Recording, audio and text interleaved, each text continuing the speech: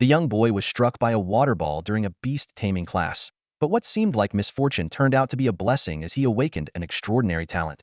Mu Xian woke up from intense pain, finding himself lying on a hospital bed in the school infirmary, surrounded by unfamiliar yet youthful faces. Concerned voices from his classmates filled the room until a middle-aged man with a square face appeared, causing the crowd to gradually disperse. This man was Ran Chongkong, a commander-level beast tamer. He expressed his apologies to Mu Xian and reminded him, with just over 3 months left until the college entrance exams, it's about time you form a contract with a beast. As the headache subsided, a flood of unfamiliar memories surged into Mu Xian's mind. He realized he had transmigrated into a world brimming with extraordinary powers. 300 years ago, countless spatial rifts had appeared, unleashing monsters that nearly brought humanity to extinction. Fortunately, humans discovered the legacy of the ancient beast taming sect, which allowed civilization to endure. The current Mu Xian was a senior at Jinhua City's 9th Beast Taming High School. However, due to an accident during a training exercise, his soul had merged with that of the transmigrator. What shocked him even more was that he was the only student in his class who had yet to form a contract with a beast. Through the merged memories, Mu Xian finally uncovered the truth. It turned out that he had already set his sights on an exceptionally rare ice crystal spirit as his target. This 9 million elemental life form possessed unparalleled potential to evolve to the king level. 6 months ago, the original Mu Xian had accidentally fallen into an underground cavern while gathering herbs, where he stumbled upon the newborn ice crystal spirit. In order to achieve a flawless contract, he sold off his family assets to purchase pills that enhanced spiritual power. Little did he know, today's incident would occur. At that moment, Mu Xian suddenly recalled that the water ball attack had been deliberately orchestrated by Luosi, a wealthy classmate. To his astonishment and delight, he realized he could vividly recall every detail of the event. Has my spiritual power increased significantly? At that moment, Mu Xian could no longer suppress the excitement surging within him. He practically burst out of the school infirmary. His steps hurried as he made his way straight to the school's cultivation room. He was eager, almost impatient, to test his spiritual power level. The cultivation room was a series of enclosed chambers within the school, each equipped with various tools designed to train and assess spiritual power. Facilities like these could be found in nearly every school. Mu Xian quickly entered one of the rooms and immediately began the spiritual power assessment. Before long, Mu Xian was thrilled to discover that he had easily passed the basic level spiritual power test.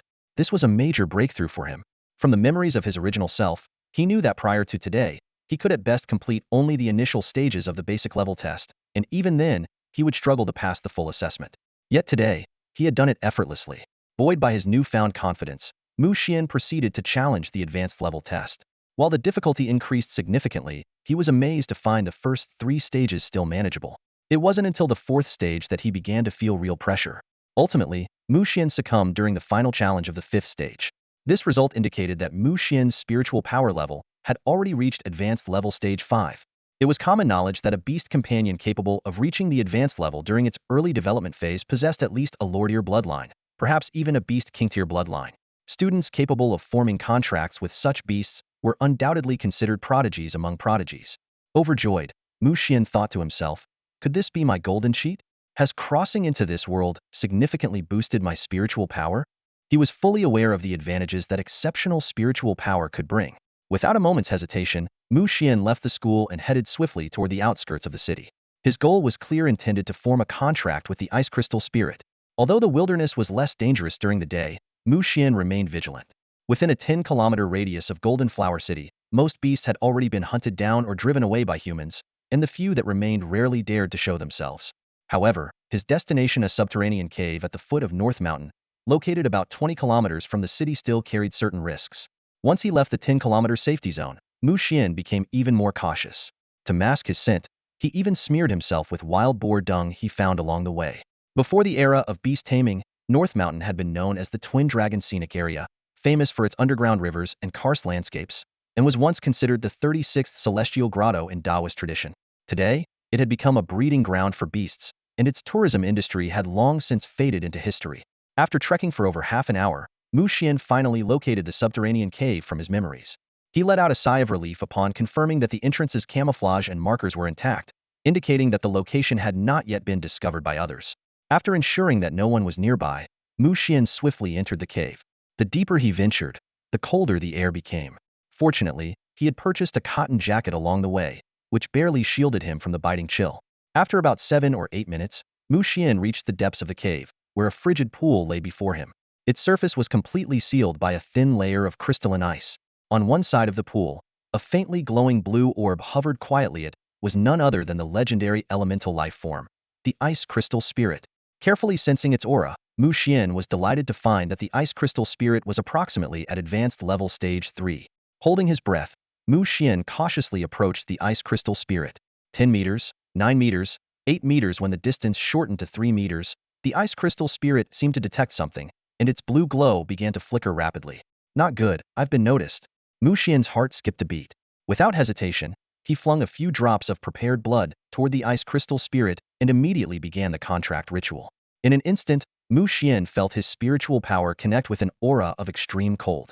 The icy sensation sent shivers through his entire body, nearly causing the contract to fail. Then, a furious voice echoed in his mind. Who are you? Leave. Leave now. You're not welcome here. Mu Xian's mind raced, and he quickly transmitted thoughts of goodwill. Am a human. I mean you no harm. Am a good person. He repeated this message 3 times. The voice responded again, though with confusion. Human? Good person? What is that? Seizing the opportunity, Mu Xian continued to entice it. Do you want to stay in this dark, damp, and freezing cave forever? Do you want to remain alone for the rest of your life? I can take you to the outside world. There, you'll find the warm sun, towering mountains, lush green grass, and beautiful flowers. As he spoke, Mu Xian transmitted vivid mental images of these scenes, leaving the Ice Crystal Spirit utterly awestruck. Mu Xian pressed on with his persuasion. I can also provide you with abundant ice element cultivation resources to help you grow stronger quickly. Under Mu Xian's eloquent coaxing, the naive Ice Crystal Spirit, who had never experienced the outside world, was soon won over. In a daze, it agreed to form a beast taming contract with Mu Xian, officially becoming his first beast companion. At that very moment, a mysterious force surged from the Ice Crystal Spirit into Mu Xian's body. He felt a wave of warmth envelop him, and his mental energy seemed to be revitalized. This was the legendary beast reversal. As the contract was finalized, Mu Xian finally breathed a sigh of relief, exhilarated by the presence of the Ice Crystal Spirit within him. He had truly bonded with an elemental life form. However, an unexpected turn of events occurred. Mu Xian's entire body began to heat up as an indescribable power awakened within him. Boom! A deafening roar echoed in his mind, and Mu Xian fell into a daze, completely unaware of the Ice Crystal Spirit's alarmed reaction. Time seemed to blur. Perhaps it was only a moment, or maybe an entire day before he finally regained consciousness. As soon as he did, he immediately sensed the anxious emotions coming from his beast. It's fine, it's fine. Just a little mishap. Mu Xian quickly reassured his new companion, while trying to recall what had just happened. Yet no matter how thoroughly he examined his body, he couldn't find any noticeable changes, as if the strange occurrence had been nothing more than an illusion. Still puzzled, Mu Xian decided to summon the Ice Crystal Spirit. This simple action triggered an astonishing phenomenon. A glowing information panel appeared over the Ice Crystal Spirit. Ice Crystal Spirit. Species: Ice Elemental Life Form. Rank: Elite Tier 3. Bloodline: Beast King level. Quality: Extraordinary. Skills: Ice Explosion, Extreme Frost Freeze. Description: a rare ice elemental life form born deep underground, absorbing the essence of heaven, earth, sun, and moon. Due to an insufficient concentration of ice elements, its innate potential has declined from king level to beast king level. Nevertheless, it retains remarkable potential and combat prowess, making it an incredibly valuable beast. Bloodline extractable. These 2 lines of information sent Mu Xian into deep thought. He realized that what he was witnessing might just be the golden finger he had always dreamed of. The second line, bloodline extractable, seemed to hint at something related to his own ability. With this hypothesis in mind, Mu Xian focused his attention on himself. Sure enough, another information panel instantly appeared, confirming his suspicion. Mu Xian. Species: Human. Rank: Ordinary Tier 3. Talent: Bloodline Extraction and Fusion. Beast: Ice Crystal Spirit Elite Tier 3. At that moment, Mu Xian belatedly realized that within the span of a single day, he had not only formed a contract with a beast, but had also awakened a unique talent and gained access to a mysterious information panel. It was nothing short of a triple blessing. The information panel, in particular, was unlike any common system or ordinary ability, leaving him utterly baffled.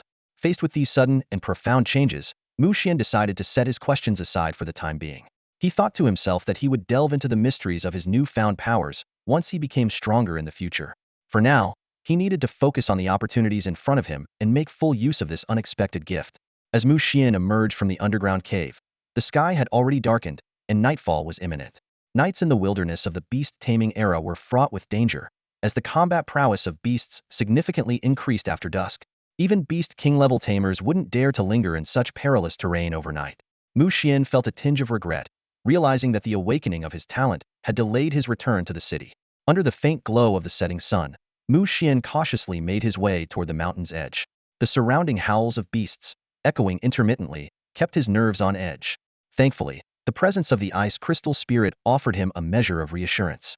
Half an hour later, as he neared the foot of the mountain, Mu Xian allowed himself a moment of relief. But just then, the ice crystal spirit suddenly moved in front of him, emanating a chilling aura. Mu Xian instantly became alert and quickly spotted the Thrida Gale Wolf of Elite Tier 4. Gale Wolf. Species: Wind Wolf. Tier: Elite Tier 4. Bloodline: Elite. Quality: Common. Skills: Gale Claw, Rapid Wolf Pounce. Description: an aging wild wolf, on the brink of death yet unwilling to give up. Upon seeing the Gale Wolf's details, Mu Xian exhaled in relief. This aging Elite Tier 4 Gale Wolf of common quality was no match for the Ice Crystal Spirit. The quality of a beast reflects its overall attributes, encompassing growth potential, skill comprehension, combat aptitude, and more. Higher quality signifies greater strength and the ability to fight beyond one's tier. From lowest to highest, the quality levels are classified as common, elite, excellent, extraordinary, and legendary. Common quality beasts can perform at most of their current tier's potential. Excellent quality beasts can fight 1 or 2 tiers above their level. Extraordinary quality beasts can battle 3 or 4 tiers higher, making them exceedingly rare. Legendary quality beasts, considered invincible within their tier, are practically unheard of. Mu Xian's Ice Crystal Spirit was of extraordinary quality, comparable to a Tier 5 or Tier 6 elite beast. Despite being newly born, it was more than capable of handling an aging wild wolf. Before Mu Xian could issue a command, the Ice Crystal Spirit unleashed a pale blue glow, striking the Gale Wolf directly. With a piercing howl, the Gale Wolf's body was instantly encased in a thin layer of frost, a result of the Ice Crystal Spirit's extreme cold freeze skill.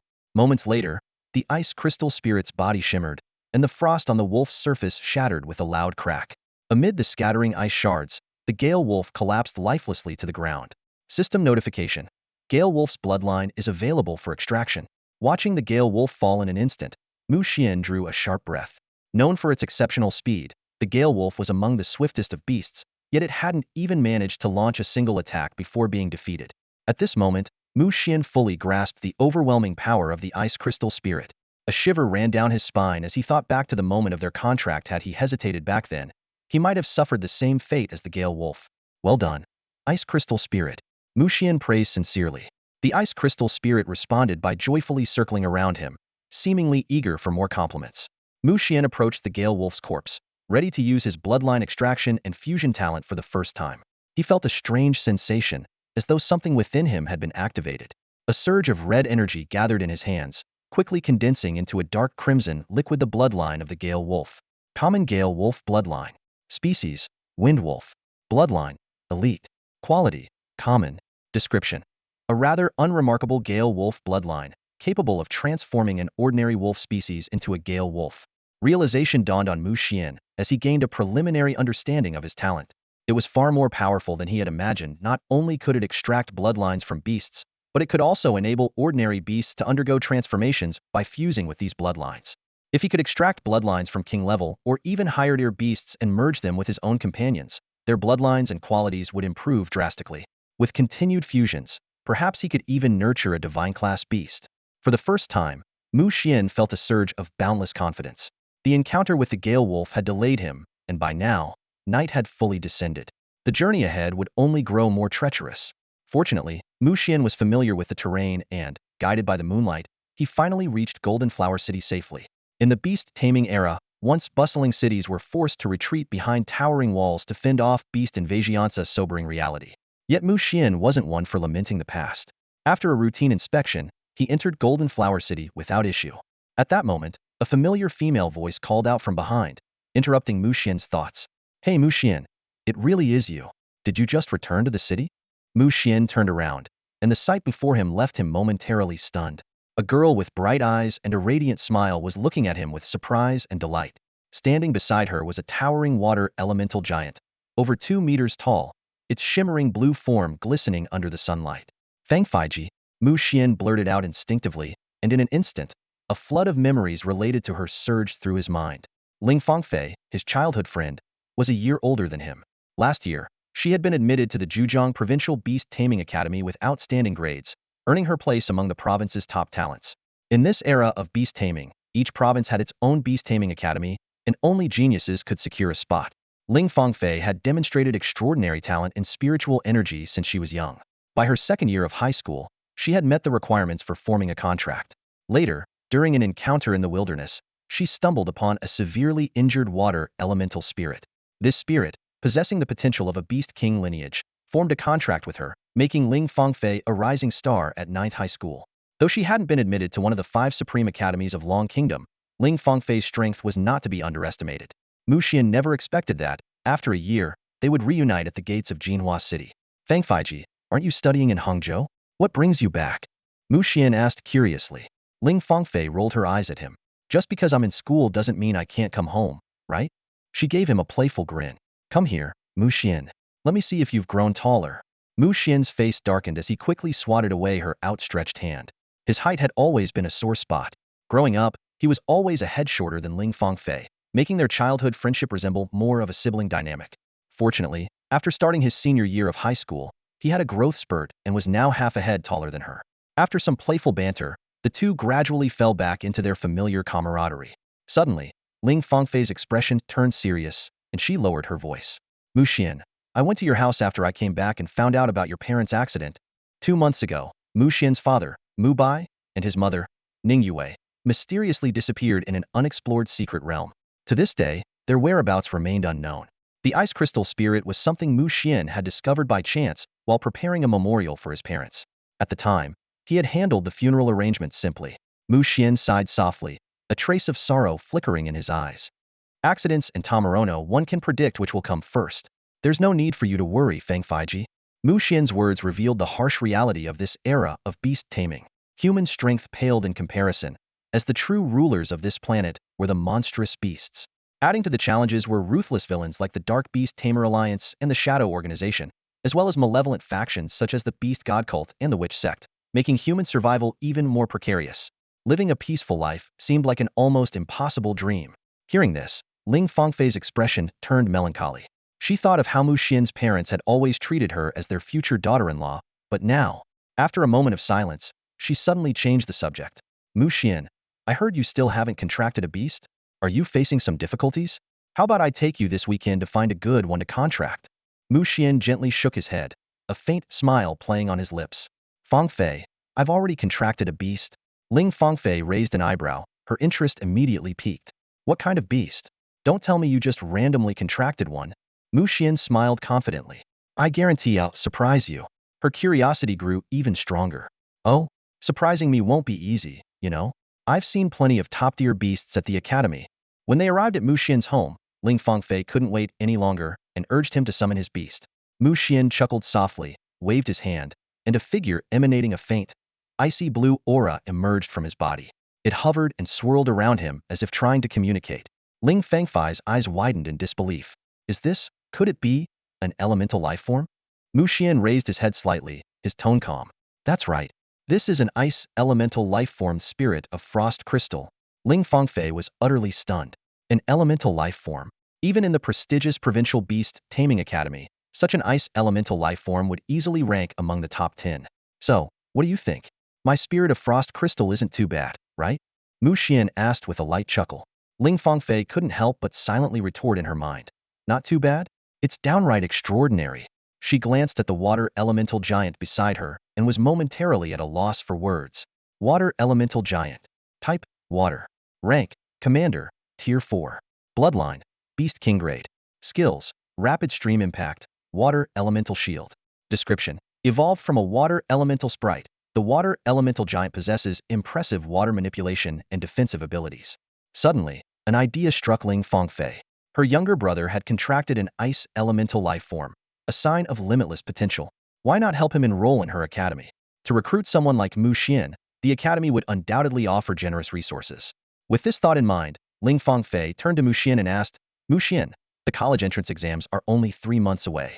Have you decided which academy to apply to? If you don't have a specific goal in mind, why not consider Zhujiang East Beast Taming Academy? They'll make sure you get a great scholarship.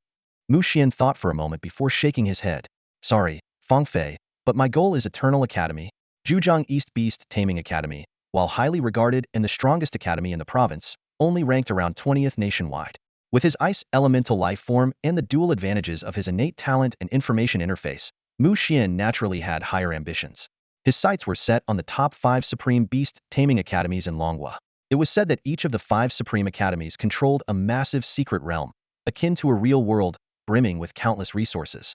With access to these resources and channels, coupled with his own advantages, Mu Xian was confident he could reach the king level within 3 years. In this perilous era, only by achieving king level could he feel a semblance of security.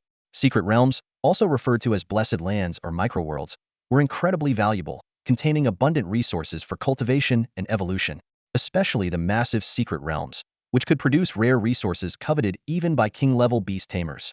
In truth, secret realms were not uncommon in the current beast taming era. Even Mu Xian's 9th high school possessed a miniature secret realm, home to numerous low-tier beasts and capable of yielding large amounts of common grade and a small number of elite grade resources. Eternal Academy, huh? Ling Fengfei fell silent.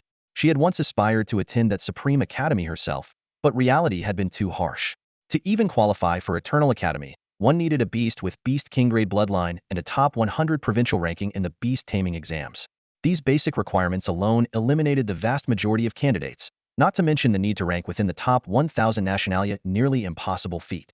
Ling Fengfei sighed quietly, thinking, the little boy who used to follow me around has finally grown wings and is ready to fly on his own. For a moment, an awkward silence hung between them. Ahem, Sister Fengfei, how's life at Zhudong Academy? You should be contracting your second beast by now, right? Mu Xian skillfully changed the topic, a hint of curiosity flashing in his eyes. Hearing this, Ling Fengfei let out a wry smile. She sighed softly and said, I've been focusing on cultivation. Mu Xian, you might not know this, but the academy is full of geniuses, and they all work even harder than us. Take our cohort for example, there are already Lord-level beastmasters among us, and I'm still stuck at the commander level. As she spoke, Ling Fengfei extended her right hand, and a warm glow emanated from her palm. Suddenly, a blazing firebird appeared out of thin air. Its wings spread wide. The beast's entire body was cloaked in flames, its scarlet feathers flickering with golden sparks, exuding an aura of power and majesty. Mu Xian's gaze was immediately drawn to the firebird, his eyes flashing with surprise. He studied the magnificent creature closely, and a stream of information surfaced in his mind. Flame Sparrow. Type, Fire Flying. Rank, Elite Stage 9. Bloodline, Lord Grade Quality. Special Skills, Flame Burst, Blazing Strike. Description: a flame sparrow infused with a trace of the golden flame divine bird's bloodline. Stronger and more impressive than ordinary flame sparrows, it is a beast with great potential for cultivation. Noticing Mu Xian's reaction, Ling Fengfei continued, I contracted this flame sparrow in the academy's secret realm. It's much more imposing than regular flame sparrows, and I knew it was special the moment I saw it. I'm planning to train it toward evolving into the flame divine bird. If I succeed, I won't be considered weak in the academy anymore. Mu Xian listened attentively, recalling what he knew about the flame divine bird. As a lore-level beast, it boasted formidable combat capabilities and could even serve as a mount, making it quite renowned among beastmasters. However, when compared to the golden flame divine bird, the flame divine bird seemed far inferior. The golden flame divine bird was a king-level beast, famous across southern China and revered as one of the supreme rulers of the skies. After observing the flame sparrow for a while, Mu Xian suddenly had an idea. Pointing at the flames on the bird, he asked, Sister Fengfei, don't you think the flames on this bird seem a bit unusual? Unusual? Ling Fengfei was taken aback. She stared carefully at her flame sparrow for a long time. Finally, she noticed that the flames did indeed appear more vibrant than those of ordinary flame sparrows, with a distinct golden hue. But what did this mean? Confused, she looked to Mu Xian for answers. Mu Xian explained seriously, Sister Fengfei, I suspect that your flame sparrow might carry the bloodline of the golden flame divine bird. You should consider training it in that direction. The golden flame divine bird? Ling Fengfei exclaimed, her eyes filled with disbelief. Could her flame sparrow really possess the bloodline of such a legendary beast? It seemed impossible, but then again, not entirely implausible. A surge of excitement rose in her chest, and she felt an urgent desire to return to the academy and run some tests with professional equipment. Suddenly, Ling Fengfei turned to Mu Xian, her gaze intense, making him feel uneasy. After a moment, she sighed in amazement. Are high schoolers these days this incredible? You can deduce a beast's bloodline just by observing its appearance. Mu Xian internally rolled his eyes, silently grumbling to himself. If it weren't for the information panel, who would ever guess that what looks like an ordinary flame sparrow could actually carry the bloodline of the golden flame divine bird? By the way, Mu Xian, be extra careful these days. Whatever you do, avoid going to any remote places, Ling Fengfei said, her brows furrowed with a trace of concern in her tone. Mu Xian looked at her with a puzzled expression. Why? What's going on? Jinhua City had always been known for its good public safety, so Ling Fengfei's sudden warning instantly made him alert. Lowering her voice, Ling Fengfei leaned closer to his ear and whispered, "A group of extremely dangerous criminals has recently infiltrated Jinhua City. I'm not joking, theory seriously ruthless. Stay vigilant and don't take unnecessary risks." Mu Xian's pupils contracted slightly as flashes of information surfaced in his mind. He thought to himself, could these ruthless criminals Fengfei Jia is referring to be the rumored dark forces hiding within the human alliance? In this age of Beast Tamers, extraordinary powers had become the norm. Even under the stringent control of the government, several malevolent factions continued to operate in the shadows. Among them, the most infamous was the Dark Alliance. For the past century, this nefarious organization had been linked to numerous major incidents, both within the Dragon Kingdom and in other countries. The Dark Alliance was undoubtedly a malignant tumor in human society, one that needed to be eradicated completely. Judging from Ling Fengfei's tone, Mu Xian speculated that the criminals she mentioned were highly likely members of this organization. He mused silently. It seems Fengfei Jia's return to Jinhua City might be connected to tracking down this group. Despite his curiosity, Mu Xian was acutely aware of his limited abilities. He had only recently bonded with his beast and had little combat power. Recklessly getting involved would only invite trouble. Mu Xian's guess was spot on. Ling Fengfei had indeed returned to Jinhua City on a mission assigned by her school to capture several fugitives from the Dark Alliance. In the beast taming era, beast taming academies didn't confine their students to the classroom.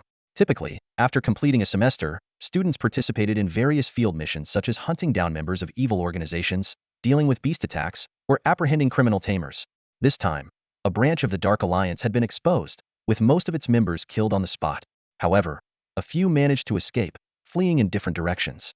Some of them had crossed the Longmin mountain range and entered Jinhua City. The next morning, Mu Xian got up as usual, only to see his ice crystal spirit fluttering anxiously in front of him, clearly expressing its displeasure.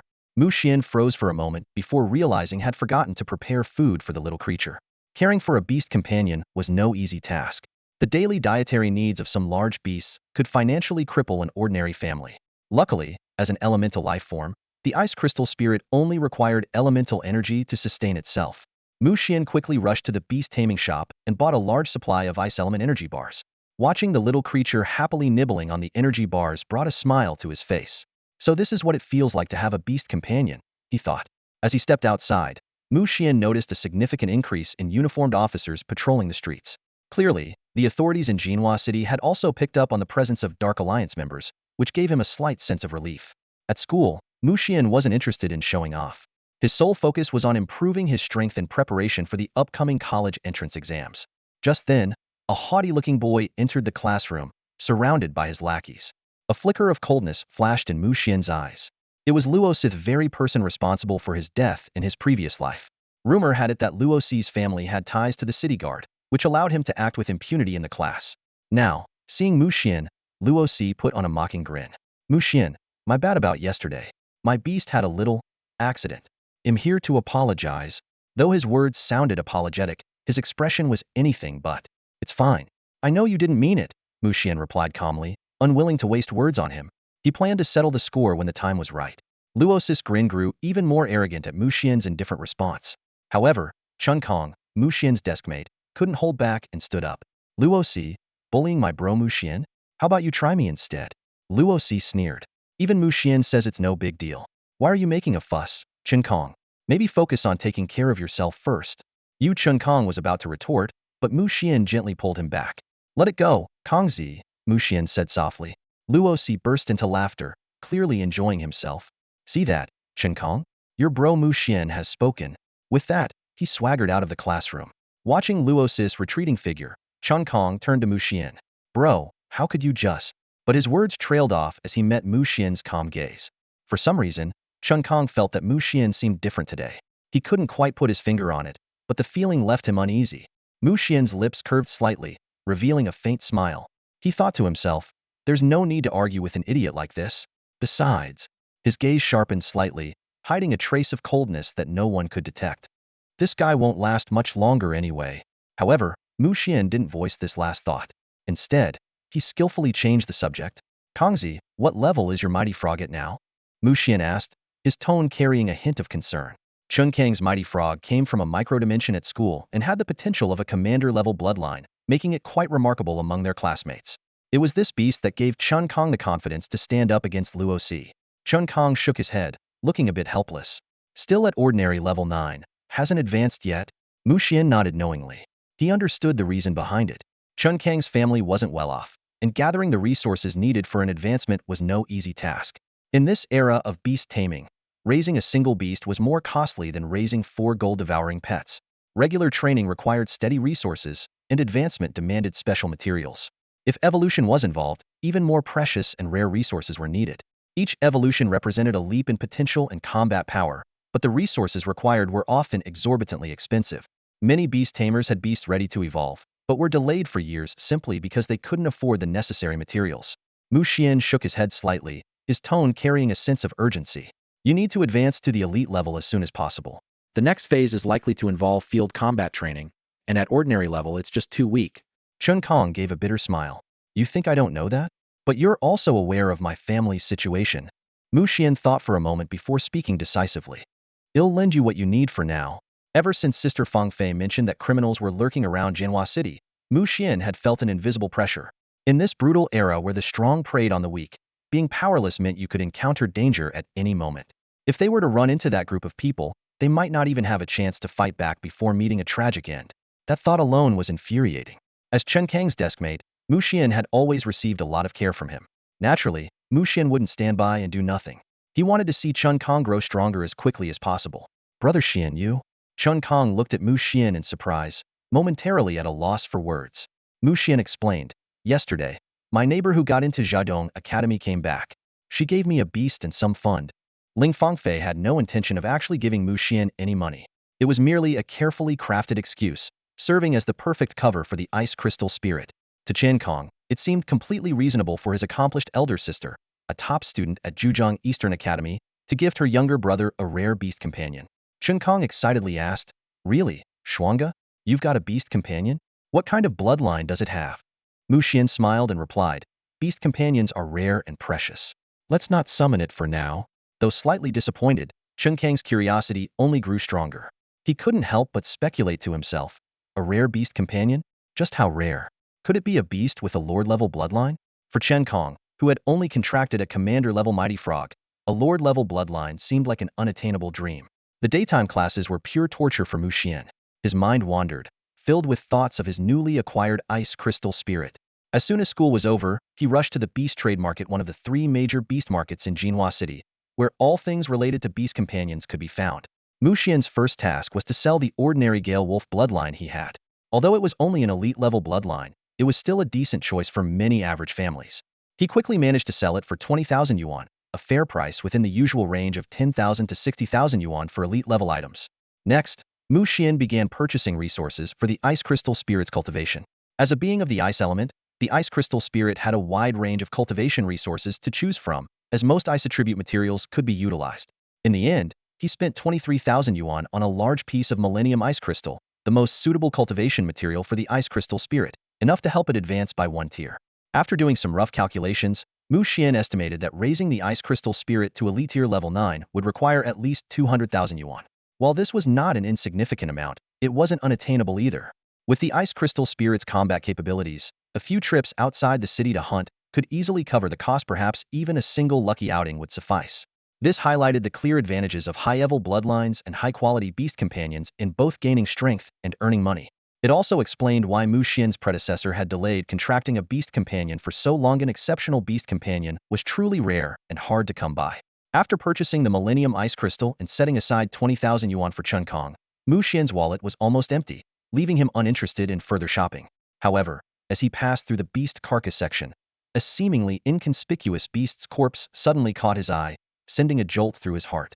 It was the corpse of a bloodthirsty crow. The information displayed read, species, bloodthirsty crow, bloodline, crow-type bloodline, quality, elite tier. But what truly shocked Mu Xian was the description. This was a bloodthirsty crow with a tragic fate.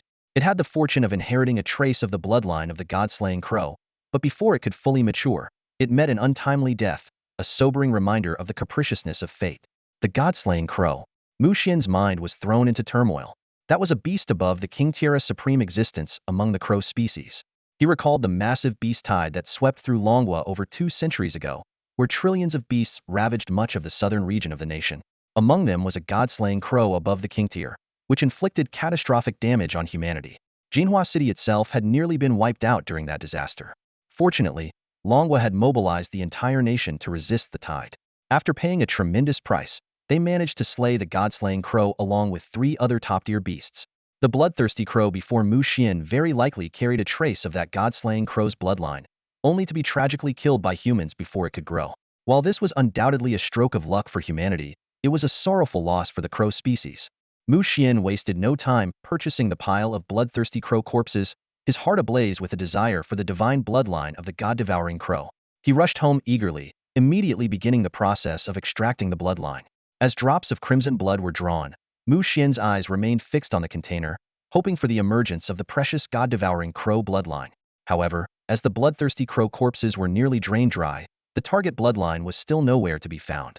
Just as disappointment began to set in, the system notification flashed again. Bloodthirsty crow bloodline can be extracted. This unexpected discovery filled him with excitement. So it can be extracted multiple times? He thought in surprise. Without hesitation, Mu Xian resumed the extraction process. Suddenly, a single drop of purplish gold blood, faintly emanating an unsettling yet awe-inspiring aura, slowly emerged. Mu Xian held his breath, his heartbeat quickening. This was the legendary super bloodline he had dreamed of. The system promptly displayed detailed information. Essence of the sub-ancestral god-devouring crow bloodline, belonging to the Raven lineage, with a quality at the legendary level. This rare, ancient bloodline essence contained a power that could shake the world, its value immeasurable. Yet, Mu Xian quickly realized that this single drop of essence was not enough to elevate a beast companion to the sub-ancestral bloodline level.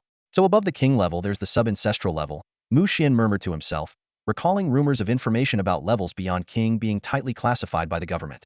Holding this priceless sub-ancestral bloodline essence, Mu Xian found himself in a dilemma.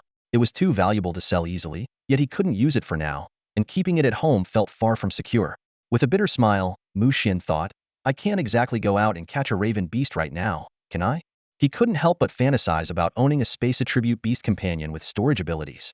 However, even the most basic space attribute beasts were incredibly rare and unattainable on the market, costing at least 1,000,000 yuan. Left with no other choice, Mu Xian carefully locked the sub-ancestral bloodline essence in a cabinet. Then, he summoned his beast companion, the Ice Crystal Spirit, instructing it to begin absorbing the Millennium Ice Crystal. While Mu Xian was engrossed in bloodline extraction, in a remote corner of Jinhua City, 3 battered and wounded figures were trudging along with difficulty. Suddenly, one of them jerked his head up, his eyes flashing with shock. This is the aura of a king-level being? No, that's not right, it's even stronger. This is an aura beyond king level. His heart skipped a beat as confusion followed. But wait, why is this aura so faint? Could it be bloodline essence? In an instant, his eyes lit up with excitement. A bloodline beyond king level must contain immense power.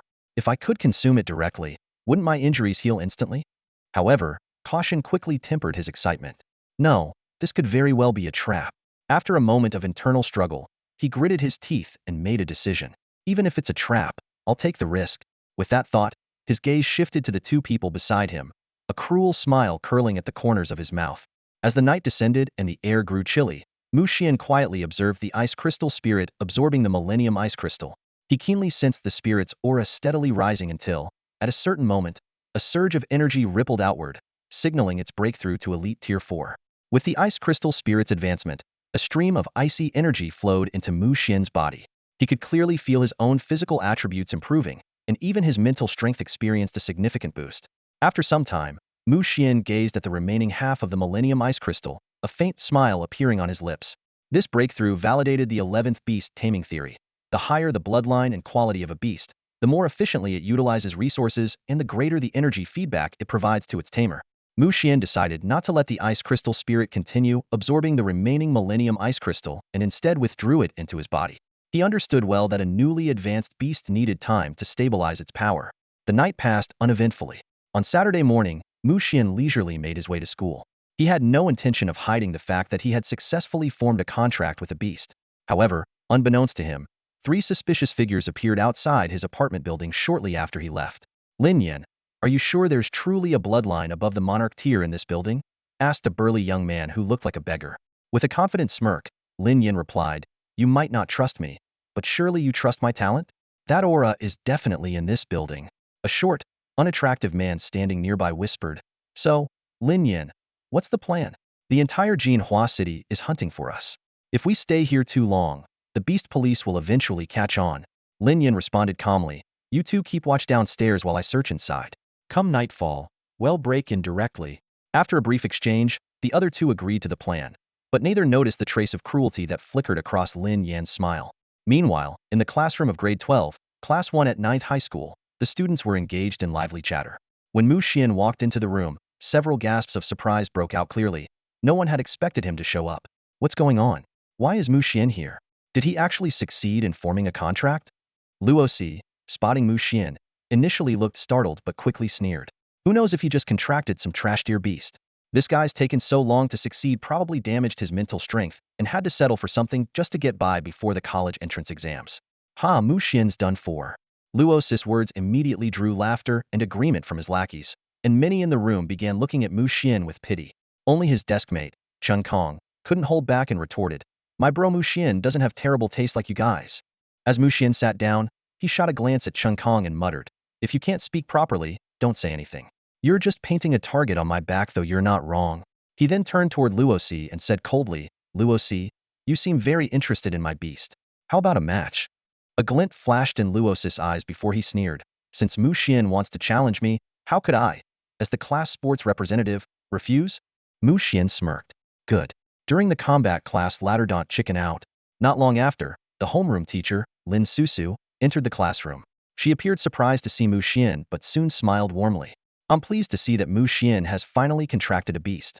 Let's give him a round of applause to celebrate. After the applause subsided, Lin Susu continued, with only 3 months left until the college entrance exams, we'll be reducing theoretical lessons and increasing practical combat and field training sessions. Please be mentally prepared for this transition. For now, let's start with a test paper. As Mu Xian stared at the densely packed test questions, he sighed softly. Even in a world of extraordinary powers, there was no escaping the grind of endless practice exams.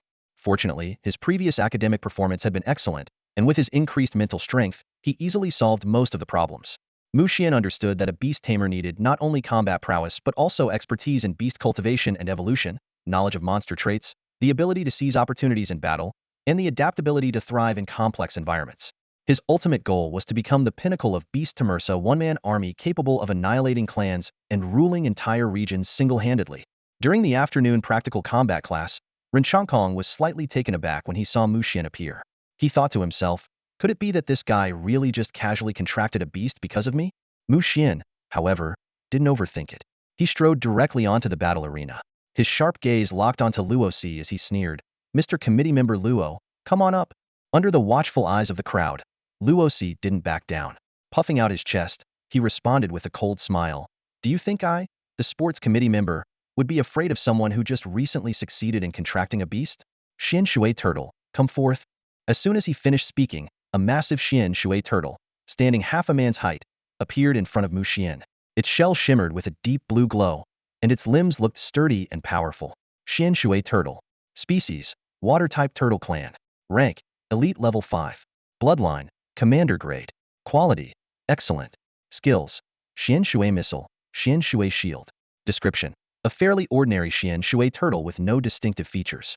Mu Xian quickly scanned the Xian Shui Turtle's details, and a sense of confidence settled in his heart. While this elite level 5 Xian Shui Turtle of excellent quality was considered decent at 9th high school, it was still no match for his ice crystal spirit. The strength of a contracted beast primarily depends on factors such as bloodline, quality, rank, skills, species, and condition. Among these, bloodline and quality are the most critical. Additionally, in battles, the Beast Master's command is equally decisive. At this moment, Mu Xian's ice crystal spirit boasted a Beast King grade bloodline and extraordinary quality. Even though its rank was one level lower than the Xian Shui Turtle, it still possessed overwhelming power to crush its opponent. Ice Crystal Spirit. Without hesitation, Mu Xian summoned his beast. In an instant, a wave of coldness spread out in all directions. Everyone was stunned by the sudden change in atmosphere. What kind of beast is that? I've never seen it before, someone whispered. Yeah, it looks so cool. Where can I get one? It's adorable. I want one too, some girls exclaimed enviously. Meanwhile, those who recognized the beast gasped in shock. Am I seeing this correctly? Is that an elemental life form? Elemental life form. The ice crystal spirit. I've read about it online. It's an incredibly rare and naturally occurring top-tier beast. And Mu Xian actually. Ren Chongkong was equally dumbfounded, thinking to himself, Mu Xian. This kid, he actually managed to contract an elemental life form without saying a word. Is this some kind of joke? Even Chen Kong, who had been slow to realize, now understood why Mu Xian hadn't summoned his beast earlier. If he had, the entire school would have been in an uproar. Only Luo Si and his lackeys, hearing the crowd's exclamations, finally began to grasp the situation. Their expressions turned increasingly grim. Luo Si's face twisted in disbelief as he gritted his teeth and said, You actually contracted an elemental life form? That's impossible. You, a failure who couldn't contract a beast for half a year, managed to do this? Mu Xian remained calm and spoke evenly. Are you ready? I'm about to attack. Luo Si's eyes burned with fury as he sneered. So what if it's an elemental life form? You just contracted it. How strong can it be? Xian Shui Turtle, attack with all your might. Mu Xian smirked faintly. Ice Crystal Spirit, evade and close in. Use Extreme Frost Freeze. Compared to Luo Si's vague command, Mu Xian's instructions were far more precise and targeted. As the Xian Shui Turtle charged forward with its Xian Shui missile, the Ice Crystal Spirit, glowing with a faint blue light, effortlessly dodged the attack and swiftly closed the distance. Then, it unleashed its skill, Extreme Frost Freeze. In an instant, a layer of sparkling ice crystals formed over the massive Xian Shui turtle's body. However, the ice didn't last long after all. The Xian Shui turtle was an elite level 5 beast of excellent quality. Cracks began appearing on the ice soon after. But before Mu Xian could issue another command, the ice crystal spirit acted on its own. It unleashed a second skill ice explosion. A series of sharp cracks echoed as the ice crystals covering the Xian Shui turtle detonated in rapid succession, causing significant damage. Finally, with a pained cry, the Xian Shui turtle transformed into a streak of light and retreated into Luo Si's body. At the same moment, Luo Si spewed a mouthful of blood. His face turned pale, and his energy visibly weakening had clearly sustained serious injuries. When a contracted beast faces life-threatening danger, it automatically enters a near-death state and returns to its beast master's body. However, the beast master must then bear the remaining damage. Such is the price of a beast master's bond. Amid the drifting ice crystals, the ice crystal spirit returned to Mu Xian's side, joyfully flitting about as if showing off. It resembled a tiny blue sprite, brimming with playful charm. The students around were still in a daze, their eyes wide open and mouths forming an O shape. Luo Si, ranked third in the class, had just been defeated in an instant by Mu Xian. Their minds were still struggling to process this information, replaying the brief battle scene over and over. This was way too fast. One student finally found their voice and stammered. Is that it? Shouldn't they have fought for at least 300 rounds? Another student muttered in disbelief. That ice crystal spirit is unbelievably powerful, someone exclaimed. Luo Si's mystic water turtle is both offensive and defensive, and it's of exceptional quality. Yet it was taken down by Mu Xian in seconds? What did you expect? A seemingly knowledgeable student chimed in. That's an elemental life form. Its bloodline is said to be of the legendary monarch tier. Do you even understand how strong monarch tier bloodlines are? The classroom erupted into a flurry of chatter and excitement. This is insane. Ninth High is about to make history this year. No, it's Mu Xian who's about to make history. With that elemental life form, he probably doesn't even need to take the college entrance exam. He'll be directly recruited by top academies. Ren Chongkong, observing the scene before him, sighed softly. He thought to himself, this is the overwhelming strength of a high-tier bloodline. Even among beasts of the same level, it's an effortless instant kill. It likely already has the combat power of a peak 9th-tier beast. Clearing his throat, Ren Chongkong formally announced Mu Xian's victory. As for Luo Si, his lackeys had already scrambled to carry him to the school infirmary, leaving behind a battlefield in utter disarray. Although the battle between Mu Xian and Luo Si had ended, the shockwaves it caused were only beginning. News of the fight spread like wildfire throughout Ninth High. In the hallways, on the sports field, and even in the cafeteria, students buzzed with excitement, marveling at the power of the elemental life form. Soon enough, the school leadership caught wind of the situation and rushed over in haste, worried they might be too late. Surrounding Mu Xian, they showered him with attention, their faces beaming with smiles. Mu Xian, your performance was outstanding. The school has decided to prioritize your development. Training funds, cultivation resources, Rare beasts, whatever you need. Just say the word. The principal, smiling warmly, added with a faint trace of caution in his eyes, there's only one condition. You can't transfer to another school in the meantime? Indeed, the school leader's enthusiasm stemmed from their fear of losing Mu Xian to another institution. If he were to enroll in a beast-taming university under another school's name, Ninth High would become a laughingstock. This kind of poaching wasn't uncommon. In fact, Ninth High had suffered such a loss a few years ago, which led to a complete overhaul of its leadership. After hearing their condition, Mu Xian's lips curved slightly into a smile. He had no intention of transferring schools anyway, so it didn't take long for him to reach an agreement with the leadership. The school officially designated Mu Xian as a key student for development, granted him a one-time reward of 100,000 yuan, and allowed him to choose 2 treasures from the school's resource vault. For Mu Xian, the latter condition was the real prize. With his information panel, he might be able to identify 2 highly valuable treasures. After all, money alone couldn't always buy the best resources. Perhaps fearing that delays might lead to second thoughts, the school leadership acted with remarkable efficiency. Before the school day ended, they delivered the 100,000 yuan in cash along with 2 temporary access cards for the resource vault, leaving Mu Xian both amused and surprised. As he looked at the cash and cards on his desk, Mu Xian couldn't help but marvel at how much this single battle had yielded, far more than he had ever anticipated. Mu Xian, filled with anticipation, stepped into the school's resource vault for the very first time. This vault, located beneath the administration building, was guarded by a teacher of commander-level strength. As a school that possessed micro-secret realms, it was no surprise that this place housed unique and rare resources. Take your time, Mu Xian. No need to rush, said Wei, the vault keeper, with a warm smile. His tone was friendly, a demeanor specifically emphasized by the school leadership to ensure a welcoming environment. Thank you, Mr. Wei, Mu Xian replied as he began to carefully examine the various resources in the vault, searching for treasures that suited him best.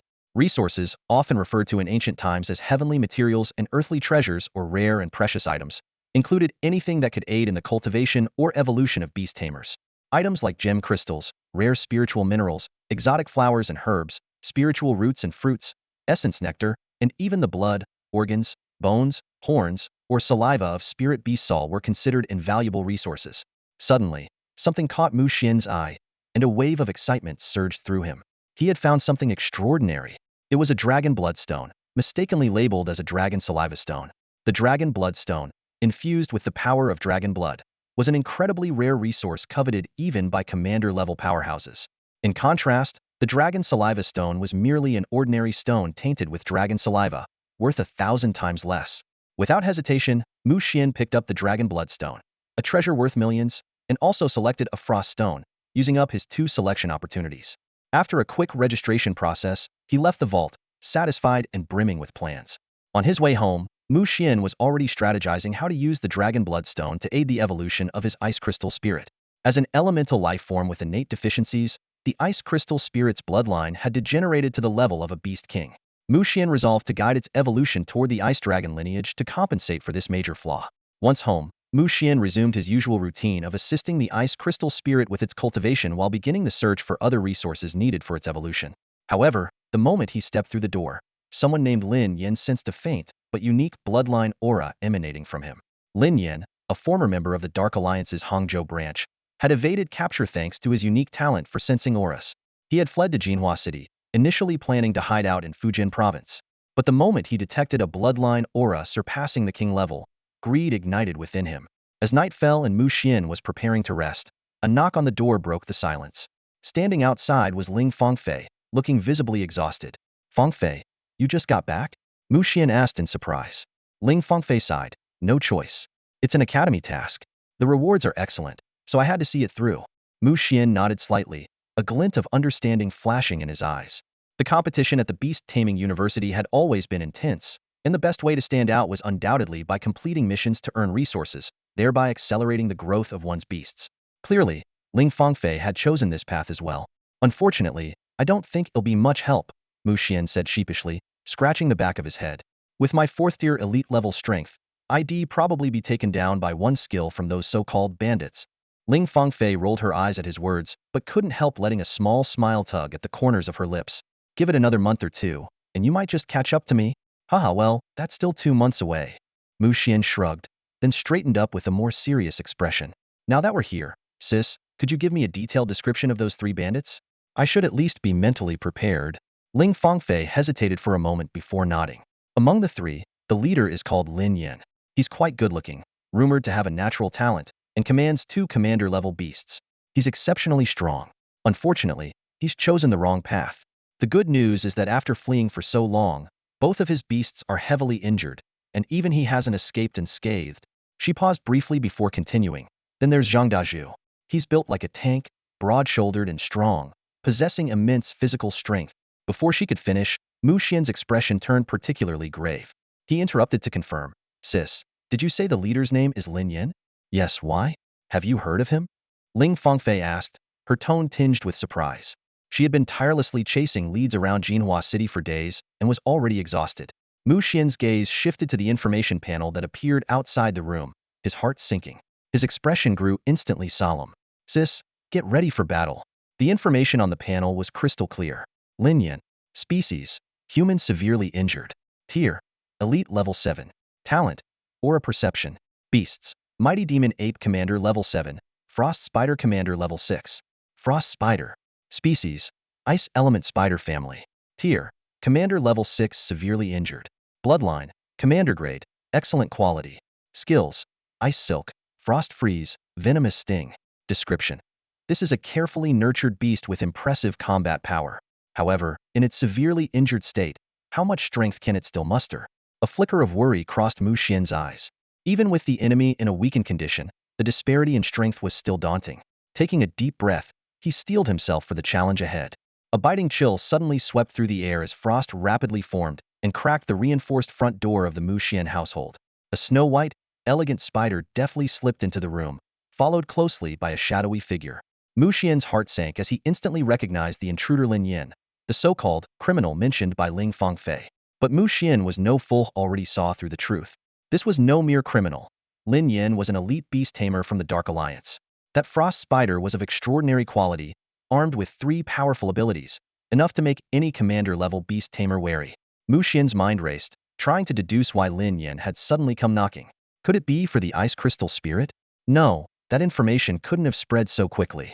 Then, a chilling realization struck him: it must be the drop of Yazoo-level beast blood essence. Regret surged through him as he silently cursed his own carelessness. But there was no time to dwell on it. Turning to the bewildered Ling Fangfei, he urgently commanded, Sister, no time to explain, summon your beasts now. Before his words fully landed, the ice crystal spirit had already materialized. Though still confused, Ling Fangfei promptly called upon her own 2 beasts.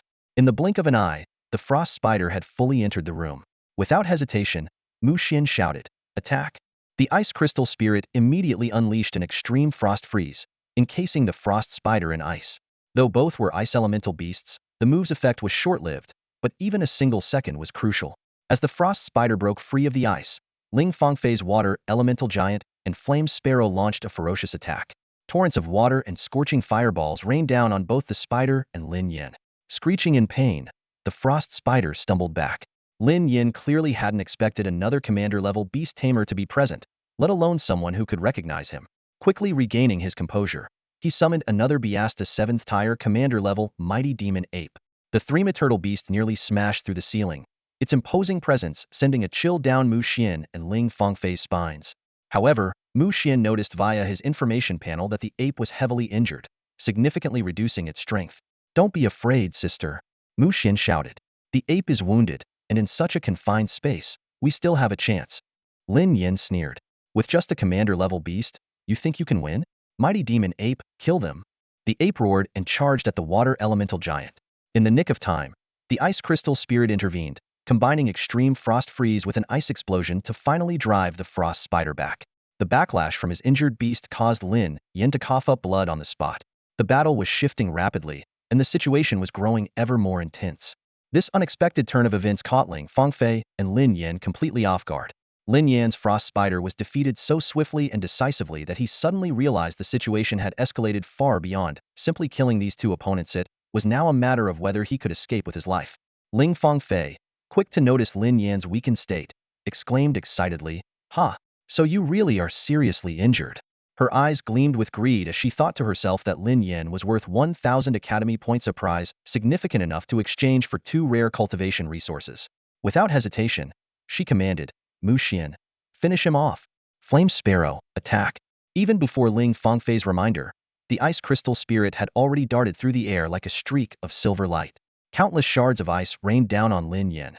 At the same time, the flame sparrow gathered a ball of golden-red fire in its beak, the intense heat distorting the very air around it. Lin Yan cried out in despair. I refuse to accept this. But his desperate shout did nothing to stop the oncoming fireball from the flame sparrow. At the very last moment, the mighty demon ape let out a furious roar, its energy rapidly waning. It abruptly abandoned Lin Yan and turned to flee, leaving its master to face the deadly assault alone. Within seconds, Lin Yan was engulfed by the combined fury of flames and ice. His fate was sealed, his life had come to an end. After what felt like an eternity, Mu Xian and Ling Fangfei collapsed onto the ground, gasping for breath, relieved to have survived the ordeal. Lin Yan's sudden appearance had nearly dragged them into a disastrous abyss. Mu Xian silently vowed to himself, until I contract a beast with spatial attributes, I won't attempt extracting advanced bloodlines again. Catching her breath, Ling Fangfei gave a wry smile and said, Mu Xian, there's something I've been keeping from you. Lin Yan wasn't just some ordinary criminal. Mu Xian shrugged, seemingly unsurprised. Sister Fangfei, I already suspected as much. He must be part of some evil organization, right? Ling Fangfei nodded in confirmation. Yes, he was a member of the Dark Alliance. It's a sinister group made up entirely of lunatics. Just then, the sound of hurried footsteps echoed through the corridor. A team of beast police arrived at the scene, their expressions tightening as they took in the chaos before them. What followed was straightforward. After a brief report of the events, Mu Xian was informed that, for assisting in the elimination of the wanted criminal Lin Yan, he would not only receive a commendation for bravery but also be rewarded with resources from the Beast Police Department. This news filled Mu Xian with excitement, and his mind was already racing with ideas on how to make the most of this unexpected windfall. The next morning, as the streets of Jinhua City were just beginning to stir, Mu Xian eagerly dragged Ling Fangfei toward the Imperial Beast Police Bureau to claim their resource rewards. As the enforcement agency in the era of Beast Tamers, the Bureau not only held a significant advantage in resources that ordinary Beast Tamers could hardly access, but it also possessed a wealth of critical information. Mu Xian was filled with anticipation, while Ling Fangfei appeared less enthused.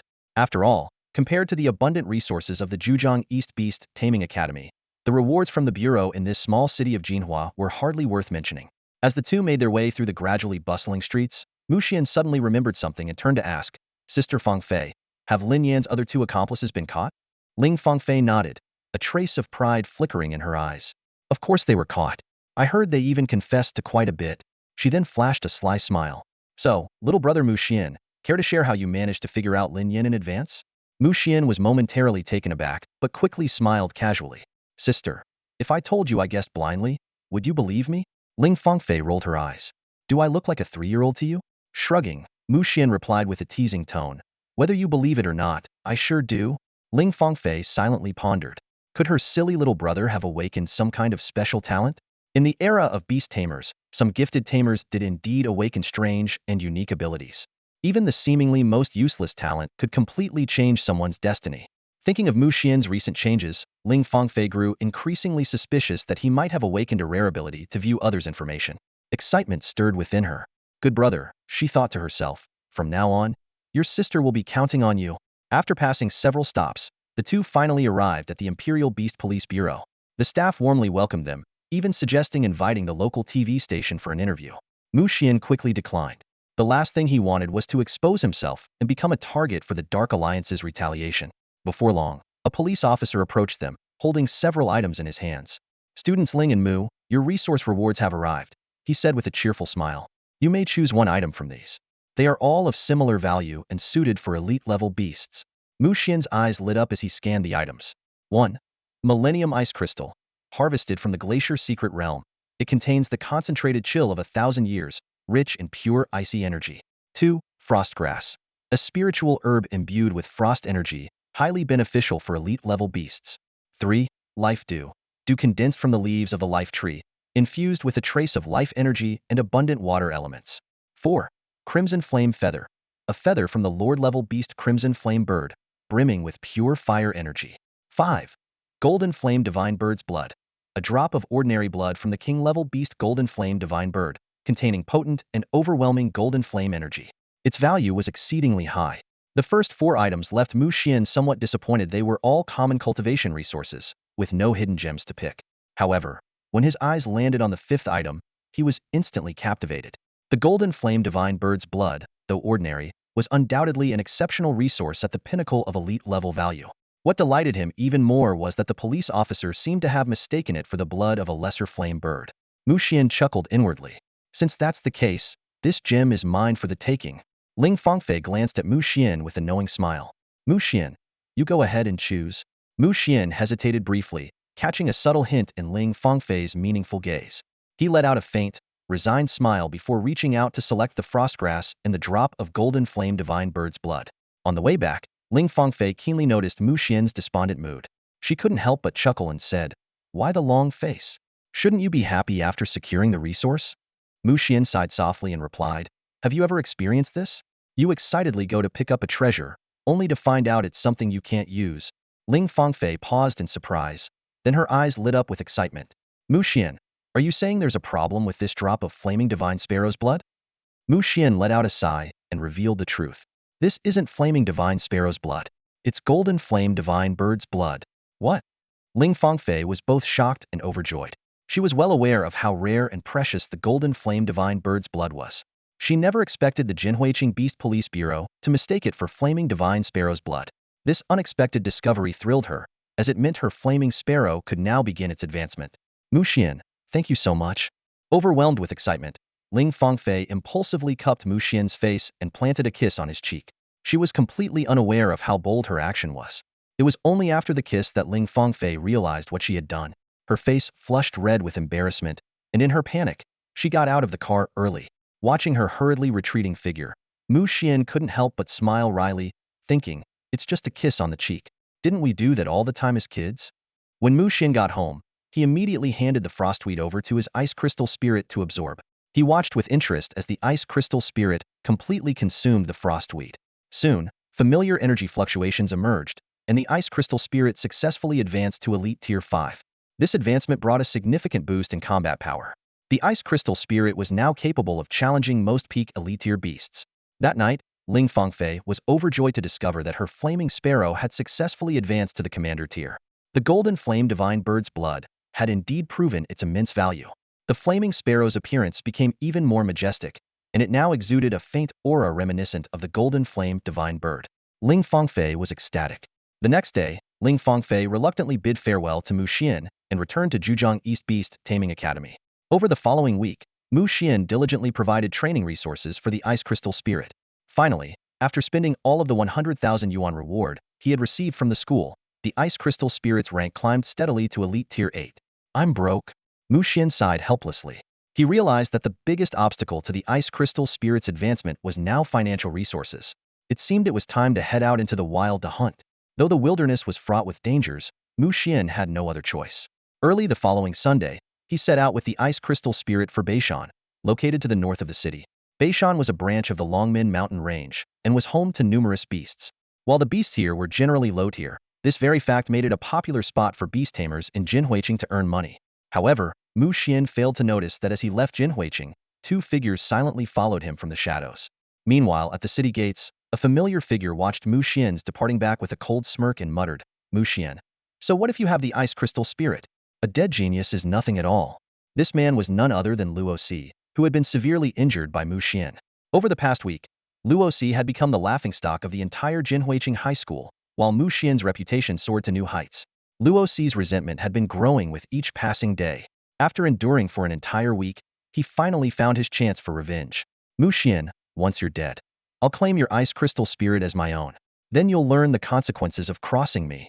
Luo Si muttered through clenched teeth, his eyes flickering with hatred and excitement, as if he were already imagining the power he'd gain after contracting the ice crystal spirit. At this moment, Mu Xian was in a secluded valley deep within the northern mountains. This area was home to several beast clans, one of which was the Frenzied Wolf, Mu Xian's target for this expedition. Frenzied Wolf. Type: Strength Wolf Clan.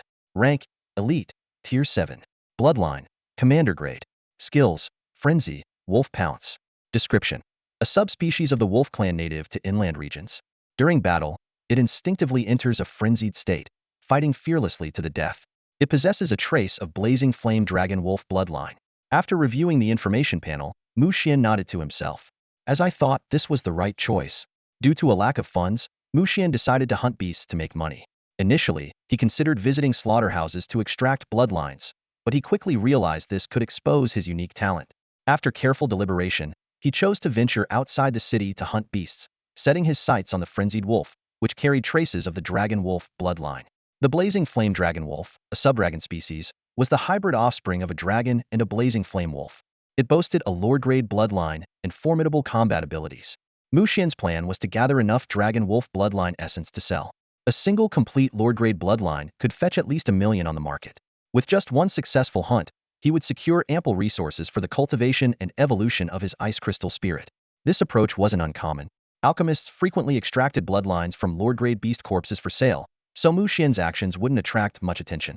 Alchemists were a key branch of the beastmaster profession, specializing in bloodline extraction, beast modification, and chemical alchemy fields shrouded in mystery. Other branches of the profession included breeders and apothecaries, with many practitioners engaged in these pursuits. Mu Xian carefully surveyed the surroundings and spotted a lone, frenzied wolf. Without hesitation, he issued a command. Ice Crystal Spirit, see that lone, frenzied wolf? Attack. The Ice Crystal Spirit gracefully soared through the air, rapidly closing in on its target. At a distance of 10 meters, it unleashed its skills. A combination of extreme frost and ice burst left the frenzied wolf gravely injured in an instant. However, this only triggered the wolf's berserk nature. Its eyes turned blood red as it lunged ferociously at the Ice Crystal Spirit. The Ice Crystal Spirit effortlessly evaded the attack and launched a second round of skills. In the blink of an eye, the frenzied wolf was frozen into an ice sculpture, shattering moments later under the force of a subsequent ice burst, marking the end of its life. Well done, Ice Crystal Spirit, Mu Xian praised, then began extracting the trace of Blazing Flame Dragon Wolf bloodline from the frenzied wolf. Blazing Flame Dragon Wolf bloodline extraction successful. With the system notification, a drop of dark red blood appeared in Mu Xian's hand, the essence of a lord-grade bloodline. He calculated, roughly 10 drops of bloodline essence should be enough to form an incomplete Blazing Flame Dragon Wolf bloodline.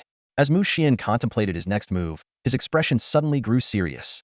Several unfamiliar information panels appeared in his field of vision, revealing the identities of approaching individuals.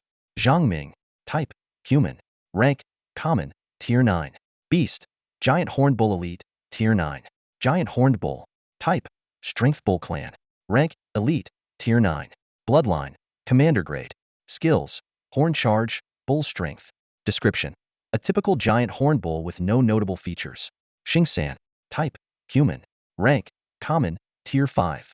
Beasts, flame demon hound elite, tier 5. Scenting rat elite, tier 2. Flame demon hound, type, fire demon hound clan, rank, elite, tier 5. Bloodline, elite grade. Skills, leap, fireball.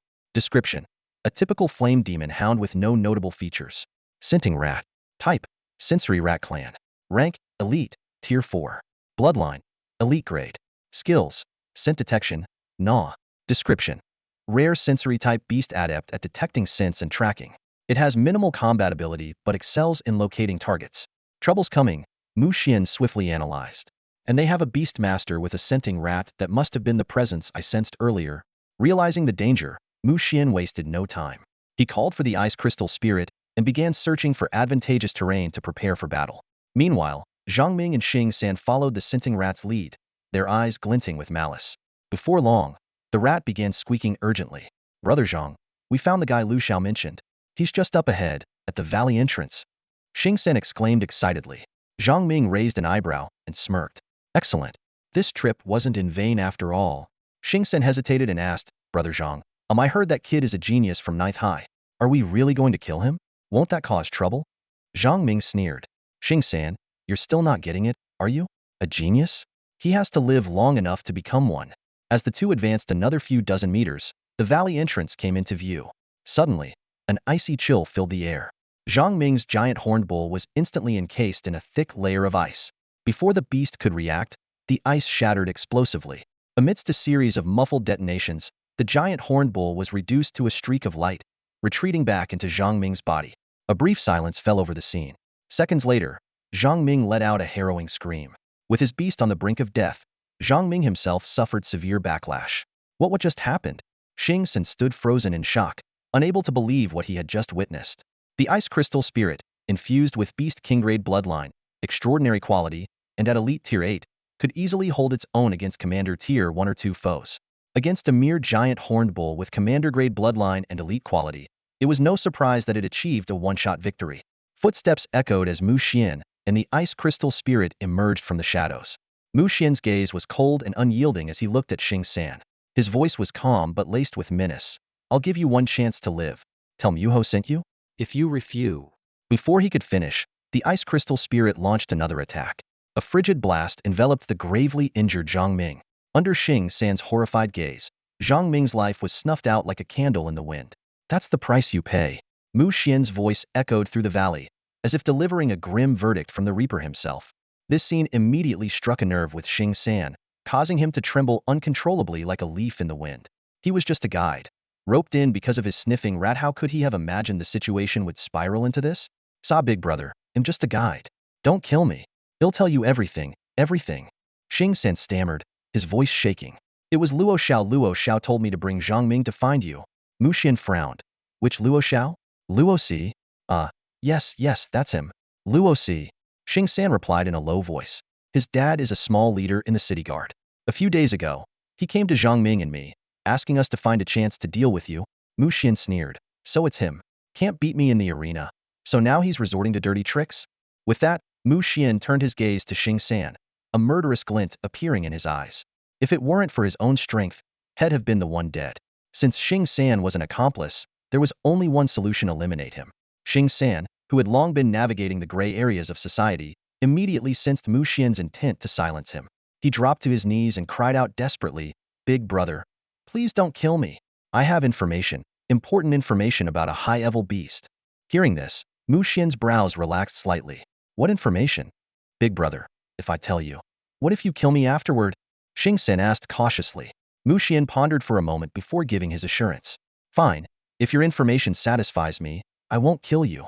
Relieved, Xing San let out a long breath. Big brother, I once discovered an extremely rare spatial type beast near Death Cliff in the northeast corner of the Nanshan Public Secret Realm.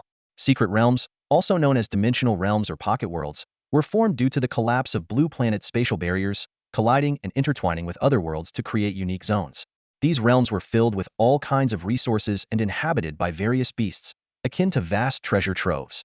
Unfortunately, most secret realms were controlled by powerful factions and prominent families. For instance, the Nanshan Secret Realm was under the jurisdiction of the Jinhua City Lord's Mansion. Over the years, after most of the realm's resources had been extracted, it was finally open to all Beast Tamers. However, entry required a fee of 100,000 yuan or equivalent resources. This policy had made Jinhua City incredibly wealthy in recent years. Mu Xian hadn't expected that a spatial-type beast could still exist in the Nanshan Secret Realm. Spatial beasts were anything but ordinary. Some rare species were once-in-a-lifetime discoveries. For example, a certain king-level Beast Tamer in Huagua possessed a Yutian Void Xuan, a beast so powerful it single-handedly suppressed a massive beast tide, earning it the reputation of being invincible.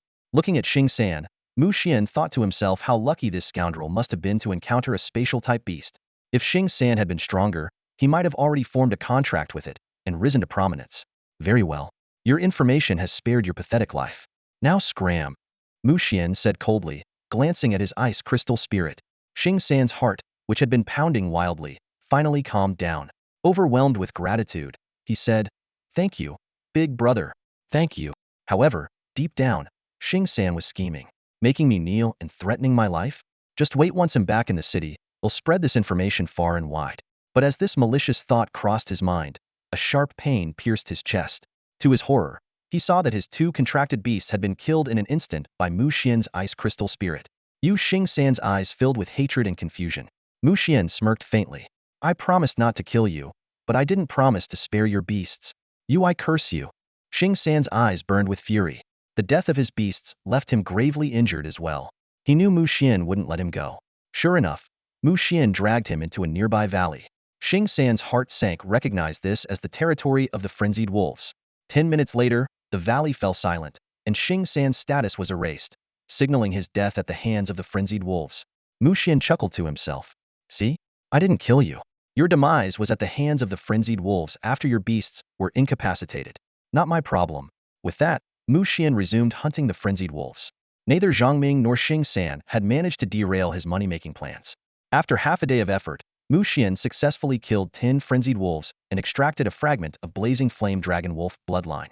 He quickly left the area, knowing that such a bloodline fragment would attract countless low-level beasts.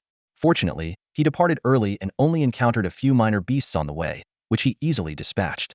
By 4 p.m., Mu Xian was back in Jinhua City. After a quick disguise at home, he headed straight for the Beast Tamer market with the blazing flame dragon wolf bloodline. There, he sold it for a hefty 1.2 million yuan.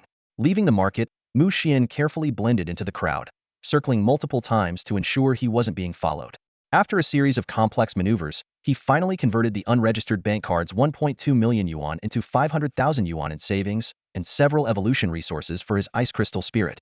By the time Mu Xian exited the Beast Tamer market, night had fallen, and the neon lights of the city illuminated the streets. The dazzling glow almost made him feel as though he were still in a technological era. This era is a paradise for the talented and wealthy, but a hell for the ordinary, Mu Xian murmured.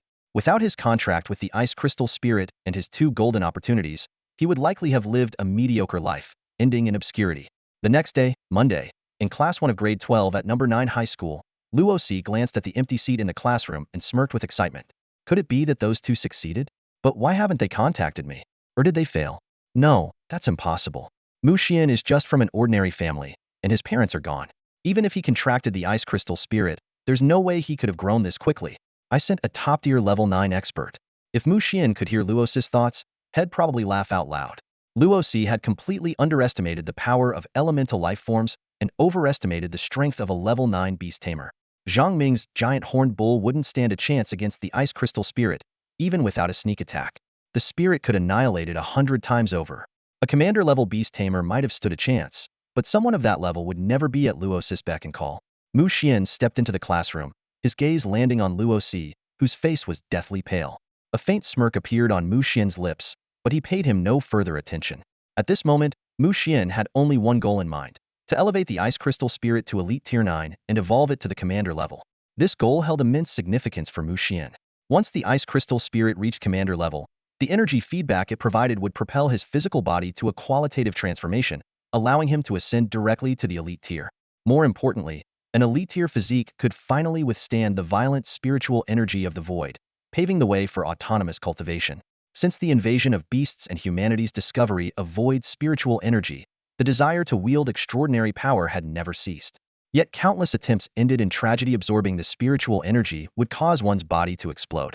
It wasn't until the emergence of the ancient beast-taming sect's legacy that the mystery was unraveled. Ordinary humans could not handle the violent spiritual energy.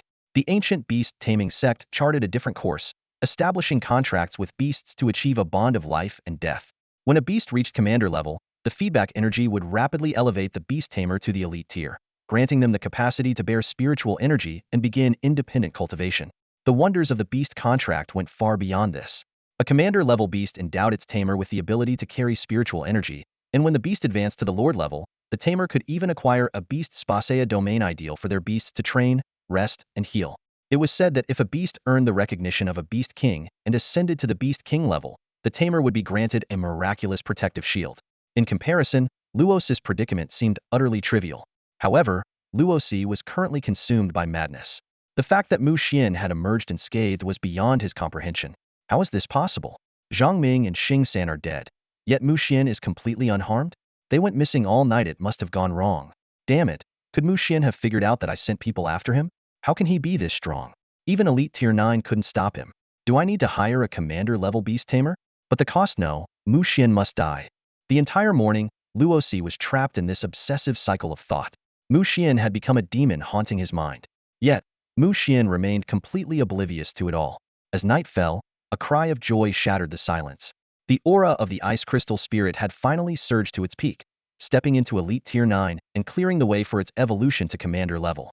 Through the link of the Beast contract, Mu Xian also received a massive surge of feedback energy, further enhancing his physical body, which now reached Ordinary Tier 9. Feeling the power within him, enough to easily knock down a bull, Mu Xian couldn't hide his excitement. Next, it's time to evolve the Ice Crystal Spirit. He eagerly retrieved the evolution resources he had long prepared. The Dragon Bloodstone he initially acquired, and the Ice Dragon Scale, Millennial Ice Crystal, and Life Water he later purchased from the Beast Taming shop. The Ice Dragon Scale, an elite-grade resource, was suitable for water, ice, snow, dragon, and subdragon types. It was a scale from a Beast King-level Ice Dragon, brimming with immense Ice Dragon energy. The Millennial Ice Crystal, also elite-grade, was suitable for water, ice, and snow types. Harvested from the deepest part of a glacier that had endured for millennia, it contained pure and extreme icy energy. The life water, another elite-grade resource, was universally compatible.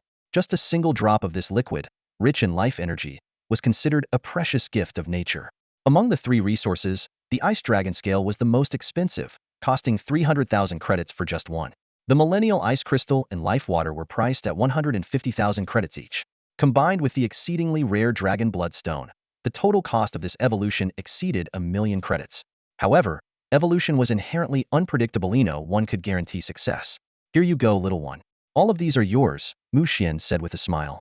Suddenly, his eyes widened in surprise as the Ice Crystal Spirit's information panel revealed new details that would shock the world. Ice Crystal Spirit. Species: Elemental Life Ice Snow Type. Tier: Elite Tier 9. Bloodline: Beast King level. Quality: Extraordinary. Skills: Ice Explosion, Extreme Frost Freeze.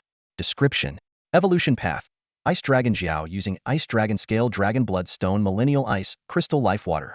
Success rate: 78. It can even display the evolution path and success rate? Mu Xian was stunned. This ability of mine is insane. With this, there's no need to blindly experiment with evolution paths anymore. What's more, Mu Xian discovered that he could view detailed information about the Ice Dragon Jiao. This ability went far beyond simply displaying evolution paths. I get it now. I can design my own evolution paths, Mu Xian exclaimed in ecstasy. As long as I gather the necessary evolution resources, I can combine them in different ways to reveal various evolution paths and their success rates. By comparing them, I can eventually design the most powerful, optimal, and promising evolution path to cultivate the strongest beast. Overwhelmed with excitement and joy, it took Mu Xian more than an hour to calm down. Only then did he begin to carefully analyze the strengths and weaknesses of this evolution path. Ice Crystal Dragon Serpent? Unable to evolve into a pure-blooded dragon? Mu Xian shook his head in disappointment, his brows furrowed. He quickly analyzed the pros and cons of the evolution paths, weighing his options carefully. According to my design, the Ice Crystal Spirit can only become a subdragon at best, Mu Xian muttered to himself, lightly tapping his fingers on the table. That would completely waste the potential of the Ice Crystal Spirit. He pondered the implications of the name Ice Crystal Dragon Serpent. While subdragons possess Beast King level bloodlines, there are still differences in strength even within the same tier. Mu Xian was unwilling to take this risk, especially since the evolution process itself could degrade the quality of the beast. Spending millions just to end up with a downgraded subdragon? Mu Xian shook his head with a bitter smile. No matter how you calculate it, that's a losing deal. Before long, he identified the root of the problem. The level of the Ice Dragon scales was too low, limiting the Ice Crystal Spirit's potential for evolution. But where could he find higher-level dragon-related resources in such a short time? Suddenly, Mu Xian's eyes lit up. He realized his unique advantage's information panel could display evolution paths and success rates. This meant he could take his time gathering resources and eventually design the optimal plan for evolving the Ice Crystal Spirit directly into a pure-blooded dragon. Rather than risking an evolution into a mediocre dragon species, it's better to focus on raising the Ice Crystal Spirit's rank first.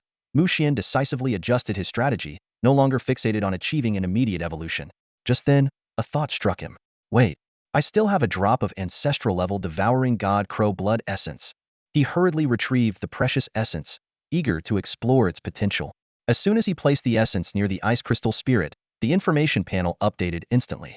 Ancestral-level Devouring God Crow blood essence, Dragon Blood, Stone Ice Dragon Scales, 10,000-year Ice Crystal Water of Life. Evolves into Bloodthirsty Ice Dragon Crow. Success rate: 0. Mu Xian carefully examined the details of the Bloodthirsty Ice Dragon Crow.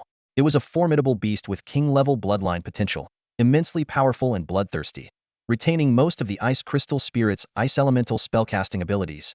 However, its classification fell under the Bloodthirst category. Mu Xian frowned. He understood the mutual influence between a beastmaster and their contracted beast. Forming a bond with a beast prone to evil and slaughter could lead to the beastmaster developing negative traits such as a thirst for blood, extremism, or obsession. This was not a path he was willing to take. As for the 0 success rate, Mu Xian quickly deduced the reason. The Devouring God Crow blood essence is far too high-level.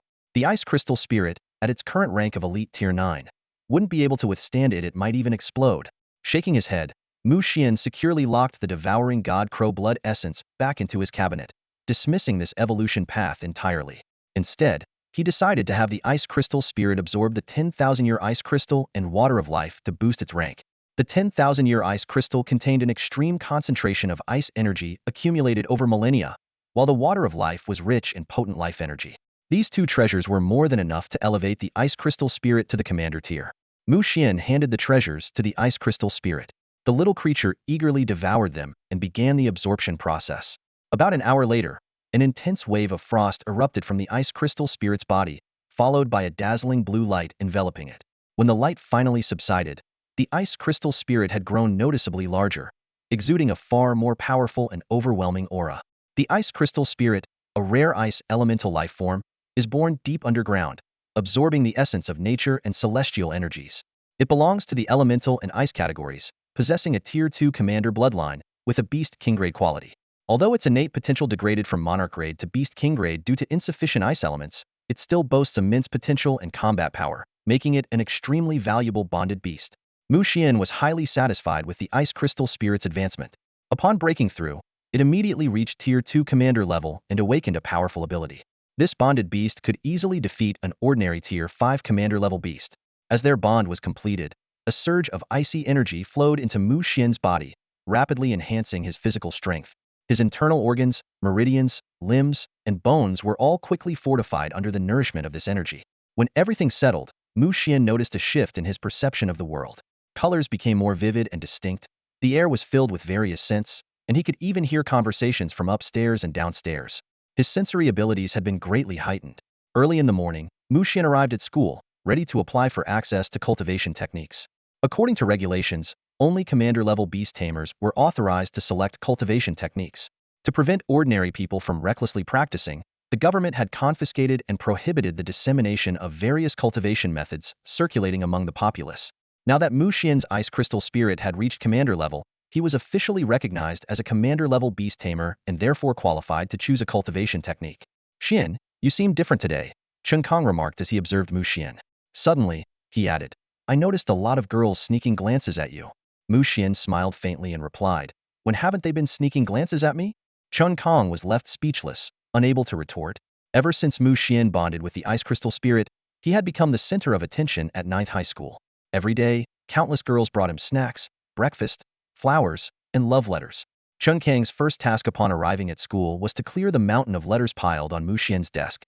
Yet even he had to admit that Mu Xian seemed even more dashing and charismatic today.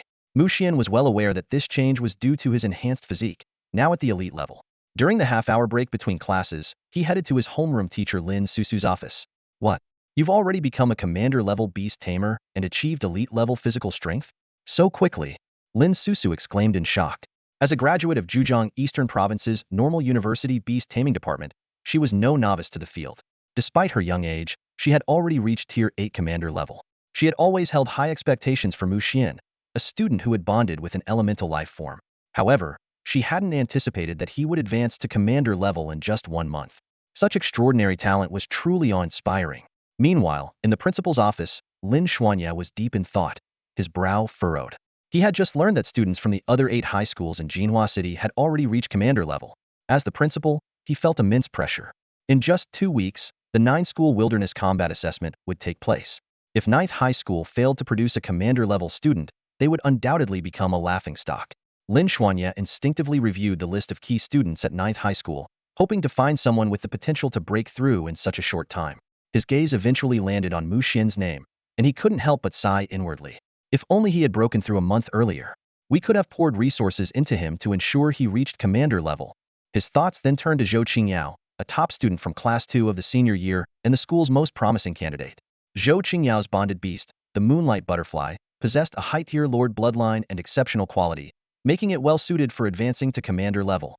However, due to a lack of advancement resources, the Moonlight Butterfly had been stuck at Tier 9 elite level, unable to break through a truly regrettable situation. Lin Xuan understood that every region had its unique resources. Jinhua City was rich in water, fire, earth, and life-type resources, but Moonlight-type resources were exceedingly rare.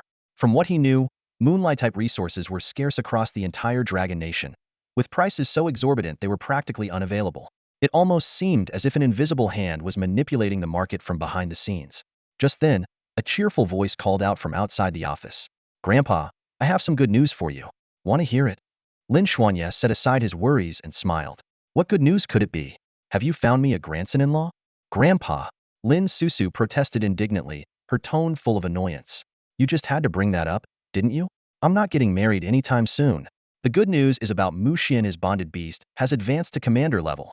Lin Susu stormed into the principal's office with Mu Xian in tow, looking slightly exasperated. What? Mu Xian's bonded beast has advanced? How is that possible so quickly? Lin Xuanya was stunned. Mu Xian chuckled and explained.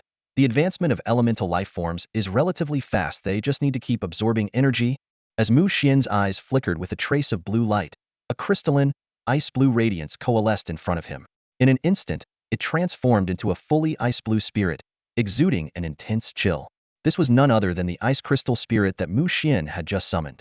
Lin Xuanya's eyes widened in astonishment as he felt the overwhelming aura emanating from the spirit. For a moment, he was stunned, but then he burst into hearty laughter, his voice brimming with delight. As expected, it's a commander-level elemental life form. This time, the 9 school assessment's first place is definitely ours. No. 9 high school. Ha ha ha. Mu Xian looked confused and asked, what 9 school assessment? Lin Susu shrugged and explained, it's a joint field combat assessment organized by the Beastmaster Education Bureau. All 9 high schools in Jinhua City are participating. The top 10 will receive rewards, and the first place winner gets to choose an item from the City Lord's mansion treasury. She paused for a moment before continuing. My grandpa heard that the other 8 schools all have commander-level beastmasters, except for us at number 9 high, and he was so upset he didn't eat for an entire day. Thankfully, your beast has broken through. So at least we won't embarrass our school. The City Lord's mansion treasury? Mu Xian's eyes lit up with excitement. He thought to himself, if even the small treasury of number 9 high school contained a dragon bloodstone, then surely the City Lord's mansion treasury must have even more valuable resources. Lin Xuanya quickly collected himself and smiled at Mu Xian. Student Mu Xian, you've surprised this old man once again. As it happens, I have a commander-level ice spirit shrimp heart here. I'll give it to you. Use it well, and strive to claim first place in the 9 school assessment in 2 weeks. Mu Xian was momentarily stunned before accepting the ice spirit shrimp heart with delight. He knew that the heart of a commander-level ice element beast would greatly benefit the ice crystal spirit. He quickly expressed his gratitude. Thank you, Principal, for your generous gift. I will do my utmost to claim first place and bring glory to number 9 high. Good, good. I'll be eagerly awaiting your success. Lin Xuanya nodded in satisfaction. Afterward, Lin Susu led Mu Xian to the school armory to select a cultivation technique. Number 9 high offered 3 options. The longevity technique, which focused on extending lifespan, the immovable Vajra body, which emphasized physical enhancement, and the spirit refinement technique, which specialized in cultivating mental strength. Following Lin Susu's suggestion, Mu Xian chose the spirit refinement technique. According to her, this technique could sharpen mental acuity and might even awaken the legendary Alaya consciousness. That evening, Mu Xian officially began practicing the spirit refinement technique. He immediately sensed the lively spiritual energy in the void, but absorbing it into his body proved to be incredibly difficult. Sharp pain coursed through his meridians from time to time. Mu Xian couldn't help but grumble inwardly. No wonder the technique requires a physical constitution of the elite grade to even attempt it. This is excruciating. However, he soon noticed that his mental strength seemed to have become slightly more refined. If not for his already strong spiritual power, he might not have even noticed the improvement. The next day, Mu Xian arrived at school to find that the administration had officially announced the 9-school joint field combat assessment.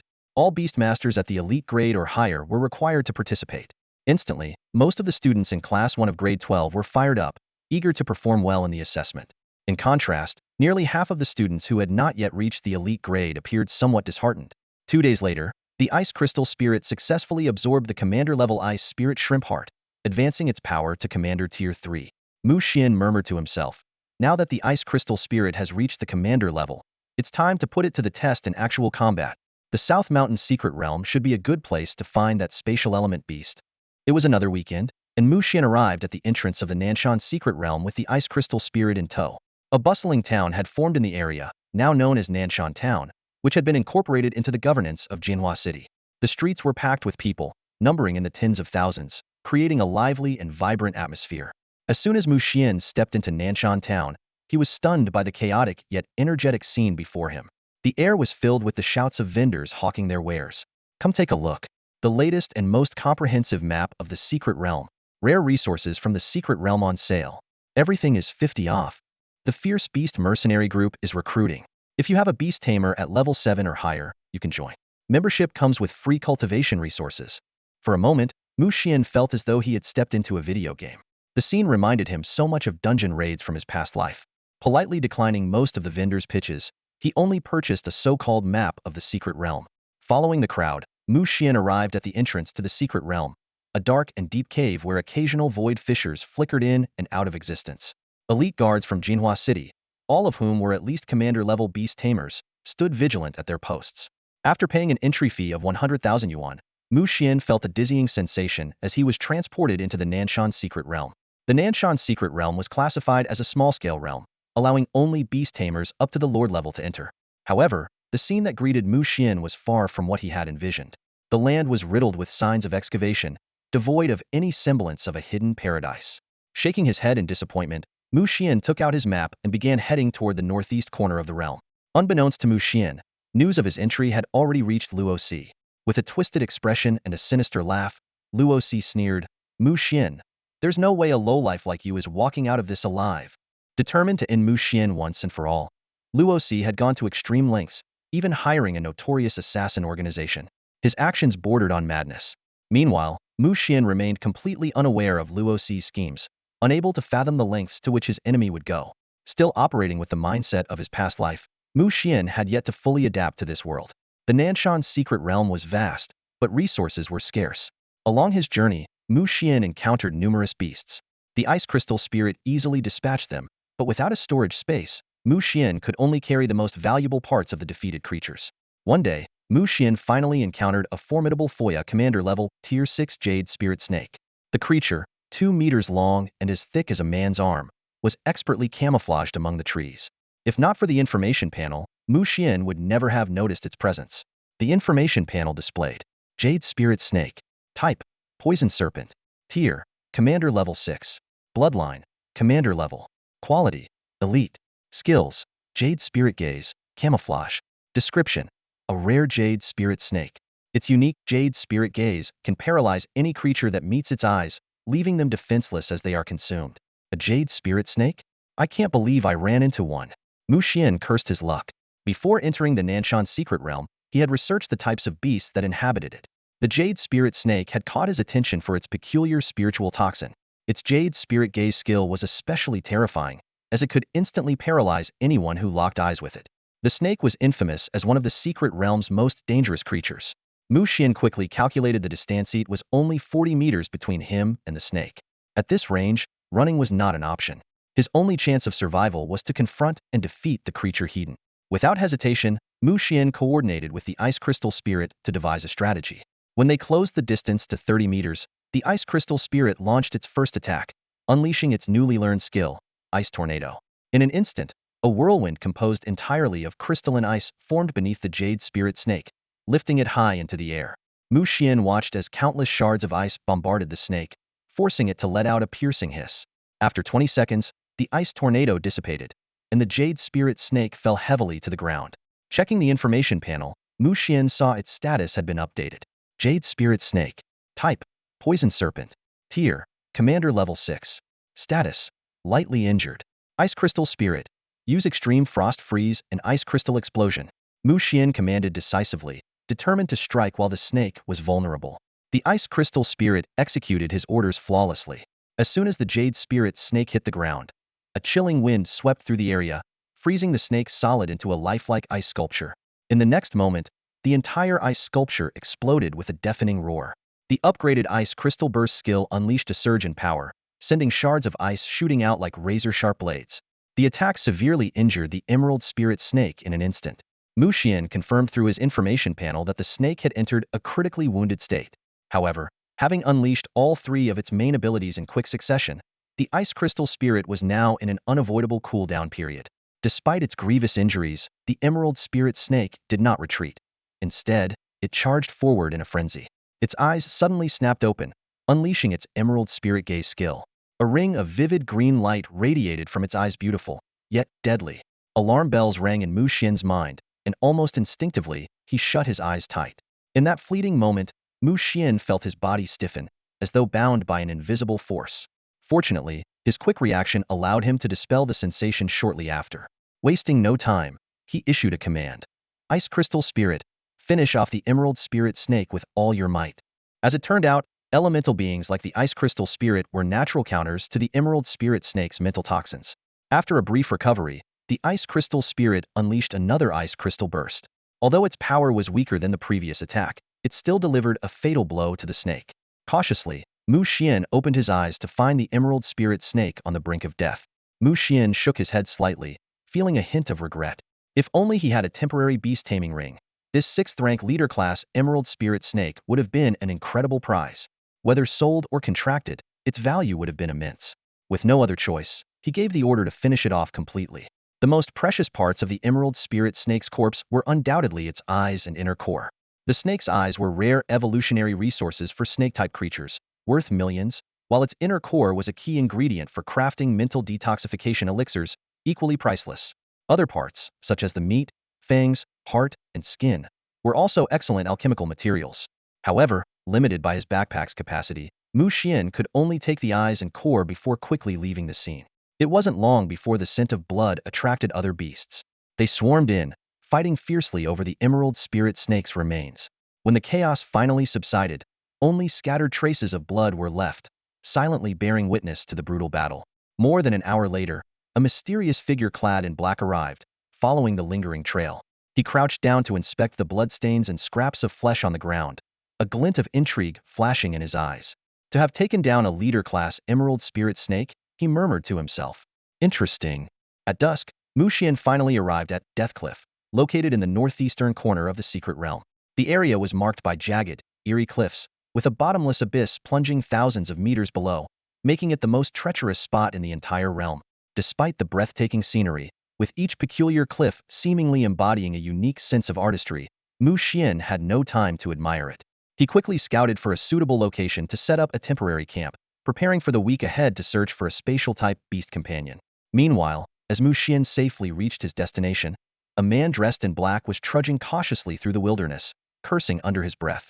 A lord-level beast had forced him to take a detour of over 10 kilometers. Suddenly, his entire body tensed as he realized he had accidentally wandered into a wolf pack's hunting grounds. Brothers of the wolf clan, please continue your hunt. I'm just passing through. Just passing through? The man in black stammered while slowly backing away. He turned and bolted as soon as he finished speaking. The wolves, their eyes burning with rage, howled ferociously and gave chase. As night fell, the dangers of the secret realm multiplied. Fortunately, Mu Xian was well prepared, bringing a scent-concealing sleeping bag that allowed him to survive the first night without incident.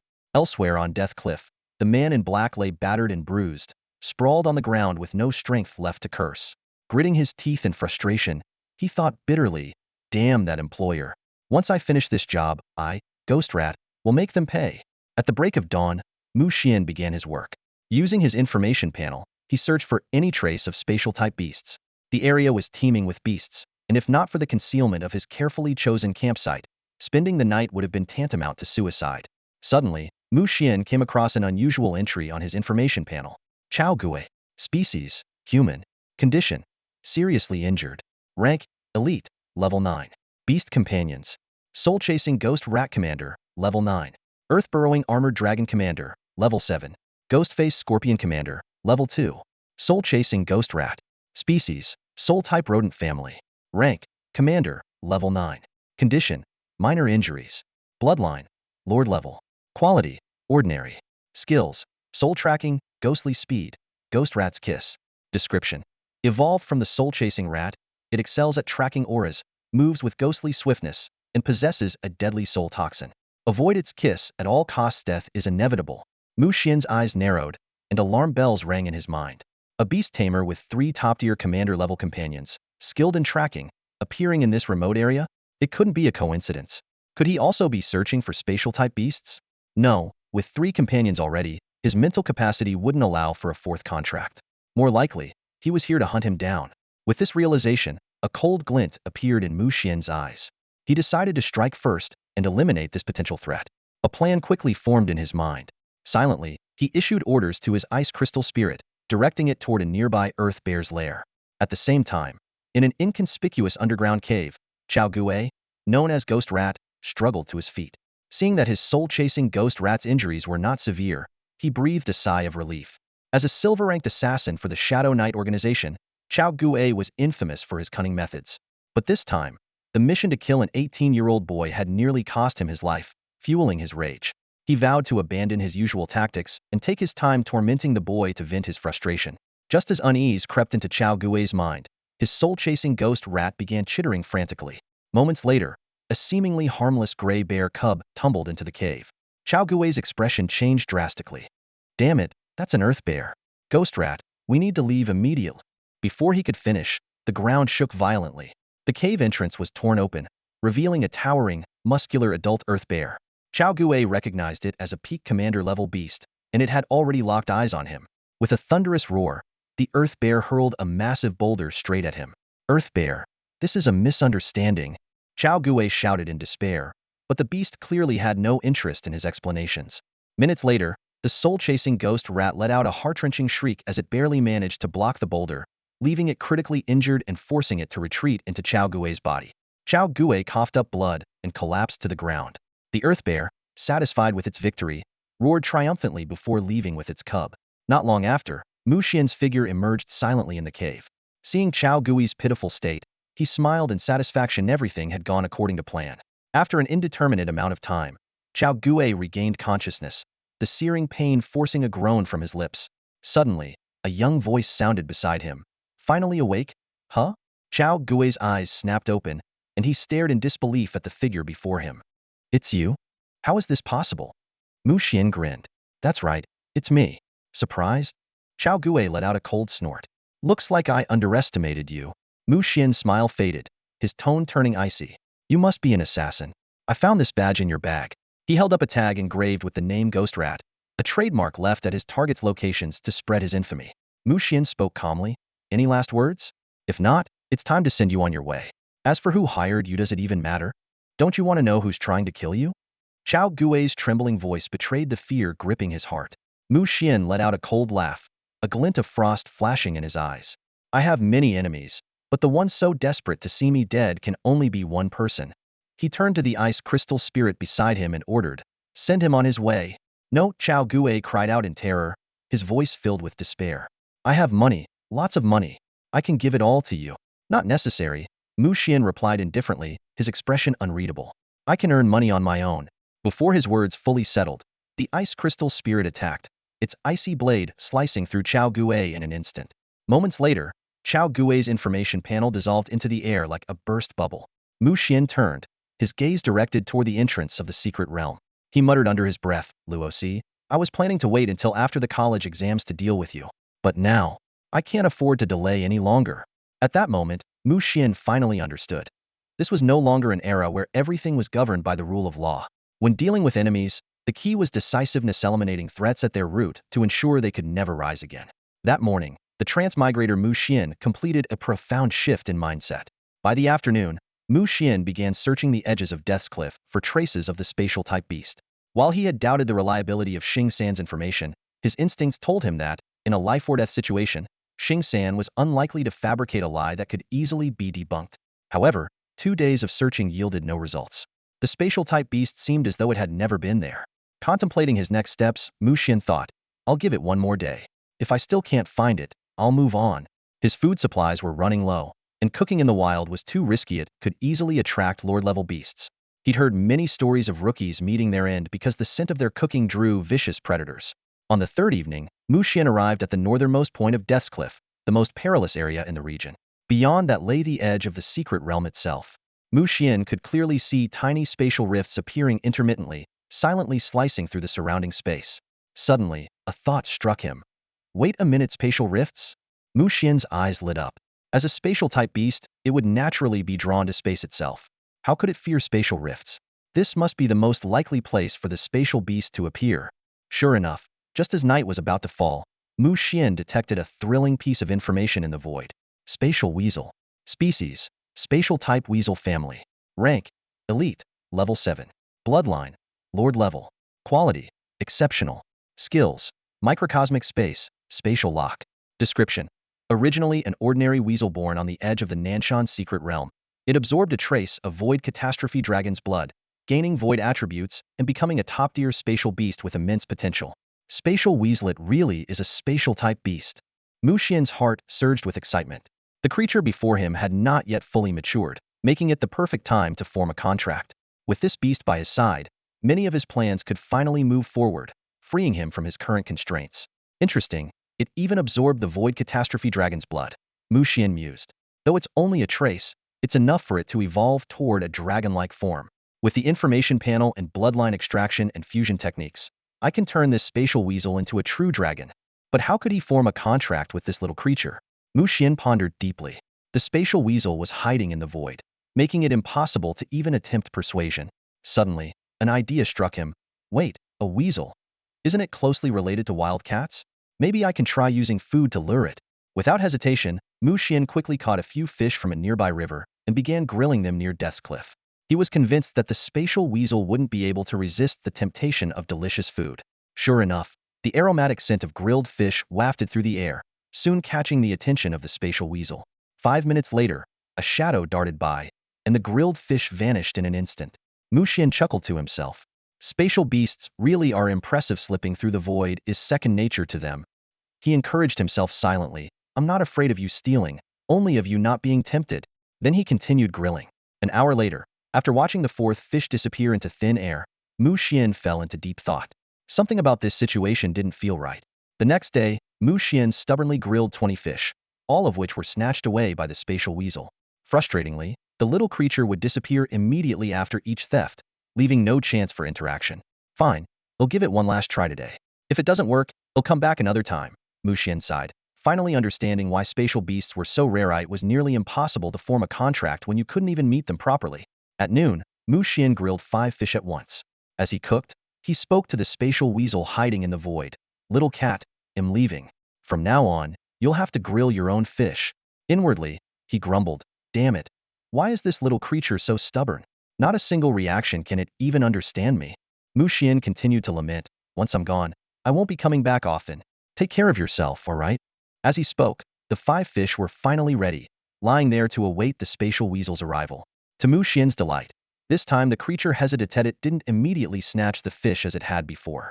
Under Mu Xian's expectant gaze, a silver gray, cat-like beast finally revealed itself. Its eyes, like liquid mercury, shimmered with an air of mystery. The spatial weasel had finally appeared. Mu Xian acted as if he were already well acquainted with the creature, nodding lightly and offering it the grilled fish. Little cat, go ahead and eat. It won't taste as good if it gets cold. The spatial weasel hesitated for a moment, taking twice as long as usual to finish the 5 fish. Seeing this, Mu Xian smiled warmly and waved. All good things must come to an end. I'm leaving now, take care. Let's go. Ice Crystal Spirit. Mu Xian turned and began to walk away with the Ice Crystal Spirit.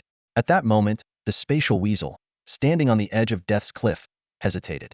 It too yearned for the world beyond. Watching Mu Xian's figure grow smaller in the distance, the spatial weasel finally made up its mind and darted after him. Meanwhile, Mu Xian was muttering to himself, did my performance fail? Did the spatial weasel not take the bait? Damn it, why is luring a spatial beast so hard? Just as he was about to give up hope, a silver gray figure suddenly appeared in front of him. It was none other than the spatial weasel. Mu Xian's lips curved into a triumphant smile. Finally, you're here. Why is the little cat here? Did you come to see me off? Mu Xian asked curiously, feigning innocence. The space ferret grabbed Mu Xian's pant leg and shook its head anxiously. It then pointed its paw toward the sky, its eyes sparkling with anticipation. Mu Xian suddenly understood, amazed by the little creature's intelligence. You mean, you want to see the outside world too? The space ferret nodded repeatedly, its adorable demeanor melting hearts. Mu Xian smiled gently and said, of course you can, but you'll need to form a beast taming contract with me. Otherwise, it's too dangerous, you might get captured. The space ferret hesitated for a moment, then eventually nodded in agreement. Mu Xian reached out to gently pat its head, smiling warmly. Don't worry, the outside world is amazing. There's plenty of delicious food waiting for you. Upon hearing this, the space ferret's eyes lit up with excitement, confirming Mu Xian's suspicion that it was quite the foodie. With the space ferret's cooperation, Mu Xian quickly completed the contract. Nearby, the ice crystal spirit floated over, radiating a friendly glow. Looking at the harmonious scene before him, Mu Xian's face brightened with satisfaction. 5 days of hard work had finally paid off. Time to give you both names, Mu Xian said, addressing the 2 small creatures. Ice crystal spirit, I'll call you Xiaoling. And for you, space ferret, your name will be Xiao Mao. The ice crystal spirit danced joyfully in midair, and the space ferret let out a cheerful cry, clearly pleased with their new names. Suddenly, Mu Xian's expression turned serious as he thought about the next step in his plan, to eliminate Luosi before the news of Chao Gui's death spread. Mu Xian decided to use Chao Gui's identity to enter and exit the Nanshan's secret realm undetected, ensuring he could take down Luosi while establishing an alibi for himself. Since the Nanshan's secret realm was a public area with lax identity checks, it presented the perfect opportunity. Donning the black robes he'd taken from Chao Gui, Mu Xian left the Nanshan secret realm under Chao Gui's identity.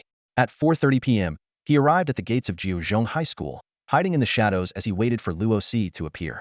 At precisely 5 p.m., Luosi emerged from the school gates with a group of rowdy friends. To Mu Xian's surprise and delight, they didn't head home but instead made their way to a nearby bar called Blue Edge. In this era of beast taming, bars had become hotbeds for shady dealings, making them the perfect place to strike. Mu Xian discreetly followed them into the bar, biding his time. After a few rounds of drinks, Luosi was visibly drunk, stumbling as he made his way to the restroom. Mu Xian knew his moment had arrived. Inside the restroom, Luosi was reveling in the false belief that Mu Xian was likely dead. Suddenly, a familiar voice spoke from behind him. "You seem to be in a good mood." Luosi turned around in terror, but before he could react, Mu Xian dragged him into a stall. With his Tier 2 elite strength, Mu Xian easily subdued him. Without giving Luosi a chance to speak, Mu Xian quickly forced a glob of crimson liquid into his mouth. It was wolf beast blood. Luosi panicked, but the blood melted instantly upon contact, leaving him no chance to resist.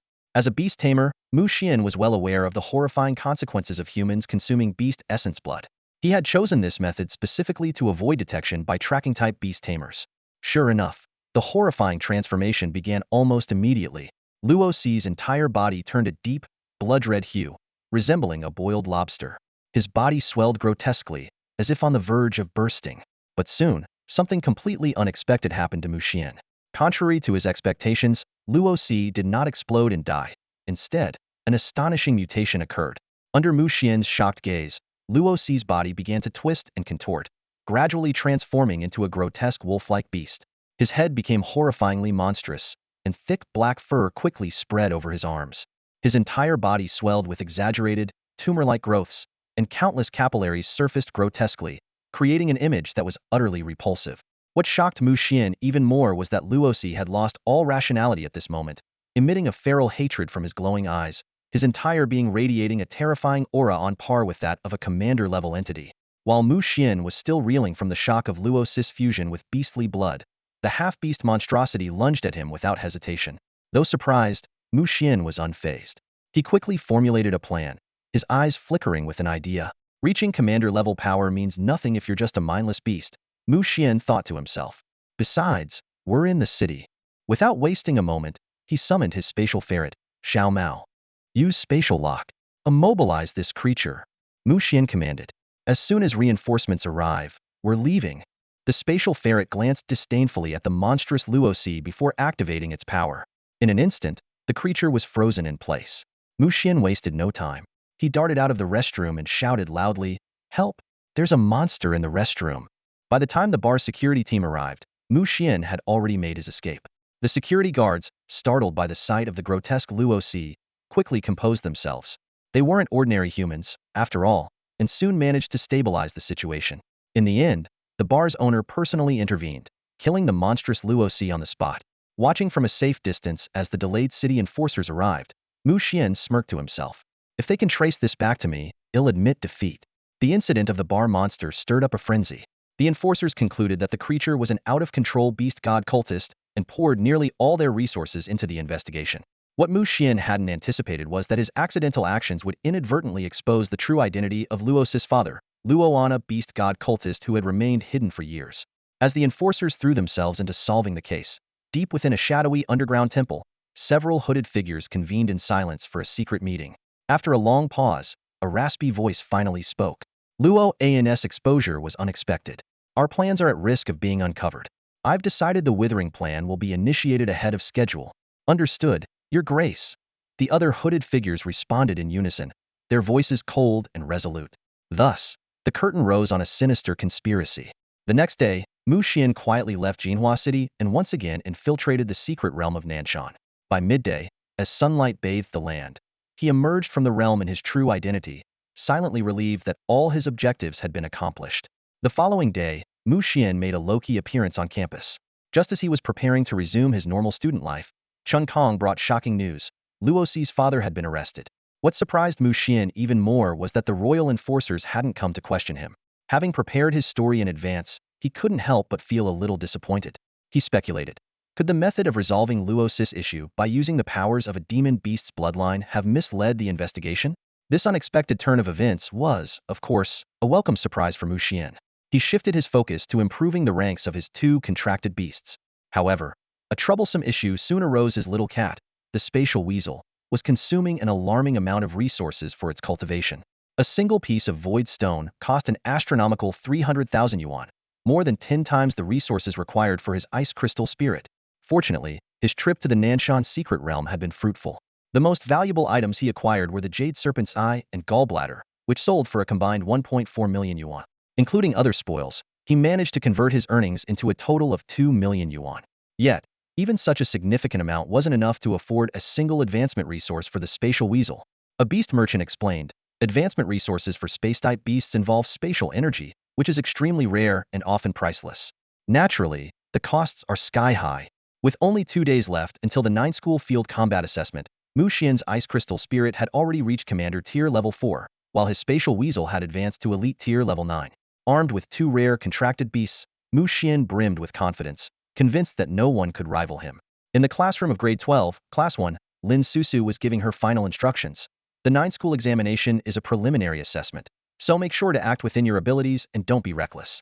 It's best to form teams. The wild environment is complex and full of dangers, so be extra cautious. I've printed out the assessment rules. Make sure to read them carefully. Under Lin Susu's guidance, students with beasts that had reached the elite tier began joining the team heading to Beishan. The elite tier requirement was set because beasts of lower levels would likely be defeated by wild monsters in an instant, rendering the assessment meaningless. Even in this advanced class, nearly half the students' beasts hadn't met the standard. For regular classes, having 3 to 5 participants was considered a good turnout. In the era of contracted beasts, while everyone had the opportunity to form contracts with beasts, only a small minority truly succeeded in making a name for themselves through their beasts. Most people's beasts naturally reached the elite tier over time. Mu Xian estimated that about 1,200 students would participate in this year's 9th School examination, making it the largest event of its kind. Fortunately, Jinhua City had placed great importance on the exam, investing significant manpower and resources. Along the way, students traveled in small groups, chatting and laughing, creating an atmosphere more like a cheerful autumn outing than a perilous assessment. Brother Xian, shall we team up? Mu Xian, can I join your group? Mu Xian, Teacher Lin said we could form teams. Facing the flood of invitations, Mu Xian smiled calmly and said, my target is Commander Tier monsters. If any of you have reached Commander Tier, I'd consider teaming up with you. This statement earned him a collective round of eye rolls. Commander Tier? You're probably the only one in the entire school at that level. Mu Xian shrugged and replied with a grin. I'm saying this for your own good. Following me would actually be more dangerous for you. Chun Kong sighed and said, looks like my dream of clinging to someone strong is over, thanks to the 20,000 yuan Mu Xian had lent him. Chun Kang's mighty frog had successfully advanced and was now at elite tier level 3, a force to be reckoned with. Mu Xian chuckled and said, if you stick with me, where would you even get the chance to shine? Chun Kong wasn't disheartened. He had long understood that, given the gap in their abilities, Mu Xian wouldn't consider teaming up with him. On an open field outside Beishan, over 1,000 students from 9 schools gathered. What followed was a lengthy series of ceremonies. Speeches from the leaders of the Beast Taming Bureau, addresses from the principals of the 9 schools, one after another. By the time they finished, Mu Xian was nearly dozing off. It had to be said these speeches were as effective as lullabies. After over an hour of formalities, the leader of the Beast Taming Bureau gave the command, and the 9th School examination officially began. Students, either in pairs, small groups, or larger teams, started entering the forest. Of course, there were also some who preferred to act alone, such as the Commander Tier students from the 9 schools, all of whom chose to go solo. Mu Xian's luck seemed to be off today. After trekking several kilometers, he hadn't encountered a single monster. According to the assessment rules, students needed to hunt monsters and collect their left ears as proof.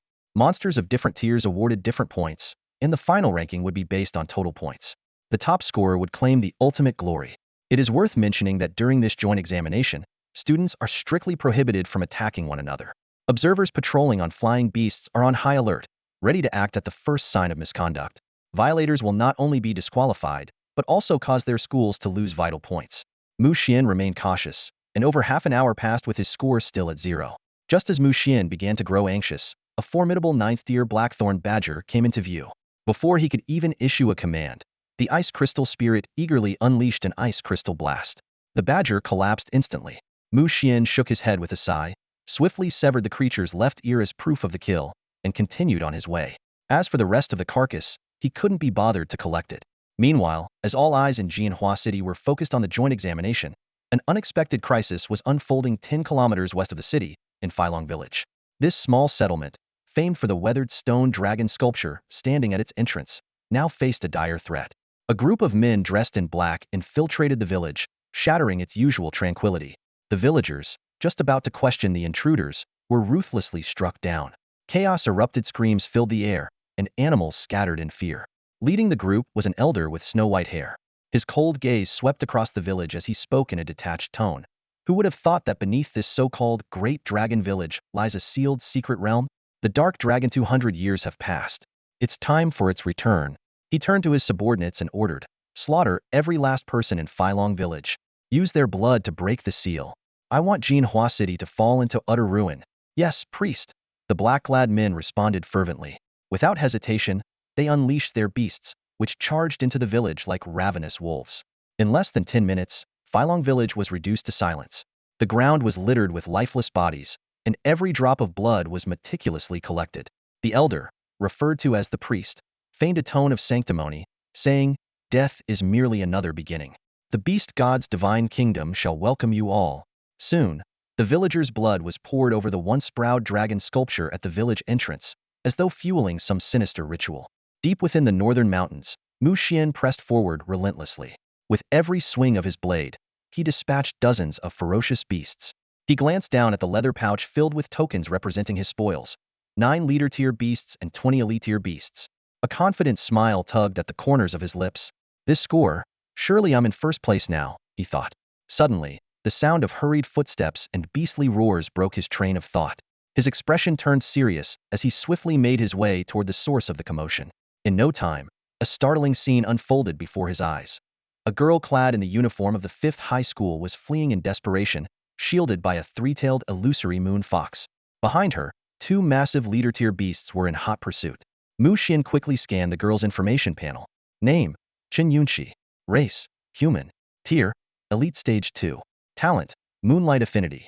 Beasts, 3-tailed illusory moon fox leader Stage 2, Moonshadow Spider Elite Stage 3. The details of the 3-tailed illusory moon fox appeared as well. Species, Illusion Moon Fox. Tier, Leader Stage 2. Bloodline, Lord Grade Quality. Skills, Illusionary Layers, Moonlight Strike, Illusory Moon Gaze. Traits, a rare dual-element beast with traces of 9-tailed Heavenly Fox bloodline, holding extraordinary future potential. Run. It's 2 leader-tier jungle tigers at Stage 6, the girl shouted from afar, her voice trembling with fear. Leader-tier Stage 6 jungle tigers? Mu Xian's eyes lit up as he called back. Don't worry, I can handle one of them. As the distance between them closed, Mu Xian recognized the girl. She was none other than Chen Yunqi, the renowned beauty of 5th High School, and reportedly the cherished daughter of the prestigious Chen family in Jianhua City. Even in her disheveled state, her stunning features were unforgettable. Hi, I'm Chen Yunqi from 5th High School, she said between gasps. Are you sure you can handle one of them? The 2 jungle tigers behind her were closing in, their heavy breathing growing louder. Trust me, Mu Xian replied with a wave of his hand. The ice crystal spirit by his side radiated an intense, bone-chilling cold, ready for action. Chen Yunqi's eyes widened as she noticed the ice crystal spirit. That's an elemental life form, an ice crystal spirit. You're Mu Xian, the lucky one from 9th High School? Mu Xian chuckled lightly. That's me. Now, how about we each take one of these jungle tigers? After a brief hesitation, Chen Yunqi nodded firmly. As a representative of 5th High School, how could she allow herself to lose to someone from 9th High? Without wasting another second, Mu Xian issued a command, and the ice crystal spirit launched into action. A massive ice tornado roared to life, sweeping one of the jungle tigers high into the air. The jungle tiger's information appeared. Species, Jungle Tiger. Tier, Leader Stage 6. Bloodline, Leader Grade Quality. Skills, Jungle Camouflage, Tiger Pounce. Traits, Masters of the Jungle, Elite among tigers, adept at ambush tactics and sudden strikes. Even without the advantage of camouflage, these jungle tigers were formidable foes. Their immense strength and powerful leaps made them deadly predators, capable of overpowering most beasts of the same tier. However, Today, they faced a rare elemental life form and a dual-element three-tailed illusory moon fox, a combination that spelled their doom. Within the raging ice tornado, the jungle tiger let out pained roars, clearly suffering severe injuries. Meanwhile, on the other side, three identical three-tailed illusory moon foxes appeared, surrounding the second jungle tiger. The beast looked around in confusion, seemingly caught in an illusion.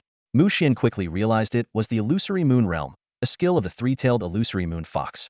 The jungle tiger was thoroughly trapped, unable to break free. Moments later, the jungle tiger Xian was battling let out a final, agonized cry before crashing to the ground. Before it could rise, a thick layer of frost enveloped its body. Ice crystal spirits, extreme cold freeze skill. Seconds later, the ice shattered in a violent explosion, leaving the jungle tiger heavily injured and near death. However, things were not going as smoothly on Chun Yunqi's side. Despite the three-tailed illusory moon fox's lower tier, the jungle tiger's sheer power allowed it to break free from the illusion and launch a ferocious counterattack. After a few probing strikes, it successfully identified the fox's true form. Xiaoyu, watch out! Chun Yunqi cried out in alarm as the jungle tiger lunged at the three-tailed illusory moon fox. Chirp! The fox let out a pained cry as it transformed into a streak of light and darted into Chan Yunqi's arms. The aftershock of the attack struck Chan Yunqi as well, causing her to stumble backward, blood trickling from the corner of her mouth. Seizing the opportunity, the jungle tiger charged at Chen Yunqi, poised for the kill. Just as it seemed all hope was lost, Xian's ice crystal spirit arrived in the nick of time. A powerful skill sent the jungle tiger flying into the air once more, saving Chen Yunqi from imminent danger. Thank you, Xian. Chen Yunqi's gratitude was evident in her tone. If not for his timely intervention, her fate would have been sealed. Xian waved her thanks aside with a smile and issued another command to his ice crystal spirit. Shaoling, use extreme cold freeze and ice crystal explosion. Finish this jungle tiger off. The ice crystal spirit glowed with icy blue light, responding instantly. As the jungle tiger hit the ground once more, a flurry of devastating skills erupted, bringing the ferocious beast to its final end. Before long, Xian and Chen Yunqi joined forces to completely take down another heavily injured jungle tiger. Both Tier 6 leader jungle tigers fell one after the other, lying lifeless in the forest they had once ruled over. Chun Yunqi's face was pale, her breathing still somewhat labored, but she forced herself to speak.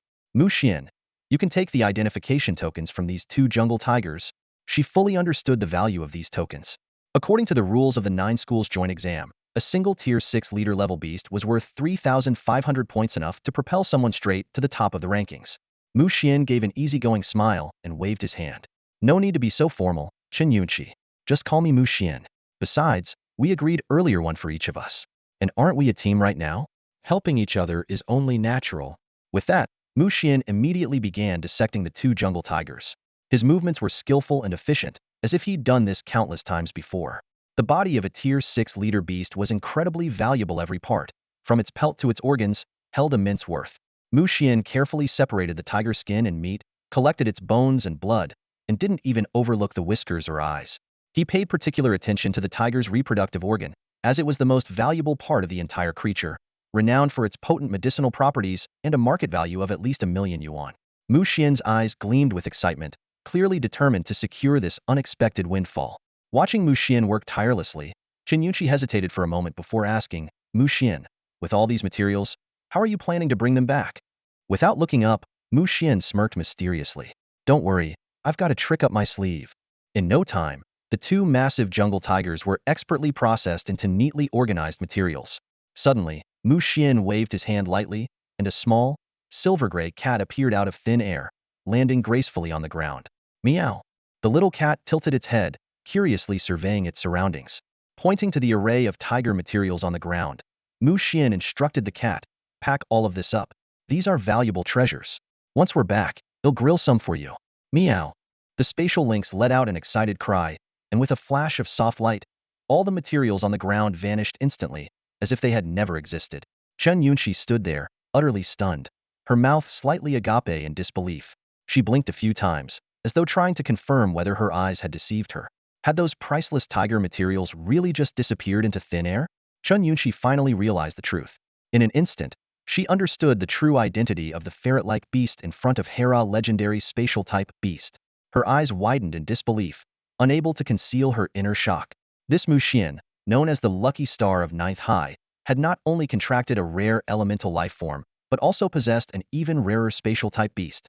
The discovery was far more astonishing than witnessing Mu Xian kill 2 jungle tigers. A spatial-type beast? Chun Yunqi asked, her eyes filled with doubt as she looked at Mu Xian for confirmation.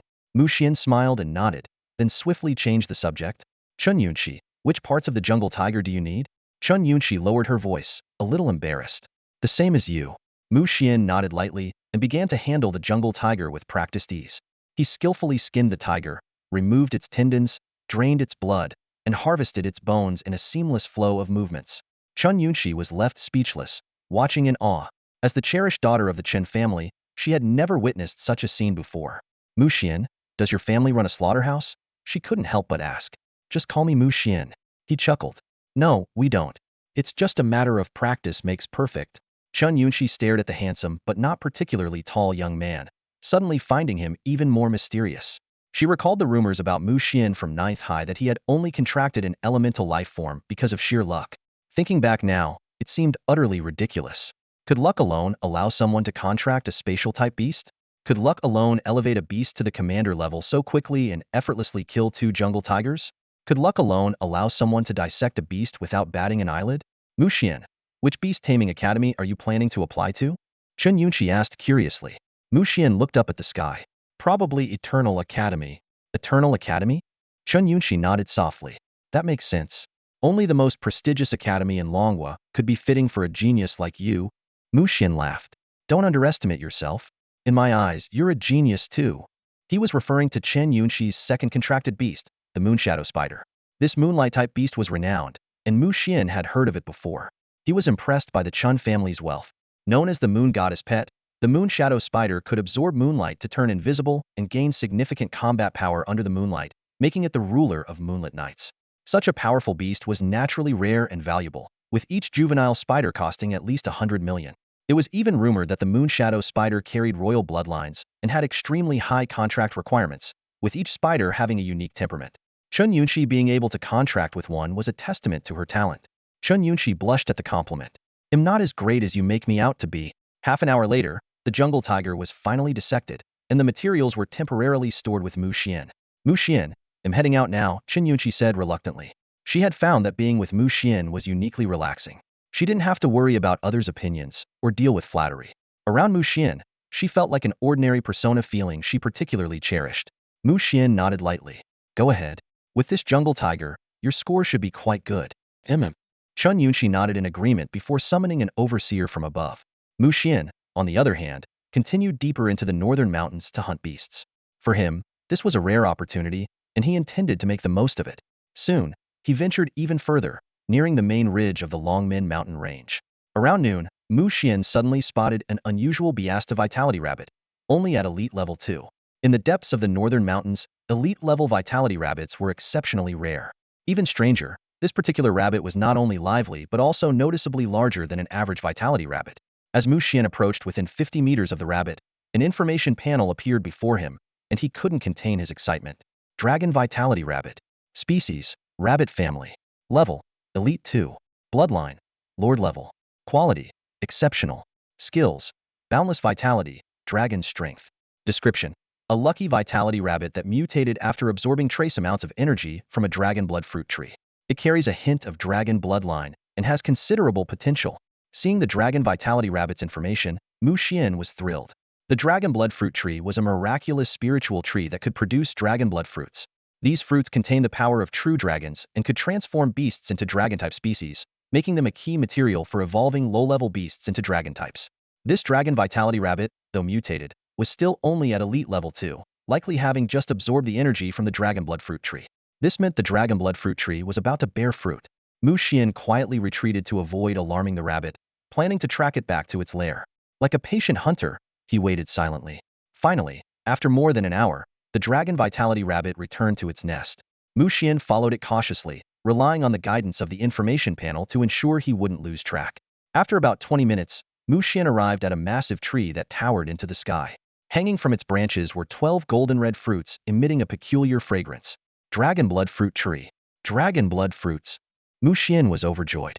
He hadn't expected to encounter such a rare opportunity during the joint examination of the 9 schools, discovering a dragon blood tree in the depths of the northern mountains. In fact, he hadn't even noticed that he had already left the northern mountain range and entered the depths of the Longmen mountain range. Remaining vigilant, Mu Xian knew that rare spiritual trees and fruits were always guarded by beasts. A treasure as valuable as the dragon blood fruit tree would be no exception. Sure enough, the information panel revealed over a dozen beasts in the vicinity. However, what he saw on the panel left him stunned. Thunderstorm Wolf. Species, Thunder Canine Family. Level, Lord Level 9. Bloodline, Beast King Level. Quality, Elite. Skills, Thunderstorm, Lightning Prison, Thunderclaw, Thunderstride. Description: a powerful beast living in the depths of the Longmen mountain range, the undisputed ruler of the surrounding 100 miles. Handle with caution. Mighty Demon Ape. Species, Strength Demon Ape Family. Level, Lord Level 9. Bloodline, Lord Level. Quality, Exceptional. Skills, Divine Power Fist, Frenzy Mode, Mountain Crush, Demon Ape Roar. Description: a ferocious beast born for battle, unrivaled in combat, and utterly relentless. However, in its severely injured state, its strength has been significantly diminished. Iron Feather Golden Eagle Emerald Dragon Python. In the distance, Mu Xian gazed intently at the 7 or 8 figures that appeared within his field of vision. His Adam's apple unconsciously moved as he swallowed hard. He finally realized something was amiss. The beasts surrounding the dragon blood fruit tree were all incredibly powerful, with the weakest among them at Lord rank level 7. Among them were rare bloodlines and extraordinary species, particularly the mighty demon ape, towering at 7 to 8 meters tall, resembling a small mountain and exuding an overwhelming sense of oppression. Compared to it, the beasts cultivated by Lin Yin of the Dark Alliance seemed utterly insignificant. Mu Xian's heart sank. He had ventured deep into the Longmen mountain range. Facing such a gathering of high-tier beasts, retreating seemed like the wisest choice. Yet, the treasure was right before his eyes. Giving up now felt like such a waste. He anxiously racked his brain for a plan, fully aware that lingering any longer would only increase the danger. A Lord-rank beast could ambush him from behind at any moment. Suddenly, an idea struck him: could let the little cat take action. The space ferret, being a spatial-type beast, could discreetly snatch a dragon blood fruit as long as there were no beasts capable of suppressing its spatial abilities. Without hesitation, Mu Xian summoned the space ferret and explained his plan. However, the little cat immediately shrank back in fear, shaking its head vigorously. Meow, meow, meow. Too dangerous. I'm not going. Mu Xian rolled his eyes and patiently explained. I'm not asking you to fight those Lord-rank beasts. You just need to steal one dragon blood fruit. Wait for the right moment and act while they're fighting over it. Meow. No way. The little cat still refused. Seeing that persuasion was futile, Mu Xian had a sudden epiphany. He decided to appeal to the little creature's gluttonous nature. Little cat, this dragon blood fruit is meant for you. If you can bring back just one, you'll be able to evolve into a dragon-type beast. That finally got the little one's attention. It hesitated for a moment before reluctantly nodding in agreement. Mu Xian breathed a sigh of relief, thinking to himself that he could have saved so much effort if had led with that.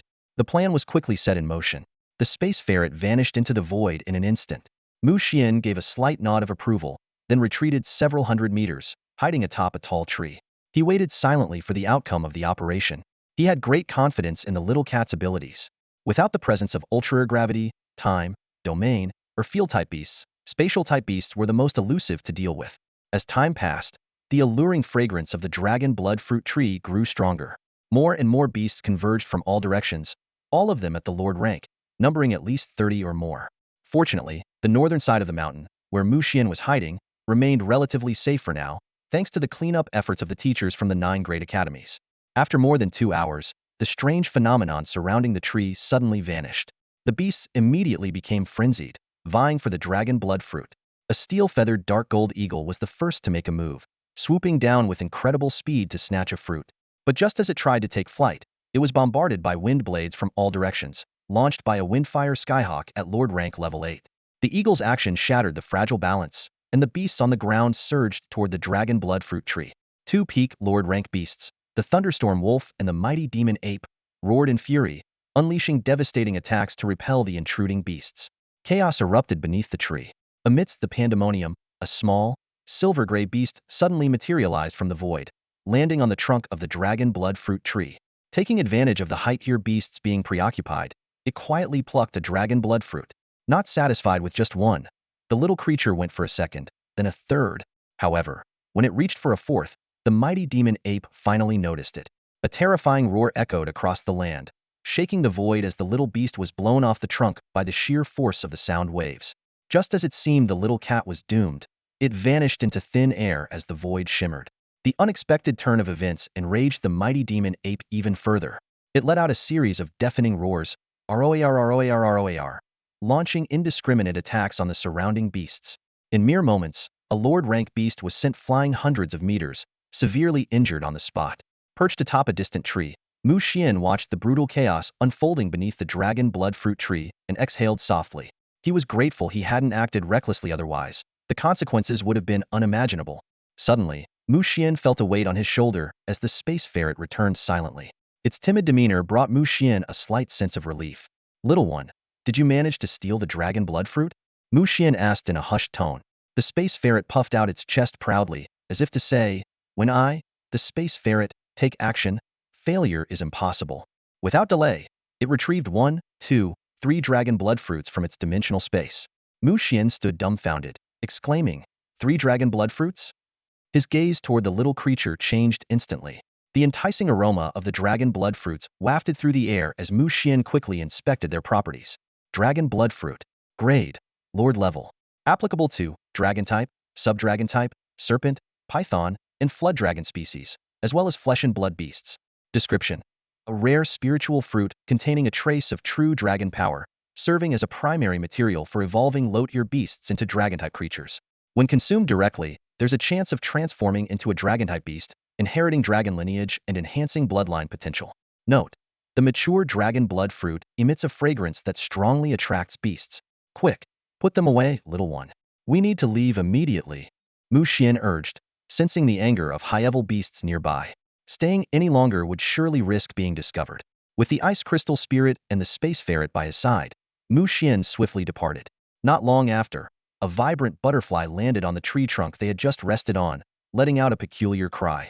The sun dipped below the horizon, and twilight blanketed the sky as the 9-school joint examination neared its conclusion.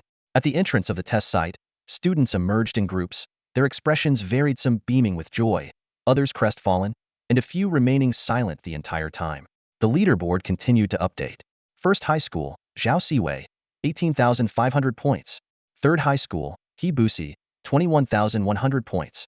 Eighth high school, Zhang Qingming, 44,300 points.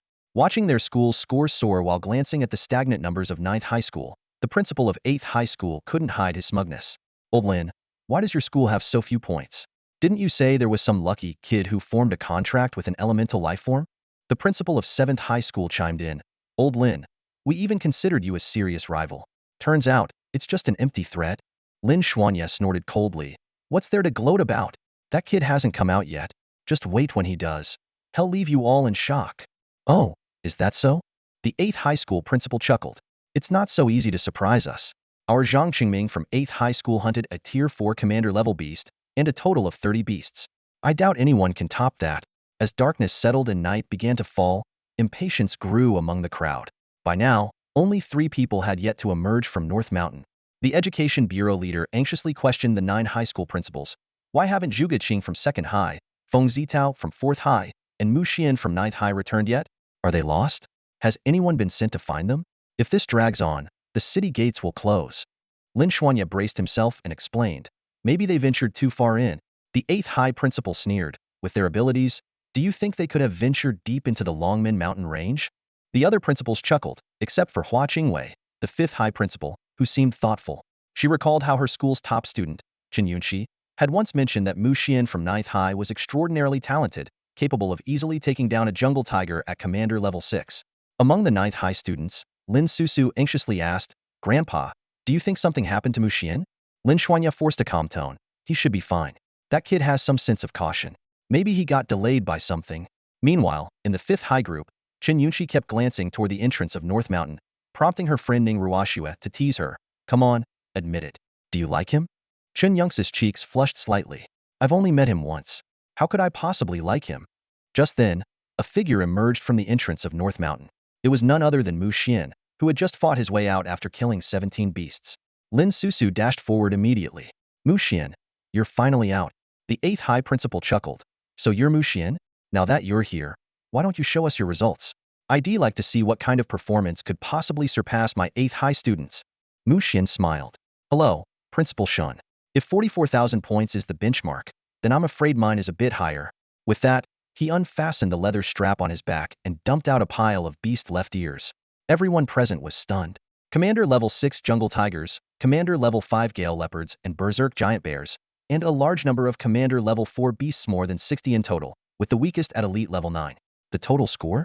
63,900 points. The crowd erupted in shock. Principal Xuan Hang of 8th High was left speechless, his face burning with embarrassment. Lin Xuanya took the opportunity to mock. Old Xuan, what do you think of my students' results? I told you before, but you didn't believe me. Just as the Education Bureau leader was about to commend Mu Xian, two flying beasts approached from afar, each carrying a student in the arms of a monitor. The second high principal rushed forward in alarm. What happened? The monitor shook his head. By the time we arrived, the bodies were already cold. The fourth high principal sighed as he gazed at the other broken body. Due to the tragic loss of the two students, the award ceremony was cancelled, and everyone returned to their schools for counseling. In the ninth high group, Chen Kong complained to Mu Xian, Brother Xian, what's this mess? Your hard-earned resources are gone now. Mu Xian explained, probably not.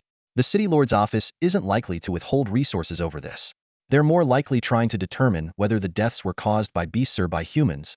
Humans? Chen Kong exclaimed in shock. Mu Xian sighed. That's right. In the wilderness, the most dangerous thing isn't the beasts, it's other humans.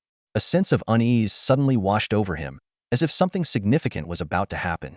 As night fell, Mu Xian followed the group back to Jinhua City. Just as he was about to head home, a faint tremor shook the ground. Moments later, piercing alarm sirens echoed across the city. This is a full city alert? An enemy invasion? No way, it's a beast horde. A beast horde is coming. Ninth High Principal Lin Xuanya suddenly announced loudly, we've just received orders from the City Lord's office.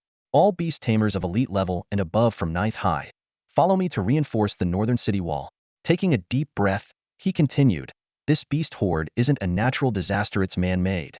We, as Beast Tamers of Jinhua City, must fight for our city. We must protect what is ours, Jinhua City.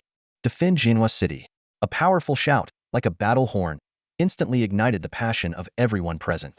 The students responded enthusiastically, chanting slogans as the youthful fervor coursed through their veins. Yet, standing amidst the crowd, Mu Xian remained exceptionally calm. He knew all too well that facing this beast tide would inevitably lead to casualties. Among these inexperienced student soldiers, many might never leave this battlefield alive. Mu Xian turned to Chen Kong beside him and quietly instructed, Kongzi, make sure to stick close to me later. Despite his words, Mu Xian couldn't help but calculate inwardly if this guy got into trouble. Recovering the 20,000 yuan he had lent him would be a long shot. Hearing this, Chen Kang's eyes welled up with tears of gratitude, and he almost lunged forward to hug Mu Xian. This sudden display of affection made Mu Xian shudder, prompting him to take a quick step back. There was no time for rest, let alone a proper meal. The group was swiftly led to the western city wall to begin their watch. It was there that Mu Xian and his peers finally learned the full story of the crisis. Earlier that evening, tens of thousands of demonic beasts had suddenly appeared to the west of Jinhua City, including a dark dragon whose power had reached the peak of the Beast King level. This abrupt threat plunged the entire city into a state of emergency. A city-wide mobilization was initiated to organize defenses, and reinforcements were urgently called for. As students of the Beastmaster Academy, Mu Xian and his classmates were naturally conscripted. Fortunately, given their limited abilities, they were stationed at the third defensive line in the northern sector, tasked with stopping any beasts that managed to slip through. Chen Kong, visibly uneasy, asked, Brother Xian, we'll be okay, right? Mu Xian's gaze turned solemn as he looked westward, where the true battlefront lay. He replied calmly, don't worry, we just need to do our part. Yet deep down, he couldn't help but reflect on the state of this world, known as Blue Star. Beneath the seemingly prosperous civilization of Beastmasters lay constant, lurking dangers. For a fleeting moment, he found himself longing for the tranquil life he once had on Earth in his past life. Just then, a deafening explosion echoed from the west. Dazzling lights intertwined in the sky, accompanied by the unrelenting roars of demonic beasts. The battle had officially begun. Kongzi, get ready. The beasts will definitely split off and head our way, Mu Xian warned, his ice crystal spirit already poised for action on his shoulder. Chen Kong nodded resolutely, while his mighty frog emitted a low croak, bracing for combat. Around them, other students clenched their fists nervously, preparing for the impending onslaught. Sure enough, it wasn't long before a portion of the beasts circled toward the north. Intense shouting and beastly growls erupted from the first defensive line. The primary defenders there were the school principals, whose beasts few in number but immensely powerful were tasked with intercepting the most formidable beast king level and lord level creatures. The second defensive line, manned by the teachers, was more varied in strength, ranging from lord level to commander level. Finally, the third line of defense, where Mu Xian and his classmates were positioned, was left to the students. In a matter of moments, hundreds of beasts broke through the first two defensive lines and charged toward the city wall. The students stationed there tensed up immediately, some even trembling. Yet Mu Xian remained calm. He had faced far more harrowing situations in the past, and a mere few hundred beasts were far from enough to faze him. As one beast lunged toward the wall, the ice crystal spirit acted before Mu Xian could issue a command. Ice crystal blast. A crisp sound rang out, and the beast's position erupted in a burst of ice, sending it and two others nearby crashing back to the ground. Nice one, Brother Xian. Chun Kong shouted excitedly. Focus on the battlefield, not me. Mu Xian snapped, shooting him a glare. He couldn't believe this guy was still distracted at such a critical moment. Chun Kong sheepishly turned his attention back to the wall, but in that very instant, a dark, venomous spider suddenly leapt up from the edge of the wall, landing squarely on his face. Ah, help, Brother Xian! Chun Kong screamed in pain. His mighty frog reacted swiftly, delivering a powerful punch that sent the spider flying and saved its master. However, Chun Kang's face was already smeared with black blood, a clear sign of severe poisoning. Useless idiot! Mu Xian cursed under his breath. Without hesitation, he commanded, Little Ling, release some frost to stabilize Chun Kong. Little cat, go take down that venomous spider. Using frost to temporarily suppress Chun Kang's condition was the best solution Mu Xian could think of on the spot. He needed to deal with the venomous spider immediately, as its poison was notoriously lethal and time was of the essence. Little cat moved like a bolt of lightning, appearing above the spider in an instant. With a swift swipe of its razor-sharp claws, it crushed the spider's head. Only after confirming the spider's death did Mu Xian finally breathe a sigh of relief. He quickly dragged Chun Kong to a safer spot and took on the responsibility of defending two sections of the wall by himself. Fortunately, the ice crystal spirit was exceptionally powerful, with spells that packed a punch. It relentlessly repelled, knocked down, and eliminated the beasts that swarmed the wall. In just half an hour, over 50 beasts had fallen to its attacks. However, the other students weren't faring as well. Overwhelmed by the relentless waves of beasts, many soon found themselves in dire situations. Casualties began to mount. In only an hour and a half, 4 students on the western wall had already lost their lives, while 9 others were injured. The battle was even more brutal than anyone had anticipated, with every person teetering on the edge of life and death. The brutal battle raged on, and the defenses atop the city walls were on the verge of collapse. Beasts surged forward like a relentless tide. Even with 2 lines of defense, they continued to swarm up the walls in an unending wave. Mu Xian frowned deeply, watching as even the auxiliary girls were forced to join the fight. He knew the situation was dire. His gaze swept across the battlefield, and suddenly, an idea struck him. The scattered beasts were actually limiting Xiaoling's potential. The second line of defense that's where the beasts were most concentrated. The perfect spot for Xiaoling to unleash her power. One skill could take out dozens of beasts and potentially relieve the pressure on the third line of defense. With that thought, Mu Xian didn't hesitate. He leapt from the city wall, his figure like an arrow shot from a bow, heading straight for the second line of defense. Mu Xian, where are you going? Lin Susu, overseeing the battle from a distance, cried out in alarm, her voice filled with worry. I'm going to the second line. Mu Xian called back without turning his head. He simply waved his hand, leaving Lin Susu staring after him in disbelief. In just a few breaths, Mu Xian crossed dozens of meters and arrived at the second line of defense. The situation here was even more critical than on the city walls. Thousands of beasts had already gathered, threatening to break through at any moment. Who are you? A stern voice demanded. It was the commander of the second line of defense. Mu Xian straightened his posture and responded loudly. I'm Mu Xian, a student from number 9 high school, assigned to the third line of defense. But I believe the second line is better suited to my abilities. He gestured to the ice spirit beside him, while the spatial ferret had already disappeared into the void, waiting for the right moment to strike. A flicker of surprise crossed the commander's eyes. An ice elemental life form? So you're the genius student Mu Xian that old Lin Xuan mentioned? You've got guts. He nodded in approval. The ice spirit is indeed ideal for large-scale spell attacks. Keeping you on the third line was a waste of your potential. Fine, pick a spot. Understood. Mu Xian quickly chose a position and commanded the ice spirit. Xiaoling, give it your all. The ice spirit seemed to come alive, exuding an intense chill. In an instant, a massive ice vortex roared to life, sweeping dozens of low-tier commander-level beasts into its icy embrace. Frost filled the air, and the beasts howled in agony. Thus, the battle commenced. Mu Xian's arrival injected a surge of morale into the second line of defense. However, this brutal conflict was far from over. Greater challenges lay ahead, waiting to test them.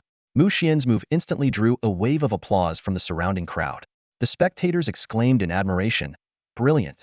As expected of an elemental life form, truly extraordinary. Mu Xian from ninth high, well done." Cheers filled the air as Mu Xian's lips curved into a slight smile. He thought to himself, "This is the feeling I was waiting for. A dense swarm of beasts like this is perfect for the ice crystal spirit to shine." The ensuing battle did not disappoint Mu Xian. With a wave of his hands, an ice crystal explosion cleared an entire area in front of him, leaving beast corpses scattered haphazardly. Next, a roaring ice tornado swept through, carrying away dozens of beasts. They writhed and howled in midair before being flung aside. Finally, Mu Xian unleashed what seemed to be an ordinary extreme frost freeze, but in an instant, it turned a vast number of beasts into ice sculptures, creating a perfect opportunity for others to focus their attacks. In just half an hour, the tide of the battlefield shifted dramatically.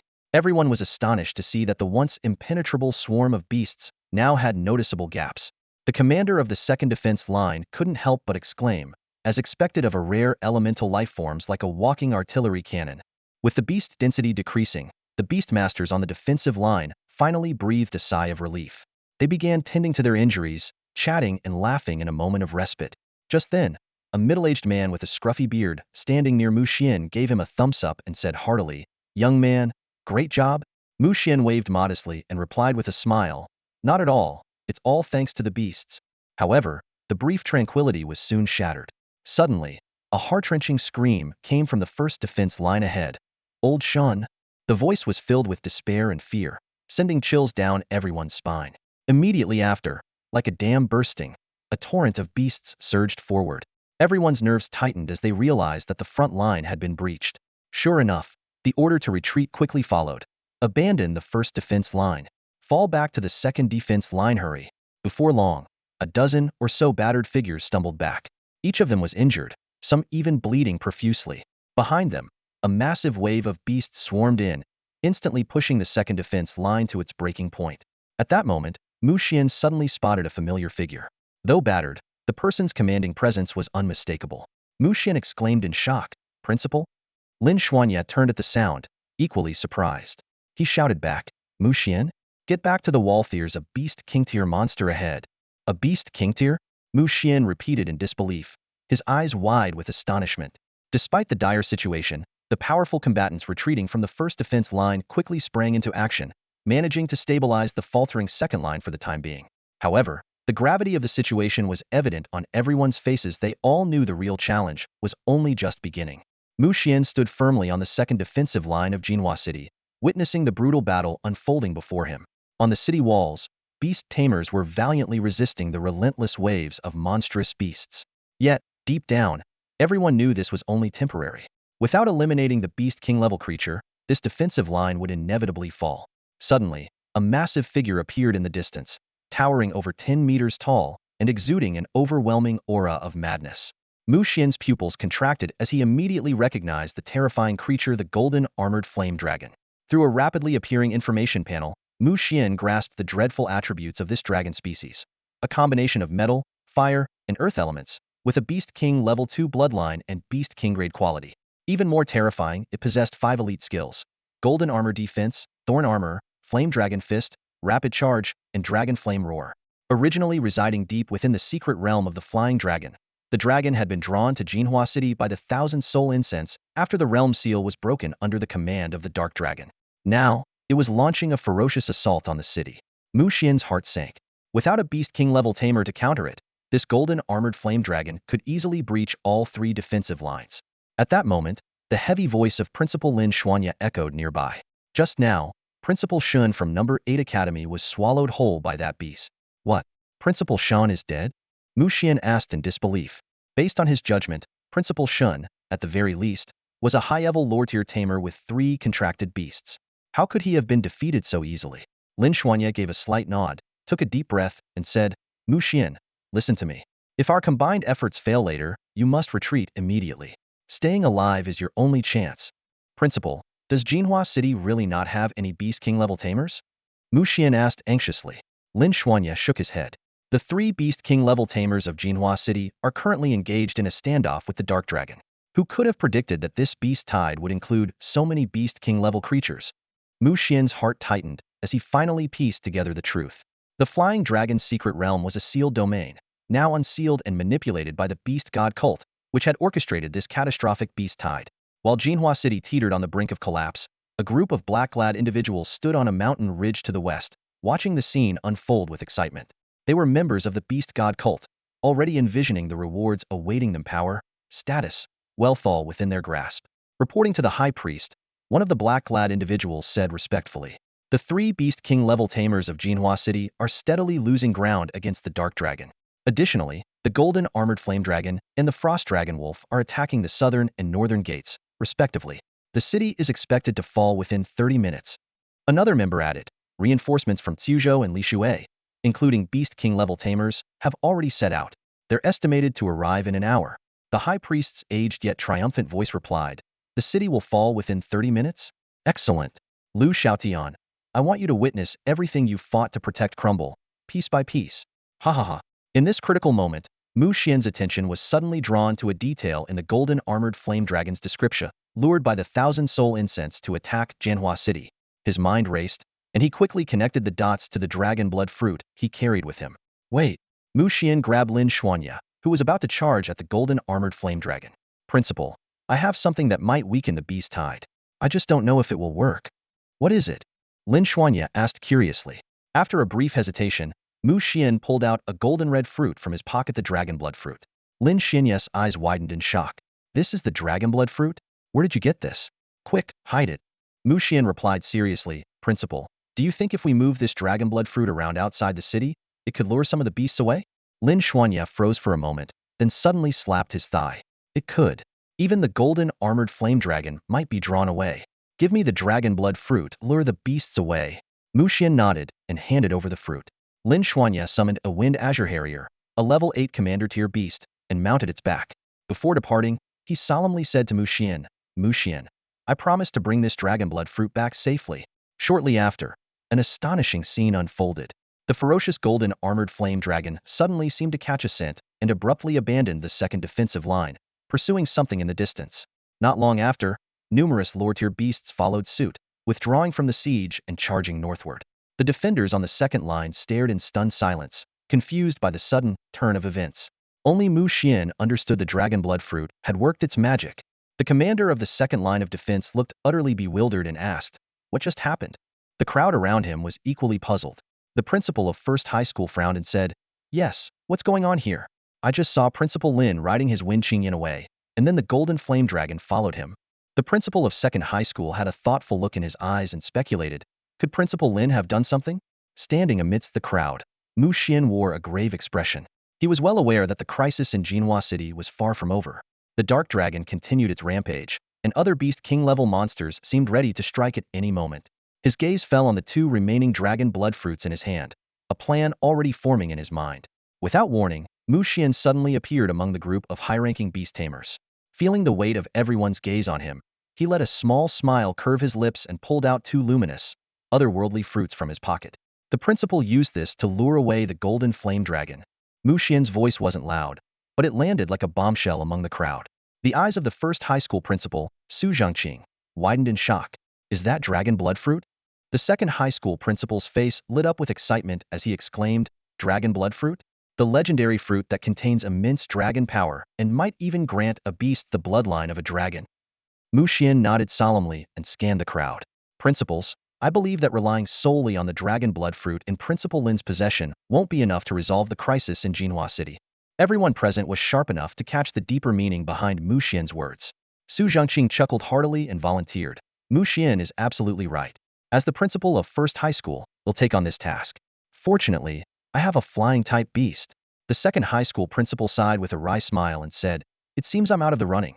I don't have a flying-type beast and can't lure the monsters away." Tension filled the air as everyone understood what it meant to carry the dragon blood fruit. To lure the monsters away, it was likely a mission with no return. At that moment, a resolute female voice suddenly broke the silence. "They'll do it." All eyes turned toward the speaker, only to see Principal Hua Qingwei of Fifth High School step forward with unwavering determination. Before Mu Xian could say anything, Both Su Jingqing and Hua Qingwei had already grabbed a dragon blood fruit each and leaped onto their respective beasts. Without hesitation, they flew off, one heading north of the city, the other toward the west.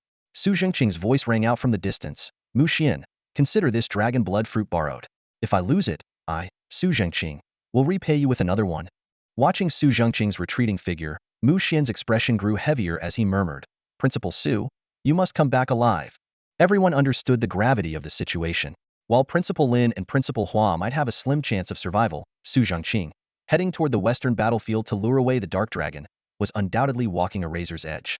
At this moment, the northern defensive line was on the verge of collapse. The second line of defense had fallen, and the third line was barely holding on. But just when all seemed lost, a miracle occurred. Everyone stared in disbelief as the Beast King-level Frost Wolf Dragon, which had been relentlessly attacking the city walls, suddenly shifted its focus. Moments later, it abandoned the siege entirely and charged toward the direction of South Mountain, disappearing into the night. Not only that, but scores of high-ranking Lord-level beasts also ceased their assault, surging toward South Mountain like a tidal wave. The defenders on the city walls exchanged confused glances, unsure of what was happening. Meanwhile, on the western battlefield, terrifying energy raged across the area, reshaping the terrain. Inside the city walls, for Beast King-level creatures clashed ferociously. Yet the truth was clear: the Beast King-level Dark Dragon, at its 9th tier, was effortlessly overpowering the 3 Beast King-level warriors defending Jinhua City. If not for the support of a healing-type beast, the 3 human Beast Tamers might have already fallen. Suddenly, the Dark Dragon seemed to sense something. Without warning, it abandoned its fight against the 3 defenders and shot off toward a specific direction in the west. The tide of battle shifted in an instant. The 3 human Beast Tamers, who had been on the defensive, seized the opportunity to intercept the Dark Dragon. No one could have predicted such a sudden turn of events. Only a few people understood the fate of Jinhua City was being rewritten by 3 rare fruits. Humans, do not follow me, the Dark Dragon roared. It had already detected the aura of the dragon blood fruit, an irresistible temptation even for a dragon, as it could purify its bloodline. Jinhua City's governor, Lu Xiaotian, responded coldly, Dark Dragon, you will not leave this place. On a distant mountain peak, a group of black-clad figures watched the sudden turn of events on the battlefield west of the city with tense expressions. The once menacing Dark Dragon had unexpectedly abandoned its assault on Jinhua City, and an eerie silence had descended over the northern and southern gates. This unforeseen shift in the situation set alarm bells ringing in the heart of the elderly priest. Damn it! What on earth is happening? The priest roared, his eyes flashing with unease. Find out what caused this change immediately. Before the echo of his words faded, a black-clad figure rushed in, panting as he reported, Priest, the golden flame dragon has gone out of control. A large number of Lord-level high-tier beasts have broken free from the Thousand-Soul Incense's influence and are heading toward the northern mountains for unknown reasons. Hot on his heels, another black-clad figure barged in. Priest, the Frost Dragon Wolf has also lost control. Some Lord-level high-tier beasts have split from the beast tide and are fleeing toward the southern mountains. We don't know why. A third figure entered in quick succession to report, Priest, the Dark Dragon seems to be searching for something, but it is being held back by the 3 lords of Jinhua City. Hearing this, the priest erupted in rage, roaring, Damn beasts! Useless creatures! If they can't succeed, they only ruin everything. It seems I'll have to handle this myself. Just then, another black-clad figure stumbled in, panic written all over his face. Priest, this is bad. A Beast King-level Beast Tamer from Tuzhou has killed Lord Heish and is only 10 minutes away from here. What? The priest was thunderstruck, his body staggering backward as if struck by lightning. Lord Heish was his own son, and the shocking news of his sudden death pierced him to the core. Help me up. I can still fight. The priest struggled to stand, but blood gushed from his mouth, and he aged visibly in an instant. At that moment, the high-ranking members of the Beast God Cult's Jinhua City branch exchanged bewildered glances, their faces filled with confusion as though the world had suddenly turned upside down. Meanwhile, on the city's northern defensive line, the last beast fell, allowing the second line of defense a moment to breathe. A palpable sense of impending victory spread among the defenders. 10 minutes later, a commanding figure appeared on the battlefield, joining the fight against the Dark Dragon without hesitation. The dragon let out a pained roar, clearly struggling in the battle. Another 22 minutes passed before a second Beast King-level Beast Tamer arrived, decisively tipping the scales. The Dark Dragon, unable to hold its ground, fled with severe injuries. An hour later, the remaining 2 Beast King-level beasts were also slain by the combined strength of the human Beast King-level Tamers. With that, the meticulously orchestrated beast tide by the Beast God Cult was utterly defeated. Unbeknownst to anyone, Mu Xian's 3 dragon blood fruits had quietly altered the course of this battle. Daylight broke. The citizens of Jinhua City saw the sun once again, but no cheers arose. The long night had claimed too many lives within the city walls. Mu Xian stood silently beside the lifeless body of Chen Kong, letting out a soft sigh. His former desk mate and friend had ultimately succumbed to the venom of the black venom spider. Nearby lay the bodies of their classmates, Su Li and Zhao Ying. In the distance, the cries and wails of the severely injured filled the air, while those with lighter injuries sat silently on the ground, enduring their pain. With no available beds or even chairs, they waited patiently for the medical beastmasters to tend to their wounds. Mu Xian made his way to a special ward, the room where Lin Xuanya was being treated. Upon seeing the condition of Principal Lin, he was left speechless. The headmaster of 9th High School looked deathly pale, his face ashen like golden paper, and his right arm was completely gone. "You're here, Mu Xian," Lin Susu said, her eyes red and swollen, clearly from crying. "Teacher, the principal. How is he?" Mu Xian asked softly. Lin Susu sniffled, trying to steady herself. "Grandfather's contracted beasts. They all sacrificed themselves. He lost his right arm and nearly bled to death. The doctors say it now depends on his will to survive. He might never wake up again. How could this happen?" Mu Xian exclaimed in shock. The golden armor flame dragon was too powerful. "Grandfather is only a lord-level beast master," Lin Susu sighed, handing Mu Xian a golden red fruit, the dragon blood fruit. "Grandfather said he brought this back safely for you." In a daze, Mu Xian left the makeshift hospital, the harsh reality of this era finally sinking in. Injury and death loomed like shadows, leaving no escape for the weak. "I hate this damned world," Mu Xian growled through clenched teeth. "So do I." A familiar voice called out from behind him. It was Su Zhengqing, the principal of First High School. "Principal Su, you're all right? That's great news," Mu Xian said with relief. Su Zhengqing shook his head. "Just lucky, that's all. Barely escaped with my life." After a moment of silence, Mu Xian inquired about the condition of Hua Qingwei, the principal of 5th High School. Su Zhengqing informed him that Hua Qingwei had sustained minor injuries but had already returned to 5th High to oversee school matters after receiving treatment. "By the way, here's your dragon blood fruit," Su Zhengqing said, handing it over. If it weren't for these 3 dragon blood fruits, Jinhua City might not have survived this beast tide. Mu Xian accepted the dragon blood fruit without hesitation. Each fruit was worth a staggering 10 million rare treasure, equivalent to a luxury car in his previous life. Recovering all 3 was an unexpected windfall for him. Just as Mu Xian was preparing to head home to gather resources for his little cat's evolution, a pair of city guards stopped him. "Excuse me, are you Mu Xian? The city lord wishes to see you." Mu Xian froze for a moment, then quickly understood. The city lord must have learned about the significance of the dragon blood fruit. It seemed his little cat's evolution resources were within reach. The city lord's residence was situated in the heart of Jinhua City. Contrary to Mu Xian's imagination of a grand and opulent estate, it was a cluster of 3 buildings.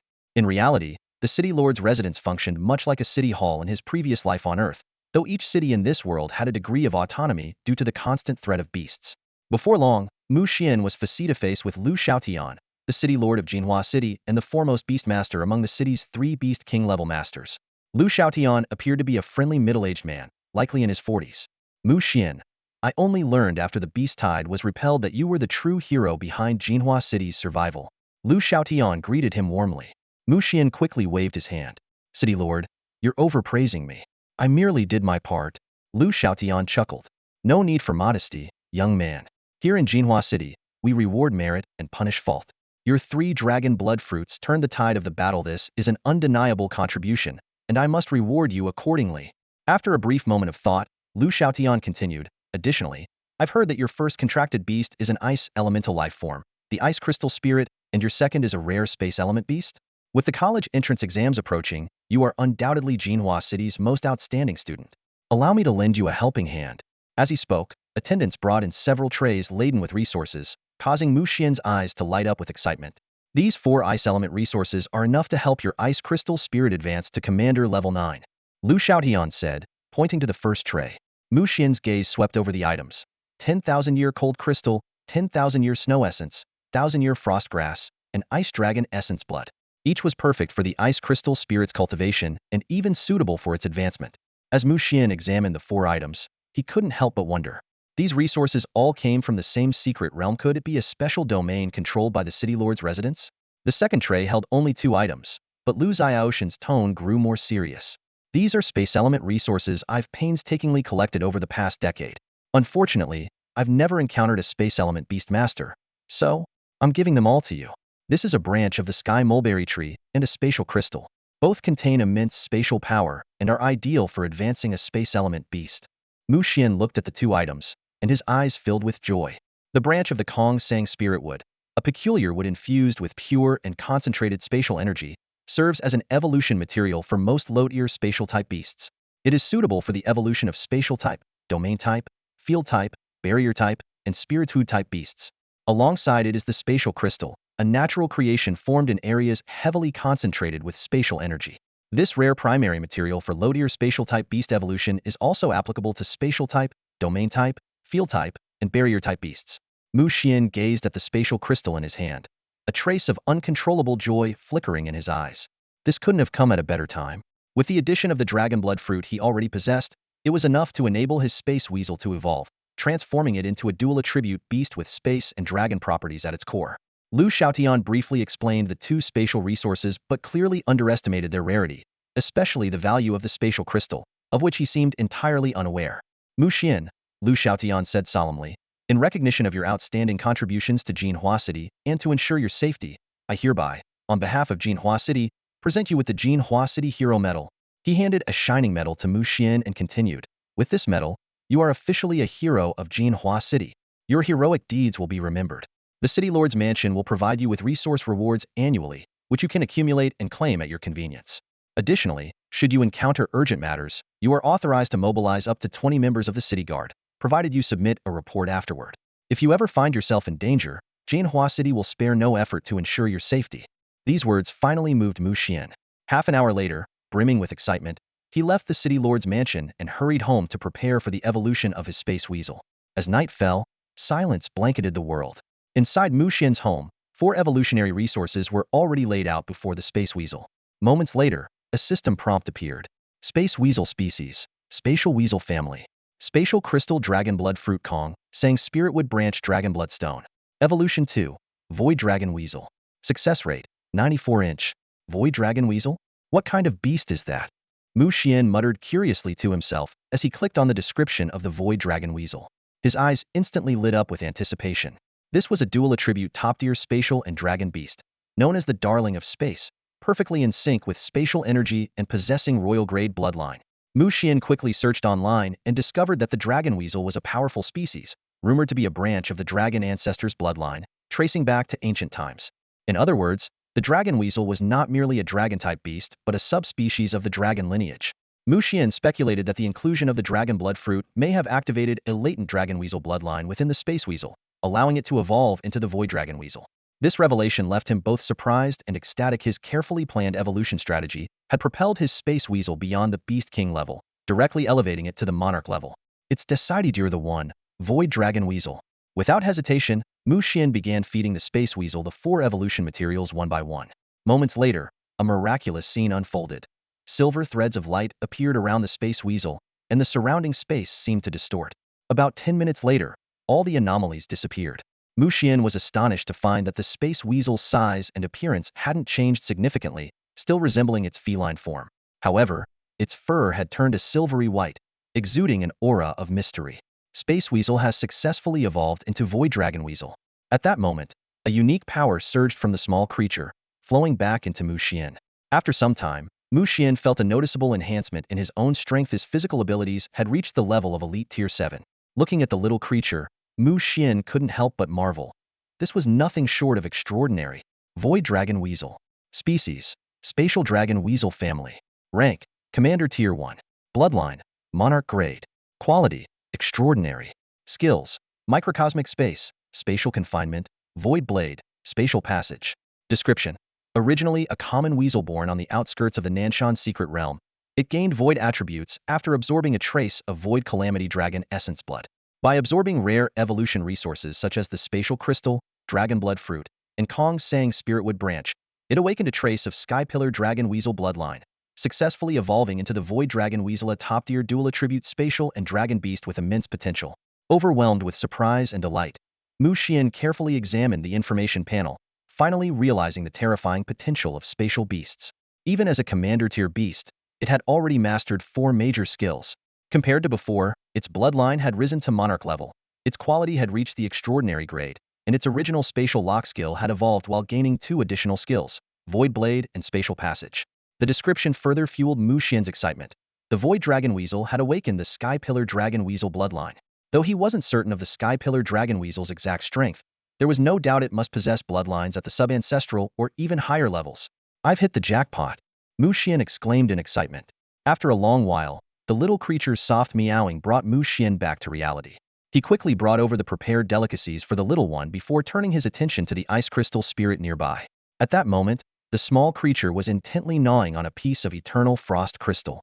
The next morning, Mu Xian arrived at a secluded corner of the neighborhood, determined to personally test the 3 abilities of the Void Dragon Weasel. Although the information panel provided detailed descriptions, he knew that only hands-on experience could truly unlock the mysteries of these powers. Kitty, use spatial confinement on Xiaoling. Mu Xian commanded the Void Dragon Weasel, closely observing the reaction of the ice crystal spirit. With a soft chirp, the Void Dragon Weasel activated its ability, causing the surrounding space to distort and warp. In the blink of an eye, the ice crystal spirit was trapped inside a spherical space only half a meter in diameter. The little creature darted back and forth, even unleashing all its skills, but it was utterly unable to break through the invisible barrier. A spatial beast is truly remarkable, Mu Xian exclaimed, his eyes shining with excitement. Not giving the ice crystal spirit a moment to catch its breath, Mu Xian quickly issued another command. Kitty, try using the Void Blade, make sure not to hurt Xiaoling. The Void Dragon Weasel tilted its head slightly, as if to say, do you even need to remind me? It then let out a light meow. A faint silver blade of energy materialized out of thin air, striking precisely at the spatial confinement. The once impenetrable spherical barrier shattered instantly, dissolving like a bubble. Is spatial power the only thing that can counter spatial power? Mu Xian muttered to himself, already contemplating the potential uses of this skill. The Void Blade, this skill might even cut down a beast an entire realm higher. This is the ultimate trump card. However, Mu Xian quickly noticed 2 significant drawbacks of the Void Blade. First, it required a full second of preparation to release, a delay that could prove fatal in battles against high-level beasts. Second, the Void Dragon Weasel appeared visibly fatigued after using it, indicating a considerable energy cost. Clearly, this skill could only be reserved as a last resort. Freed at last, the ice crystal spirit immediately leaped into Mu Xian's arms, rubbing its head against his chest with a look of grievance. It was clear the little creature was unhappy about being used for the experiment. Mu Xian couldn't help but chuckle, gently stroking its soft fur while offering comforting words. After a half-hour break, Mu Xian's gaze shifted back to the Void Dragon Weasel. Kitty, let's try the spatial passage skill now. Let's see how far it can take us. He speculated this might be a teleportation ability rather than a combat technique. Meow! The Void Dragon Weasel responded eagerly, as if saying, got it. With a swipe of its paw through the air, a pitch-black spatial vortex rapidly took shape. 5 seconds later, the vortex stabilized. Without a moment's hesitation, Mu Xian stepped into the unknown spatial passage with his 2 little companions at his side. In the next moment, the world spun around him. Mu Xian realized he had traversed a spatial passage and arrived on the other side. He quickly pulled out his phone to check his location and was shocked to find himself 30 kilometers west of Jinhua City. This meant that a spatial passage could instantly transport someone up to 30 kilometers away. Such a terrifying ability left Mu Xian in awe. He couldn't help but marvel at the Void Dragon Weasel, truly a legendary master of space. It was no longer just a contracted beast but a genuine strategic level existence. After completing his tests, Mu Xian decided to return to the city and refocus on strengthening the ice crystal spirit. 3 days later, the chaos caused by the beast tide gradually subsided, and Jinhua City returned to its usual bustling state. Factories resumed operations, and schools reopened. Soon, another piece of good news arrived. Principal Lin Xuanya had finally regained consciousness. Although he had lost his right arm and his contracted beast, his life was at least spared. Mu Xian visited Lin Xuanya at the rehabilitation center in the northern part of the city. As soon as he entered the room, he heard Lin Xuanya cheerfully say, "The college entrance exams are just around the corner, and you still have time to visit an old man like me?" Despite his misfortune, Lin Xuanya seemed to be in good spirits. Mu Xian fell silent for a moment before speaking. "Principal, it's my fault you ended up like this." He knew in his heart that if it weren't for him, Lin Xuanya might not have suffered such a fate. But Lin Xuanya scolded him with a laugh. "Nonsense. This was my own choice. It has nothing to do with you. Don't say such foolish things." After his outburst, his tone softened. "The exams are coming up soon. Don't hold back. The better you perform, the more people will notice you, and the more help you'll receive. Understand? Mu Xian nodded, expressing his understanding. He knew that in this era, hiding one's strength was not a wise strategy. Lin Xuanya added, "You can go now. The fact that you came to see this old man makes me very happy." "All right, principal. We'll take my leave," Mu Xian said as he bid farewell and left. Watching Mu Xian's departing figure, Lin Xuanya sighed. What a pity if only Susu were a bit younger. He'd make such a fine grandson-in-law. Not long after Mu Xian returned home, his phone suddenly rang. It was a call from the city lord, Lu Xiaotian. "Mu Xian, I hope I'm not interrupting?" Lu Xiaoshan's voice came through the line. "Not at all, city lord. Is there something I can help you with?" Mu Xian asked. He knew that the city lord of Jinhua City, a beast king level tier 6 expert, would call without a good reason. Sure enough, Lu Xiaotian got straight to the point. "Haha, no need to be nervous, Mu Xian. This is good news. You've heard of the Flying Dragon Mystic Realm, haven't you? Over the past few days, the city lord's office sent people to explore it. There are many dragon-type beasts and abundant resources inside, including ice-based materials. This realm is being prepared for early access, specifically for Beast Tamers who contributed during the recent Beast Tide. As a recipient of the Jinhua City Hero Medal, you naturally came to mind. If you have time to explore, you might even encounter some fortuitous opportunities." Mu Xian immediately responded, "City Lord, I absolutely have time. To be honest, I'm currently in urgent need of ice-based resources." "That's great. When the time comes, just show your hero medal to gain entry." With that, Lu Xiaotian ended the call. A smile spread across Mu Xian's face. There was no way he would miss the chance to explore the Flying Dragon Mystic Realm. This place had once sealed the Dark Dragon and had seen the emergence of legendary beasts like the Golden Armored Flame Dragon and the Frost Dragon Wolf.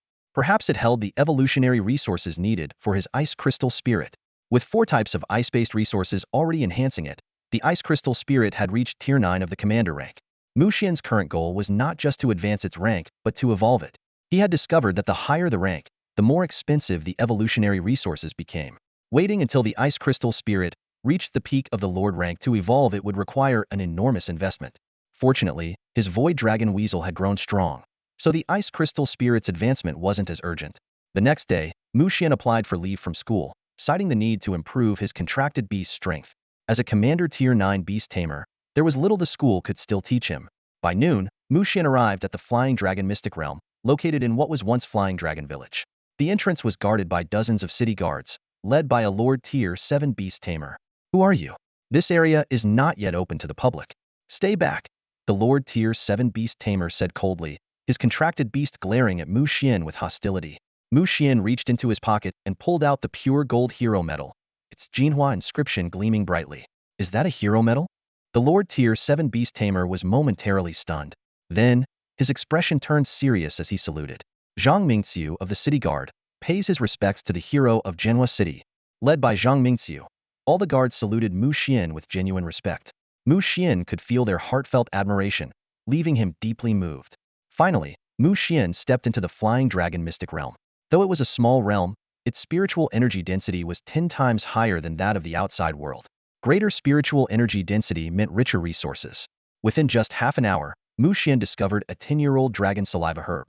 As he ventured deeper, the resources Mu Xian encountered grew increasingly valuable. A 100-year-old fire spirit flower, a 100-year-old star condensing fruit, and a 100-year-old calming wood, among other treasures. Surprisingly, the mystic realm contained few beasts. Mu Xian only encountered 2 that afternoon. This was likely because most of the beasts had been swept away during the Beast Tide. Mu Xian's objective was clear: to find ice elemental dragon-blooded beasts and ice-based evolutionary resources. By nightfall, he reached the northern part of the mystic realm, where the concentration of ice elemental spiritual energy was exceptionally high. This was likely the territory of the Frost Dragon Wolf he had heard about. Perhaps it was sheer luck or fate, but just as Mu Xian was about to rest, a Frost Dragon Wolf appeared not far away. A Lord Tier 2 Frost Dragon Wolf. Frost Dragon Wolf. Species: Ice Element Dragon Wolf lineage. Rank: Lord Tier 2. Bloodline: Beast King level. Quality: Elite. Skills: Frost Ice Cascade, Dragon's Breath, Dragon Wolf Claw, Tread Snow without a trace. Description: a descendant of the Beast King level Frost Dragon Wolf from the Flying Dragon Mystic Realm, possessing faint Frost Dragon bloodline. As a top predator in the Mystic Realm's food chain, the recent Beast Tide disrupted its ecosystem, leaving it without sufficient food. Desperation has driven it to take risks. Upon noticing the Frost Dragon Wolf, Mu Xian's face lit up with excitement, his eyes sparkling. "Little Ling, little cat, prepare for battle," he whispered. "A faint Frost Dragon bloodline? Huh? Even if it's faint, I'll extract every bit of it." Meow. The Void Dragon Weasel vanished into the void in an instant, waiting for the perfect moment to strike. Meanwhile, the Ice Crystal Spirit shimmered with blue light, its skills ready to be unleashed. A woot, the piercing howl of the Frost Dragon Wolf shattered the silence of the icy tundra. It had sensed danger. Yet, the alluring scent and the gnawing hunger in its belly clouded its reasoning. At that very moment, the ground suddenly split open, unleashing a ferocious ice element tornado from the fissure. Sharp ice shards swirled within, instantly sweeping the Frost Dragon Wolf into the air. Enraged, the Frost Dragon Wolf let out an earth-shaking roar. For years, the proud Frost Dragon Wolf clan had never endured such disgrace.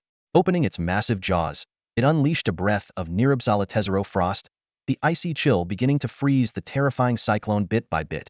Sensing the imminent danger, the Ice Crystal Spirit flickered with a flash of blue light. In the next instant, boom, boom, ice crystals surrounding the Frost Dragon Wolf suddenly exploded. The deafening chain of blasts echoed through the skies. Caught off guard, the Frost Dragon Wolf was severely injured and plummeted heavily to the ground. Despite the fall, the Frost Dragon Wolf, as a lower-tier beast, suffered no significant harm. It swiftly rose to its feet, unleashing an enraged snarl in the direction of Xuan, before darting toward him like an arrow released from a bow. As an ice-type subdragon species, the Frost Dragon Wolf inherited the speed of the Wolf clan, moving soundlessly across the snow as if it were flying. In that critical moment, a faint silver crescent blade appeared out of thin air, directly in the Frost Dragon Wolf's path. It shimmered like an illusion, almost unreal. The Frost Dragon Wolf's eyes widened in terror as it desperately twisted its body to avoid the blade. But it was too late. Its body collided with the crescent blade. With a sickening slash, nearly half of the Frost Dragon Wolf's body was severed by the ethereal silver blade. A heart-wrenching wail echoed across the vast tundra. The Frost Dragon Wolf struggled in agony for several minutes before succumbing, leaving behind a cold, lifeless corpse. Frost Dragon Wolf ready for extraction. The system's prompt sounded. Without hesitation, Xuan activated his innate bloodline extraction and fusion ability. Soon, a globule of red blood was extracted. This was the Frost Dragon Wolf's bloodline, worth millions. However, Xuan paid it no mind and chose to extract once more. This time, a single drop of golden blue blood, radiating bone-chilling cold and the aura of a dragon, was finally drawn. The system immediately provided detailed information. Frost Dragon Essence Bloodline. Type: Ice Dragon Bloodline. Grade: Sovereignty or Quality. Description: Rare Sovereignty or Frost Dragon Essence Bloodline containing traces of Frost Dragon power. Absorbing its energy could grant the user some of the Frost Dragon's abilities. Seeing this drop of blood, a faint smile appeared on Xuan's face. With the Frost Dragon Essence Bloodline, he could fuse it into the Ice Crystal Spirit. One drop of Essence Blood isn't enough.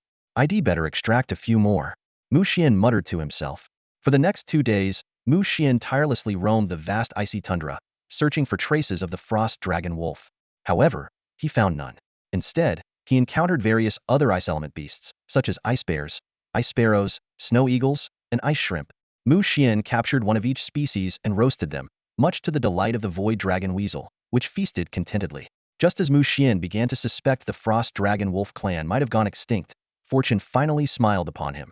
In a secluded, rarely traveled valley, he discovered an entire pack of Frost Dragon Wolves. The system promptly provided information on their leader. Frost Dragon Wolf Leader. Type: Ice Dragon Wolf. Rank: Lord Tier Level 3. Bloodline: Beast King Tier. Quality: Skills: Frostfall Glacier, Dragon's Breath, Dragon Wolf Claw, Snow Step. Description: A Beast King Tier creature and descendant of the Frost Dragon Wolf lineage. Contains a faint trace of Frost Dragon bloodline.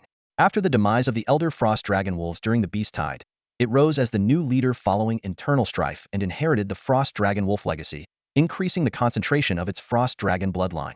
Xuan counted carefully. Aside from the leader, there were 17 Commander-tier Frost Dragon Wolves, their strength ranging from level 8 to level 9. The sight of this pack filled Xuan with excitement. Quickly, he analyzed the structure of the pack. The strongest among them was merely Lord Tier Level 3, while the rest were Commander-tier juveniles. Recalling the lone Frost Dragon Wolf he had encountered earlier, Xuan realized the truth. After the death of the Beast King Tier Frost Dragon Wolf, the pack had fallen into infighting, and the losers were exiled. Only one Lord Tier Frost Dragon Wolf? This is a gift from the heavens, Xuan exclaimed in delight. He immediately set out with the Ice Crystal Spirit and the Void Dragon Weasel to hunt down the isolated Frost Dragon Wolves. Though the Commander-tier Frost Dragon Wolves were formidable, they were no match for the combined might of the Ice Crystal Spirit and the Void Dragon Weasel. In mere moments, another Frost Dragon Wolf fell in the valley. Frost Dragon Wolf ready for extraction. The system prompt sounded again. This time, Mu Xian got lucky and extracted a Frost Dragon Essence bloodline on his first attempt. Without missing a beat, he locked onto his next target, a second Frost Dragon Wolf, and prepared to continue his hunt. The moment the third Ice Dragon Wolf fell, the entire pack erupted like an awakened beehive. As the life of the fourth companion faded, the Tier 3 Lord-level Ice Dragon Wolf finally grasped the severity of the crisis. It let out a thunderous howl, rallying the entire pack to charge relentlessly toward Mu Xian. Faced with the oncoming horde of dragon wolves, Mu Xian's lips curled into a confident smile. In a low, commanding voice, he ordered, "Little cat, lock down the leader with spatial confinement. The rest, just kill them at will." Within the pack, the only real threat was the Tier 3 leader, radiating a remarkable aura of dominance. Though it was merely Tier 3, its explosive power rivaled that of a Tier 5 lord. However, today it faced a foe whose mastery over spatial abilities was nothing short of a game-breaking anomaly. In an instant, an invisible spatial confinement enveloped the leader, holding it firmly in place. Without their core leader, the remaining Ice Dragon Wolves became utterly vulnerable. Within just 10 minutes, 6 more of them fell under Mu Xian's assault. The metallic scent of blood hung heavily in the air, and the surviving Dragon Wolves finally began to comprehend the dire situation. Panic swept through the pack like a tidal wave. 10 minutes later, the spatial confinement dissipated. Freed at last, the Ice Dragon Wolf leader surveyed the carnage, its gaze falling upon the lifeless bodies of its comrades. Consumed by rage, it entered a berserk state. Yet all its fury was in vain. Both the Ice Crystal Spirit and the Void Dragon Weasel had been lying in wait, ready for this very moment. Ice Tornado, Ice Crystal Explosion, Extreme Frost Freeze, Void Blade. For devastating abilities descended upon the leader like an unrelenting storm. Despite the ferocity of the onslaught, the Ice Dragon Wolf leader only suffered moderate injuries. Just as it prepared to counterattack, another spatial confinement locked it in place once more. Frustration and fury boiled within the leader's mind. Is this even fair? Fight me, Hedon, if you dare, it roared internally, but it could do nothing but seethe in silent rage. 20 minutes later, under Mu Xian's nearly flawless tactics, the once mighty Ice Dragon Wolf leader finally collapsed, unwilling to accept its defeat. Ironically, it hadn't even managed to unleash a single proper skill before meeting its end. Ice Dragon Wolf extractable, Mu Xian murmured softly. A small orb of golden blue liquid appeared in his hand, a concentrated essence of frost dragon blood, far purer than that of ordinary ice dragon wolves. Carefully, Mu Xian merged all the gathered frost dragon blood essence. Under his meticulous manipulation, the essence gradually coalesced into a bloodline brimming with an intense dragon aura. However, as he examined it closely, his brows furrowed. Incomplete? Mu Xian muttered to himself, his tone laced with confusion and a trace of disappointment. The incomplete frost dragon bloodline species came into Mu Xian's view. Its detailed description outlined its ice snow elemental and dragon lineage attributes, as well as its monarch-level quality. This bloodline essence was fused through unknown means and, though incomplete due to its limited quantity, still contained a fraction of the immense power of the frost dragon. Mu Xian suddenly realized that the higher the tier of a complete beast bloodline, the more bloodline essence would be required. He roughly calculated that obtaining a complete frost dragon bloodline would likely necessitate the essence of hundreds of frost wolf dragons. Clearly, the dragon's secret realm couldn't possibly sustain such a number of frost wolf dragons. Even so, this incomplete bloodline was already an incredibly rare treasure. Mu Xian felt a wave of relief. If he were to use a complete frost dragon bloodline as an evolution resource, his ice crystal spirit might directly evolve into a frost dragon. Shifting his focus, Mu Xian turned his attention to the other evolutionary resources for Xiaoling. His plan involved 5 types of resources, and he had already gathered the dragon blood fruit and the incomplete frost dragon bloodline as the primary materials. The remaining resources were comparatively simpler to obtain, roughly on par with the resources previously awarded by Lu Xiaotian, the city lord of Jinhua City. Suddenly, a thought struck Mu Xian. What about the frost wolf dragon's lair? The Beast King level frost wolf dragon had already perished outside, and its lair was bound to contain treasures. Wasting no time, Mu Xian decisively charged into the frost wolf dragon's lair. Ignoring the panicked frost wolf dragons fleeing in all directions, he headed straight for the deepest part of the valley. There, a massive cave emerged before Mu Xian, still exuding a strong aura of the Beast King. Inside the cave, Mu Xian discovered the frost wolf dragon's hoard, a pile of frost spirit crystals, 1,000-year ice crystals, 10,000-year ice crystals, and deep-sea frost stones. Atop this pile of icy treasures rested a thick, golden blue scale, radiating an intense dragon aura. The system instantly provided a detailed description. Frost Dragon Reverse Scale, Monarch level quality, suitable for water, ice, snow, and dragon elements. This reverse scale contained a small portion of the frost dragon's essence and was one of the most vital scales on its body, a treasure coveted even by monarch-level beasts. After the frost dragon's fall, this reverse scale had been fortuitously acquired by the ice wolf, enabling it to evolve into a frost wolf dragon by harnessing the frost dragon essence within. Mu Xian was overjoyed. He hadn't expected to find such a rare treasure within the frost wolf dragon's lair. The reverse scale was of paramount importance to dragons. With its assistance, the potential of his ice crystal spirit would undoubtedly be significantly enhanced. Xiao Mao, store these dragon scales. Mu Xian called out eagerly, unable to wait to begin the ice crystal spirit's evolution. Meow. The void dragon weasel flashed by, and the dragon scale disappeared into the mustard seed space in an instant. Mu Xian let out a sigh of relief and began carefully organizing the frost wolf dragon's horde. The final tally was astounding: 94 frost spirit crystals, 261,000 year ice crystals, 55 10,000 year ice crystals, 17 deep sea frost stones, 66 ordinary dragon scales, and, most precious of all, 1 reverse scale. The total value easily exceeded a small fortune. Afterward, Mu Xian explored other frost wolf dragon lairs, reaping similarly impressive rewards. In one lair belonging to a lordier frost wolf dragon, he even discovered a piece of void stone, sparking his curiosity about how the frost wolf dragon had acquired such a rare space elemental spirit stone. The system promptly provided details about the void stone: elite grade quality, suitable for space, domain, barrier, and field attributes. It is one of the most common space elemental spirit stones in nature, typically formed by the condensation of spatial energy. While it is the most common space elemental stone, it remains rare and valuable compared to elements like earth, fire, water, and wind, with a market price generally ranging between 300,000 to 400,000 yuan. Over an hour later, Mu Xian finally finished scouring the lairs and left with a satisfied smile. Meanwhile, on the northern ice plains of the Dragon's Secret Realm, 4 young adventurers were cautiously making their way forward. Leading them was a man in his early 20s who spoke excitedly. Our target this time is the Dragon Wolf Valley. I spent an entire week locating the Frost Wolf Dragon's lair. It's the lair of a Beast King level monster, so it must hold a wealth of treasures. Most importantly, the strongest creature in Dragon Wolf Valley now is just a lordier Frost Wolf Dragon. This is the perfect opportunity for us to strike. We must move quickly and clear out the lair before the city guards discover it. The other 3 young adventurers grew equally excited. They knew that a beast's lair always contained rare treasures, and the lair of a Beast King level monster could make them rich overnight. Soon, under the lead of the young man, they arrived at a secluded valley. However, their excitement turned to unease when they came upon the corpse of a frost wolf dragon lying in their path. A sense of foreboding began to creep into their hearts. Not good. Someone got here first, the leading man exclaimed, his face etched with anxiety. The 4 of them instantly quickened their pace, sprinting forward with urgency. Along the way, they noticed more and more corpses of frost dragon wolves scattered about. Each carcass had been stripped completely clean. Not even a single strand of fur remained. The group's expressions grew increasingly grim, and a deep sense of unease surged within them like a rising tide. How is this possible?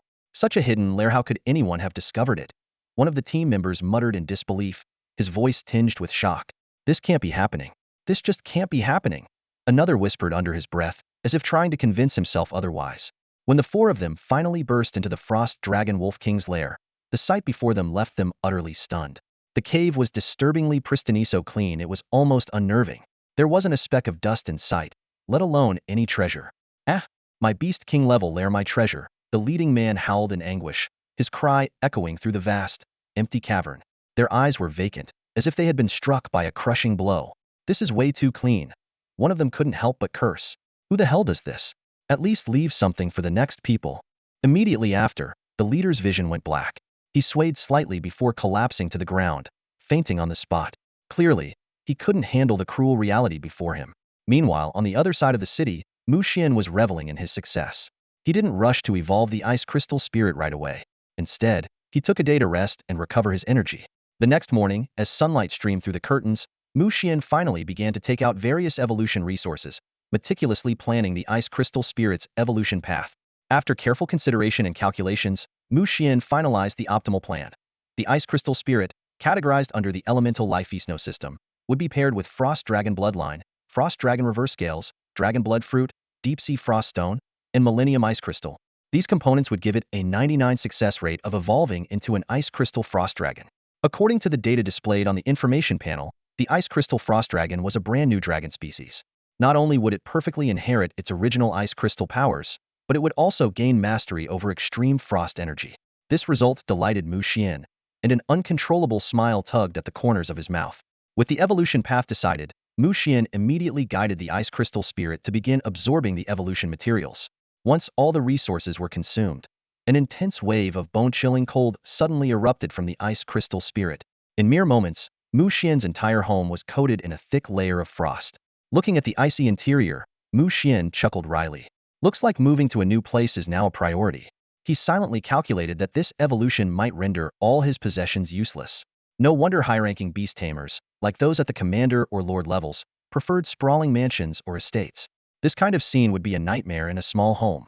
The evolution process lasted the entire day, with the ice crystal spirit enveloped in a blue glow radiating icy energy.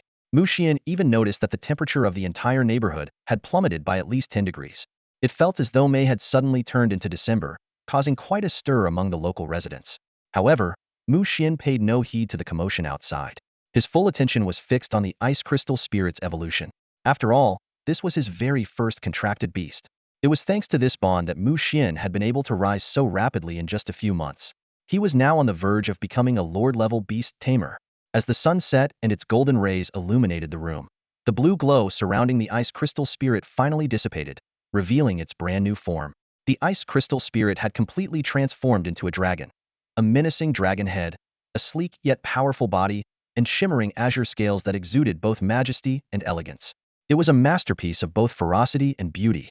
What shocked Mu Xian even more was its sheer size. It had grown to a staggering 7 meters in length, nearly filling his entire home. To think that before its evolution, the ice crystal spirit had been no larger than half an arm's length. Overwhelmed with excitement, Mu Xian eagerly checked the ice crystal frost dragon's updated information panel. Species: Elemental Ice Crystal Dragon Clan Ancient Divine Beast Type. The information panel of the ice crystal frost dragon unfolded before Mu Xian's eyes, leaving him utterly stunned. This rare ice elemental life form, born deep within the earth, had undergone a perfect evolution into a legendary dragon species with peak king-level potential after absorbing the bloodline, reverse scale, dragon blood fruit, and a massive amount of ice elemental energy from a king-level frost dragon. Species: Elemental Ice Crystal Dragon Clan Ancient Divine Beast. Rank: Lord, Tier 1 Bloodline. Quality: King level. Skills: Ice Crystal Annihilation, Extreme Frost Seal, Frost Crystal Dragon Breath, Frost Domain, Absolute Zero Storm. Mu Xian stared at the information in shock. The ice crystal spirit had undergone a complete transformation not only in appearance but also in its racial attributes, bloodline potential, quality, and skills. What astonished him even more was that the ice crystal frost dragon had acquired the ancient divine beast bloodline of the ember frost dragon. Just as Mu Xian was immersed in his astonishment, a surge of violent power, cold enough to freeze his very soul, suddenly flooded into his body. This was the feedback from the ice crystal frost dragon. Mu Xian felt the energy within him continuously condense until, at a certain moment, he broke through a boundary, forming a semi-real, semi-illusory space in his lower abdomen, the beast taming space. Mu Xian carefully sensed it. The space, roughly 300 cubic meters in size, was large enough to accommodate both Xiao Mao and Xiao Ling, his two tamed beasts. Turning to the ice crystal frost dragon, he softly called out, "Xiao Ling." A pair of golden blue eyes suddenly opened, filled with joy as they gazed at Mu Xian. In the next instant, the ice crystal frost dragon lunged toward him, shaking the entire building. Outside, commotion erupted as people shouted, "Earthquake!" This scene made Mu Xian realize that he really needed a villa with a spacious estate. Once the chaos subsided, Mu Xian took his two tamed beasts outside the city to test the ice crystal frost dragon's 5 powerful skills. "Xiaoling, aim at that big tree and use ice crystal annihilation," Mu Xian commanded. The ice crystal frost dragon let out a low roar, its tail swaying as it floated effortlessly into the air.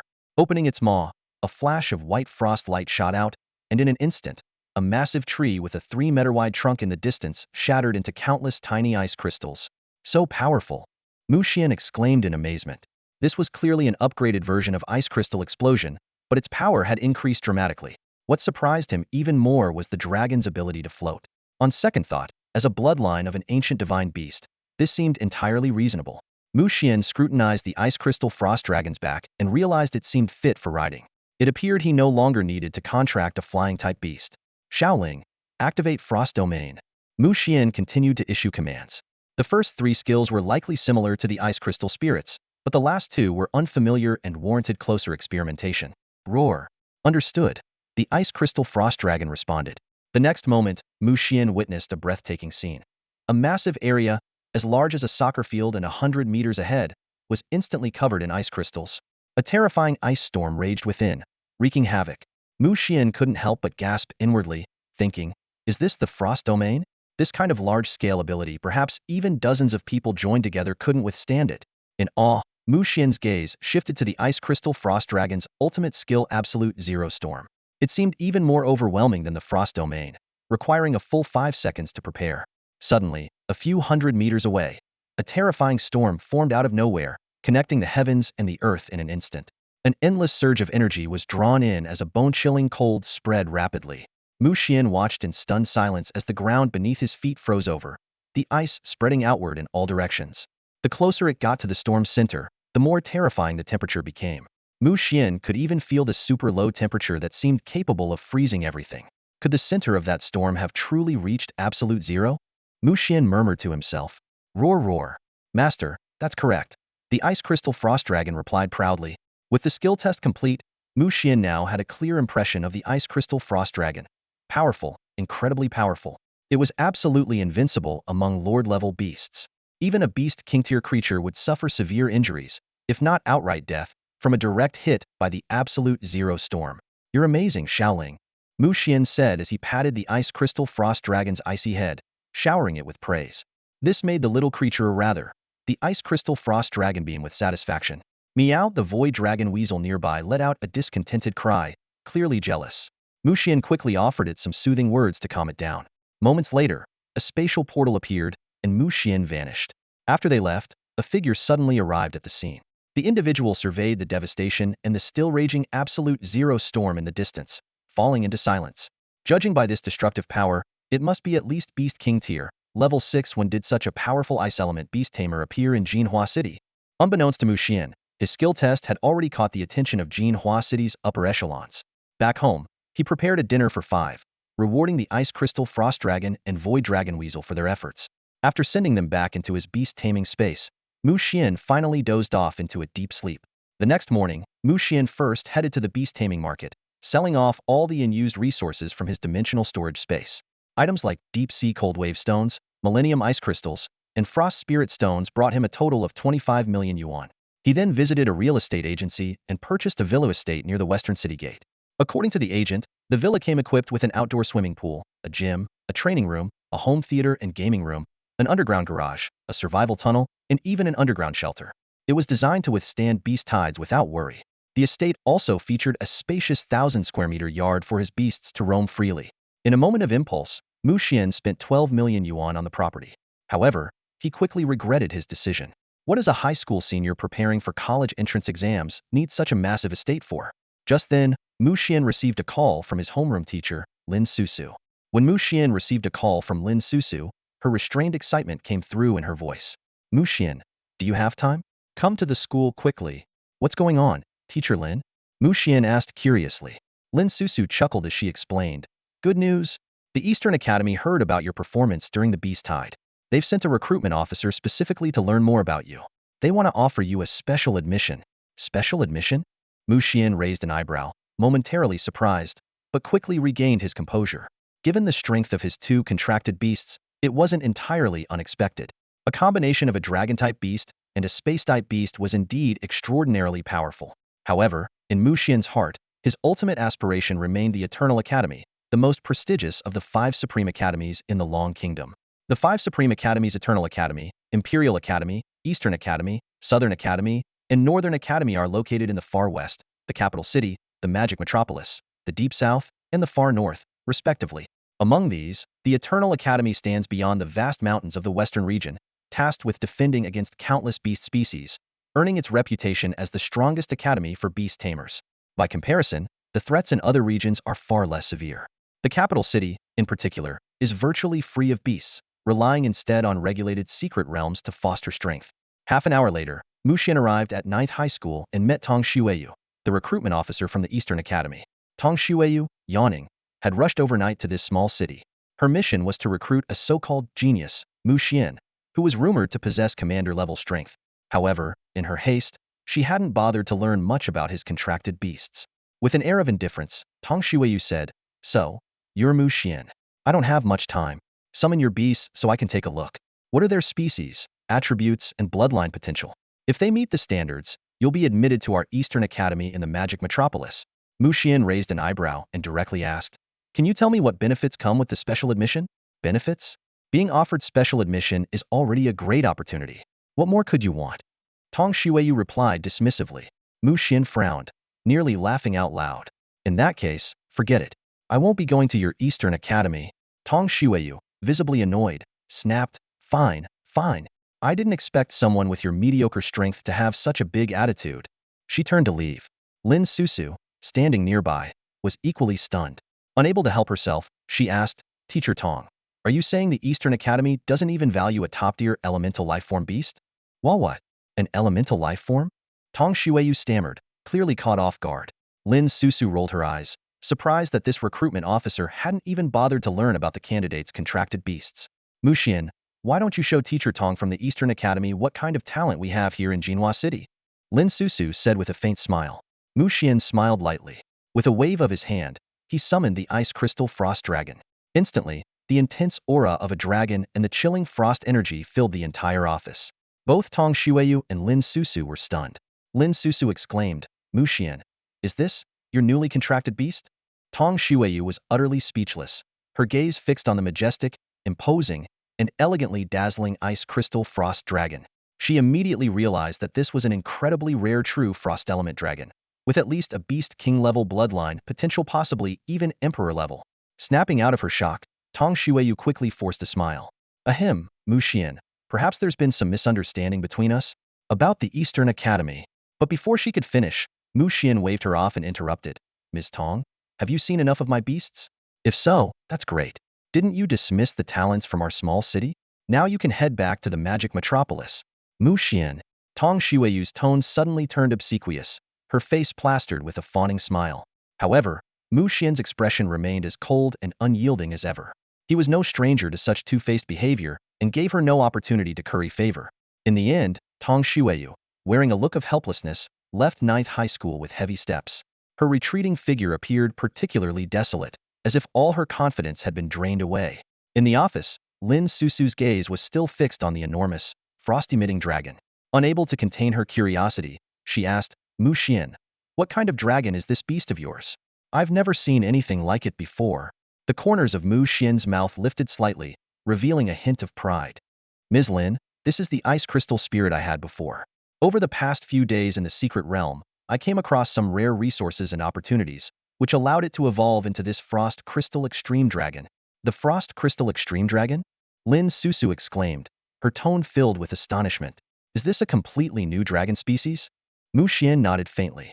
"It seems so. At least, I've never encountered another dragon species exactly like this one." Lin Susu couldn't help but marvel. "Mu Xian, your luck is truly extraordinary. Dragons are among the most powerful beast species to bond with."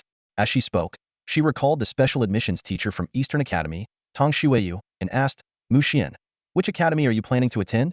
Without hesitation, Mu Xian replied, "My goal is Eternal Academy. If they don't offer me special admission, I'll just take the entrance exam and get in myself." Lin Susu chuckled softly and nodded. "Taking the exam? Well, with your current strength, getting into Eternal Academy should be a piece of cake." Meanwhile, Tong Shuiyu, the special admissions teacher from Eastern Academy, was walking along the road home, her face a picture of regret and anxiety. She knew all too well that she would be harshly reprimanded by her superiors upon her return. If it weren't for her brother-in-law being a minor administrator at the school, she might not even be able to keep her job. Just then, her phone rang unexpectedly. The screen displayed the name of the admissions director of Eastern Academy. Tong Shuiyu's heart sank, and with trembling hands, she answered the call. "Ms. Tong, where are you now? Did you meet that student, Mu Xian?" The director's voice came through the line. "Let me remind you, when you meet Mu Xian, you must be friendly and show him the utmost sincerity from our academy. Oh, and the special admission reward should be offered at the highest S-level tier. We need to secure him before other academies catch wind of his abilities." The director continued enthusiastically, "Mu Xian's bonded beasts include the ice elemental life form, the ice crystal spirit, and the spatial beast, the spatial weasel.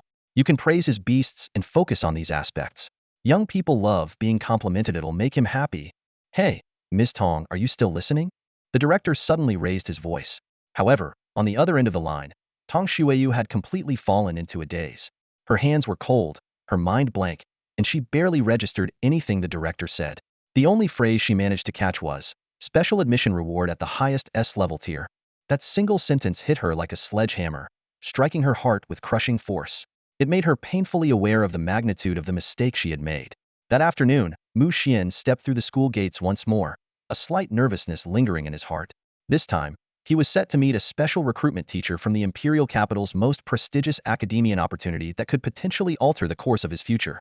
As soon as he crossed the threshold of the reception room, Lin Susu's voice rang out, "Mu Xian, come quickly. Teacher Qin from the Imperial Academy is already here." Her tone betrayed her barely concealed curiosity, clearly wondering how the Imperial Academy had come to know about Mu Xian. In truth, the reason wasn't all that complicated. A detailed report on the beast tide in Jinhua City had been submitted to the imperial capital shortly after the incident concluded. Mu Xian's information was mentioned briefly in the report, but even those few words were enough to catch the attention of both the Imperial Academy and the Eastern Academy. Sensing something significant, they conducted a simple investigation, which ultimately sparked their keen interest in him and led to the dispatch of a special recruitment teacher. Mu Xian's gaze landed on the recruiter in the reception room. Teacher Qin appeared to be in his early 30s, scholarly and refined, exuding the distinct aura of a beast master from an academic background. "Teacher Qin, this is Mu Xian." Lin Susu introduced them with a simple gesture.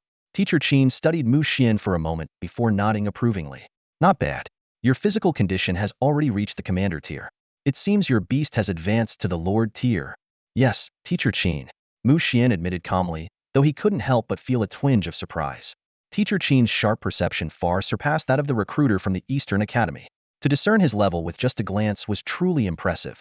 "I also heard your beast, the Ice Crystal Spirit, has evolved into a rare dragon species?" Teacher Qin asked with curiosity. "Yes, I call it the Frost Crystal Extreme Dragon," Mu Xian replied as he summoned the creature. The moment the Frost Crystal Extreme Dragon appeared, Teacher Qin nearly leapt from his chair. "Such pure dragon aura, it seems your dragon-type beast boasts an exceptionally strong bloodline. And to think you're only in your 3rd year of high school yet, you've already nurtured a lord-tier beast and evolved it into a rare dragon species." After a moment of contemplation, Teacher Qin smiled warmly. "Mu Xian, your talent and strength are outstanding. The Imperial Academy would be honored to have you join us." Just as Mu Xian was about to respond, the reception room door suddenly swung open. A middle-aged man with an air of urgency barged in, followed by a figure Mu Xian recognized. Wait, Mu Xian, please hold on," the middle-aged man called out hastily. Mu Xian paused, looking at him with a hint of confusion. Teacher Qin, however, reacted swiftly, his expression shifting to one of amused indifference as he addressed the newcomer. "Director Fang Jintian of the Eastern Academy's admissions office, what brings you here so unexpectedly?" "Ah, you must be Qin Xuanzhong from the Imperial Academy," Fang Jintian responded awkwardly before quickly recovering with a smile. "Naturally, I'm here for Mu Xian." Turning to Mu Xian directly, he continued, "Mu Xian, I am Fang Jintian, director of the Eastern Academy's admissions office. I am here to extend a formal invitation for you to join the Eastern Academy." "The Eastern Academy?" Mu Xian said with a faint smile, his gaze shifting to the familiar woman standing behind Fang Jintian. "Isn't this Teacher Tong? I believe I've made it clear before. I, Mu Xian, have no interest in your Eastern Academy. Why are you still here?" Fang Jintian's expression darkened as his eyes darted between Mu Xian and Tong Shuiyu. Finally, he demanded in a cold tone, "Teacher Tong, care to explain what's going on here?" "Aye," Tong Shuiyu stammered, unable to form a coherent sentence. "Enough with the excuses. I'm not interested," Mu Xian interrupted sharply before turning back to Teacher Qin. "Teacher Qin, to be honest, I'm more inclined towards the Eternal Academy. So my apologies." Teacher Qin didn't seem particularly disappointed. Special recruitment always involved a mix of successes and failures, and the Imperial Academy's advantages weren't exactly overwhelming. Compared to the Eternal Academy in the Western capital, the Imperial Academy was simply more prosperous and cosmopolitan. However, for Beastmasters, such bustling environments often dulled their resolve. This was one reason why, among the top 5 academies, the Imperial Academy consistently ranked the weakest in combat prowess. Were it not for the numerous secret realms under its control, it might have lost its status as a supreme academy altogether. Mu Xian then turned to Fang Jintian and Tong Shuiyu. "As for you, Teacher Tong, Director Fang, I suggest you dismiss her immediately. Otherwise, she might tarnish the Eastern Academy's reputation further." Fang Jintian, Tong Shuiyu, Teacher Qin, and Lin Susu were all left speechless, exchanging glances in awkward silence. After Mu Xian left, Fang Jintian turned to Lin Susu. Teacher Lin, what exactly happened? What's wrong with our Eastern Academy? Lin Susu hesitated briefly before recounting the events of the morning in a concise manner. She concluded with a faint smile.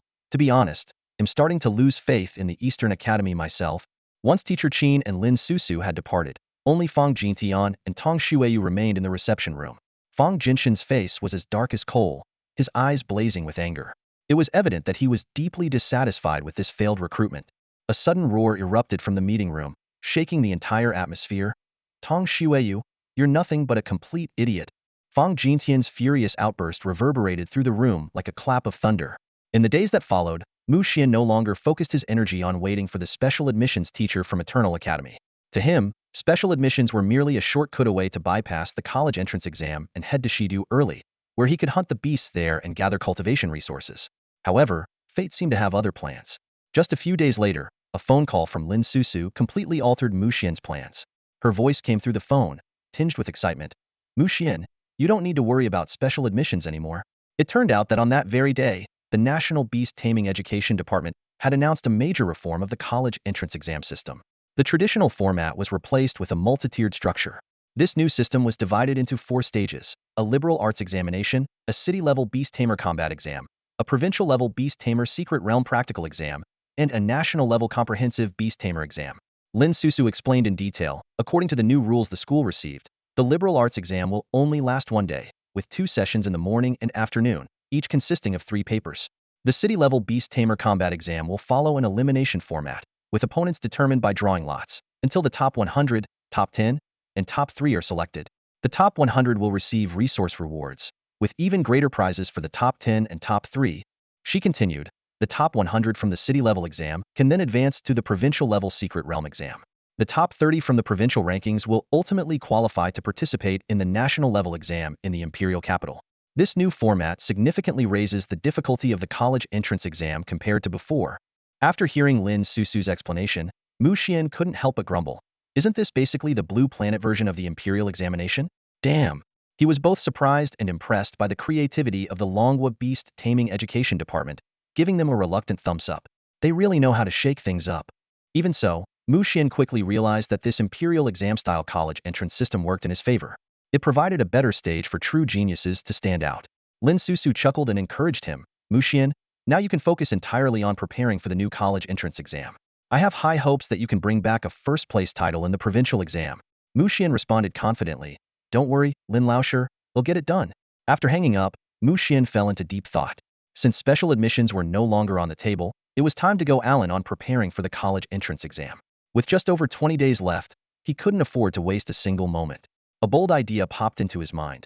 Why not head to the Longmin mountain range? It didn't take long for Mu Xian to make up his mind. He was ready to embark on his journey of preparation.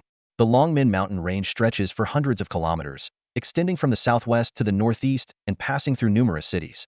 This vast mountain region is home to dozens of mystical beasts, some of which are of king-level status. Mu Xian entered the range from the northern mountain entrance and quickly delved into the heart of the Longmin Mountains. This time, his objective was clear: to hunt mystical beasts while enhancing the combat abilities of his 2 contracted beasts in preparation for the upcoming national exams. As a Lord-level Beastmaster, Mu Xian no longer needed to tread as cautiously as he did a month ago. Even if he used rare beast bloodlines, it wouldn't attract too much unwanted attention. Compared to that, obtaining resources had become a secondary goal. While Mu Xian was training in the Longmin Mountains, a conspiracy was brewing in a hidden space. Several figures sat around a large round table, and the atmosphere was tense. Ladies and gentlemen, a raspy voice broke the silence. I've received confirmed information the Long Kingdom's government plans to open the Sacred Light Secret Realm during the National Comprehensive Exams. The statement landed like a bombshell, instantly capturing everyone's attention. The Sacred Light Secret Realm? Someone asked, uncertain. Yes, that Sacred Light Secret Realm. The raspy voice confirmed with a hint of excitement. Ha, ha, ha. A mocking laugh echoed. Those bureaucrats are actually willing to bring out that secret realm. Things must be looking pretty grim for them. A deep voice explained in a low tone, of course. Under the orchestration of our high priest, the 7 major tribes of the northern expanse launched a coordinated assault. Although the attack ultimately failed, it inflicted significant casualties on the Long Kingdom. Naturally, they'll need to invest more resources into nurturing the next generation. A sultry female voice interjected, causing some of the figures present to feel momentarily distracted. For the Long Kingdom, this isn't a fatal blow. The raspy voice interrupted her, steering the conversation back on track. Let's focus on the Sacred Light Secret Realm. This realm is filled with Light-type and Holy-type beasts, which are extremely effective against us. If those young talents each manage to acquire one, and they grow stronger over time, are you willing to let that happen? The sultry voice chuckled. Of course not. Elder Crow, with your wisdom and prestige, why don't you tell us what to do? We'll all follow your lead. Yes, we'll follow you, Elder Crow. The mocking voice chimed in. The raspy voice let out a cold snort. Humph, you enchantress, don't try to flatter me. Each of our 5 organizations will send people into the secret realm. If we can eliminate these talented students, the Long Kingdom will surely fall into decline. Elder Crow, you're truly ruthless. I like it, the sultry voice teased, feigning coyness. Ugh, you vile woman, can you stop disgusting us? I swear, I hate sitting at the same table as you people from the witch sect. Someone grumbled in frustration. Shortly after, the figures in the hidden space quietly dispersed, leaving behind an eerie silence. Meanwhile, deep within the Longmin Mountains, an intense battle had just concluded. Roar! With a mournful cry, a massive steel wolf collapsed to the ground. Not far away, Mu Xian and his 2 contracted beasts, the Frost Crystal Ice Dragon and the Void Ferret, finally breathed a sigh of relief, victorious smiles spreading across their faces. Few finally took down this steel wolf. Mu Xian wiped the sweat from his forehead and looked at his companions with approval. Xiaoling, Xiao Mao, great job. Meow meow. Of course. The Void Ferret called out proudly. Roar. Happy. The Frost Crystal Ice Dragon let out an excited growl. Mu Xian shook his head, smiling, and cautiously approached the fallen steel wolf to extract its bloodline. This marked the 12th day since Mu Xian had entered the Longmin Mountains. Over the past 2 weeks, he and his 2 beasts had faced countless challenges, but had also gained significant rewards. They had discovered 3 Lord-level cultivation resources and over 10 Commander-level resources. Unfortunately, none of these resources were particularly suited to his 2 beasts. In addition, Mu Xian had successfully hunted 9 Lord-level mystical beasts, most of which ranged from Lord Level 1 to Lord Level 6. The steel wolf before him, at Lord Level 7, was by far the toughest opponent they had faced. The battle had lasted over 20 minutes before they finally emerged victorious. This fight made Mu Xian acutely aware that his current limit was against Lord Level 7 beasts. It's about time to head back, Mu Xian thought to himself. Although this trip to the Longmin Mountains hadn't yielded abundant resources, the greatest gain was undoubtedly the progress made in battle. The Frost Crystal Ice Dragon had advanced to Lord Level 2, while the Void Ferret had reached Commander Level 3. Compared to their previous rapid growth, this pace of improvement could be described as slow. In reality, this was the normal progression speed for Lord-level beasts and rare attribute beasts. Lord-level cultivation resources were 10 times scarcer than those for Commander-level beasts, and their prices were naturally several times higher. Rare attribute beasts, such as those of the spatial, barrier, dusk, paper art, and dream attributes, were born under unique conditions, making them exceptionally valuable and expensive. When it came to the primary resources needed for evolution, the situation became even more extreme. Each one was astronomically priced, and often so rare that even those who could afford them might not be able to find them. The artificial cultivation plans for various resources had only just reached the Dominator level. Mu Xian was about to leave when, suddenly, a familiar giant wolf appeared out of thin air before him and his 2 contracted beasts. The wolf was massive, its fur crackling with electric light, and its gaze cold and piercing like ice. Mu Xian's heart sank as he quickly pulled up the information panel. Thunderstorm Wild Wolf. Species, Thunder Element Wolf Clan. Rank, Lord, Level 9. Bloodline, Beast King Class. Quality, Elite. Skills, Thunderstorm, Lightning Prison, Thunderclaw, Thunderstep. Description: a powerful beast residing deep within the Longmin Mountain Range, ruling over an area spanning 100 miles. In an instant, Mu Xian understood this was the ruler of the Longmin Mountain Range. A chilling thought flashed through his mind. Killing that Vajra giant wolf earlier must have drawn this Thunderstorm Wild Wolf here. Before Mu Xian could think further, the Thunderstorm Wild Wolf let out a low growl. In the blink of an eye, blue-purple lightning surged toward him like a tidal wave. Damn it! Mu Xian cursed under his breath as he swiftly dodged the attack. At the same time, he shouted, Xiaoling! The Frost Crystal Ice Dragon immediately sprang into action, emitting a chilling aura. It unleashed its extreme Frost Seal ability, instantly freezing the Thunderstorm Wild Wolf's lightning prison. This upgraded skill, evolved from its earlier freezing ability, not only froze its target rapidly but also dealt additional ice damage. However, an unexpected turn of events unfolded. Cracks of lightning suddenly flickered across the frozen surface of the lightning prison. With a deafening crash, the ice shattered, and the lightning prison continued its original trajectory without hindrance. Mu Xian's heart grew heavy. The gap in rank is too great. The battle between the three contracted beasts and the thunderstorm wild wolf escalated rapidly. One powerful skill after another was unleashed, but the damage inflicted on the thunderstorm wild wolf was negligible. On the other hand, the devastating power of the thunder and its paralyzing effects left the frost crystal ice dragon severely injured. Luckily, the void ferret intermittently used its spatial confinement skill, buying the frost crystal ice dragon brief moments of respite. But at this rate, Mu Xian's side was doomed to lose. Just as despair loomed, a glimmer of hope emerged. Mu Xian suddenly realized that his two contracted beasts lacked coordination in their teamwork. This weakness had not been apparent in previous overwhelming victories, but was fully exposed when facing a powerful 9th-tier Lord-level beast.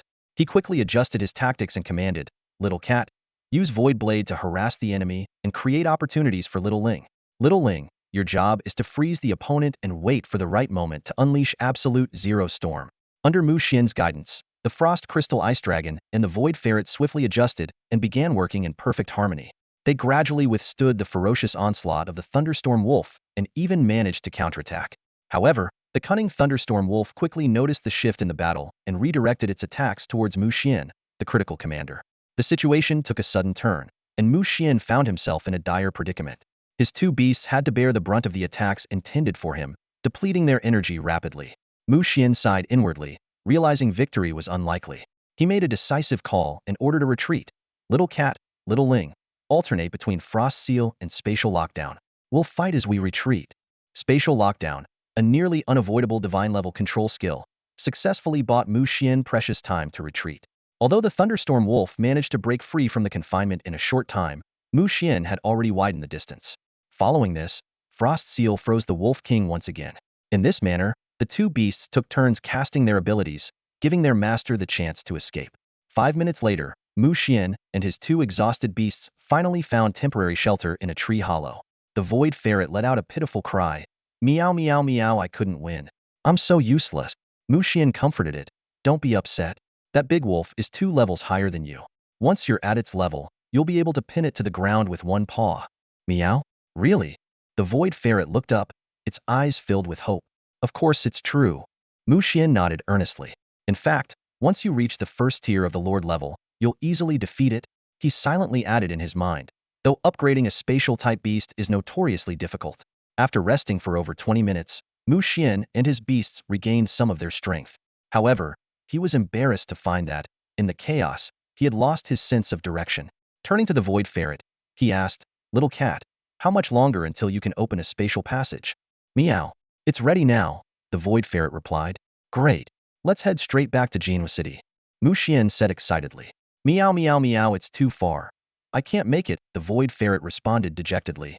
Mu Xian dared not risk random spatial traversal, fearing they might end up in an even more dangerous location. He decided to first make his way out of the Longmin mountain range, and then determine their next steps. Fortunately, the Void Ferret's dimensional storage contained ample food and water, so survival was not an immediate concern. By dusk, Mu Xian still hadn't exited the Longmin mountain range. He chose a safe tree hollow as a temporary resting spot. That night, he slept uneasily, constantly feeling as though something was watching him from the shadows. Despite carefully observing his surroundings, he found no anomalies. Yet, as a commander-level Beast Tamer, his instincts were rarely wrong. Mu Xian speculated that the mysterious beast might be cautious and timid. Observing him from about 50 meters away, he decided to lure it out and see just what kind of creature was lurking in the dark. Under the silvery moonlight, a nearly transparent butterfly cautiously approached. Sensing that its target appeared to be asleep, it felt slightly more at ease. This extraordinary butterfly was none other than the exceedingly rare Celestial Mirage butterfly. When the Celestial Mirage butterfly entered within 50 meters of him, Mu Xian suddenly opened his eyes, catching a clear glimpse of the intruder. He almost gasped aloud in surprise. Celestial Mirage butterfly.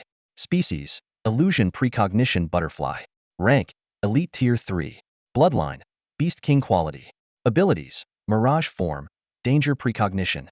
This was an extraordinarily rare mutated beast. Originally possessing only the bloodline of an ordinary illusion butterfly, it had undergone a dramatic transformation after awakening a portion of the tri-life butterfly bloodline. Rejected by its own kind, it had journeyed across mountains and rivers, traveling thousands of miles before arriving in the Longmin mountain range. Mu Xian's heart raced with excitement. For his third contracted beast, he had never settled on a specific type.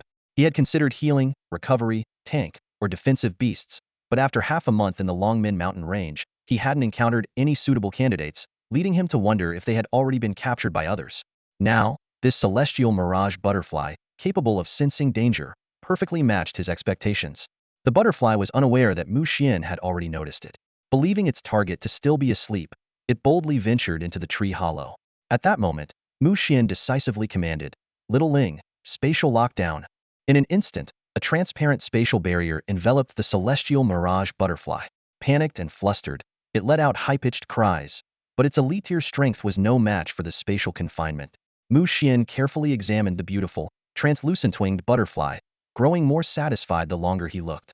Its stunning appearance alone was enough to captivate him, not to mention its partial awakening of the tri-life butterfly bloodline, making it an exceptionally rare creature. The name tri-life butterfly alone hinted at its extraordinary nature. The life in its name suggested a connection to the attribute of destiny, marking it as a tremendously powerful beast. The thought of possessing a creature with such a rare bloodline filled Mu Xian with joy. Without hesitation, Mu Xian dripped a drop of his blood, forging a contract with the celestial mirage butterfly. As for whether it consented, with its elite-tier strength, it had no choice but to comply. Shortly after, the celestial mirage butterfly slowly regained consciousness, only to realize that another presence now resided in its mind. This discovery left it utterly terrified, unable to comprehend what had happened. At that moment, a gentle voice resonated in the butterfly's consciousness, filling it with an inexplicable sense of warmth. "Don't be afraid, little one. From now on, you're my partner." Mu Xian smiled and said, "From now on, I'll call you Little Butterfly." Mu Xian had acquired a rare bloodline beast companion, and he couldn't be more satisfied with his expedition to the Longmin mountain range. Early the next morning, taking advantage of the relative calm in the forest with fewer beasts around, he decisively set off. After a grueling morning trek, he finally spotted other Beast Tamers, signaling that he had emerged from the depths of the Longmin mountain range into its outer regions. However, as Mu Xian exited the mountain range with his 3 beast companions, he was stunned to realize that he had somehow ended up on the side near Hangqing. This meant he had unknowingly traversed the entire mountain range alone. Feeling both embarrassed and relieved that no one knew about his blunder, he decided to make the most of the situation and pay a visit to Sister Feng Fei. Half an hour later, Mu Xian pushed open the door of a bubble tea shop near the provincial beast taming academy. Upon seeing him, Ling Fengfei nearly jumped out of her seat in surprise. "Mu Xian, what are you doing in Hangqing?" A fleeting hint of awkwardness crossed Mu Xian's face, but he replied casually, "I came to Hangqing to purchase some cultivation resources." Ling Fengfei didn't doubt him. She knew many beast tamers did this since resources in the provincial capital were far more abundant than in smaller towns. "What kind of resources are you looking for? Let me see if I have any that might help," she asked with concern. "After all, you helped me out a lot last time, and I've been wondering how to repay you." Curious, Mu Xian asked, "Has your blazing sparrow evolved?" At the mention of this, Ling Fengfei's eyes lit up with excitement. "Yes. Thanks to your advice, I focused on evolving it toward the Golden Flame Divine Bird path, and it worked. It's now called the Golden Flame Divine Sparrow." As she spoke, she eagerly summoned her beast companion. The Golden Flame Divine Sparrow appeared before them, its body emitting a faint golden glow, exuding an aura of majesty and power. Mu Xian quickly glanced at its information panel. Golden Flame Divine Sparrow. Type, Fire Flying. Rank, Commander Level 6. Bloodline, Beast King Grade. Quality, Elite. Skills, Flame Jet, Golden Flame Strike, Explosive Fireball. Description: originally a blazing sparrow with traces of Golden Flame Divine Bird bloodline. Through an imperfect evolution plan, it gained partial Golden Flame Divine Bird abilities. While its potential is decent, the evolution reduced its quality, making further evolution to the Sovereign Grade Golden Flame Divine Bird significantly more challenging. Mu Xian astutely noticed that the sparrow's quality had diminished, indicating a loss in potential. Advancing it to the Sovereign Grade Golden Flame Divine Bird would now be exponentially harder due to the imperfect evolution plan. However, seeing Ling Fengfei's elation, Mu Xian decided to keep his observations to himself sometimes. Ignorance truly is bliss. Ling Fengfei quickly shifted the conversation to Mu Xian. "Mu Xian, how's your beast training coming along? Have you contracted a second beast companion yet? I heard there have been major changes to your cohort's college entrance exams." Mu Xian nodded and explained. "Yes, the exams have undergone significant reforms. First, we'll have to participate in battles at the city level. Then, we'll head to the provincial capital to explore a secret realm, and finally, we might even go to the imperial capital for a national level exam. It's very different from the old system. Previously, the exam started with written tests, followed by rank assessments, and finally ranking battles where teachers graded us based on our rank. That system wasn't very fair to students from average families. But now, the importance of rank has decreased, and more emphasis is placed on beast training and understanding. Clearly, the higher-ups realize the flaws of rank-focused evaluations. This new approach will help discover more talented beast tamers. Ling Fangfei nodded thoughtfully. That gives you a big advantage, by the way. You still haven't told Muhats the rank of your beast companion now? After a moment of deliberation, Mu Xian decided to be honest. Lord level 2. Commander level 2. Wait, did you just say Lord level 2? Ling Fangfei was so shocked she almost jumped out of her chair. Lord level already? How is that even possible? Mu Xian smiled and explained. I found a dragon blood fruit in the Longmin mountain range. Ling Fangfei was rendered speechless. She thought to herself that if their relationship wasn't so close, she might have jokingly begged, handsome, take me under your wing. Just then, a petite, fair-skinned girl with a youthful face and an imposing presence entered the bubble tea shop. Spotting Ling Fangfei and Mu Xian, her eyes sparkled mischievously. Feigning a stern expression, she said, well, Ling Fangfei, you said you had something important to do, and here you are dating someone right outside the academy gates? Ling Fangfei froze, her cheeks instantly turning crimson. Man, we're not dating. We're just on a date, right? The girl, called Man, teased with a playful grin. Ling Fangfei huffed and clarified, we're siblings. Oh, I see. So it's a sibling romance. Man nodded earnestly, pretending to take her seriously. Mu Xian and Ling Fangfei exchanged helpless glances, momentarily at a loss for words. After some explanations, Man finally seemed to grasp the situation sort of. Oh, so you're childhood friends who grew up like siblings, and now you're planning to take it further and start a sibling romance, huh? Seeing the duo's exasperated expressions, she added cheerfully, nice to meet you. Ling Fangfei's little brother. Am you Man, your childhood friend's bestie? Mu Xian wiped the imaginary sweat off his forehead and smiled wryly. Nice to meet you. Mu Xian. With you Man joining the group, their previously private conversation was naturally put on hold. Ling Fangfei, quick on her feet, shifted the topic to the resources Mu Xian needed. She smiled and asked, hey, little brother, what resources do you need? Let your big sis see if she's got any. You Man, unwilling to be outdone, chimed in with a mischievous glint in her eye. I can sell you resources too. At cost price, Mu Xian. Mu Xian smiled faintly and shook his head gently. I doubt you have what I need. They'll just go to the Beastmaster Mall instead. Ling Fangfei pouted in protest. How can you be so sure? I'm a Lord-level Beastmaster now, you know? You Man immediately backed her up. Exactly. Are you looking down on Zhujiang East Beastmaster Academy? Seeing their indignation, Mu Xian calmly explained. I need Lord-level Ice and Dragon-type cultivation resources, or Commander-level Space-type resources. Do you have any of those? Commander-level Space-type resources? Lord-level Dragon-type resources? Ling Fangfei and Yu Man exclaimed in unison, their eyes wide with shock. Ling Fangfei was astonished that Mu Xian required commander-level space resources, while Yu Man was floored by the mention of lord-level dragon resources. After all, even at Zhujiang East Beastmaster Academy, it was extremely rare for a first-year student to reach lord level. Mu Xian responded with nothing more than a calm smile and a nod, leaving the two of them even more amazed. After a long pause, Ling Fangfei finally admitted with a wry smile, little brother, we really don't have the resources you're looking for. But I do know where to find them, right Man? Yu Man immediately caught on and nodded enthusiastically. That's right. Mu Xian, my dad owns a Beastmaster resource shelf might have these rare items.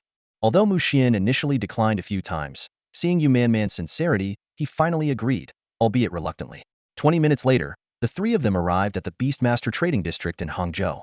Standing in front of a massive Beastmaster store spanning 8 storefronts, Ling Fangfei couldn't help but complain, Yu Man? Is this the little shop you mentioned before?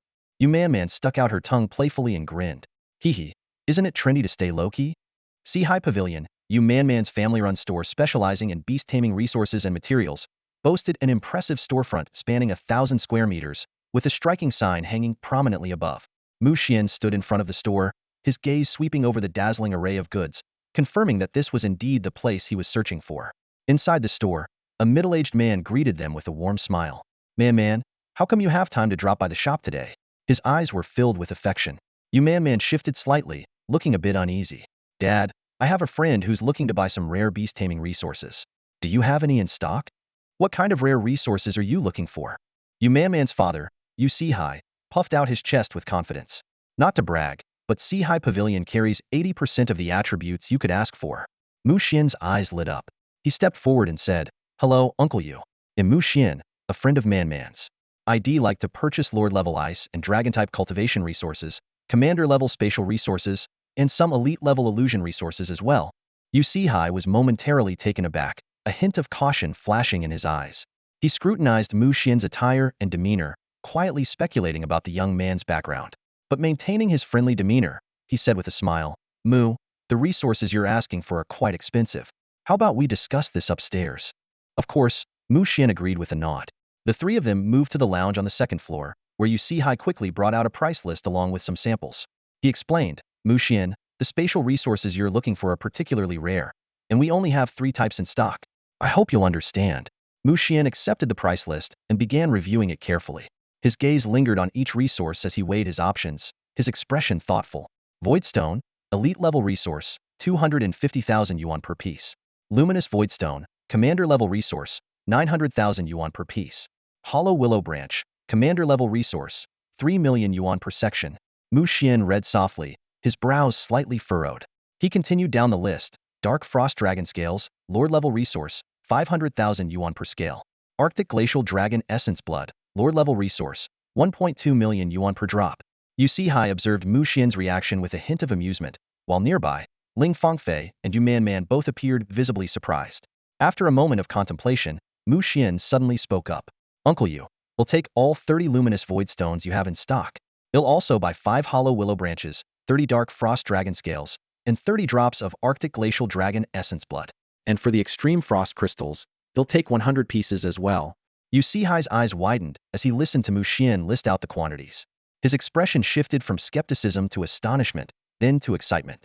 He began to realize that this young man might be a prodigious beast tamer, something far more valuable than just earning millions.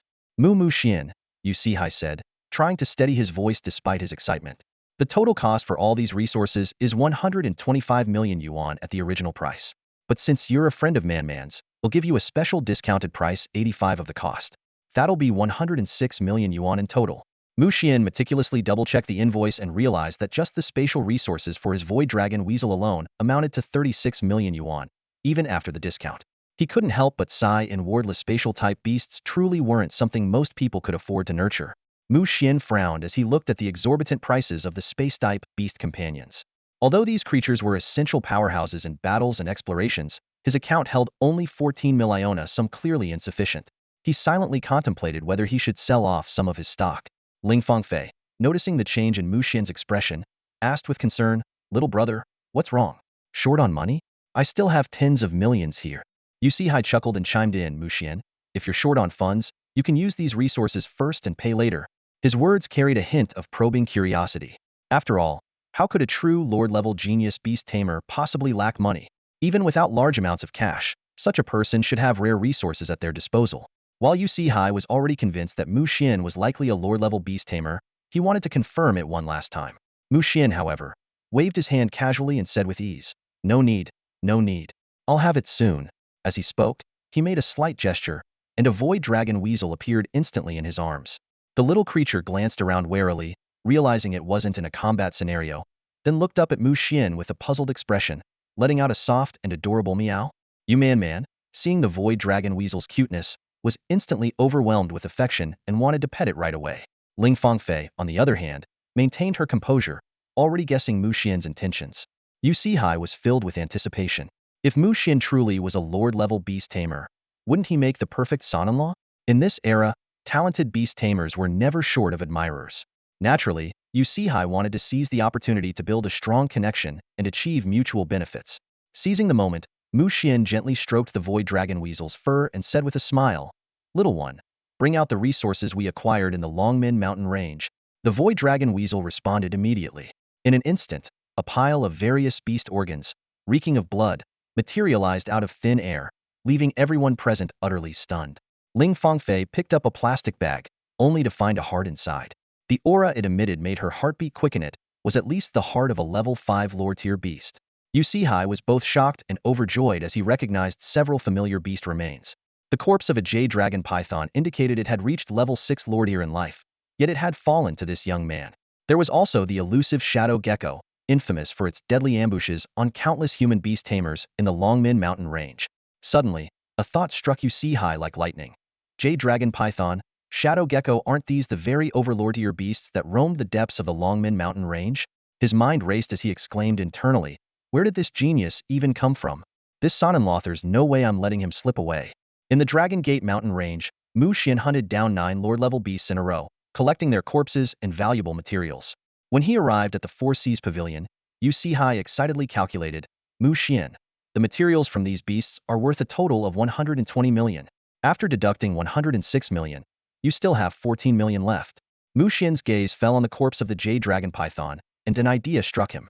Uncle Yu, do you happen to have a temporary beast control ring? He asked, recalling the rare treasure he had always wanted but never managed to acquire. Yu Sihai's eyes lit up. Yes, we just got a new one in stock. He carefully took out a silver metal bracelet, handed it to Mu Xian, and explained how to use it in detail. Unfortunately, it's incredibly hard to make, Yu Sihai sighed. It said that only beast masters with space-gutting skills at the Beast King level can craft them. He looked at Mu Xian with anticipation. If your beast ever advances to the Beast King level, you must give it a try.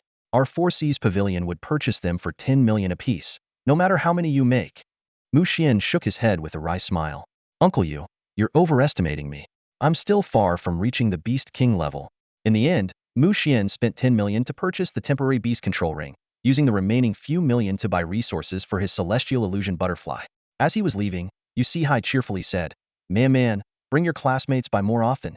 Mu Xian, drop by the Four Seas Pavilion for tea whenever you have time. Even beast masters need to balance work and relaxation. Walking out of the Four Seas Pavilion, Ling Fangfei stared at Mu Xian with astonishment. Little brother, are you really the same kid I grew up with? Mu Xian felt a chill run down his spine under her piercing gaze, silently cursing her uncanny woman's intuition. He maintained his composure and replied, Fangfei, I'm still me, never changed. I've just had some fortuitous encounters over the past few months. Yu Manman's eyes sparkled with envy as she looked at the silvery white kitten in Mu Xian's arms. Mu Xian, can I hold it? Mu Xian smiled and handed the kitten over. The little creature initially let out a displeased meow, but soon closed its eyes contentedly under Yu Manman's gentle strokes. Turning to Ling Fangfei, Mu Xian said, Fangfei, I'm planning to return to Jinhua City tomorrow. Ling Fangfei nodded lightly, her experience today leaving her questioning her understanding of life.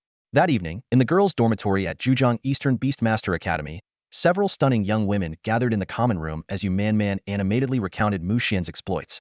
Ling Fangfei's two friends were stunned, and one of them teased, Fangfei, if you don't want that little brother of yours, why not let us have him? Ling Fangfei rolled her eyes. Don't even think about it. Don't be so stingy. You can be the main one, and I'll be the sidekick. Hao Qingqing's words were cut off as the room erupted into laughter and playful chasing among the girls. Meanwhile, in a hotel outside the academy, Mu Xian was focused on feeding cultivation resources to his two little companions. The ice crystal frost dragon was resting in his beast space, which was also an ideal environment for absorbing resources and growing stronger. Mu Xian gazed at the tiny celestial illusion butterfly, pondering how best to nurture it.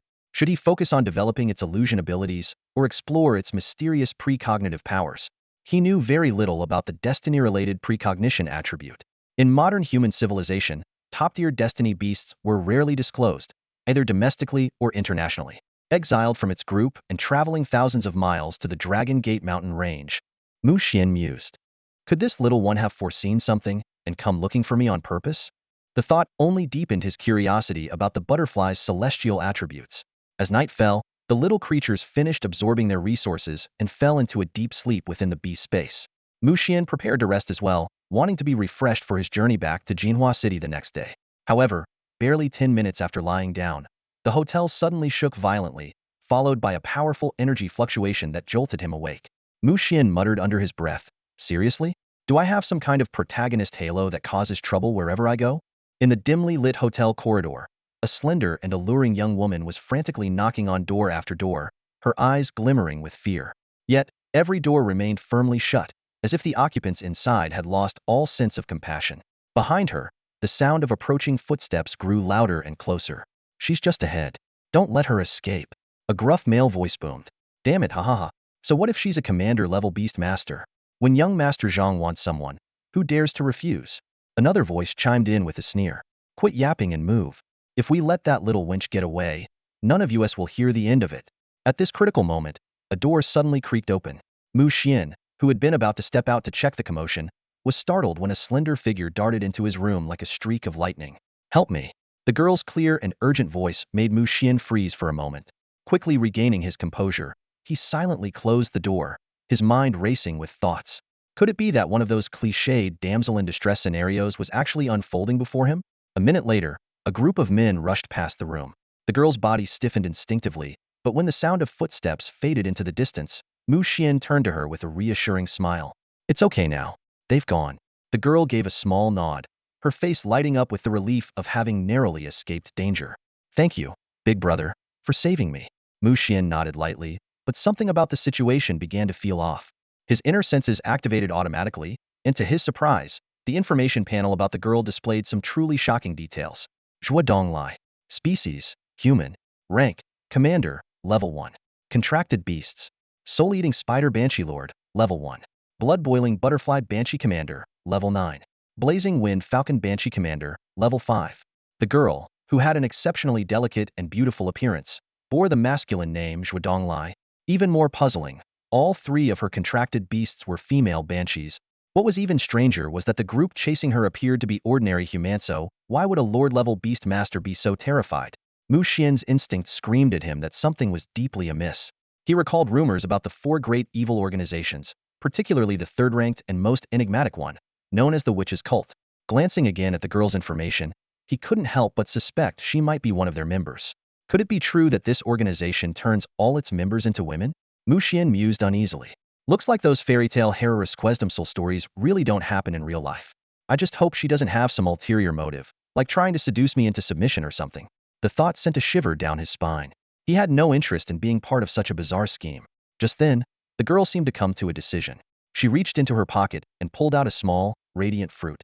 Its surface glowed with a soft white light, and a faint, pleasant fragrance wafted through the air. Big brother, I don't have much to offer in return for saving my life, but please accept this holy light fruit as a token of my gratitude, she said earnestly, explaining the fruit's supposed effects. If Mu Xian hadn't been able to see the true details of the fruit, he might have actually believed her. The information panel revealed the real story. Holy Radiance Fruit. Rank, Lord level. Applicable to humans, beasts, contracted beasts. Description. A rare spiritual fruit from the light realm, infused with potent light energy. Enhances physical constitution, boosts rank by 1 to 3 levels, and increases affinity with light elemental power.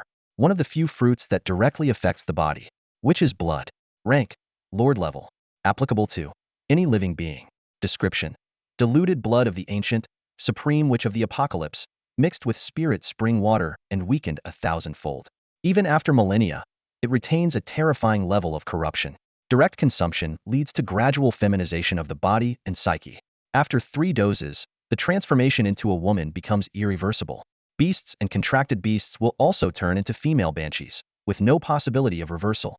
Once transformed, the individual becomes fanatically devoted to the witch. Note: if not absorbed into a host within 1 hour, the witch's blood will dissolve on its own. What the? Mu Xian almost exclaimed aloud. The effects of the witch's blood were downright horrifying. He immediately understood that the fruit had a dual-layered information panel, with the witch's blood hidden beneath. It was clear the girl was trying to pull him into their webber, more accurately, to completely transform him. Even so, Mu Xian accepted the so-called holy light fruit with a calm expression. A free gift handed to me? Why not take it? He thought to himself with a faint smirk. As for the witch's blood, who knows? It might come in handy against someone else. By the way, I don't think I caught your name, Mu Xian said casually, slipping the fruit into his pocket. The girl's expression flickered with subtle unease when she saw he hadn't eaten the fruit immediately. Nonetheless, she replied, my name is Xuan.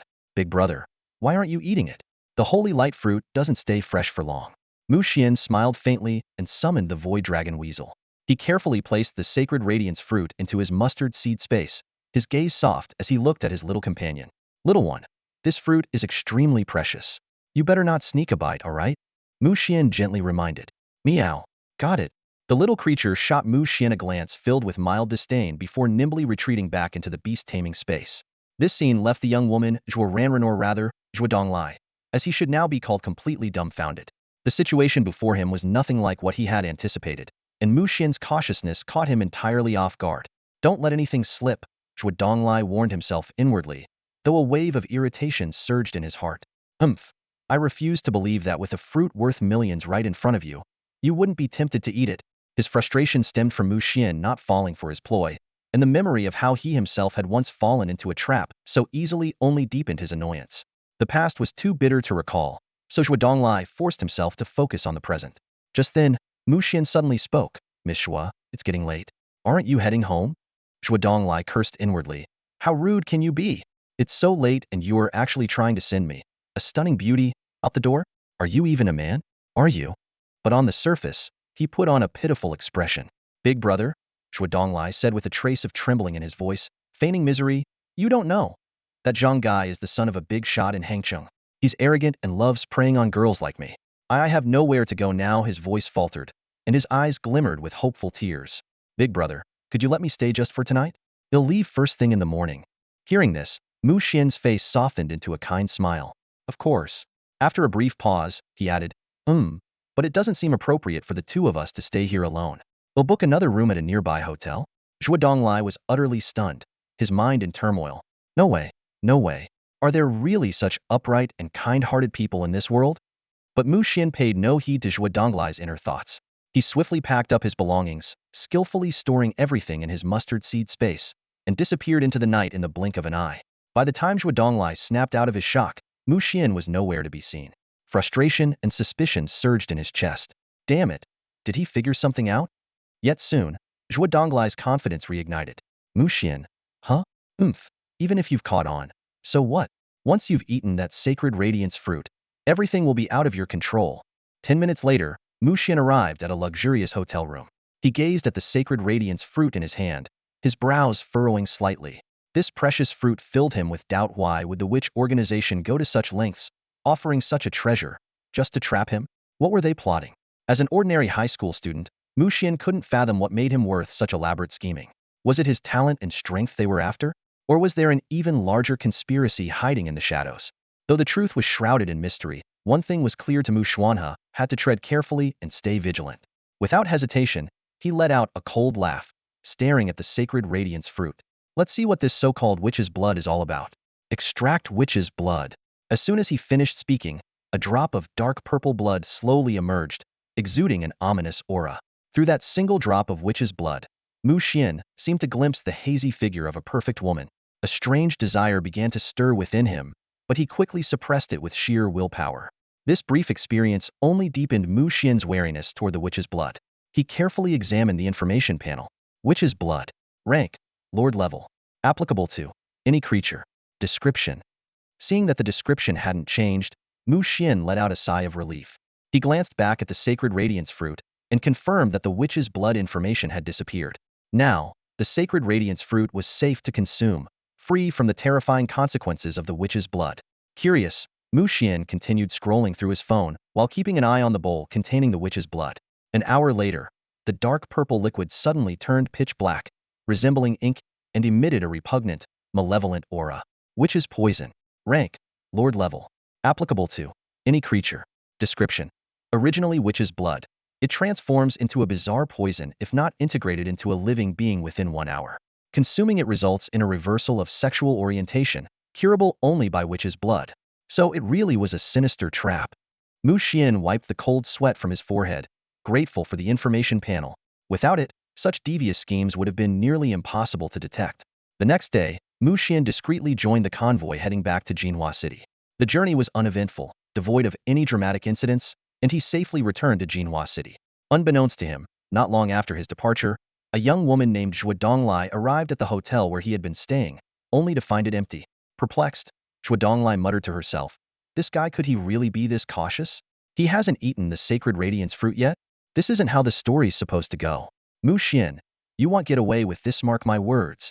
Back in Jinhua City, Mu Xian finally allowed himself to relax. The constant tension over the past few days had left him utterly exhausted. After a deep, restful sleep, a rejuvenated Mu Xian retrieved the sacred radiance fruit and swallowed it in one bite. Tastes like jujubes. Before he could finish his thought, a surge of warmth spread from his abdomen, coursing through his entire body. The sensation was so comforting that he nearly let out a moan.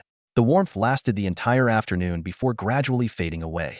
By then, Mu Xian had reached Commander Level 5, and his Beastmaster space had expanded significantly, radiating a faint golden glow. In the days that followed, Mu Xian methodically focused on raising the levels of his beasts. However, before he could make significant progress, the high school entrance exams arrived. Mu Xian. Species. Human. Rank. Commander Level 5. Talent. Bloodline extraction and fusion. Beasts. Frost Crystal Ice Dragon, Lord level 4. Void Dragon Weasel, Commander level 6. Celestial Illusion Butterfly, Elite level 7. In a classroom at Jinhua City's number 9 high school, Mu Xian was intently scribbling answers during the written portion of the high school exams. Under the new exam system, written tests accounted for 40 of the total score, while city-level practical tests made up the remaining 60. This meant that excelling in written exams was just as crucial for advancing to the provincial-level tests. The written portion, known as Humanities Comprehensive, covered 6 subjects: language arts, mathematics, geography, history, common beast master languages, and beast identification. Each subject was worth 100 points, and all had to be completed in a single day, with results released the next day. Just finishing all the questions was a challenge in itself, let alone scoring high marks. As the first batch of students under the new exam format, Mu Xian's cohort naturally attracted widespread attention. Parents worried about the difficulty of the tests and potential mishaps, while television, media, and online platforms closely followed the event. Outside Mu Xian's exam venue, a sea of anxious parents had gathered, alongside television crews broadcasting live. The crowd was dense, cameras were everywhere, and the atmosphere was electric with anticipation. In the current era of beast taming, while it has become the mainstream, television, newspapers, and the internet have also developed considerably. However, compared to Earth's internet age, there is still a significant gap. Due to frequent destruction of fiber optic cables by beasts, the internet on Blue Star has essentially become a series of localized intranets for individual cities. People can only browse local network content, and accessing information from other provinces or cities requires special permissions, a frustrating limitation. In the classroom, Mu Xian's pen glided swiftly across the test paper, with answers flowing effortlessly like a stream. In less than 2 hours, he had completed all 3 morning exams, finishing a full hour ahead of schedule. As Mu Xian stepped out of the school gates, a striking figure suddenly appeared in front of him. It was a beautiful reporter from the local television station. With quick reflexes, she extended a microphone toward Mu Xian and fired off a series of rapid questions. Student, how do you feel about this year's college entrance exam difficulty? Coming out so early, did you submit your paper ahead of time? How many points do you expect to score? And what are your thoughts on the practical combat exam in 3 days? Mu Xian raised an eyebrow, calculating in his mind how best to respond. Clearing his throat, he flashed a confident smile and replied, "This year's exam was relatively simple. I finished an hour ahead of time. As for my score, the 3 morning subjects total 300 points, and I'm confident I'll score around 270. The practical combat exam? My beast has already reached Lord Tier, level 4. I have nothing to worry about." The moment Mu Xian finished speaking, the surroundings fell into a stunned silence. The reporter's eyes widened in disbelief, momentarily at a loss for words. Lord Tier, level 4? That sounded utterly outrageous. Even some university graduates hadn't reached the Lord Tier yet. After Mu Xian left, the parents present began buzzing with discussion. Whose kid was that just now? He sure knows how to brag. Exactly. Lord Tier, level 4? Even reaching Commander Tier would be impressive. A Lord Tier Beast Tamer? That's the kind of level that qualifies you for high-ranking positions in Jinhua City. How could a high school graduate possibly achieve that? My son, who's studying in Hang City, is only at Commander Tier, level 5, and he already considers himself a genius. Mu Xian's bold claims quickly became the talk of the parents, and before long, his remarks sparked widespread discussion and ridicule online. During the afternoon exams, Mu Xian once again finished more than an hour early. As he exited the exam hall, the same beautiful reporter appeared in front of him once more, smiling as she greeted him. "Well, hello again, student. We meet again." Mu Xian let out a light chuckle, his gaze soft as he looked at the beautiful reporter. "Miss, it seems we really are destined to meet. So, what would you like to ask me this time?" A glimmer of curiosity flashed in the reporter's eyes before she asked, "Which university are you planning to apply to?" Without hesitation, Mu Xian replied confidently, "Of course, it's Eternal Academy." The reporter's eyes widened in surprise. Eternal Academy? You'd need an outstanding score on the provincial exam just to have a chance of getting in. Mu Xian smiled faintly, brimming with confidence. Naturally, I have faith in myself. After the interview ended, Mu Xian once again became the center of attention among the parents. They gathered in small groups, quietly discussing. That kid sure talks big. Aiming for Eternal Academy? I bet he can't even get into Zhejiang Province Beast Taming Academy. Haha, what's wrong with young people dreaming big? Who knows, maybe he really has what it takes. As for the chatter and the online speculations, Mu Xian paid no attention. He preferred to let his actions speak louder than words. The next day, the first day after the college entrance exam, the liberal arts results were officially announced. Unsurprisingly, Mu Xian took the crown, scoring an astonishing 599 out of 600. Lin Susu looked at Mu Xian with a complex expression. "Congratulations," she said. though her heart was filled with mixed emotions. This student had undergone a complete transformation in just 3 months, shocking everyone. Those who had once mocked him were now the ones being laughed at. Muxian grinned and said, "It's all thanks to your excellent teaching, Miss Lin. By the way, how's the principal doing?" Ever since the former principal, Lin Xuan, retired due to injuries, the vice principal of Ninth High School had been promoted to principal. However, the new principal, despite his reputation, lacked the authority to manage the various factions within the school, leading to some chaos. Once a thriving school, Ninth High had seen better days since the change in leadership. Lin Susu shook her head and sighed. The situation hasn't improved. Just as Mu Xian was about to respond, a group of people appeared in the distance, led by the same beautiful reporter who had interviewed him the day before.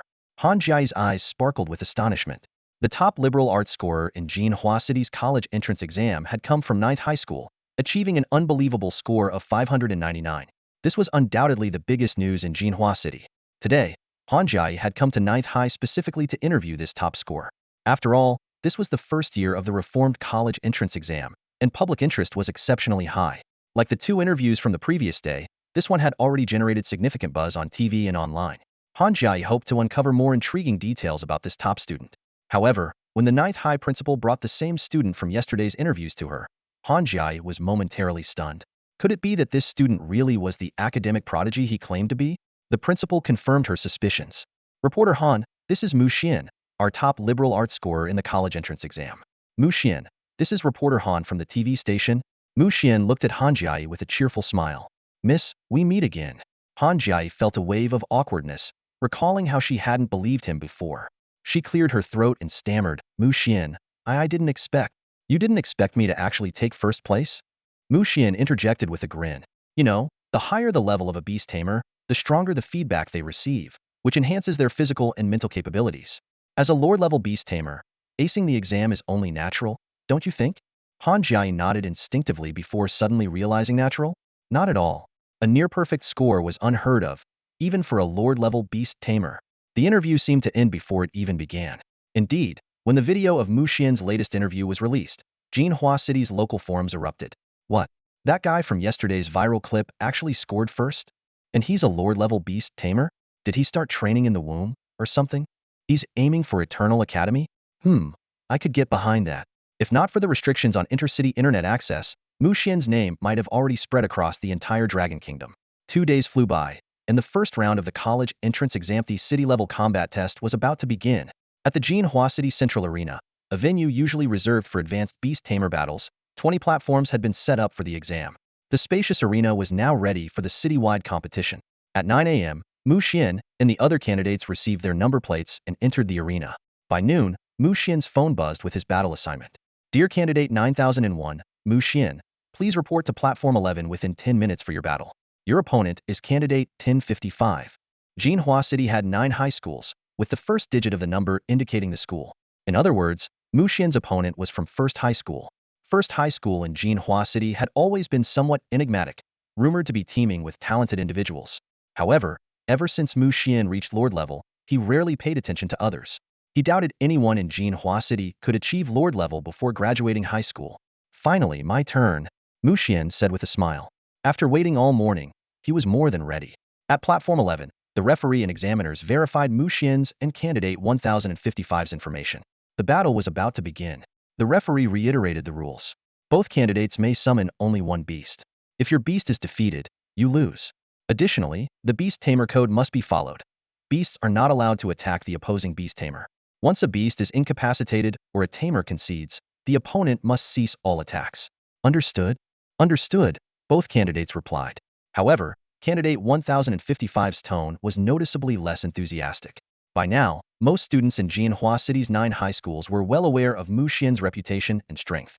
Meanwhile, reporter Han Jiai, having learned of Mu Xian's battle assignment, hurried over with her cameraman. Mu Xian, the top liberal arts scorer, was her ticket to skyrocketing viewership. But when Han Jiai arrived at Platform 11, she was stunned to see Mu Xian, a Beast Tamer, dart forward and punch his opponent's beast so hard that it flew off the platform and out of sight.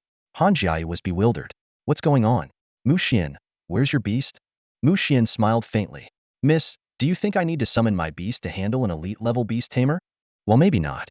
Han Jiai stood there, utterly dumbfounded. In a live broadcast with over 100,000 viewers, The audience was left stunned by Mu Xian's bold and unexpected moves. The comment section exploded like a tidal wave. Wow, what Mu Xian said makes so much sense. I have no counterarguments. Some viewers were curious about the opponent's reaction. I wonder how the opposing Beast Tamer feels knowing their own beast isn't as powerful as Mu Xian himself. Questions quickly followed. Are Lord-level Beast Tamers really this strong? Can a Tamer defeat an elite 8th tier beast on their own? A seasoned viewer explained. Hate to break it to you, but it's true. Lord-level Beast Tamers themselves possess the physical prowess of a commander-level being. Inside the arena at the Golden Flower City examination grounds, TV reporter Han Jai abandoned her interviews with others and chose to follow Mu Xian closely. With curiosity in her eyes, she asked, Mu Xian, we've heard your contracted beast is an incredibly rare ice elemental life form. How did you manage to form a contract with it? This was a question many others were wondering as well. By now, Mu Xian's background had already been dug up. Was an ordinary civilian from a modest family, even less privileged than most. Yet, he had not only contracted the ice crystal spirit, but also outperformed every other candidate from Golden Flower City. The mystery intrigued everyone. Mu Xian smiled faintly and replied nonchalantly, just luck. Really? That newborn ice crystal spirit happened to appear in a cave where I was taking shelter from the rain. I stumbled upon it purely by chance. Han Jai was speechless, thinking to herself, if I actually believed that nonsense, I'd be a complete fool. But the livestream audience was thrilled and sprang into action. Got it. I'm heading to the wilderness now to look for rainproof caves. Understood. I'm already outside the city. Which cave should I go to for an ice crystal spirit? A cave? Huh? I remember there's one in the northern mountains. I'm heading there right away. Han Jai wasn't ready to give up and pressed further. Mu Xian, are you confident about the provincial exams? I've heard that in Hang City, there are already 3 or 4 candidates who've reached the Lord level. Mu Xian smiled and responded bluntly.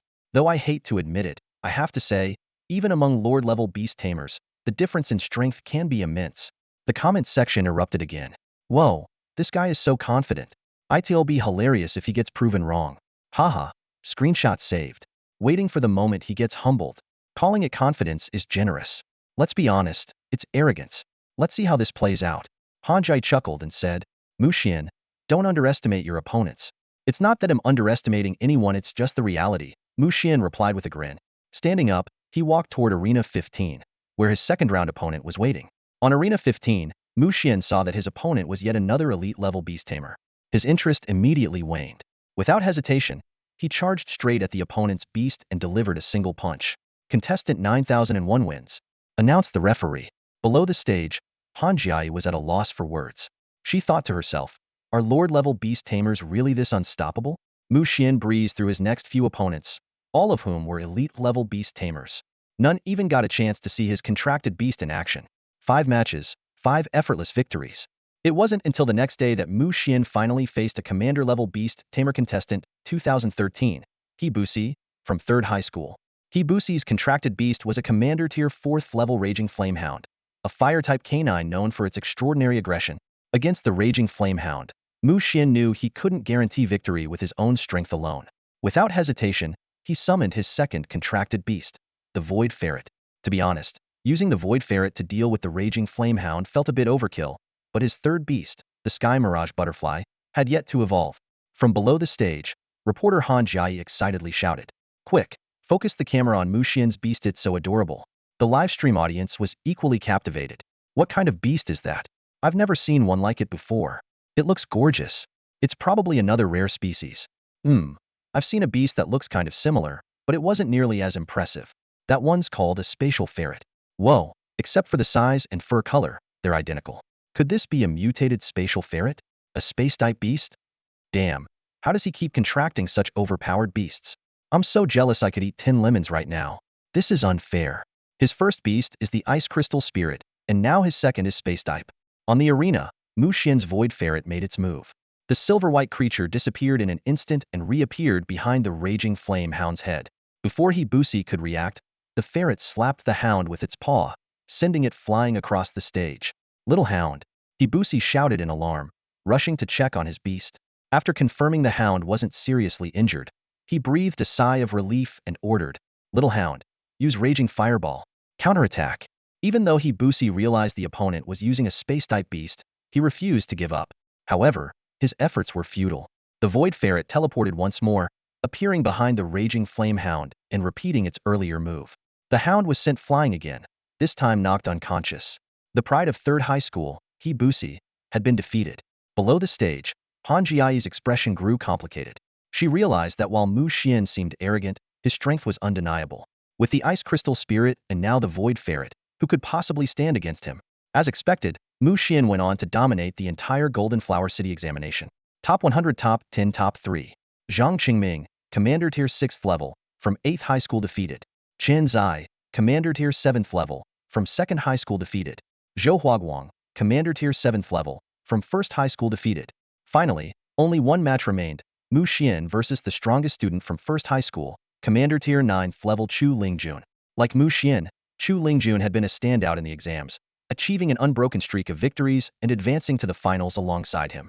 Chu Lingjun, a human with a talent for strength amplification, had two contracted beasts, a Commander Tier 9th level steel-clad Swift Dragon Lizard and a Commander Tier 5th level Blackstone Giant. The steel-clad Swift Dragon Lizard, a Commander Tier 9th level beast with Beast King level bloodline, was a formidable creature. It possessed skills like steel-clad armor, Swift Dragon Charge, and Dragon Tail Whip. Native to the depths of the Longmen Mountains, it had been captured and tamed, boasting partial draconic bloodline and excelling in strength-based attacks.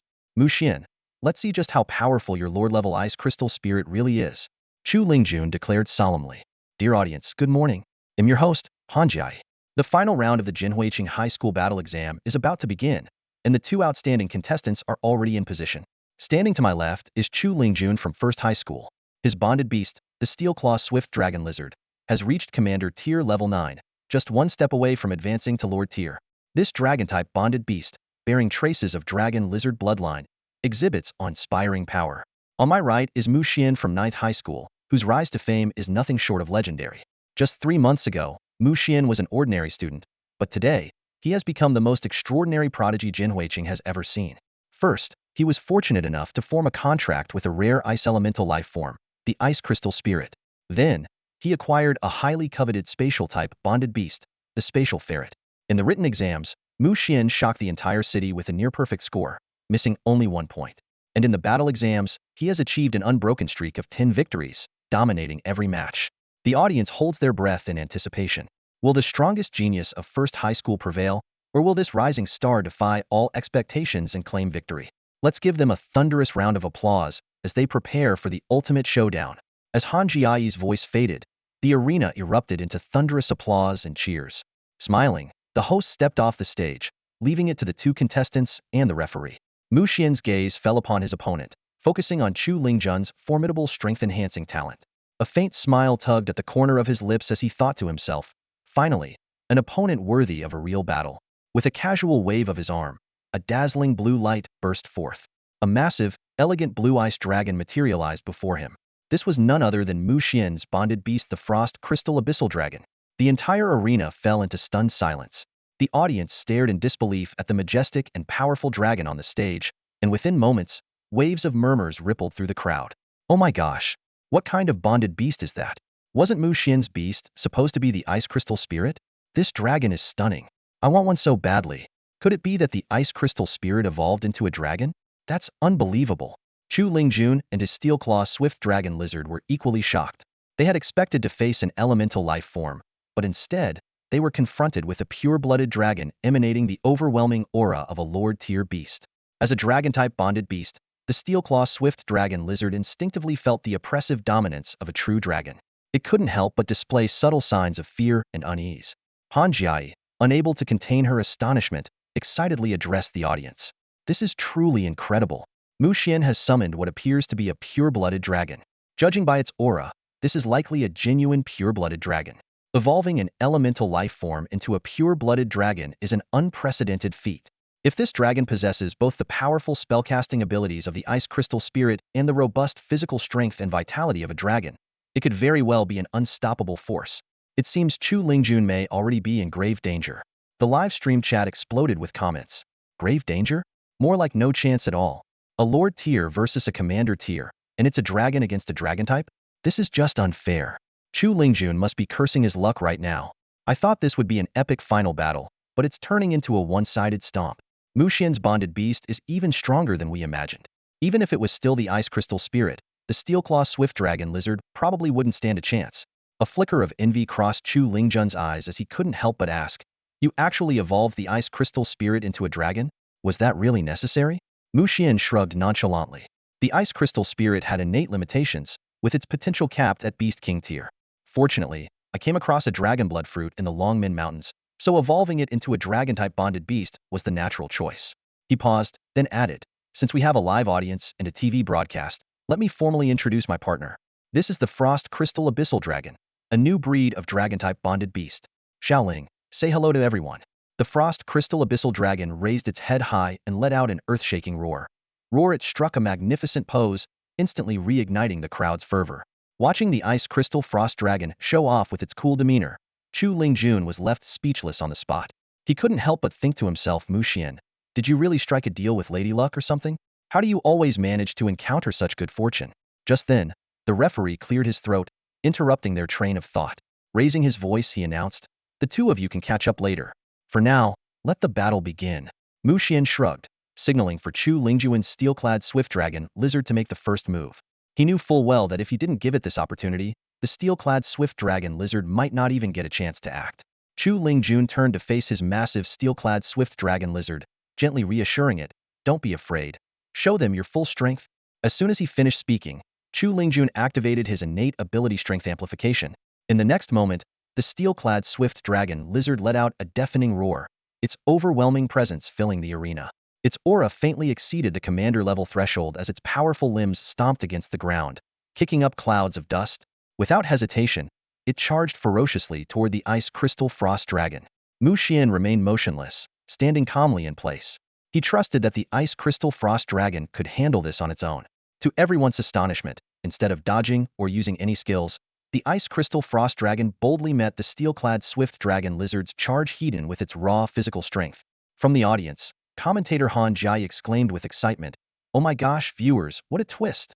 Mu Xian's contracted beast, the ice crystal frost dragon, isn't using any skills, it's actually planning to go toe-to-toe with the steel-clad swift dragon lizard in a contest of brute force. How will this play out? Let's wait and see. On the stage, as Han Jiai's commentary echoed through the arena, the two colossal beasts collided with a thunderous crash. The impact reverberated across the entire venue, leaving the audience's ears ringing. Then, a heavy grunt broke through the noise, and all eyes widened in shock. The steel-clad swift dragon lizard had been forced to take a step back. The audience was in disbelief. The steel-clad swift dragon lizard, known for its immense physical strength, had actually lost in a direct clash of power to the ice crystal frost dragon. The entire crowd was stunned. Han Jiai's voice rang out again, filled with astonishment. Unbelievable. Absolutely unbelievable. My dear viewers, the steel-clad swift dragon lizard has found itself at a disadvantage in a contest of sheer strength. I must say, this ice crystal frost dragon has far exceeded my expectations. At the same time, I can't help but feel proud that our Jin Huiqing has produced such an outstanding beast tamer. I lost, but I will catch up to you and surpass you. On the stage, Chu Lingjun said calmly, his gaze revealing unwavering determination. The Jin Gang swift dragon lizard's every move appeared powerless in front of the ice crystal frost dragon, defeated in a single blow. Chu Lingjun silently speculated that the opponent's ice crystal frost dragon was likely of extraordinary quality, perhaps even reaching legendary level. Mu Xian smiled faintly. Then you'd better work hard. Below the stage, Han Jai excitedly announced, the genius battle of Jinhua City has come to a close. Mu Xian from 9th High School has claimed the final victory. Let's cheer for him. And let's also applaud Chu Lingjun for his outstanding performance. Thunderous applause erupted. Lin Susu approached to offer her congratulations. Mu Xian, congratulations? Mu Xian nodded humbly. Thank you, Teacher Lin. He showed no sign of arrogance, fully aware that beyond Jinhua City, countless young talents awaited. Lin Susu said with admiration, neither arrogant in victory nor discouraged in defeat. Your mindset is admirable. Mu Xian replied, you flatter me, Teacher Lin. I'm far from truly victorious. Lin Susu nodded thoughtfully. She couldn't quite see through this student, who had risen to prominence in just 3 short months. Mu Xian, my grandfather wants to see you, Lin Susu suddenly said. Mu Xian was momentarily surprised but quickly nodded. All right. Half an hour later, Mu Xian arrived once again at the nursing home, where he met Lin Xuanya, the former principal of 9th High School. Compared to their last meeting, Lin Xuanya looked healthier, though his white hair had noticeably increased. Lin Xuanya smiled and said, Mu Xian, I heard you ranked first in everything. Congratulations. Mu Xian modestly waved his hand. You overpraise me, principal. These achievements are hardly worth mentioning. Lin Xuanya handed Mu Xian a box and explained, I've organized my collection, most of which I've given to my granddaughter. But these two items are beyond her current reach, and I think they're more suitable for you. Mu Xian opened the box, his expression shifting slightly. Inside were two king-level resources, an ancient azure lawn feather and a fate-infused stone. Lin Xuanya explained the origins and uses of these treasures, and Mu Xian bowed deeply to express his gratitude. After leaving, Mu Xian couldn't hide his joy. The fate-infused stone was the perfect material for the second evolution of his celestial mirage butterfly. The next day, Mu Xian received a notification from the Beastmaster Education Bureau, granting him eligibility to participate in the provincial-level entrance exams. Additionally, he was invited to attend an award ceremony at the City Lord's mansion. 2 days later, Mu Xian arrived at the City Lord's mansion at 9 a.m., where dozens of Jinhua City's top 100 students were already gathered. Among them were Chen Yunxi and her stunning friend Ning Ruoxue. Through his information panel, Mu Xian discovered, to his surprise, that Ning Ruoxue's actual strength far exceeded her appearance. She was already a Lord-level Beastmaster. Chu Lingjun quietly warned Mu Xian, "Be careful during the provincial exams. Someone's targeting you." City Lord Lu Xiaotian and a group of officials entered the scene. After delivering an inspiring speech, he finally announced, "Let's begin distributing the awards. Bring them forward." As Lu Xiaotian finished speaking, several staff members entered the room, carrying heavy boxes. When the lids were lifted, the contents revealed rows upon rows of high-grade cultivation resources, neatly arranged and radiating various elemental glows. The sight made the students present involuntarily hold their breath, their eyes gleaming with excitement. Lu Xiaotian swept his gaze across the room, his tone carrying a hint of sternness. "These resources cover most attributes and are of similar value. Each of you can choose one. Remember, these are meant for your beast cultivation, not for selling. Understood?" The group straightened up at his words and responded in unison, "Understood." Afterward, Lu Xiaotian's eyes fell on Mu Xian and a few others, his tone softening slightly. "Mu Xian, Chu Lingjun, Zhou Huaguang, Chen Zai, Chen Yunqi, Ning Ruoxue, the few of you, come with me." In the inner hall, Lu Xiaotian's demeanor became noticeably more relaxed. Smiling, he said, "You are the elite of Jinhua City, and the city's reputation depends on you to improve. Bring them up." As soon as he finished speaking, a series of wooden trays were brought out. Each tray held a single material, emitting an extraordinary aura. Lu Xiaotian turned to Mu Xian. "Mu Xian, as the top scorer, you may choose 2 items. Go ahead." "Thank you, City Lord." Mu Xian replied with a hint of joy, then began carefully examining the materials on the trays. His gaze quickly scanned over them, soon locking onto the most valuable and suitable materials. Cold nether stone, flame crystal, magma dragon heart, void spirit stone. Among these 15 items, all were decent, but the most precious was undoubtedly the void spirit stone. Mu Xian suspected that Lu Xiaotian had prepared this specifically for him. Without hesitation, Mu Xian selected the void spirit stone first. However, as he prepared to choose his second item, he suddenly froze. He noticed something unusual. One material had 2 descriptive panels, a detail he had previously overlooked. Light amber. Grade. Commander level. Applicable range. All elements. Description. An ancient amber left behind after a cataclysm in ancient times, containing traces of light energy. Shedding of the calamity-avoiding worm. Grade. Lord level. Applicable range. Fate. Prophecy. Insect attributes. Description. The shed skin of the mystical calamity-avoiding worm, an ancient species preserved by being encased in light amber during a cataclysm. Originally of sovereign level, it has degraded over 10 millennia to lord level but remains an exceedingly rare resource. Inside the milky, semi-transparent light amber was the tiny, almost imperceptible remnant of a worm, no larger than a fingernail. Mu Xian's heart stirred. The shedding of the calamity-avoiding worm seemed perfect for evolving his destiny illusion butterfly. Without betraying his thoughts, Mu Xian calmly picked up the light amber. Lu Xiaotian noticed Mu Xian's choice, and a flicker of surprise crossed his face. He had acquired the amber by chance, and after appraisal, it was deemed a common material with light energy. Since he had no light elemental beasts, he had included it as part of the rewards. However, he knew Mu Xian also didn't have a light elemental beast, which made the choice puzzling. Could it be that Mu Xian had secretly bonded with a light elemental beast? Or had he misjudged the amber's true value? Shaking his head, Lu Xiaotian decided not to dwell on it. A gift given was no longer his to question. He turned to Chu Lingjun. "Lingjun, your turn." Chu Lingjun, being the descendant of one of Jinhua City's 3 Beast King-level tamers, shared a familiar rapport with Lu Xiaotian. Nodding lightly, Chu quickly selected the magma dragon heart, a material that would greatly benefit his golden-armored swift dragon lizard. It was evident this choice had been carefully arranged for him by Lu Xiaotian. Following this, Zhou Huaguang, Chen Zai, Chen Yunqi, Ning Ruoxue, and the others each picked the resources best suited for their needs. Once the rewards had been distributed, Lu Xiaotian invited Mu Xian and the others to join him for lunch to foster camaraderie. It wasn't until after the meal that Mu Xian returned home.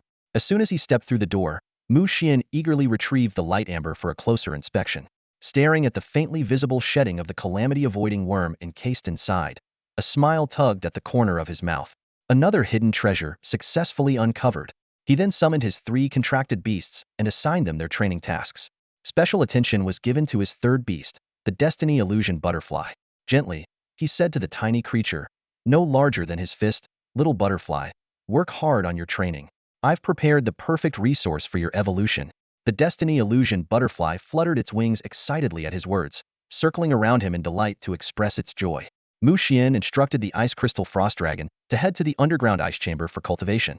He watched as the dragon gracefully glided into the ice chamber, its icy blue scales shimmering faintly in the dim light. Meanwhile, the Void Dragon Weasel was granted the freedom to roam and play. It darted joyfully around the manor, occasionally vanishing into thin air and reappearing suddenly. The Celestial Illusion Butterfly was placed in the garden, its multicolored wings gleaming brilliantly under the sunlight. After settling his contracted beasts, Mu Xian turned his focus to cultivating the soul-refining body technique. Sitting cross-legged in his training chamber, his aura flowed steadily, making him seem as though he had merged with the surrounding air. Immersed in his practice, Mu Xian stayed indoors with unwavering dedication, and before he realized it, 7 days had passed. The day of the provincial secret realm examination arrived quietly. For someone like Mu Xian, who had no influential background, this exam was a rare opportunity. Most secret realms were controlled by governments, organizations, or major conglomerates, and gaining access often required either exorbitant fees or equivalent resources, or one had to work for them. Ever since news spread that Mu Xian had contracted the Ice Crystal Spirit, several major companies in Jinhua City had approached him with offers, using access to secret realms as bait to recruit him. However, Mu Xian declined all these invitations. As a result, his opportunities to enter secret realms were extremely limited. Public secret realms had long since become unsuitable for his level. On the day of the exam, Mu Xian arrived outside the city lord's mansion.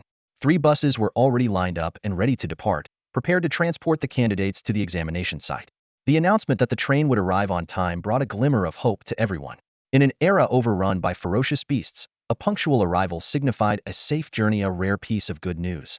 Mu Xian silently mocked the situation in his heart, but couldn't deny the reality of it. 20 minutes later, Mu Xian and over 100 others boarded the train without incident. His seatmate was Chu Lingjun. Despite losing to Mu Xian previously, this second-generation Beast Tamer showed no resentment. Instead, he appeared surprisingly composed. Mu Xian, I heard you're planning to apply to Eternal Academy? Chu Lingjun suddenly asked. Mu Xian nodded in acknowledgement. Of course. Only at Eternal Academy can I improve myself in the shortest time possible. Chu Lingjun seemed thoughtful. No wonder your beast taming skills have advanced so quickly. Mu Xian's heart skipped a beat, and he almost blurted out that his rapid progress was due to a cheat-like advantage. Before he could explain, Chu Lingjun spoke earnestly. I'm planning to apply to Eternal Academy as well. Just then, the train jolted violently, startling everyone. Mu Xian's instincts kicked in, and he couldn't help but wonder if his so-called protagonist's aura was acting up again. Before he could dwell on it, the steel panels on both sides of the train car abruptly descended with a rhythmic clanging, signaling that the train had entered combat mode. The guards inside the carriage quickly drew their weapons, and the Beast Tamers summoned their beasts, all ready for action. Qian, the officer dispatched from Jinhua City, soon identified the issue.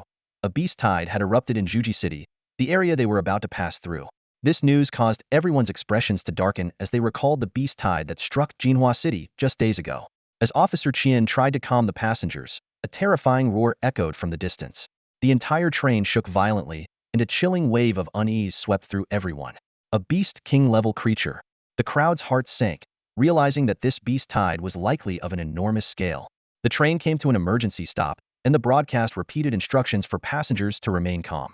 However, with the steel panels fully sealed on both sides of the carriages, no one knew what was happening outside. As anxiety mounted, something unexpected occurred.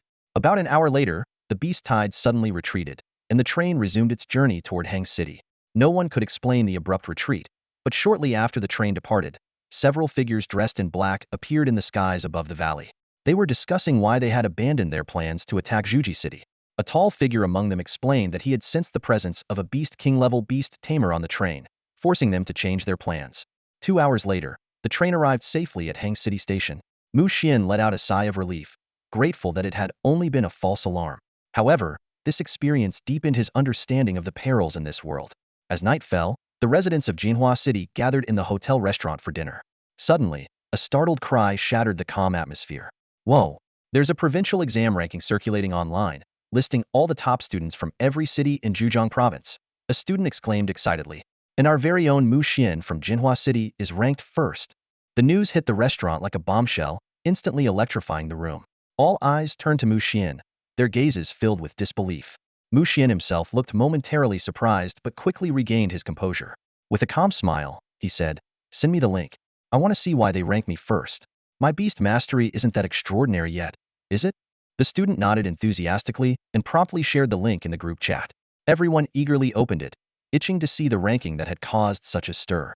At the top of the webpage was a brief introduction. The first provincial exam under the new college entrance system is fast approaching. So, who will claim the top spot this time? As the self-proclaimed know-it-all of the martial world, I've gathered data on students from all 40 cities in Zhejiang province. After meticulous analysis, I've compiled a list of the top contenders for your reference. Following the introduction was a list of 20 names, with Mu Xian indeed at the very top. Provincial Exam Champion Prediction, Rank 1. Jinhua City, Mu Xian. Main Beast, Frost Crystal Extreme Dragon, Lord Tier, Level 5. Comments. A powerful dragon-type beast evolved from the ice elemental Frost Crystal Spirit. It boasts exceptional ice-based spellcasting abilities inherited from its predecessor, combined with the formidable physical strength and close combat capabilities of Dragonkind. With its top-tier dragon bloodline, suspected to be of extraordinary quality, Mu Xian undeniably earns the top spot. Trailing behind were other elite contenders. Rank 2. Hangzhou City, Fang Yuntian. Main Beast, Storm Thunderhawk, Lord Tier, Level 6. Comments. A top-tier flying beast with traces of Wind Thunder Dragonhawk bloodline. Of extraordinary quality, it wields storm, thunder, and dragon attributes, making it a formidable fighter. Notably, it once defeated a Level 9 Lord Tier beast, securing its position as the second-ranked contender. Rank 3. Hangzhou City, Shunning Shuang. Main Beast, Frost Phoenix Eagle, Lord Tier, Level 5. Comments. A top-tier flying beast with a hint of Phoenix bloodline, of extraordinary quality. It's a powerful combatant, once taking down 2 Level 9 Lord Tier beasts at the cost of severe injuries. Rank 4. Hangzhou City, Luo Kaiwei. Main Beast, Melody Ancient Tree, Lord Tier, Level 4. Comments. A highly unique, top-tier musical plant beast. With king-level potential and extraordinary quality, it excels in area attacks and amplifications, boasting remarkable battle capabilities. The list continued with details of contenders ranked 5th to 20th. The astonishing levels and qualities of these beasts left the students in awe. Wow, the top 10 are all at least Level 3 Lord Tier, and all of them have rare or extraordinary quality beasts. Were these people born training beasts, or something? Every beast on the list is rare or unique, especially the one in first place, an actual pure-blooded dragon-type beast. That's top tier even among king-level beasts. I've heard of Fang Yuntian, the second-rank guy. He's from the prestigious Fang family in Hangzhou. With their resources, it's no surprise he's reached Level 6 Lord Tier. Not just Fang Yuntian, Ning Shuang and Luo Kaiwei, ranked 3rd and 4th, are also from elite beastmaster families. It's no shock they made the list. But Mu Xian, ranked 1st, is from an ordinary family in Jinhua City. That's the real surprise. Online, the comment section was equally abuzz. While most high school graduates from regular families were still stuck at the elite tier, these heirs of top beastmaster clans had already reached the Lord Tier. The one exception was Mu Xian, whose humble background made him the most talked-about name on the list. The atmosphere around Mu Xian grew tense as the others eyed him with a mix of emotions. Chu Lingjun suddenly spoke up. Mu Xian, this is exactly the kind of trouble I was talking about. Ever since the city exams ended, people have been asking me about you. That's when I found out they were planning to make a ranking list and they deliberately put you in first place. Hearing this, Mu Xian remained unfazed and even smiled faintly. Why should I be upset? The list is pretty accurate. It's mostly facts. My Frost Crystal Extreme Dragon might be one level lower than Fang Yunqian's beast, but its combat strength is definitely superior. Chu Lingjun could only shake his head helplessly. All right then. Just then, Chen Yunqi approached Mu Xian and offered some reassurance. Don't worry about the list, Mu Xian. The exam starts tomorrow anyway. Even if you're a target now, it doesn't matter, they don't even know what you look like. Standing beside her, Ning Ruoxuan nodded gently at Mu Xian. Though she said nothing, her gaze conveyed quiet support and encouragement. Mu Xian let out a hearty laugh, his eyes gleaming with confidence. To be honest, if they didn't come looking for me, I'd go looking for them. His voice brimmed with anticipation. Why? Of course, to snatch their resource packs. He turned to his companions and explained, according to the provincial exam rules, all of us students will be entering a mysterious secret realm. Our main task is to locate the lairs of powerful beasts scattered throughout the realm and collect resource packs from them. Each pack contains rare treasures, and after the exam, they'll become our personal property. Mu Xian's eyes sparkled with excitement. In other words, this provincial exam isn't just a selection process, it's a massive reward giveaway. He clenched his fist. I've decided to go big this time. When the time comes, they'll undoubtedly clash with other top contenders. Becoming a target? So be it. Hearing Mu Xian's bold words, admiration and awe filled the eyes of those around him. Incredible, someone murmured. So this is the charisma of the number one in Jinhua City. We're nowhere near his level. Just then, the door to the private room was violently kicked open with a loud bang. A group of young men stormed in, led by one who shouted, "Who here is Mu Xian?" Mu Xian turned to face the intruders, his eyes narrowing slightly as a faint smirk appeared on his lips. Well, look who it is, Fong Yuntian. What's this, Fong? Are you here to cause trouble? Mu Xian quickly scanned the intruders' information panels. These individuals were none other than some of the top contenders on the leaderboard. Fong Yuntian, Zhang Yuxi, and Chen Huashan. Fong Yuntian, Human, Tier 8 Commander. Talent, Thunderpool. Beasts, Storm Thunder Giant Eagle Tier 6 Lord, Thunder Warrior Tier 1 Lord. Auspicious Thundercloud Tier 3 Commander. Zhang Yuxi and Chen Huashan ranked 11th and 19th on the leaderboard respectively, both hailing from prominent families in Hangzhou. Mu Xian's attention focused on Fong Yuntian. This guy not only possessed the Thunderpool talent, but also commanded 3 extraordinary beasts, 2 of Lord rank and 1 of Commander rank. No wonder Chu Lingjun had said Mu Xian was deliberately placed in the top position. Based on these stats, Fong Yuntian was clearly the rightful favorite to win. Fong Yuntian and his companions walked up to Mu Xian, sizing him up. Fong sneered coldly, "Not bad looking. Let's hope you don't run into us during the exam." At that moment, Zhang Yuxi, standing behind Fong Yuntian, suddenly spoke up. "So, you're Mu Xian. Half a month ago. It seems you ruined my plans." Hearing this, Mu Xian immediately recalled a certain troublesome woman. He couldn't help but retort, "You think I wanted to meddle in your affairs? You fool. You didn't even realize you were being set up." Zhang Yuxi's face darkened at those words, and he nearly lost his temper. However, he managed to hold back, leaving with a harsh warning instead. The spectators behind Mu Xian were visibly disappointed. They had been hoping for some real drama. The unexpected encounter quickly came to an end. After dinner, Mu Xian and his companions returned to their rooms to rest and recharge, preparing for the upcoming provincial exam. Each of them was filled with a mix of anticipation and nervousness, wondering what challenges awaited in the mysterious secret realm. Lingyuan's secret realm, a vast medium-sized mystical domain, became the stage for the Zhujiang provincial exam. Mu Xian suddenly appeared in one corner of the secret realm. After quickly determining his bearings, he summoned his 2 contracted beasts. Roar! The ice crystal frost dragon let out a low growl. Meow! The void lynx curiously surveyed its surroundings. Both beasts radiated excitement, as if they couldn't wait to explore this uncharted territory. Mu Xian chuckled lightly and said, "Xiaoling, Xiaomao, let's see what's special about this secret realm." The peaceful night they spent after arriving in Hangzhou yesterday seemed like the calm before the storm. This morning, Mu Xian and the other participants were collectively sent into the Lingyuan secret realm by the senior officials of the Zhujiang Beastmaster Bureau. Their mission was to collect resource packs scattered throughout the realm, a test of both skill and opportunity, as the amount of rewards they could gather depended entirely on their individual abilities. As a medium-sized secret realm, Lingyuan was known for its complex environment and diverse array of beasts. Within just a few minutes, Mu Xian encountered his first group of adversaries, a massive swarm of iron-toothed mantises, led by a level 2 Lord-tier commander, consisting of over 100 elite and leader-tier mantises. "Xiao Ling, take care of these mantises. We'll move out immediately after," Mu Xian commanded decisively. The ice crystal frost dragon roared, instantly unleashing its frost domain. In mere moments, the terrifying chill froze the entire swarm of iron-toothed mantises into ice sculptures. The level 2 Lordier commander barely managed to break free, only to be struck down by the void lynx's devastating void blade. "Just low-level threats," Mu Xian muttered, shaking his head. He knew lingering in one spot for too long in such an environment was unwise. Sure enough, the scent of blood soon attracted more beasts, including some at the Lordier level. About half an hour later, Mu Xian arrived at a tranquil pool of water. The sight before him made his eyes light up. At the bottom of the pool lay a cold pool venom jiao, guarding a precious dragon bloodstone mineral vein. Even more enticing, nearby was a Lord-tier resource pack containing a rare earth frost stone, exactly what the ice crystal frost dragon needed. Mu Xian cautiously surveyed the surroundings, ensuring no one was watching. Then he instructed, Xiao Mao. Check the bottom of the pool for anything unusual. The void lynx slipped into the void and dived into the water. It quickly located the 10-meter-long sleeping Jiao and the glowing red resource pack beside it. With stealth and precision, the little creature stored the resource pack into its spatial pocket, glancing smugly at the oblivious Jiao before vanishing without a trace. This entire scene was faithfully captured and transmitted to the Zhujiang Beastmaster Bureau outside the secret realm. In the observation hall, elites and officials from across the province closely monitored the events unfolding within the realm. Mu Xian's performance garnered considerable attention and sparked lively discussions. However, Mu Xian was far from content.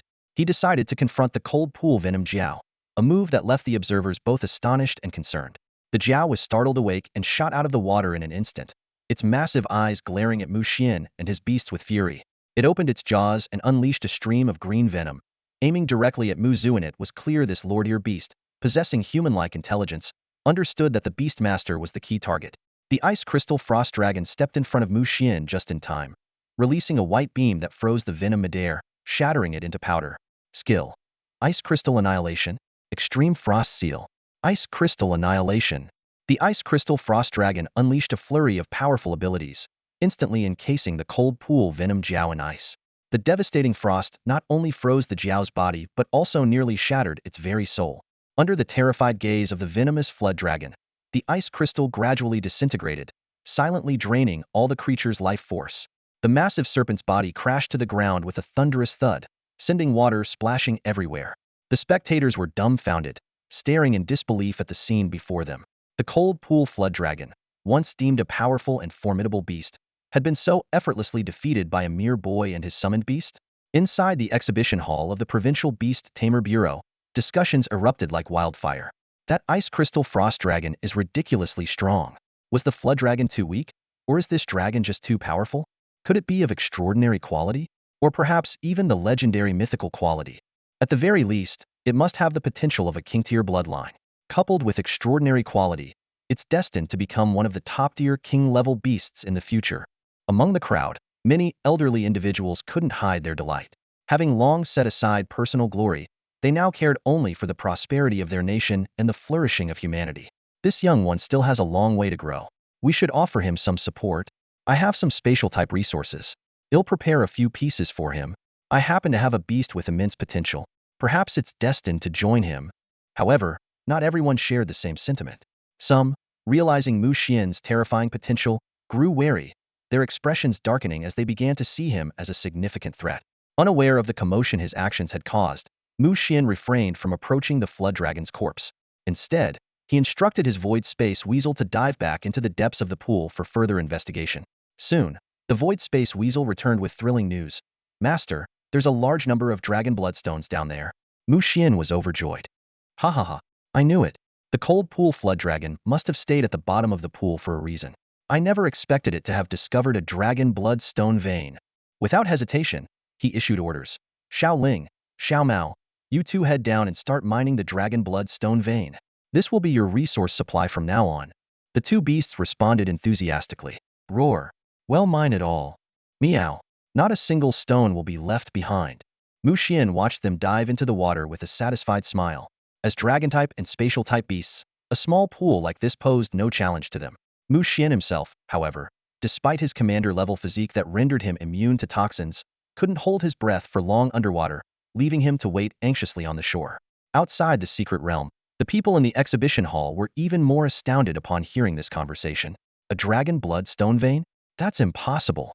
A single vein could contain at least tens of thousands of dragon bloodstones. The Lingyuan secret realm has such a precious resource? And the Beast Tamer Bureau never noticed? Good thing the students only have 3 days. Otherwise, the entire vein might be emptied. The Beast Tamer Bureau's director, a stern and imposing middle-aged man, glared at his subordinates. A dragon bloodstone vein in the Lingyuan secret realm, and no one discovered it all these years? This is absurd.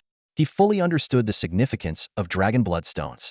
These are critical materials for advancing ordinary, elite, and commander-level beasts into dragon-type evolutions. If we had discovered this earlier, how many dragon-type beasts could we have nurtured in Zhujiang province? Our nation, the Dragon Kingdom, earned its name precisely because of the large dragon-type resource veins within its borders, which produced countless dragon-type beasts and greatly enhanced our national strength. With a cold snort, he added, "We'll deal with this matter after the provincial exam is over." Meanwhile, Mu Xian, oblivious to the uproar outside the secret realm, patiently awaited the results of his beast's efforts. By the time the afternoon drew to a close, his two beasts finally resurfaced, eagerly reporting their findings to their master. 3,400 dragon bloodstones in total? They're taking up over half of the void space? Mu Xian was nearly overwhelmed with joy. To put it into perspective, the void Space Weasel's dimensional storage, which had expanded to 54 cubic meters after its last evolution, was equivalent to a 5x 2.2 meter room. This meant they had acquired an astonishing quantity of dragon blood stones. The little creature, upon hearing the words, raised its head proudly and let out a triumphant meow. Mu Xian's eyes lit up instantly as he quickly calculated. 3,400 dragon bloodstones, worth at least 4 billion yuan. The enormous wealth filled him with excitement, and his mind was already racing with plans for the future. With this money, I won't have to worry about my expenses throughout college. Mu Xian beamed with joy. Turning to his companions, he said, Xiao Ling, little cat, great job. The frost crystal ice dragon let out a jubilant roar, sharing in their excitement. As the sky gradually darkened, the atmosphere within the secret realm grew tense. The howls of demonic beasts echoed one after another, signaling a dangerous night ahead. However, having spent half a month training in the Longmin Mountains, Mu Xian remained exceptionally calm. He knew well that nighttime only slightly enhanced the beast's combat abilities. For a safe night's rest, Mu Xian chose a large tree as a temporary shelter. During the night, a leader-class demon snake attempted a sneak attack but was swiftly dealt with by him. The next morning, Mu Xian resumed his exploration of the secret realm. Today's task was even more urgent, finding resource packs to avoid the risk of elimination. However, the terrain within the secret realm was ever-changing, and before he realized it, he had reached the edge of a vast desert. The scorching wind, mixed with sand, hit his face and carried a dry, arid scent. After a brief moment of thought, Mu Xian decided to venture directly into this unfamiliar desert terrain, seeing it as an opportunity to deepen his understanding of it. To navigate the challenging environment, Mu Xian stood atop the frost crystal ice dragon's head, using its floating ability for low-altitude flight. Xiao Ling, keep an eye on what's beneath the sand, Mu Xian warned cautiously. Beasts in the desert love to hide beneath the sand and could launch a sudden attack at any moment. The frost crystal ice dragon let out a soft growl in acknowledgement, though it didn't seem overly concerned. This momentary lapse soon led to a Lesona sandworm suddenly burst out from behind, kicking up a massive cloud of sand and striking the frost crystal ice dragon hard, almost throwing Mu Xian off. The ambush completely infuriated the frost crystal ice dragon. It let out a thunderous roar, spinning around to face the audacious leader-class beast. Opening its mouth, it unleashed a frigid dragon breath, instantly freezing the sandworm into a gleaming ice sculpture. Roar, roar. The frost crystal dragon cried out triumphantly, only to be scolded by Mu Xian with a hint of exasperation. I've told you to stay vigilant. This time it was just a commander-level sandworm. What if next time a lord-level giant sandworm ambushes us? In the desert, the most dangerous threats are the beasts lurking beneath the sands. The frost crystal dragon let out a low, ashamed growl. I understand, master. Mu Xian seized the opportunity to educate the overly confident dragon. However, less than 5 minutes later, danger struck without warning. The sand beneath the frost crystal dragon's feet suddenly collapsed, and it instinctively leapt aside, taking to the skies. In the next moment, an enormous sandworm, stretching 18 meters long, burst out of the ground. Its menacing jaws snapped shut on the spot where the dragon had just been standing. Arg! The sandworm let out a furious screech, its small, beady eyes locking onto the frost crystal dragon. Mu Xian's expression darkened as he quickly issued commands. Xiao Mao, immobilize it immediately. Xiao Ling, freeze it. Be careful, this is a lord here. Level 8 giant sandworm. At the same time, the sandworm's information appeared before Mu Xian's eyes. Giant sandworm. Species, desert insectoid. Tier, Lord, level 8. Bloodline, Beast King class. Quality, exceptional. Abilities, sand manipulation, giant devour, desert burrow. Description, a giant sandworm adept at ambushing from below. A single mistake, and you might end up as its waste. Be cautious, young one. A Lord level 8 tier beast with a Beast King bloodline and exceptional quality, this sandworm was a formidable foe. Fortunately, Mu Xian reacted swiftly. The void space ferret immediately cast a spatial confinement, preventing the sandworm from retreating underground. The frost crystal dragon launched a ferocious assault in quick succession. Icy seal of frost. Crystal meteor shower. Frost dragon's breath. 3 instant cast abilities struck the sandworm in rapid succession, with the devastating crystal meteor shower severely injuring the beast. Yet, during the brief window between the dragon's and the ferret's attacks, the sandworm managed to burrow back into the desert sands, disappearing without a trace despite the frost crystal dragon's enraged roars. Mu Xian took the opportunity to instruct his companions. Xiao Ling, Xiao Mao, this is the challenge of desert combat. If you miss your chance, these desert beasts will retreat into the sands and hide again. Remember this for the next encounter, always anticipate this move. Understood? Both beasts nodded in acknowledgement, clearly recognizing their earlier mistake of underestimating the enemy. Suddenly, Mu Xian had an idea. Xiao Mao, go underground and see if there are any resource caches nearby. The void space ferret let out a chirp and vanished into thin air. It quickly located the giant sandworm and, sure enough, discovered 2 resource caches nearby. If the ferret hadn't been outmatched in tier, a single void blade could have dealt with the sandworm. Not long after, the void space ferret returned with 2 resource caches, much to Mu Xian's delight. Lord Tier Resource Cache X2. Tier, Lord. Applicable range, none. Description. Resource caches placed by the Zhujiang Beast Tamer Bureau for Lord Tier Tamers. Each cache contains 1 desert crystal stone and 1 nether sand of the underworld. Mu Xian pondered the discovery. Both items were desert-related resources. It seemed the Bureau strategically placed resource caches based on the type of beasts in the area. It looks like we'll need to head to a frigid terrain next to find the resources Xiao Ling needs. Mu Xian mused as he turned his gaze northward. Typically, frigid terrains were more likely to appear at the northern or southern edges of a secret realm.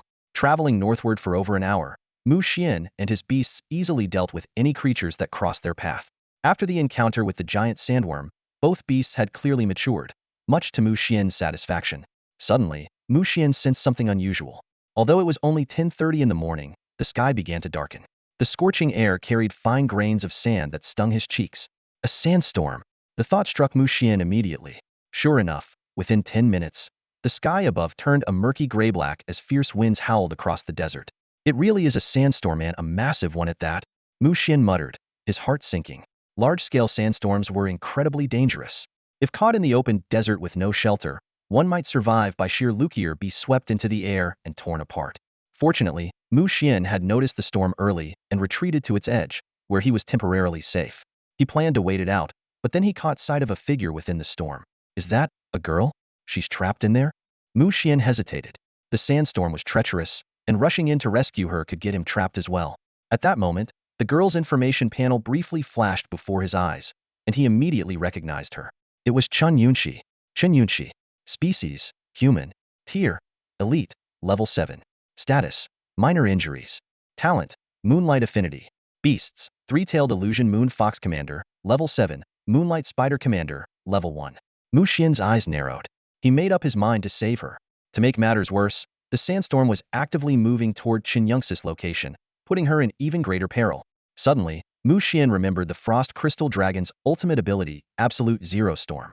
Perhaps its power could counter the sandstorm. Mu Xian's eyes lit up. The idea seemed feasible and had a high chance of success. Most importantly, it wouldn't put him in harm's way.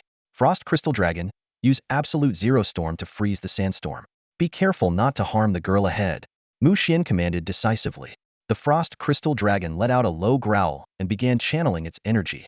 Its body glowed with an icy blue light, radiating an intense chill. Absolute Zero Storm, its ultimate move, could create an absolute zero environment in its core area, generating an ice storm that spanned 10 kilometers. However, such a powerful ability required significant time to cast 30 full seconds. Half a minute later, a brilliant blue beam shot skyward and vanished in an instant. The next moment, near the center of the sandstorm, 5 kilometers away, an intense wave of freezing cold began to spread rapidly. If anyone is willing to save me, I'll marry him. Chen Yunxi silently made this desperate vow, adding in her heart, he has to be handsome too. She was filled with regret, recalling how she had noticed the impending sandstorm but failed to take shelter in time. Underestimating its power, she was soon swept into its chaos. If not for her beast companion risking its life to protect her, she would have already been consumed by the storm's core. As the destructive sandstorm's center loomed closer, ready to devour her, Chen Yunxi suddenly noticed something unusual. A streak of ice crystals appeared abruptly in her line of sight, leaving her puzzled. What is this? Has the sandstorm mutated? The naive girl looked utterly confused. In the blink of an eye, a miracle unfolded. The terrifying sandstorm began to weaken as countless ice crystals formed, binding the swirling sand and sapping the storm's energy. Chen Yunxi's terror quickly turned to joy. She could hardly believe she had just escaped certain death. The ice crystals spread rapidly, engulfing much of the sandstorm's core. The two fierce forces intertwined, creating a suffocating tension in the air. At this critical moment, a small figure suddenly emerged. Chun Yunshi squinted and recognized it was the Void Ferret, a space element beast she had seen before, belonging to Mu Xian. The little creature glanced at the storm's core in the distance and then extended its tiny paw. A vortex, radiating spatial energy, began to form. The Void Ferret urgently gestured toward the unstable spatial portal and leapt in first. Chun Yunshi froze for a moment before snapping back to reality. It's Mu Xian. It must be Mu Xian who came to save me. Her heart swelled with joy, and without hesitation, she followed the Void Ferret into the portal. Several kilometers away, Chun Yunshi and the Void Ferret reappeared. The moment she saw Mu Xian, she was so overwhelmed with emotion that she could barely speak, managing only a shaky, "Mu Xian, thank you?" But Mu Xian waved off her gratitude, urgency in his voice. "Now's not the time for that. We need to get out of here immediately." Chun Yunshi looked at him in confusion, prompting Mu Xian to explain. "I had my Frost Crystal Ice Dragon unleash Absolute Zero Storm on the sandstorm's core. While the two forces are currently neutralizing each other and weakening the storm, my beast's power can't fully match the force of nature." Realization dawned on Chun Yunshi, and she exclaimed. "So you're saying the two storms will eventually merge into an even stronger one?" "Exactly," Mu Xian nodded. "That's why we need to leave right now." "Understood." Chun Yunshi wasted no more time and followed Mu Xian as they quickly retreated. Not long after they escaped, the sandstorm's core exploded with a deafening roar. As expected, the absolute zero storm and the sandstorm merged, forming a colossal super ice sandstorm. This terrifying phenomenon blanketed nearly the entire desert. However, no one could have anticipated that within the core of this superstorm, a faint consciousness was beginning to take shape. Who am I? A vague thought quietly emerged at the heart of the storm. Having safely reached the edge of the desert, Mu Xian and Chun Yunshi finally let out a sigh of relief. The joy of surviving such a life-threatening ordeal, coupled with Chun Yunshi's earlier, somewhat ridiculous vow, left her cheeks flushed red. Mu Xian, on the other hand, remained composed. He instructed Chun Yunshi to tend to her injuries while he replenished the energy of the Frost Crystal Ice Dragon and the Void Ferret. It took over an hour for Chun Yunshi to fully recover. She approached Mu Xian with heartfelt sincerity and said, "Mu Xian, I really have to thank you. If it weren't for you, I might have." Mu Xian smiled faintly, cutting her off. "We're friends, aren't we? Helping each other out is the least I can do. Just friends?" For some reason, Chun Yunshi felt a pang of disappointment at his words. She had thought that perhaps Mu Xian had risked his life to save her because he cared for her in a deeper way. After lunch, the two parted ways. Knowing that traveling together would mean fewer resource packs for each of them, they decided it was best to go their separate routes. Leaving the desert behind, they encountered a noticeable increase in the number of beasts. In just 1 hour, Mu Xian faced 3 waves of beasts, all of which were effortlessly dealt with by the Frost Crystal Ice Dragon. He managed to collect 2 resource packs, though they were only of the commander tier. According to the provincial exam rules, elite tier resource packs were worth 100 points, commander packs were worth 200 points, and lorder packs were worth 400 points. The top 30 scorers would qualify for the national exam, while the rest would apply to various beast taming colleges based on their rankings. Mu Xian's goal, of course, was to claim first placer at the very least, secure a spot in the top 3. According to some insider information from Chief Qian, the top 30, top 3, and the first place finisher would receive different rewards. Specifically, the first place winner would be granted 3 Lordier evolution resources tailored to their beast's attributes. This meant that even the rare and precious space element evolution resources Mu Xian had been dreaming of would be provided by the Beast Taming Bureau. At my current pace, getting first place might be a challenge, Mu Xian muttered to himself. Looks like he'll need to take a more aggressive approach. He adjusted his information panel to search on the widest range possible, scanning for resource pack locations. After about 10 minutes, Mu Xian finally made a new discovery. Outside a mountain cave, an intense battle was unfolding. A Tier 7 burrowing earth dragon, a Lord-level beast, was being besieged by 3 tamed creatures. Its scales were shattered, blood streamed down its body, and it let out agonized roars. Not far away, a young man dressed in luxurious robes watched coldly, a smug smile tugging at the corners of his lips. This was none other than Zhang Yuxi, the eldest son of the Zhang family, who had previously clashed with Mu Xian, a Tier 7 burrowing earth dragon. I wonder what kind of valuable resource pack it might be guarding. Zhang Yuxi murmured to himself, his eyes glinting with greed. With a deafening roar, the burrowing earth dragon finally succumbed and collapsed to the ground. Unable to contain his excitement, Zhang Yuxi rushed toward the cave. But in the next second, his expression darkened drastically. Who dares to steal my resource pack? Zhang Yuxi's furious shout echoed through the cave, filled with rage and frustration. Meanwhile, in a forest a kilometer away, Mu Xian was grinning as he accepted the resource pack handed over by his void space ferret. Spatial beasts really are the best, he praised, gently stroking the ferret's soft fur. Mu Xian carefully inspected the spoils in his hands. A lore-level resource pack, applicable to lord-tier beasts, with no specific description provided. This was a resource pack placed by the Zhejiang Province Beast Taming Bureau for lord-level tamers, containing a rare bottle of lord-tier earth essence. The scene shifted to the exhibition hall of the Beast Taming Bureau outside the Lingyuan secret realm. Zhang Yuxi's father, a renowned Beast King-level tamer from the prestigious Zhang family in Hangzhou, stood up in a fury. This is outright cheating. Is this how spatial beasts are supposed to be used? His booming voice filled the hall, his face red with anger. I propose that this student's exam results be nullified. We don't need opportunists like this. If every student resorted to such tricks, where would the fairness of the exam go?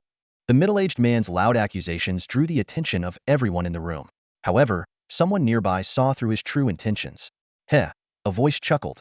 If I'm not mistaken, aren't you the father of the kid who just got robbed? The moment those words were spoken, the middle-aged man was rendered speechless, his righteous indignation vanishing in an instant. In the corner, Officer Qian couldn't help but smile at the scene. He thought to himself, everything Mu Xian did was well within the rules, and he's already caught the attention of some major players. Trying to revoke his exam qualification? What a joke. Recalling Mu Xian's calm demeanor from the day before, Officer Qian suddenly realized, no wonder he wasn't worried at all yesterday. He must have planned this move well in advance. On the third day, the final day of the provincial exam, the atmosphere in the testing grounds was electric. Candidates were brimming with fighting spirit, and the air was filled with the sounds of intense battles and shouts of challenge. The roars of ferocious beasts intertwined with the commands of beast tamers, making the entire secret realm feel as though it was boiling with energy. This chaotic intensity provided the perfect opportunity for Mu Xian's Void Dragon Weasel to shine. Leveraging the advantage of his information panel, Mu Xian effortlessly pinpointed the top contenders on the leaderboard. Whenever these skilled contestants were locked in fierce combat with wild beasts, the Void Dragon Weasel would silently slip in and deftly pilfer their resource packs without leaving a trace. By noon, Mu Xian had successfully looted 13 resource packs, amassing a considerable haul. A faint, self-satisfied smile appeared on his lips. Meanwhile, outside Thunder Valley, a group of people had gathered to share their experiences from the past 2 days in the secret realm. Zhang Yuxi, Chen Huashan, and 5 others were animatedly exchanging stories, the atmosphere lively and spirited. Damn it! Zhang Yuxi suddenly cursed. Someone actually stole my resource pack. Chen Huashan's eyes widened in shock. What? Even you, young Master Zhang, got robbed? That's right. Zhang Yuxi growled, clenching his fists in frustration. It happened when I was fighting a burrowing earth dragon beast. If I find out who did it, I'm going to skin them alive. He turned to Chen Huashan. Wait, don't tell me you had the same thing happen? Chen Huashan let out a bitter laugh and nodded. Exactly. I spent ages battling a wave-taming mystic turtle, and just when I thought I'd finally gotten the resource pack, it vanished without a trace. The others chimed in as well, voicing their frustrations. Same here. Our resource packs disappeared out of nowhere. Who could be behind this? Someone asked suspiciously. Could it be a space-type beast? But I haven't heard of anyone having such a beast. As the group speculated heatedly, Fang Yuntian emerged from Thunder Valley. He scanned the crowd and gave a slight nod. Glad you're all here. Zhang Yuxi looked at him curiously. Boss, what kind of beast are we dealing with that requires all of us to take action together? Fang Yuntian's expression was grave. 2 rampaging thunder bears at Lord Tier Level 9, along with several cubs. These cubs have incredibly strong auras, with at least Beast King level bloodline potential. They're perfect for you to form contracts with. Lord Tier Level 9 rampaging thunder bears? Someone gasped. Rampaging thunder bears were famously powerful thunder element beasts, with bloodline potential rivaling that of Beast King level creatures. It was no wonder Fang Yuntian had summoned everyone to join forces. The others were equally excited. In Hangqing, rampaging thunder bear cubs were incredibly rare and had once been auctioned for a staggering 80 million. Their value was comparable to that of young monarch-level beasts. Under Fang Yuntian's leadership, Zhang Yuxi and the others cautiously stepped into the lightning-filled valley. The air crackled with the sound of electricity, and everyone was on high alert. Once the group disappeared into the depths of the valley, a shadow quietly appeared at the entrance. It was none other than Mu Xian. Watching Fang Yuntian and his team head deeper into the valley, a sly smile played on Mu Xian's lips. No wonder I couldn't find this guy anywhere. He's been hiding here. If he values this place so much, there must be something good inside. Perhaps a trove of lore-tier resource packs and materials. How could I possibly miss out on such a golden opportunity? Mu Xian had originally been tailing Chen Huashan, but when he saw Qian and the others gathering in this secluded valley, he immediately sensed that something was up. Moving with utmost caution, he stepped into Thunder Valley. With the help of his information panel, he quickly located Fong Yuntian and his group and deduced their objective. A pair of Lord Tier Level 9 rampaging Thunder Bears. Mu Xian's eyes lit up. Wait, there are cubs too. Rubbing his hands together in excitement, he began calculating the potential value of these cubs. The information panel promptly displayed the details of the rampaging Thunder Bears. Species: Thunder Element Rampage Element Bear Family. Tier: Lord Tier Level 9. Bloodline: Beast King Level. Quality: Excellent. Skills: Rampage, Explosive Thunderball, Thunder Roar, Bear Pounce. Description: a highly formidable beast, regarded as a powerhouse among Lord-tier beasts. Beware of its combination skills. The detailed information left Mu Xian slightly astonished. These bears were almost on par with some Beast King-level beasts in terms of raw power, lacking only a Beast King or Monarch-level bloodline. A thought crossed Mu Xian's mind. Don't I have the bloodline extraction and fusion talent? Maybe I can merge a stronger bear-beast bloodline into them. He also noted the mention of combination skills in the description. This indicated that the two rampaging Thunder Bears had mastered a synergistic skill set, which could potentially deal devastating damage. Combination skills, formed by blending two abilities, often produced effects far greater than the sum of their parts, making them a prized asset among Beast Tamers. Soon, Fong Yuntian and his group began their operation. They sent two agile, small beasts to sneak into the rampaging Thunder Bear's lair, intending to lure them out. Hidden in the shadows, Mu Xian held his breath, patiently waiting for the perfect moment to strike. Before long, a young thunderstorm bear cub was dragged out of its nest by two tamed beasts, immediately triggering the fury of the two adult thunderstorm bears inside. Their deafening roars echoed through the entire valley, shaking the ground with their rage. At that moment, Mu Xian's eyes lit up.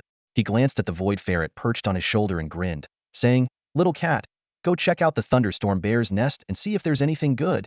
The void ferret nodded excitedly before vanishing into thin air. Meanwhile, the battle outside the nest had reached a fever pitch. Fong Yuntian and his group of 8, along with nearly 20 Lord-level tamed beasts, launched a ferocious assault on the two adult thunderstorm bears. The bears roared in fury, struggling to fend off the relentless attacks coming from every direction. Suddenly, the male and female thunderstorm bears exchanged a glance and unleashed a powerful combination skill. In an instant, countless lightning spheres erupted in the air, scattering like a meteor shower toward Fong Yuntian and his allies, as well as their tamed beasts. The spheres radiated an overwhelming sense of dread, hurtling toward their targets at an astonishing speed. "Watch out!" Fong Yuntian shouted, dodging quickly. However, the others were caught off guard. "Arg!" Screams filled the air as chaos erupted. In the blink of an eye, 4 of Fong Yuntian's companions were struck unconscious, collapsing to the ground motionless, their hair standing on end in a pitiful sight. Only Fong Yuntian, Zhang Yuxi, Chun Huashan, and another member were left standing in the aftermath. Aside from Fong Yuntian, the other 3 were also injured. Though their tamed beasts absorbed much of the damage, the searing pain was inescapable. Fong Yunshin's face darkened, and he gritted his teeth. "Damn it, I didn't expect these two thunderstorm bears to have a combination skill." The two Lord-level beasts, both at the 9th tier, had clearly exceeded their capabilities. Glancing at the 4 fallen companions sprawled on the ground like corpses, Fong Yunshin's expression turned grim as he prepared to give the order to retreat. Just then, the two thunderstorm bears let out an earth-shaking roar, their bodies suddenly swelling in size. They had entered a berserk state. Their bloodshot eyes burned with unquenchable rage as they charged straight toward Fong Yuntian. However, their true target wasn't Fong Yunshin, it was Mu Xian, who was stealthily making off with their cub. Only then did Fong Yuntian notice Mu Xian's presence. His face turned pale as he shouted in disbelief, "Mu Xian, what are you doing here? Damn it, you're setting me up." Mu Xian, however, appeared entirely at ease. With a carefree smile, he said, "Ha ha ha, Fong Yuntian, I just happened to pass by and stumbled upon this little thunderstorm bear cub. Oh, and 4 resource packs too. Anyway, I have some errands to run. They'll leave the 2 thunderstorm bears to you. Good luck." With that, Mu Xian turned to leave, leaving Fong Yuntian to face the 2 enraged thunderstorm bears alone, trapped in an impossible dilemma. "Mu Xian, I will never forgive you." Fong Yuntian roared furiously, his eyes fixated on the 2 raging thunderstorm bears just steps away. Clearly, the ferocious mother and cub had mistaken him for an accomplice in the theft of the cub. Disheveled and battered, Fong Yuntian finally stumbled out of Thunder Valley, accompanied only by his subordinate, Zhang Yuxi. The 2 were in a pitiful state, their clothes in tatters. This hunt in Thunder Valley had been an unmitigated disaster, a complete loss on all fronts. Meanwhile, Mu Xian lowered his gaze to the thunderstorm bear cub at his feet, a flicker of surprise flashing in his eyes. The information panel displayed. Thunderstorm bear cub. Type: Lightning Berserk Bear. Rank: Elite, Tier 4. Bloodline: Beast King. Quality: Exceptional. Skills: Lightning Clone, Thunder Essence.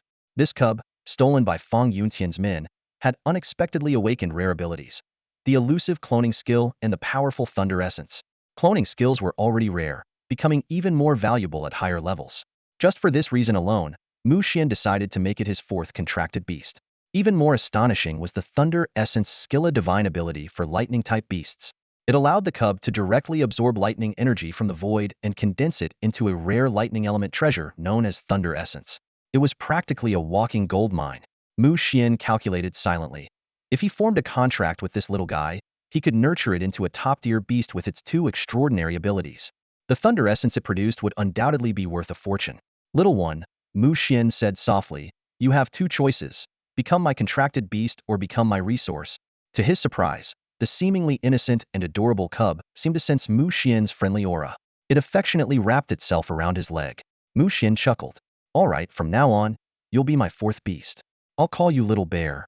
In Mu Xian's vision, his team of beasts would include a tanky melee fighter like the Thunderstorm Bear, a long-range caster like the Ice Crystal Frost Dragon, a stealthy scout like the Void Ferret, a healer support like the Celestial Mirage Butterfly, and a flying mount. Among these, a healer support was becoming an urgent necessity. Some might wonder, couldn't the Ice Crystal Frost Dragon serve as a mount? Why the need for a dedicated flying beast? The answer was simple. While the Ice Crystal Frost Dragon could indeed be ridden, its true value lay in its casting and combat abilities. Using it as a mount would be more about showing off than practicality. After securing Little Bear in his contracted beast space, Mu Xian continued on his way. Time was running out, and he needed to explore the icy terrains of the secret realm to see if he could find any valuable resources. After traveling for over half an hour, Mu Xian reached the icy Regiona land blanketed in snow and dominated by towering ice peaks. As he pressed forward, his information panel worked at full capacity, quickly identifying the beasts lurking in the area. Most were elite or commander level, with only a few reaching the lord level. Finding no resource nodes, Mu Xian decided it wasn't worth his effort to hunt them. And so, Mu Xian continued his search through the frozen landscape until dusk approached and the provincial exam neared its conclusion. Just then, he made a significant discovery. Inside an underground ice cave, a particularly striking notification appeared on the information panel. Extreme Ice Spirit Marrow. Rank: Beast King. Applicable types: Ice, Frost. Description: a top-tier rare material nurtured over tens of thousands of years in the icy terrain of the Spirit Origin Secret Realm, containing incomparably pure extreme cold energy. Mu Xian's eyes lit up. This material was practically tailor-made for his Ice Crystal Frost Dragon. Most importantly, it was Beast King level, meaning it could help the dragon break through its bottleneck. Advancing from the Lord level to the Beast King level was an incredibly challenging feat for beasts with Lord level bloodline potential. It was nearly impossible. However, for those with Beast King level or higher bloodline potential, the process was somewhat easier, requiring only Beast King level resources to forcibly break through, making them quasi-Beast King level beasts. The term quasi-Beast King referred to beasts that had yet to gain recognition from other Beast King level creatures. To become a true Beast King level beast, they needed to participate in the legendary Beast King Challenge trial, where a quasi-Beast King had to defeat 3 Beast King level creatures in direct combat, earning their acknowledgement. Only then could it condense the Beast King mark and officially ascend to Beast King level, paving the way to Emperor level. Without hesitation, Mu Xian issued a command. Little spirit, little cat, quickly, dig out this extreme ice spirit marrow. However, the extreme ice spirit marrow was buried deep within the ice cave, encased in layers upon layers of frozen barriers. Extracting it would be no easy task. The Ice Crystal Frost Dragon and the Void Dragon Weasel unleashed astonishing power, their skills sweeping through like a storm. Layers of ice crystals shattered continuously under their fierce assault. Finally, the precious Frost Essence core was revealed. Mu Xian carefully retrieved it. The Ice Crystal Frost Dragon let out an excited roar, its eyes gleaming with desire. Mu Xian gently stroked its scales and smiled as he promised, "Don't worry. Once we leave the secret realm, I'll let you absorb it." By the time Mu Xian returned to the surface, night had already fallen. In the sky above, a massive spatial vortex slowly rotated, signaling that it was time to leave the secret realm. Taking a deep breath, Mu Xian climbed onto the Ice Crystal Frost Dragon and resolutely stepped into the mysterious portal. The scene before him twisted in an instant. When Mu Xian regained his senses, he found himself standing in the massive Beastmaster arena. All around him were students who had just finished their trials, their faces reflecting a mix of emotions, some overjoyed, others dejected, and a few with expressions too complex to decipher. The proctors began gathering students according to their ranks. As a lower tier student, Mu Xian was guided to a special assessment area. He barely had time to glance around when an angry shout erupted from behind him. Mu Xian, how dare you show your face here? Turning around, Mu Xian saw Fang Yuntian, Zhang Yuxi, Chen Huashan, and their group glaring at him with fury. In stark contrast to Mu Xian's composed demeanor, they looked utterly miserable, especially the lackeys among them, who were so badly burned they resembled charred human-shaped logs. Feeling slightly awkward, Mu Xian rubbed his nose, though he couldn't suppress the urge to laugh. Why wouldn't I show up? I don't owe any of you anything. You Fang Yuntian was livid. You stole our resource pack. And the thunderstorm bear cub. If it weren't for your interference, how could we have been injured so badly by the thunderstorm bear? Remaining calm, Mu Xian countered evenly. Did the resource pack have your names on it? Was that thunderstorm bear cub bonded to you? If not, then how could it be considered yours? Getting injured by the thunderstorm bear only proves that your strength is lacking. Young man, you need to recognize your own limits. Just because you rely on family resources to become a lower-tier beast master doesn't mean you can do as you please. The real secret realms won't go easy on you. Fang Yuntian and Zhang Yuxi fell silent, Mu Xian's words cutting deep. They had indeed been overly arrogant, daring to challenge two lower-tier level 9 beasts. They hadn't even gathered detailed intelligence or arranged for sentries, recklessly attacking the thunderstorm bear. Surviving it all was already a stroke of luck. Seeing their reaction, Mu Xian added fuel to the fire. In fact, I was helping you, letting you experience the harshness of the secret realm in advance. It's disappointing that you failed to understand my good intentions. Truly, I'm heartbroken. Mu Xian's tone was so sincere. It almost seemed like he genuinely cared for their well-being. For a moment, Fang Yuntian and the others were moved by his honesty, repeatedly vowing not to make the same mistakes again. Mu Xian nodded in satisfaction, as if he saw potential in them. It was only much later that Fang Yuntian snapped out of it, his face turning beet red with anger. Damn it, weren't we here to teach that guy a lesson? At this moment, one of the proctors spoke calmly. Begin presenting the resource packs you've collected in order of your numbers, and we'll tally the points. Number 1021, Zhang Linggong. Standing amidst the crowd, Mu Xian kept his eyes fixed on the leaderboard, which was updating in real time. As each participant showcased their results, his smile grew wider. He thought to himself, with a hint of smugness, looking at their scores, no one here can even come close to my 25 resource packs. Among the 20-something examinees who had presented so far, the highest score was a mere 7 resource packs, equivalent to 2,800 points. Mu Xian couldn't help but feel a sense of pride. However, he quickly adjusted his expression as his number was finally called. The proctor turned to Mu Xian, his tone still indifferent. How many resource packs do you have? Bring them all out. Don't worry, they won't be taken away from you. Mu Xian smiled faintly and began retrieving resource packs from his storage space. One after another, the resource packs piled up on the table. Gasps and exclamations erupted from the surrounding participants. What the heck? 7, 8, 9, 10? 10 resource packs. How many Lord-level beasts did he hunt down? Is this the same Mu Xian who's been topping the leaderboard? I heard people say his position was rigged. Whoa, that's 16 already, and he's still going. 19. How did he manage to hunt so many beasts in just 3 days? 20 now. When Mu Xian finally stopped, there were 25 resource packs neatly stacked on the table, 23 from Lord-level beasts and 2 from Commander-level beasts. The entire examination hall erupted into chaos. Someone quickly did the math. At an average of 3 Lord-level beasts per resource pack, he must have hunted down 69 Lord-level beasts. Even the proctor, who had maintained a calm demeanor up until now, was visibly stunned. He asked in disbelief, with this many resource packs, did you wipe out all the Lord-level beasts in the secret realm? Mu Xian responded with a cheeky grin. Oh no, I just got lucky and picked them up. His remark was met with a round of eye rolls. Some participants, including Zhang Yuxi, were seething with anger, barely restraining themselves from shouting. They knew all too well that many of those resource packs had been snatched from them by Mu Xian. The proctor could only shake his head in exasperation. He'd never encountered someone so shameless. Nonetheless, he had to record Mu Xian's score and rank him in first place. Soon, everyone's scores were finalized.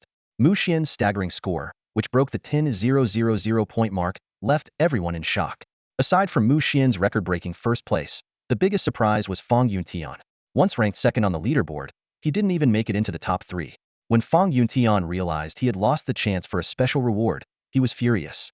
Glaring at Mu Xian, he gritted his teeth and shouted, Mu Xian, I challenge you to a duel. However, Mu Xian paid him no mind and didn't even glance his way.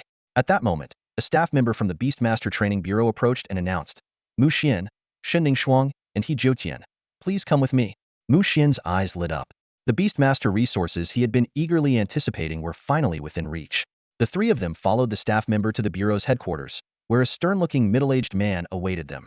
It was none other than Xin Lingtian, the Bureau chief. Xin Lingtian glanced over the three of them and nodded approvingly. You all performed well in this provincial exam, demonstrating the level of skill expected. His sentence trailed off as his gaze landed on Mu Xian. For some reason, his tone grew slightly awkward. Mu Xian, sensing the shift, felt a bit uneasy. He realized that his actions in the secret realm might have already been exposed. Chief Shen cleared his throat and continued, all right, enough small talk. Follow me to the treasury and choose the resources you need.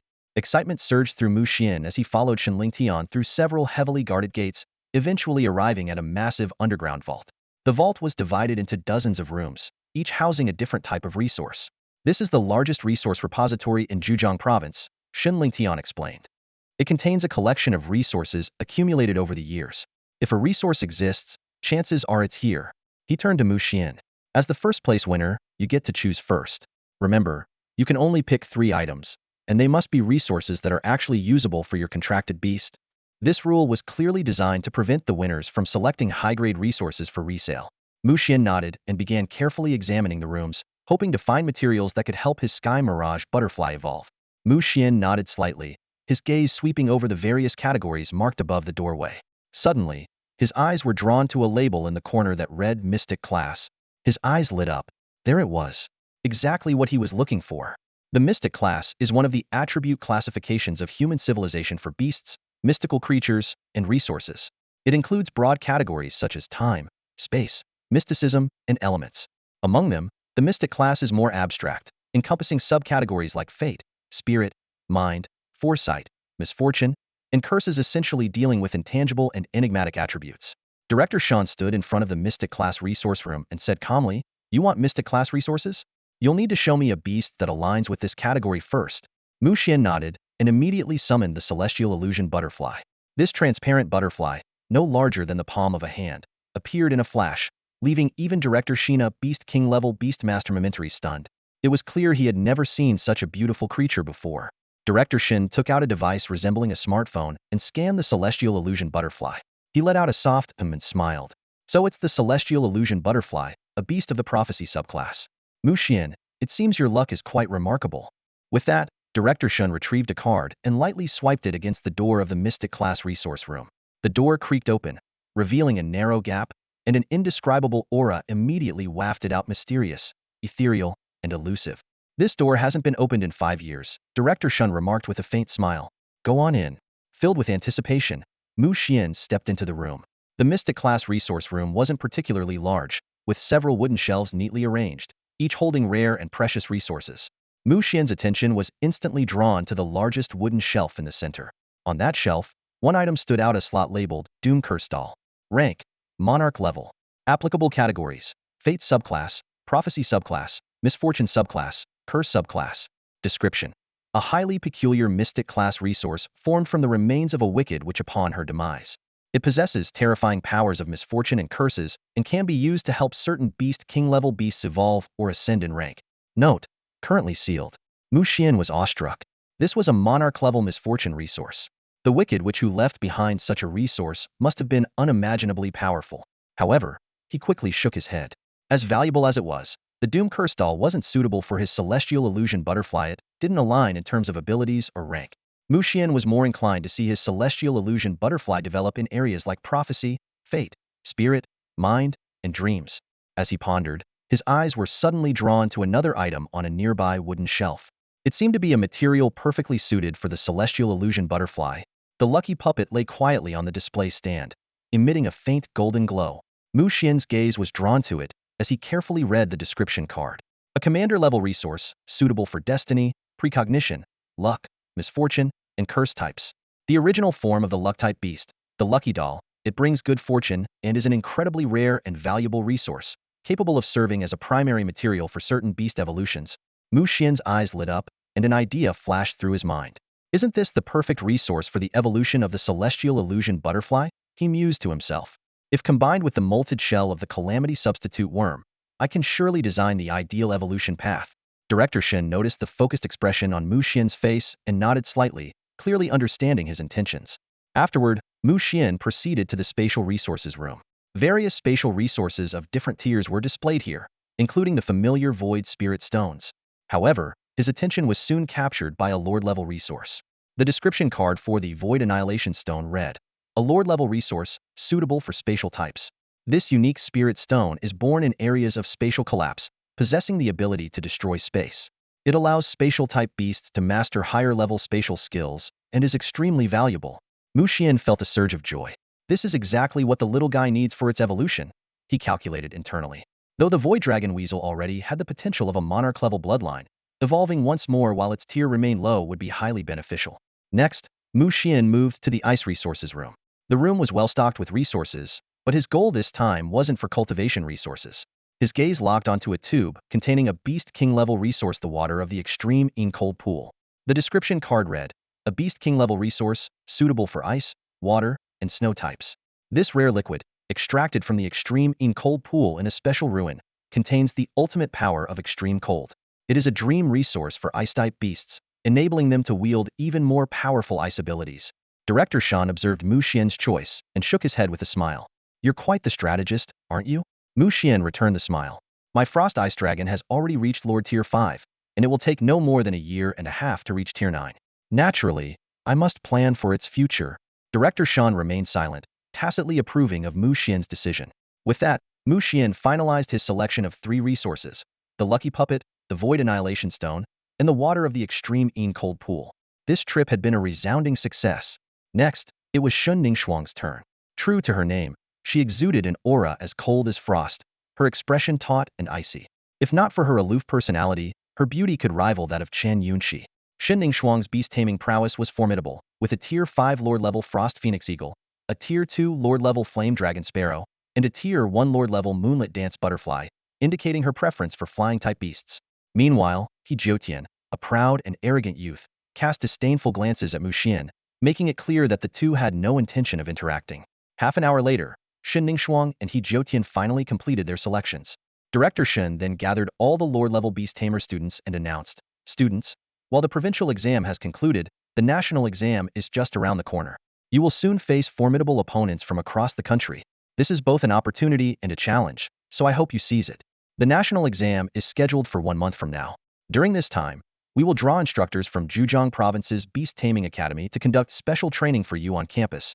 He paused before adding, participation is entirely voluntary. Special training? Mu Xian's eyes lit up. His knowledge of beast taming was still somewhat lacking, and this would be the perfect opportunity to absorb more knowledge at the Zhejiang Province Beast Taming Academy. The others were equally surprised. None of them had expected the national exam to be just a month away. This time frame was sufficient for many to significantly enhance their strength. The Provincial Beast Taming Education Bureau acted with lightning speed. After confirming that no one opted out of the special training, they immediately contacted the Zhejiang Provincial Beast Taming Academy. By nightfall on the same day, Mu Xian and the others had settled into a private courtyard at the academy. This courtyard was typically reserved for the top students of the academy, offering a stark contrast to the dormitory buildings where regular students resided. While the dormitories were spacious, they couldn't compare to the comfort and privacy provided by the standalone courtyard. Just as Mu Xian had finished unpacking his belongings, a rapid knock on the door interrupted him. Standing outside was Ling Fangfei, dressed elegantly in a white dress, her bright eyes and radiant smile making her look stunning. Mu Xian couldn't help but glance at her a second time. Standing beside her was the slightly reserved Yuman man. Hey little brother, I heard you got first place in the provincial exam this time? Ling Fangfei asked excitedly, her eyes sparkling with delight. Mu Xian smiled and nodded, a hint of pride in his tone. With Xiao Mao by my side, it was practically impossible not to take first place. Ling Fangfei sighed softly, her tone carrying a trace of helplessness. True, spatial-type beast tamers have such an advantage under the provincial exam rules. My mentor mentioned that the difficulty will be increased for the next provincial exam to prevent spatial tamers from cheating. Hearing this, Mu Xian rolled his eyes in exasperation, silently grumbling to himself. How is this cheating? It's clearly the result of my hard work. At this moment, the usually quiet Yuman man mustered her courage and spoke, her voice trembling slightly. Mu Xian, I heard that you acquired a large amount of dragon blood stones this time? Is that true? Mu Xian was momentarily stunned before realizing what she was referring to. It dawned on him that his excavation of dragon bloodstones in the secret realm had been observed by the Beast Taming Education Bureau, so it wasn't surprising that the news had spread. That's right, Mu Xian replied with a cheerful smile. Why? Is Uncle Yu interested in these dragon bloodstones? Yu Man nodded earnestly, her eyes brimming with anticipation. Yes, my dad heard about it and wanted to buy this batch of dragon bloodstones from you. The price is negotiable. Ling Fangfei, puzzled, chimed in. A large amount of dragon bloodstones? What's that about? Yu Man turned to Ling Fangfei, her tone carrying a trace of excitement. Fangfei, you don't know? The whole Hangzhou city is buzzing with the news Mu Xian discovered a dragon bloodstone vein in the Lingyuan secret realm. It's said that all the beast-taming resource merchants in Hangzhou are going crazy now, trying to secure the mining rights to that dragon bloodstone vein in the secret realm. Ling Fangfei's eyes suddenly lit up with excitement, and a sly smile played on her lips. She leaned toward Mu Xian, half joking yet somewhat serious, and said, Hey, little brother. We're so close, how about sponsoring your big sis with a few dragon bloodstones? That's not asking too much, right? Hearing this, Mu Xian couldn't help but roll his eyes. Dragon bloodstones were incredibly rare and valuable, with just one worth millions. And here she was, casually asking for a few. It was nothing short of daylight robbery. Still, despite his internal complaints, Mu Xian unhesitatingly took out 10 dragon bloodstones and handed them over, splitting them between Ling Fangfei and Yu Man. To him, 10 dragon bloodstones were no longer a big deal. Yu Man tried to politely decline, but Ling Fangfei had already snatched them up with quick hands. Grinning mischievously, she said, Man, this guy's loaded now. Taking a little from him is no big deal. Worst case, you could marry him to make up for it. This bold remark left both Mu Xian and Yu Man at a loss for words, rendering the atmosphere awkward for a moment. Thankfully, after some playful banter, the mood lightened again. Turning to Yu Man, Mu Xian said, By the way, I still have over 3,000 dragon bloodstones. Why don't you ask Uncle Yu how many he'd like to buy? Yu Man's eyes lit up with excitement. That's fantastic. They'll have my dad come over right away. Mu Xian nodded lightly. To him, as long as the price was right, it didn't matter who he sold to. Out of the 3,400 dragon bloodstones in his possession, he planned to sell only 1,000. The rest would be used to trade for other resources. In this era, cash had limited purchasing power, and many high-ranking beast tamers preferred bartering, especially at elite gatherings. It wasn't long before Yu Man's father, Yu Hai, arrived at the Beast Taming Academy in a hurry. The moment he stepped through the door, he exclaimed enthusiastically, Mu Xian, congratulations! That dragon blood stone mine has been there for over 100 years, and yet you managed to discover and extract thousands of stones so effortlessly. You're making us old-timers green with envy. Mu Xian responded with a humble smile. Thank you for the kind words, Uncle Yu. I heard you're interested in purchasing some dragon bloodstones? How many would you like? Yu Hai waved his hand with a hearty laugh. As many as you're willing to sell. We'll take them all at market price. How does that sound? Mu Xian raised an eyebrow in surprise. Uncle Yu, if you're buying at market price, how will you make a profit? After all, with the mine about to be exploited, the supply will increase, and prices are bound to drop. Yu Hai burst into laughter. Mu Xian, leave the money-making part to me. You don't need to worry about that. Mu Xian nodded thoughtfully. If Yu Hai was willing to pay market price, he must have his reasons. Ultimately, the two reached an agreement. 1,000 dragon bloodstones would be sold at 1 million yuan each, for a total transaction of 1 billion yuan. Yu Hai looked pleased. Smart move, Mu Xian. Dragon bloodstones are effectively a universal currency for trading dragon-type resources. Keeping some is far more valuable than cash. By the way, there's an exclusive gathering for Lord-level Beast Tamers in a couple of days. How about I take you along? Mu Xian's eyes lit up. That sounds great, but are you sure I won't be causing you any trouble? Not at all. I happen to have a spare invitation. It's settled then. Yu Hai said with a hearty laugh, leaving with the 1,000 dragon bloodstones in tow. Ling Fangfei and Yu Man stayed for a little while longer before bidding farewell, leaving Mu Xian alone. He began sorting through the spoils from the secret realm exploration during the provincial exam. 2,390 dragon bloodstones worth 2.4 billion yuan. 23 Lord-level resource packs and 2 Commander-level resource packs, collectively worth about 100 million yuan, and 3 rare treasures from the Education Bureau's vault. Mu Xian carefully selected the resources he could use. The remaining 18 Lord-level resources, which didn't suit his beasts, he planned to trade for more useful items at the upcoming gathering with Yu Hai. The next morning, at 5 a.m., before the sun had risen, Mu Xian was woken up and summoned to the training field. A young man with a stern expression stood waiting. He addressed the group. Good morning, everyone. I'm Zhang Yufang, your instructor for physical training. Starting today, I'll be in charge of your fitness regiment. Good morning, teacher. A weak and unenthusiastic greeting echoed across the playground, drawing a disapproving glance from teacher Zhang Yufang. He scanned the group of young beast masters in training before him, his tone tinged with sternness. So young, yet already so lethargic? Are you all drained of energy already? Clapping his hands together, Zhang Yufang issued a command. Everyone, 10 laps around the track. No sooner had the words left his mouth than a defiant voice rose from the crowd. Zhang Yushi stepped forward, his face full of disdain. Teacher, I object. We're already Lord-level Beastmasters. Why should we still bother with physical training? A faint, meaningful smile appeared on Zhang Yufang's face as he swept his gaze across the group. That's an excellent question. Does anyone else share his opinion? Sensing their teacher's seemingly easygoing demeanor, several students from privileged backgrounds quickly chimed in. Me too, teacher. I agree. Voices of support rang out one after another. Standing silently among the crowd, Mu Xian remained quiet. He was all too familiar with situations like this. Internally, he thought, this Zhang Yufang, he's clearly not someone to mess with. This has to be a trap. Sure enough, Zhang Yufang's next words confirmed Mu Xian's suspicions. With a smile that didn't quite reach his eyes, Zhang Yufang said, very well. Whether physical training is useful or not, we'll find out through a test. His gaze swept the group before finally landing on Zhang Yushi. Hey, race the deal.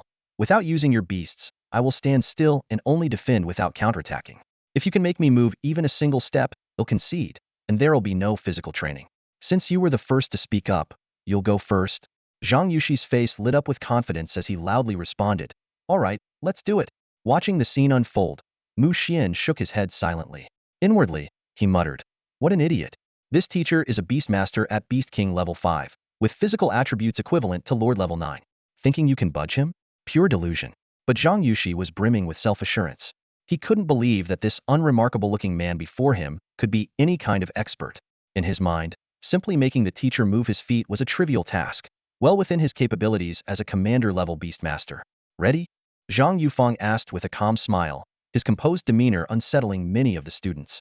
What followed left everyone dumbfounded. Zhang Yushi threw everything he had into the challenge, exhausting every ounce of his strength. Yet, no matter what he did, Zhang Yufang remained rooted in place, completely unmoved. Finally, utterly spent, Zhang Yushi collapsed to his knees, his face a mixture of despair and disbelief. How? How is this possible? As soon as Mr. Zhang Yufang finished speaking, the playground erupted with gasps of astonishment. The students who had just responded to his call exchanged uneasy glances, regretting their impulsiveness. Only now did they realize that the seemingly kind teacher in front of them was far more formidable than they had imagined. A faint smile tugged at Zhang Yufang's lips as his gaze swept across the group. Since no one dares to step forward, you'll all face the punishment together 20 laps. Groans filled the air as the students lamented their fate. Someone muttered under their breath, this teacher is insane. If I'd known, I wouldn't have responded. 20 laps? My legs are going to fall off. Another student said with a pained expression. Standing off to the side, Mu Xian silently observed the scene, a slight smile playing on his lips. He thought to himself, this is a classic case of reaping what you sow. After this harsh lesson, everyone fell in line and began running laps around the track. The 2-hour-long physical training that morning felt like torture, pushing everyone to their limits. The most unfortunate were Zhang Yushi and his group, who collapsed onto the ground, too exhausted to move. Following breakfast, the students moved on to their beast battle practice class. To their surprise, the instructor turned out to be a young woman. She introduced herself simply as Ms. Yang. Though strikingly beautiful, her demeanor was commanding and intense. Summon your beasts and attack mine, Ms. Yang said coldly. I need to evaluate the strengths and weaknesses of your beasts. Hurry up, don't waste everyone's time. Before her words had even faded, a massive creature appeared before the group. A towering, 2.5-meter tall King Kong Barbie. Its muscular, imposing frame was in stark contrast to its innocent, doll-like face, creating a jarring visual impact. Mu Xian couldn't help but take a second look, marveling inwardly, this creature is practically born for battle. Every skill it possesses is flawless. Who here is Mu Xian? Ms. Yang's voice snapped him out of his thoughts. Since you ranked first in the special training class, you'll go first. All eyes immediately turned to Mu Xian, their gazes brimming with schadenfreude. Unfazed, Mu Xian calmly summoned his ice crystal frost dragon. Though visibly uneasy in the presence of a Beast King-level opponent, the dragon assumed a battle-ready stance. Have your beast attack King Kong Barbie with all its might until it's completely exhausted, Ms. Yang instructed indifferently. Understood? Mu Xian nodded. Understood, Ms. Yang. With his command, Xiao Ling, go. The Ice Crystal Frost Dragon let out a low growl and launched a combo of its Extreme Frost Seal and Ice Crystal Annihilation skills. However, what were devastating attacks against other opponents barely seemed to faze King Kong Barbie. Frustrated, the dragon unleashed its ultimate move, Frost Domain. The chilling cold enveloped the entire playground, forcing the observing students to retreat over 200 meters to avoid the icy onslaught. Your beast's skills aren't bad, Ms. Yang commented with a stoic expression. Mu Xian watched closely and noticed a faint golden glow enveloping King Kong Barbie, shielding it entirely from the Frost Domain's effects. This sight seemed to enrage the Ice Crystal Frost Dragon further. Abandoning ranged spells, it charged forward, swiping its claws furiously at its opponent. With a resounding crash, King Kong Barbie remained unmoved, while the Ice Crystal Frost Dragon was sent recoiling from the impact. What incredible strength! Mu Xian thought, his heart racing. The sheer power of King Kong Barbie far exceeded his expectations. Still, he didn't give up. Instead, he studied his opponent even more intently, searching for any weaknesses. Suddenly, inspiration struck. Mu Xian shouted, Xiaoling, use Frost Crystal Dragon Breath. The Ice Crystal Frost Dragon growled, regaining its composure, and began unleashing a continuous stream of Frost Crystal Dragon Breath. This ultra-low temperature attack could freeze even the soul. Sure enough, under the relentless assault, King Kong Barbie's movements began to stiffen. Now, Xiaoling. Extreme Frost Seal followed by Ice Crystal Annihilation. Mu Xian seized the fleeting opportunity and gave the command. King Kong Barbie was first encased in ice, then shattered apart in a powerful explosion. Mu Xian noticed that the golden glow around King Kong Barbie dissipated at that moment, and its massive body was flung back, clearly injured. Just as Mu Xian prepared to order another attack, Ms. Yang's voice rang out. Mu Xian, that's enough. Mu Xian paused, then nodded with a smile. Understood, Ms. Yang. As Mu Xian stepped back, a round of applause erupted from the sidelines. For a 5th-tier Lord-level beast to injure a Beast King-level opponent was an impressive feat, of course. It was largely because King Kong Barbie had been on the defensive and hadn't unleashed its ultimate move, Invincibility Mode. Otherwise, even 10 Ice Crystal Frost Dragons wouldn't have stood a chance. For the first time, Ms. Yang's expression softened into a faint smile. Not bad, Mu Xian. Your Ice Crystal Frost Dragon is versatile in its attacks, and your timing was excellent. Most importantly, as a Beast Master, you didn't just sit back and wait. You actively identified King Kong Barbie's weakness. Next up, Shen Ningxuang. Compared to Mu Xian's stellar performance, Shen Ningxuang's attempt fell short. Despite her Frost Phoenix Falcon's aerial advantage, its attacks couldn't penetrate King Kong Barbie's diamond battle body defense, rendering them ineffective. More critically, Shen Ningxuang failed to identify any weaknesses in her opponent, ultimately watching helplessly as her beast succumbed to exhaustion. Throughout the morning, every student took their turn battling King Kong Barbie, but none emerged victorious. Only Mu Xian managed a narrow victory, further highlighting his remarkable skill. In the afternoon, the students received a rare treat. Led by Mr. Zhao, they ventured into a secret realm managed by the Beast Academy. Using the unique terrain of the realm, Mr. Zhao provided practical demonstrations of various wilderness combat scenarios, seamlessly integrating theory with practice. That evening, the students finally had some free time. Without hesitation, Mu Xian headed straight to the Beast Academy's library, eager to delve into the latest knowledge and news. He knew that Golden Flower City was merely a small, 5th-tier town where information was often outdated. Only in provincial capitals like Hang City could one access the most current and comprehensive insights from across the nation. Immersed in the library, Mu Xian devoured knowledge with an insatiable hunger, methodically addressing his own weaknesses. Through his reading, he gained a clearer and more precise understanding of the world, the era, and the state of the nation he lived in. In the days that followed, Mu Xian devoted himself entirely to his studies at the Beast Taming Academy. Every morning, he engaged in intense physical training, his sweat soaking through his workout clothes. In the late mornings, he participated in rigorous combat training against various beasts under the guidance of his instructors, sharpening his battle techniques. In the afternoons, he accompanied his mentor into the Academy's secret realms, learning to adapt to different terrains and environments in real-world applications. Even as night fell, he refused to rest, heading to the library alone to immerse himself in books and absorb knowledge. 5 busy and fulfilling days passed like this until one evening, Yu Man's father, Yu Sihai, the owner of the Sihai Pavilion, finally called. He informed Mu Xian of an upcoming offline gathering for Lord-level Beast Tamers and asked if he was interested in attending. Mu Xian, having long awaited such an opportunity, readily agreed without hesitation. The event was held on the top floor of a 5-star hotel, with commander-level Beast Tamers guarding the entrancia testament to its exclusivity. Thanks to Yu Sihai's strong connections, he easily brought Mu Xian into the venue. As soon as they stepped into the hall, someone warmly greeted Yu Sihai. Old Yu, Long time no see. I heard you made a fortune on your recent trip to Modu. The man then glanced at Mu Xian and added, Huh, is this your son?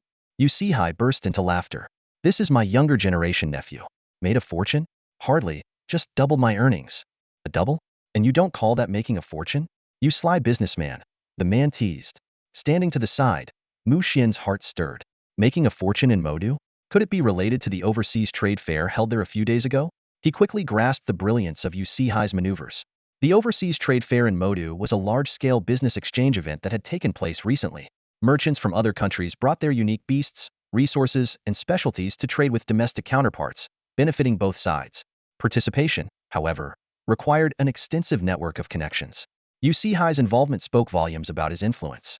Yu Sihai's wide network was evident as he continuously exchanged greetings with others. After more than half an hour, the gathering officially began. Over 100 attendees were present, divided into 10 tables. The event followed a Dynambid format, where each table sent a representative to showcase their resources and state their desired items. If anyone was interested, they could bid to purchase. Leaning in, Yu Sihai quietly advised, this is the most popular trading method right now. Remember, if you're not genuinely interested in an item, don't raise your hand lightly.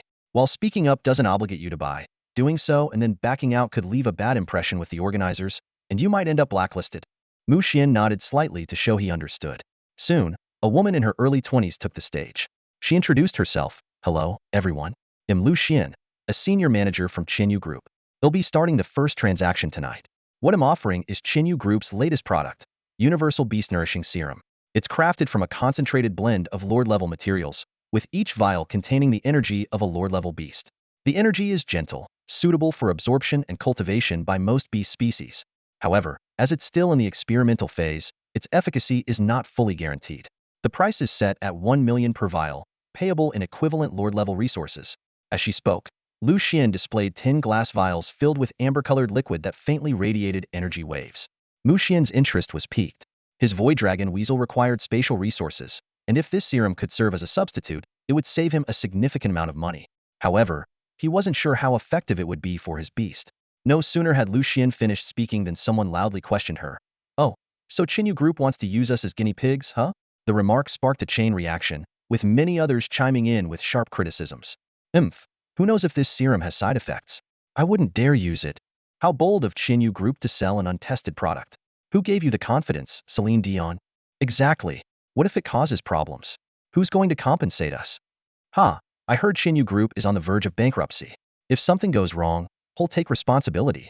On stage, Lu Xian's face flushed with frustration and embarrassment. It was clear to her that these criticisms were coming from a coordinated group. Yet she couldn't afford to retaliate. Offending these people would be minor compared to the potential disaster of further tarnishing Chinyu Group's reputation. In truth, Chinyu Group was indeed teetering on the brink of collapse. Just last year, their chairman, a king-level powerhouse, had perished, triggering a bitter inheritance battle within the family. The resulting chaos led to the dismantling and sale of the company's assets, downgrading it from a top-tier corporation in Zhejiang province to a third-rate entity. This universal serum was the new chairman's last-ditch effort to save the company. However, as the criticisms continued to pile on, more than a minute passed without a single bid. Just as Lu Xian was about to lose hope, Mu Xian suddenly stood up and asked, "They'll take 100 vials. What's the best price you can offer?" His words sent shockwaves through the room. 100 vials, equivalent to 100 million on an untested experimental product. Could he be a plant hired by Chinyu Group? Lu Xian was equally stunned, but quickly felt a surge of ecstatic relief. 100 vials, nearly their entire inventory. Selling these could give Chinyu Group a fighting chance at survival. She hurriedly responded, "For 100 vials, we can offer you a 20 discount, no, 30 off. Deal." Mu Xian agreed with a nod, producing 70 dragon bloodstones from his Void Dragon Weasel. Lu Xian stepped off the stage in a daze. She had gone up fearing she wouldn't sell a single vial, only to leave having nearly cleared out their stock. Meanwhile, many in the room turned their attention to Mu Xian, scrutinizing the young man. 70 dragon bloodstones worth 70 million was an astronomical sum, but spending that much on an unproven product was undeniably bold. Yu Sihai leaned in and whispered, "Mu Xian, do you really think this serum is worth it?" Mu Xian smiled and nodded. "I have a feeling this serum will work just fine." Yu Sihai nodded thoughtfully. He was well aware of Mu Xian's remarkable achievements as a Beast Tamer. The dragon bloodstone vein in the Lingyuan secret realm had remained undiscovered for years, yet Mu Xian found it in just one day. This spoke volumes about his extraordinary intuition, or perhaps an innate talent. Maybe this kid really does have some kind of special gift. You see Hai mused silently. After Chinyu Group's presentation, several more people took the stage, but the materials they showcased were unremarkable, leaving Mu Xian rather disappointed. He had hoped to stumble upon some hidden treasures here, but so far, it seemed unlikely. That was until the 20-something presenter took the stage, bringing forth a rare and remarkable resource that stirred the crowd. Beast King level resource. A single drop of Emerald Magic Dragon's Beast King Tier 1 blood. A rugged-looking middle-aged man announced loudly, instantly igniting the crowd's enthusiasm. Beast King level Emerald Magic Dragon blood? Is this for real? We must have it, no matter the cost. Just one drop of this blood must be worth at least 100 million. 100 million? That's just the baseline price. Everyone here is a Lord-level Beast Tamer with deep pockets. Do you think 100 million is enough to hold them back? The crowd buzzed with excitement as several figures quickly ascended the stage to inspect the authenticity of the Emerald Magic Dragon blood. Once its genuineness was confirmed, expressions of joy and eagerness lit up their faces. The rugged man nodded in satisfaction, cleared his throat, and declared, "This single drop of Emerald Magic Dragon blood will go to the highest bidder. Priority will be given to Lord level and above resources." As soon as he finished speaking, someone immediately made an offer. 300 pieces of Fengqi wood. Fengqi wood, being one of the most valuable resources for Phoenix-type Lord-level beasts, contained the power of the Phoenix. Each piece was worth approximately 1.5 million. This bid was equivalent to 450 million, leaving many stunned. After all, the market price for a single drop of Beast King-level dragon blood usually hovered around 100 million. However, the bidding quickly escalated into a fierce competition. 500 dragon blood stones, 600 golden flame crystals, 705 element essences. Seated at a nearby table, Yu Sihai curiously glanced at Mu Xian. "Brother Mu, why aren't you interested?" Mu Xian shook his head. "Emerald magic dragon blood? I have no use for it." In truth, what he had his eye on was the wooden box holding the blood. Wooden box information. Dragon Abyss Ancient Tree Box. Grade. Beast King level. Applicable types. Dragon type, Subdragon type, Serpent type. Description. Crafted from the branches of the Dragon Abyss Ancient Tree, which supports the Dragon Abyss Cemetery, this box contains pure dragon type and spatial energy. Mu Xian had read about the Dragon Abyss Cemetery in ancient texts. It was a dragon beast graveyard located in the Dragon Kingdom, supported by a towering Dragon Abyss ancient tree. This tree was said to be the reason the cemetery remained stable, preventing any calamities. Legend had it that the Dragon Abyss ancient tree had reached monarch-level strength, a mythical plant-type beast with dragon and spatial attributes. Although the wooden box was only Beast King level, it was undoubtedly the perfect resource for Mu Xian's Void Dragon Weasel. Compared to the box, the drop of Emerald Magic Dragon blood seemed far less appealing given time. Mu Xian could even extract an entire vial of it himself. Seeing that Mu Xian showed no interest in bidding, Yu Sihai decided to sit back and watch as well. Ultimately, the single drop of Emerald Magic Dragon blood was sold for an astronomical price of nearly 700 million. Mu Xian noticed that neither the rugged man nor the buyer paid any attention to the wooden box holding the blood. They casually tossed it aside into a nearby trash bin, as if the box was nothing more than worthless packaging. Following this, Mu Xian found no other resources that piqued his interest until it was his turn to take the stage. "My name is Mu Xian," he said calmly. "I'm offering this dragon blood fruit in exchange for Lord-level spatial evolution resources." With that, he took out a radiant golden fruit, the dragon blood fruit he had previously obtained. "What? A dragon blood fruit? Isn't that the fruit that has a chance to transform a beast into a dragon-type beast? I can't believe someone's actually putting a dragon blood fruit up for trade. That's just too extravagant." The crowd erupted in astonishment. Dragon blood fruits were rare treasures in high demand. Any beast tamer lucky enough to acquire one would usually have their beast consume it immediately, rather than offering it for trade or auction. Those who had been dozing off earlier were now wide awake, their eyes fixed on the dragon blood fruit. After the Chinyu Group's appraisers and other beast tamers confirmed its authenticity, the atmosphere became even more electric. Spatial evolution resources at the Lord level? I don't have any, but who does? I can trade dragon blood stones for them. If someone has spatial resources, they trade with him directly. Why would they bother trading with you for dragon blood stones? Amid the heated discussions, someone finally made an offer. "I have a piece of Void Leap Stone. Would that interest you, young man?" Mu Xian's eyes lit up.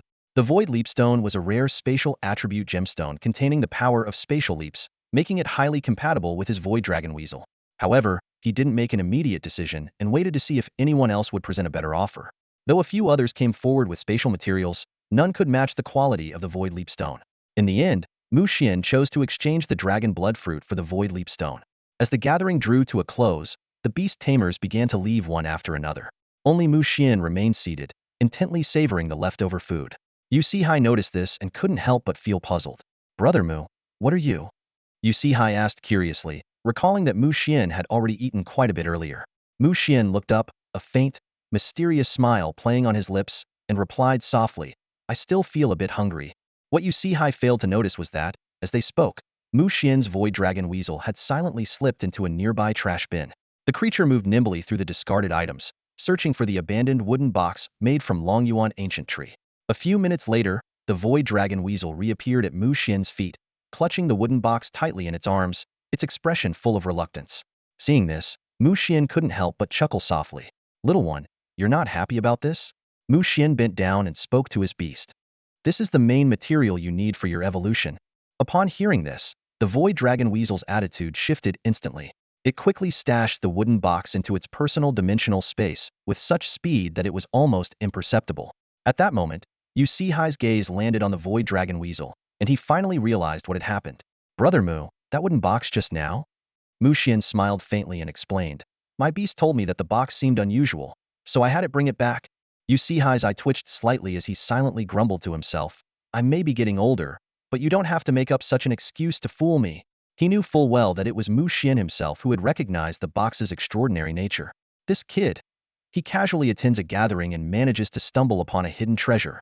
Yu Hai thought to himself, his impression of Mu Xian growing even deeper. He secretly resolved to bring this remarkable young man into his family as a son-in-law. After a moment of contemplation, Yu Hai suddenly spoke up, Brother Mu, I have some rare resources stashed away. Take a look and see if anything interests you. Yu Hai figured. You can't catch a big fish without some bait. He had already discerned that this young man was no ordinary talent and decided to take a bold step. He went ahead and presented several of the most valuable treasures from the Sea Pavilion. In his mind, these resources were better used to win over Mu Xian than left to gather dust. After all, missing this opportunity might mean never finding such an ideal candidate for a son-in-law again. In front of Mu Xian lay 3 precious Beast King level resources: Dragon Essence Blood, Phoenix Divine Feather, and God's Light. These treasures, originally belonging to the Monarch level, had degraded over time to Beast King level, yet they still contained immense power. The Dragon Essence Blood originated from the ancient divine beast, the Heavenly Dragon, and carried the overwhelming force of the dragon. As one of the supreme beings of the dragon race, the Heavenly Dragon stood alongside the Divine Dragon, the Sacred Dragon, and the Demonic Dragon as the 4 great ancient dragons, with power rivaling that of deities. The Phoenix Divine Feather came from the ancient divine beast, the Phoenix, which possessed the ability of nirvana and rebirth and commanded the primal fire element of the world. As for God's Light, it was a unique radiance born from the sacred light realm, formed by the convergence of light elements. It was said to contain an earth-shattering secret. Even among Beast King level resources, these 3 were exceptionally rare treasures. As Mu Xian gazed at the items before him, he couldn't help but fall into deep thought. Yu Hai had placed them in front of him without hesitation, his enthusiasm so excessive that it raised Mu Xian's guard. Uncle Yu, what's the meaning of this? Mu Xian asked in confusion, silently wondering if Yu Hai had ulterior motives. Yu Hai smiled faintly and said, Brother Mu, we hit it off the moment we met. Which of these 3 catches your eye? Why not take them all? Honestly, my daughter probably won't have any use for them in her lifetime. Mu Xian waved his hands quickly. Cough, cough Uncle Yu. This doesn't seem appropriate. But Yu Hai dismissed his concern. What's inappropriate about it? I've already decided to marry my daughter off to you. You're my son-in-law now, so it's perfectly fitting. Mu Xian immediately clarified, Uncle Yu, I'll accept these resources for now, but I never agreed to be your son-in-law.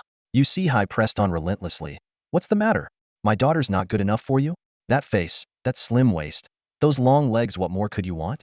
In the end, Mu Xian accepted the 3 resources.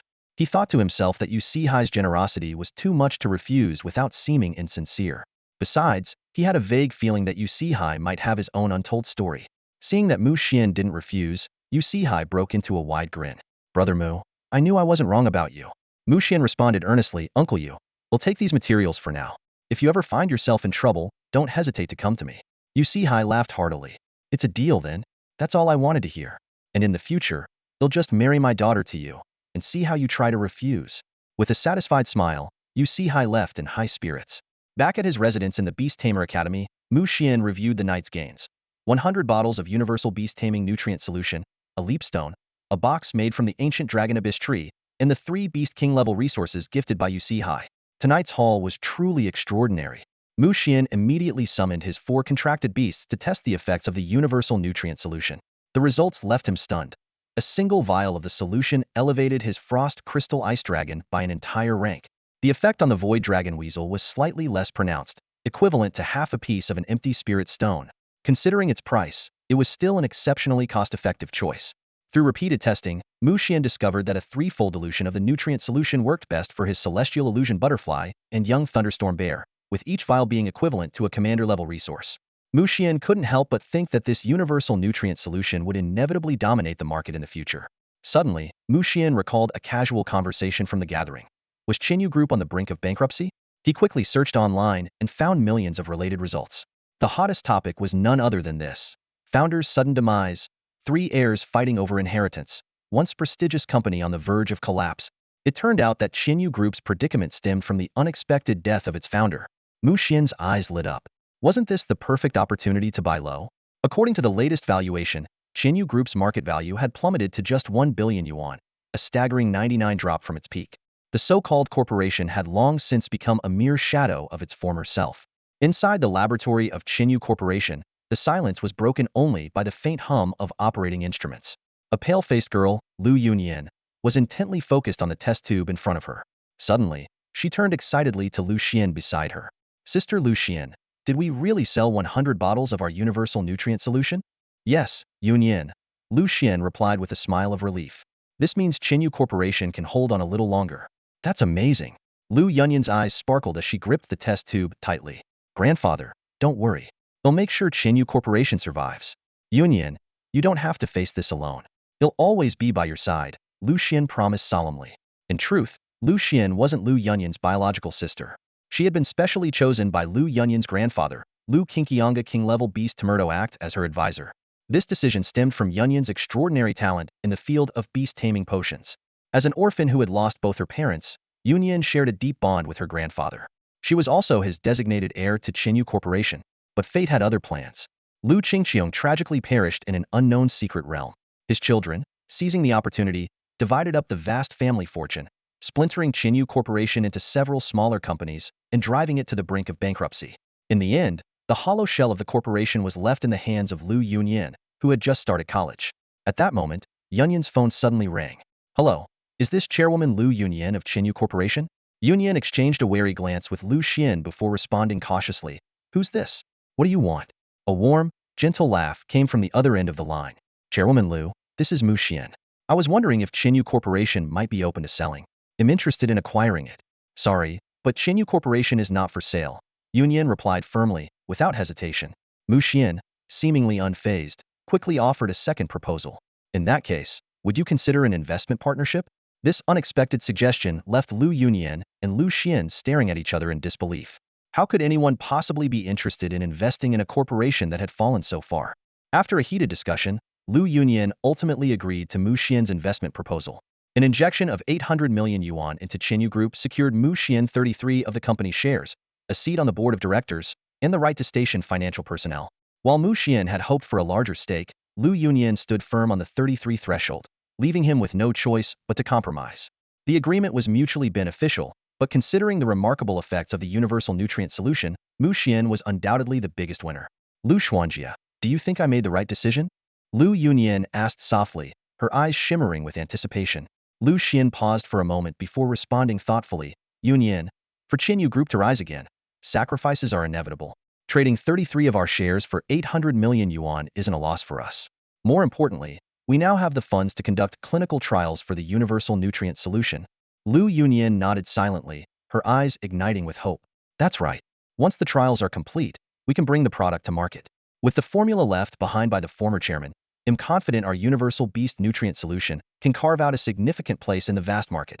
The next day at noon, under bright, sunny skies, Lu Yunyan and Lu Xian waited quietly for the investor's arrival at a milk tea shop outside the Beast Academy.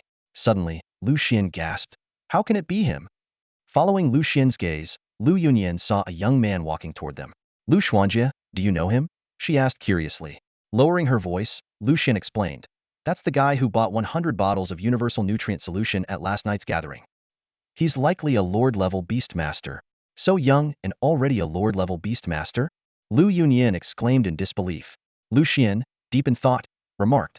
This Mu Xian guy bought 100 bottles of our universal nutrient solution just yesterday, and now he's eager to invest in Qinyu Group. Yunyan, what do you think? Lu Yunyan shook her head with a wry smile. Lu Xuanjia, even if we know the universal nutrient solution is outstanding, do we really have the luxury to be picky in our current situation? Lu Xian fell silent. She was all too aware of Qinyu Group's dire circumstances, disheartened employees, and talented individuals leaving one after another. If not for the lingering influence of the late chairman, rival companies might have already moved in for the kill. When Mu Xian reached them, he greeted Lu Xian first before turning to Lu Yunyan, offering her generous praise. You must be Director Lu Yunyan. You are truly young and beautiful. He understood well that few could resist such compliments. Lu Xian got straight to the point. Mr. Mu Xian, what's driving your eagerness to invest in Qinyu Group? Mu Xian smiled calmly. Naturally, it's your company's universal beast nutrient solution that caught my eye. I believe this product has immense potential. Coincidentally, I have some spare funds and was looking to invest in promising companies. Before he could finish, Lu Yunyan decisively produced the contract. Mr. Mu Xian, erase the agreement. Please review it. If there are no issues, we can sign it right away. Half an hour later, the investment agreement was officially signed. Mu Xian immediately transferred 1/3 of the funds into Qinyu Group's account, with the remaining balance to be paid in full upon completion of the share registration process. After finalizing his investment in Qinyu Group, Mu Xian returned to his rigorous training routine. It wasn't until the end of the month-long special training that he finally allowed himself to relax. You two little ones, the special training is almost over, and you've finally reached peak rank. Mu Xian said with a tone of satisfaction as he looked at Void Dragon Weasel and Celestial Illusion Butterfly. Thanks to ample training resources and the universal nutrient solution, all 4 of Mu Xian's beasts had made significant progress. Void Dragon Weasel reached Commander Rank 9, Celestial Illusion Butterfly advanced to Elite Rank 9, and the young Thunderstorm Bear climbed to Elite Rank 8. Only the Ice Crystal Frost Dragon had slower development, advancing just 1 rank to barely reach Lord Rank 7. Reflecting on the slower progress of the Ice Crystal Frost Dragon, Mu Xian couldn't help but sigh. Cultivating a Lord-level beast was truly a bottomless pit. It required an average daily expenditure of 1 million yuan, amounting to 30 million a month. Such costs were far beyond the reach of ordinary people. Xiaoling, you're up first. Mu Xian eagerly prepared to initiate the evolution of the Void Dragon Weasel. He carefully arranged the resources he had gathered. The main material, a wooden box made from the ancient Longyuan tree, along with auxiliary materials like Leapstone, Voidstone, and Dragon Bloodstone. As for the Heavenly Dragon Essence Blood, he planned to reserve it for the Ice Crystal Frost Dragon. Soon, Mu Xian opened the Void Dragon Weasel's information panel to review the evolution path he had designed. When he saw the results, he couldn't help but be astonished. Mu Xian opened the attribute panel of the Void Dragon Weasel and carefully examined the data. A space-type Dragon Weasel, with a 9th-tier bloodline, king-level quality, and extraordinary skills. His gaze lingered on the evolution plan. By using the Dragon Abyss Ancient Tree Box, Leapstone, Voidstone, and Dragon Bloodstone, there was a 90 chance of evolving it into a Dragon Abyss Void Dragon Weasel. With anticipation, Mu Xian clicked on the detailed information of the Dragon Abyss Void Dragon Weasel. However, when he saw that its bloodline potential remained at the king level, his excitement instantly cooled. Although it gained a new skill, Space Collapse, the overall improvement fell far short of his expectations. Frowning, Mu Xian lightly tapped his fingers on the table, re-evaluating his evolution plan. Suddenly, his attention was caught by a small line in the Void Dragon Weasel's description. It mentioned that this little creature had already awakened a trace of the sky-piercing Dragon Weasel bloodline within it. More importantly, after this evolution, that precious trace of bloodline remained completely unchanged. So that's it. Mu Xian suddenly realized. This evolution process did nothing to stimulate the sky-piercing Dragon Weasel bloodline. And the sky-piercing Dragon Weasel is the most powerful bloodline among the Dragon Weasel species. My evolution strategy should be designed around it. This discovery gave Mu Xian a deeper understanding of evolution planning. He realized that simply using stronger resources as the main materials wouldn't necessarily result in a more powerful beast. The key lies in the synergy and interaction of the materials. Mu Xian shook his head with a wry smile. It seems he'll have to use the Sky Dragon Essence Blood after all. Originally, he had planned to save this precious resource for the Ice Crystal Extreme Dragon, believing that the Dragon Abyss Ancient Tree Box would be sufficient for the little creature's evolution. Reality, however, had dealt him a harsh lesson. After adjusting his thinking, Mu Xian began devising a new plan. He decided to utilize the dual attributes of the Dragon Abyss Ancient Tree Box Dragon type and Space type as a neutralizing material. By combining it with the Sky Dragon Essence Blood, he aimed to awaken the dormant sky-piercing Dragon Weasel bloodline within the Void Dragon Weasel and allow it to absorb more dragon power. Before long, a brand new plan materialized on paper, making Mu Xian's eyes light up with excitement. Void Dragon Weasel Leapstone Dragon Abyss Ancient Tree Box Void Stone Sky Dragon Essence Blood. Evolution Result: Sky Leaping Dragon Weasel. Success Rate: 88. Mu Xian carefully reviewed the attributes of the Sky Leaping Dragon Weasel and was thrilled to discover that it possessed sub-ancestral bloodline potential. Its bloodline, quality, and skills were all beyond his expectations, leaving him utterly satisfied. Overflowing with excitement, Mu Xian looked at the Void Dragon Weasel and said, "Little one, follow the sequence I just mentioned and start absorbing these resource materials to evolve." His voice brimmed with anticipation, and his eyes sparkled with exhilaration. Mu Xian carefully contemplated his choice of resources. He understood that the highest-grade materials were not always the optimal choice. Through experimentation, he discovered that using Celestial Dragon Essence Blood as the primary material would cause the Void Dragon Weasel to evolve into a member of the dragon species. Since Mu Xian already had a dragon-type contracted beast, he naturally wanted to preserve the Void Dragon Weasel's uniqueness and avoid wasting resources. At that moment, the Ice Crystal Frost Dragon let out a low growl, as if reminding Mu Xian that it too had the potential to evolve further. Gently stroking the dragon's icy-cold head, Mu Xian apologized. "Xiao Ling, your turn for resources will have to wait a little longer." Suddenly, a powerful surge of energy erupted from the Void Dragon Weasel, instantly drawing everyone's attention. Faint silver-white patterns emerged on its body, and the energy it emitted quickly filled the entire villa. As the energy fluctuations grew more intense, cracks began to appear on the villa's walls. Realizing the danger, Mu Xian quickly evacuated with his 3 contracted beasts. Behind him, the villa collapsed with a thunderous crash. Alarms blared as the commotion startled everyone in the vicinity, and even distant figures of Beast Academy instructors could be seen approaching. "Mu Xian, are you demolishing houses now?" someone exclaimed in shock. "With such a commotion, you've probably alarmed the entire school." Before the words had fully settled, special training instructor Yang had already arrived at the scene. Her expression was stern as she demanded, "Mu Xian, what happened? What's causing such intense spatial energy fluctuations?" Feeling slightly awkward, Mu Xian explained, "My contracted beast is evolving. I didn't expect the energy surge to be so massive it even brought down the villa." Hearing this, a hint of excitement flashed in Instructor Yang's eyes. "Your spatial-type contracted beast is evolving? Excellent. A spatial-type beast at the Lord level, Mu Xian. I'm becoming more impressed with you by the day. If it weren't against school rules, I'd tie you up and make you my student on the spot." Mu Xian couldn't help but break into a cold sweat. Soon after, more instructors and school security personnel arrived at the scene. Upon learning that it was Mu Xian's contracted beast undergoing evolution, everyone couldn't hide their astonishment and delight. A spatial-type beast in the middle of evolving? I've never seen that before. Who would have thought the evolution of a spatial-type beast could be so spectacular? Truly an eye-opener. Once it advances to the Lord level, won't this spatial beast be unbeatable in the national exams? As they spoke, the spatial energy fluctuations intensified, eventually forming a spatial storm. Centered on Mu Xian's villa, everything within a 100-meter radius vanished in an instant. Everyone was left in awe, eagerly anticipating the Void Dragon Weasel's evolved form. An hour later, the Void Dragon Weasel finally completed its evolution, transforming into a contracted beast with sub-ancestral bloodline potential, the Sky Leaping Void Dragon Weasel. Sky Leaping Void Dragon Weasel. Species: Spatial Dragon Weasel Tribe. Rank: Lord Level 1. Bloodline: Sub-ancestral. Quality: Extraordinary. Skills: Dimensional Pocket, Spatial Imprisonment, Void Blade, Spatial Leap, Spatial Collapse. Description: Originally a common weasel from the outskirts of the Southern Mountain Secret Realm, it gained void attributes after absorbing a trace of Celestial Catastrophe Dragon Essence Blood. During its evolution into the Void Dragon Weasel, it unexpectedly activated a trace of Sky-Piercing Dragon Weasel bloodline, becoming a top-tier dual attribute contracted beast of the spatial and dragon types.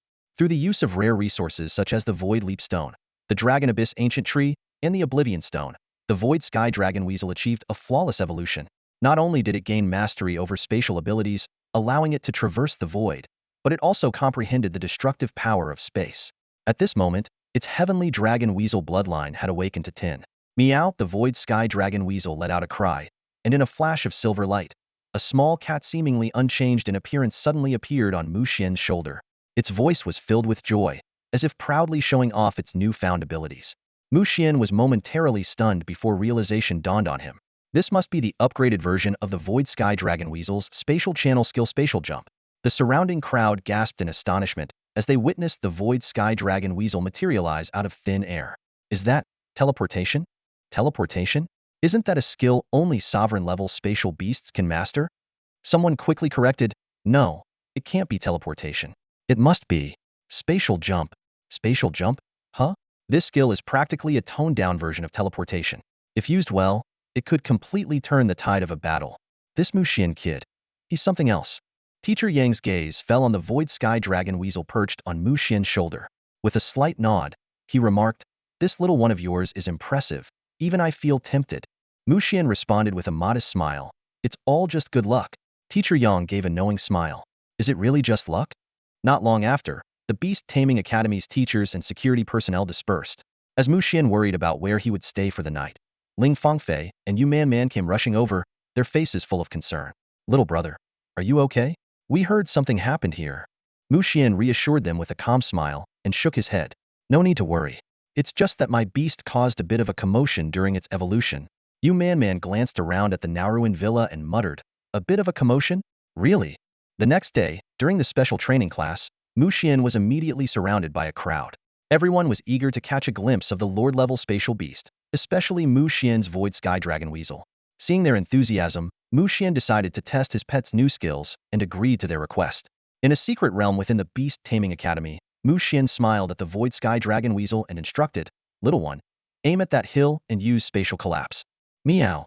The small creature cast a glance at the group behind Muxian, a hint of disdain flashing in its eyes, before turning its attention to the distant hill. In the next moment, a terrifying surge of energy radiated from the hill. Suddenly, a dark light burst forth, and the entire hill disappeared in an instant, as though it had sunk beneath the surface of water. For a moment, everyone behind Muxian was utterly silent. Fang Yuntian, Chen Huashan, Zhang Yuxi, and others couldn't help but gulp, their scalps tingling with fear. The surrounding crowd instinctively distanced themselves from Fang Yuntian and his group, their gazes filled with sympathy. "Boss, what do we do? He's so strong. Should we make a run for it?" Zhang Yuxi's voice was filled with panic, and his eyes flickered with unease. Fang Yuntian let out a cold laugh, a trace of disdain flashing in his gaze. "Run? What about your plans for the national exams? What are you afraid of? Here at the Beastmaster Academy, even Muxian wouldn't dare make a move against us." He paused, lowering his voice. "Besides, worst-case scenario, we just admit defeat to him in private." Zhang Yuxi and Chen Huashan exchanged confused looks, their eyes clouded with uncertainty. Seeing this, Fang Yuntian couldn't help but curse. "You two idiots. Have all those novels you read been for nothing? For rich kids like us, the key to staying alive is to surrender quickly when needed." "Got it." Chen Huashan's eyes lit up as if he'd had an epiphany. "Boss, I get it now. I'll go find out what kind of resources Muxian might need." With that, he hurried off. Zhang Yuxi watched the scene unfold and couldn't help but fall into deep self-doubt. Is it me who's abnormal, or are these two the crazy ones? Later that evening, after the day's special training had ended, Muxian was preparing to return to the second villa the school had assigned him. Suddenly, Fang Yuntian, Zhang Yuxi, and Chen Huashan appeared before him.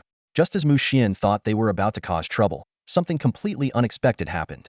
Fang Yuntian held out an exquisite wooden box with both hands, presenting it to Muxian with great respect. "Muxian, we've been blind to your greatness and caused you trouble before. We're here to offer our sincere apologies." The three of them spoke in unison. "We're sorry, Muxian." Muxian glanced at the trio, then at the contents of the wooden box, a gleaming resource infused with the power of a dragon at the Lord level. His expression turned strange. So they've surrendered already?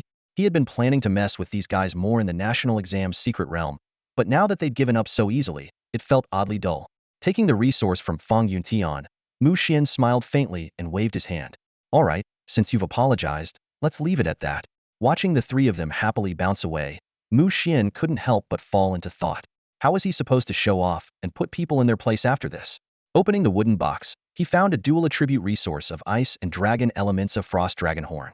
Frost Dragon Horn. Level: Lord. Applicable types: Ice, Dragon, Subdragon, Serpent.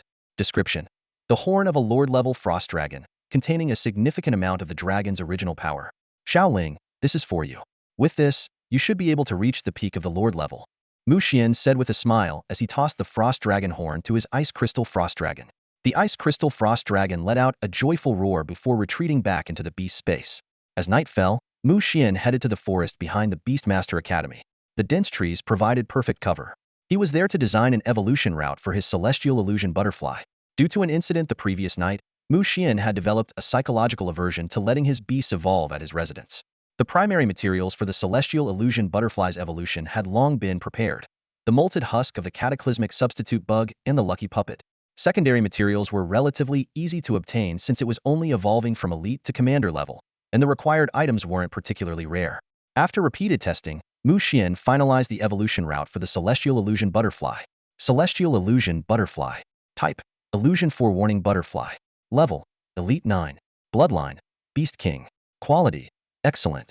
Skills: Shapeshift, Danger Sense. Evolution materials: Molted husk of the cataclysmic substitute bug. Lucky puppet. Prophecy tome. Spirit wood.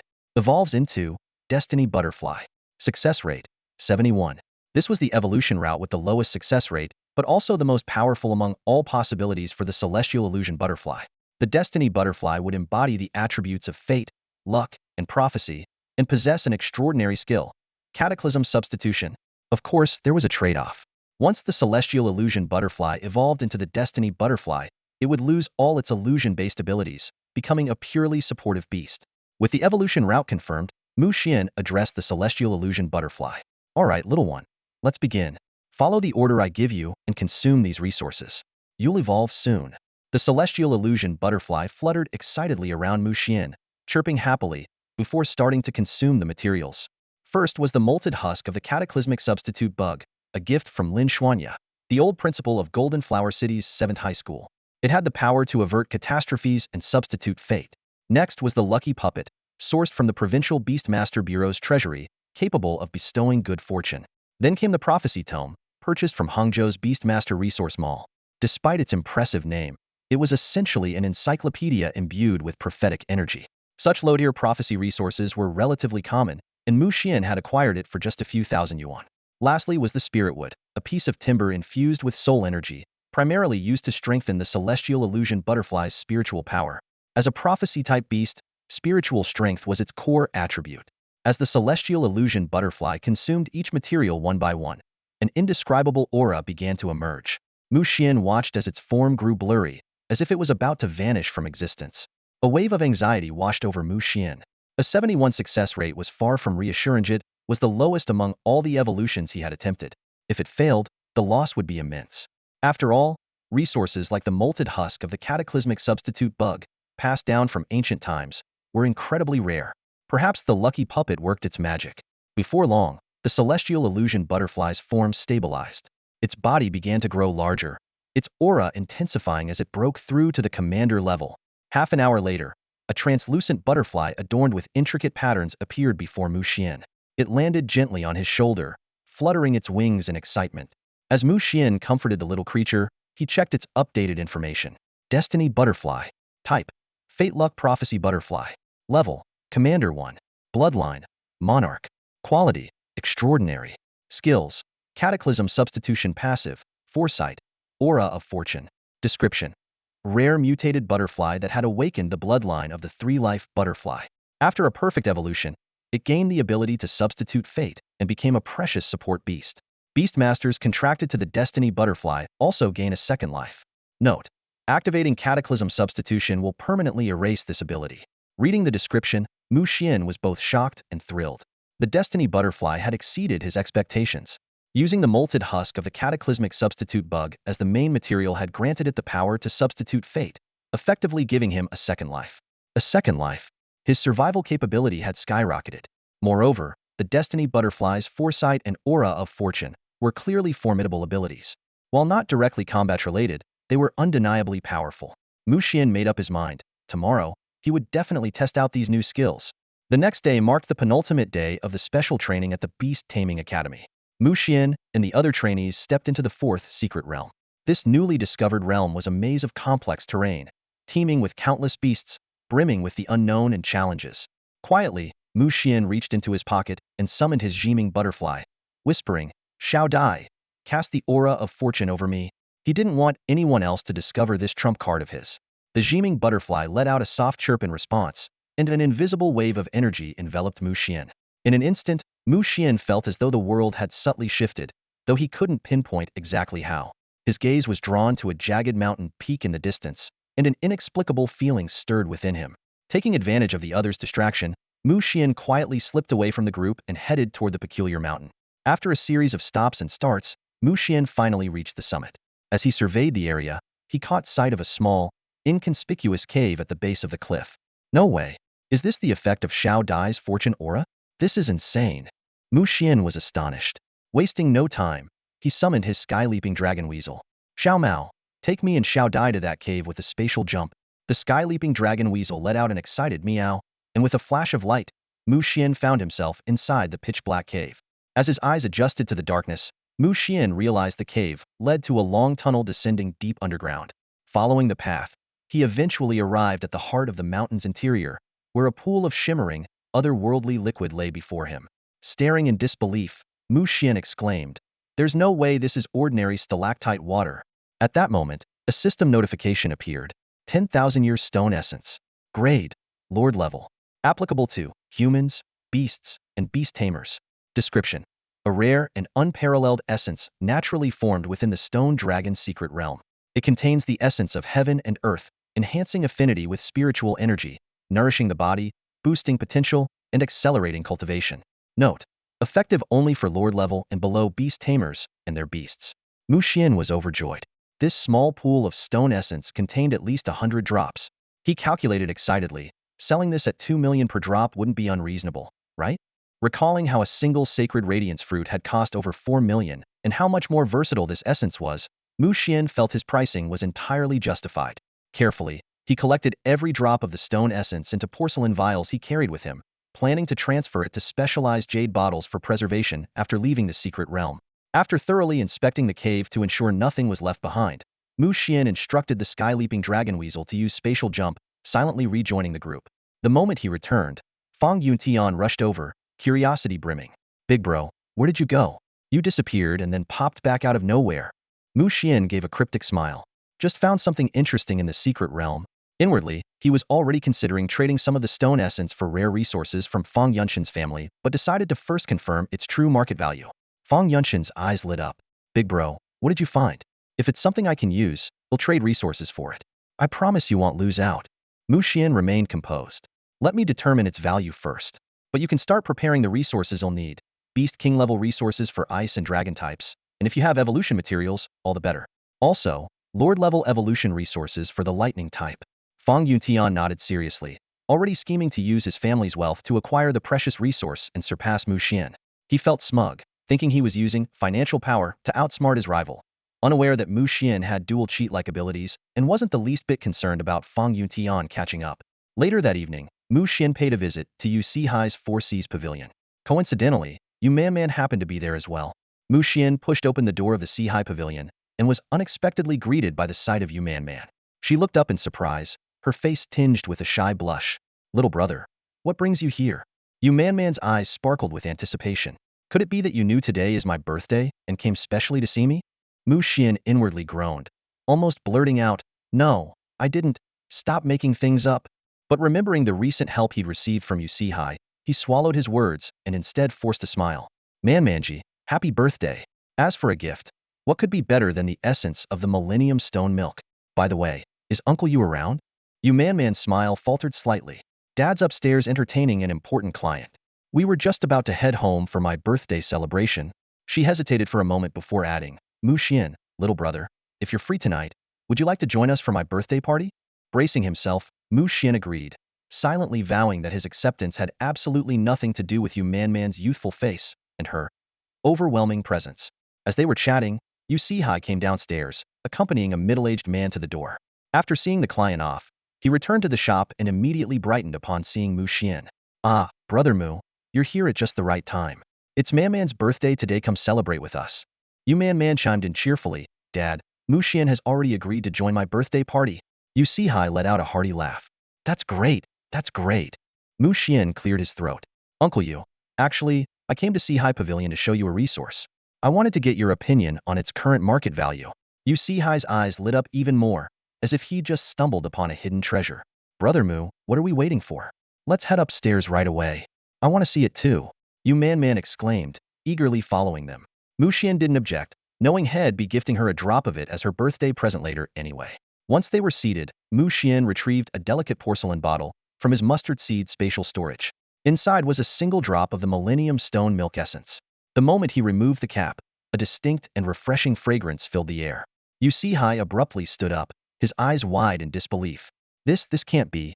Is this really? Essence of the eternal stone milk, exclaimed Man, her eyes sparkling with excitement. She turned to her father and eagerly asked, Dad, is this the legendary treasure that can enhance a person's affinity with spiritual energy? Hai carefully examined the crystal-clear droplet on the table, his brows furrowed in thought. After a moment, he nodded solemnly. Yes, this is indeed the essence of the eternal stone milk.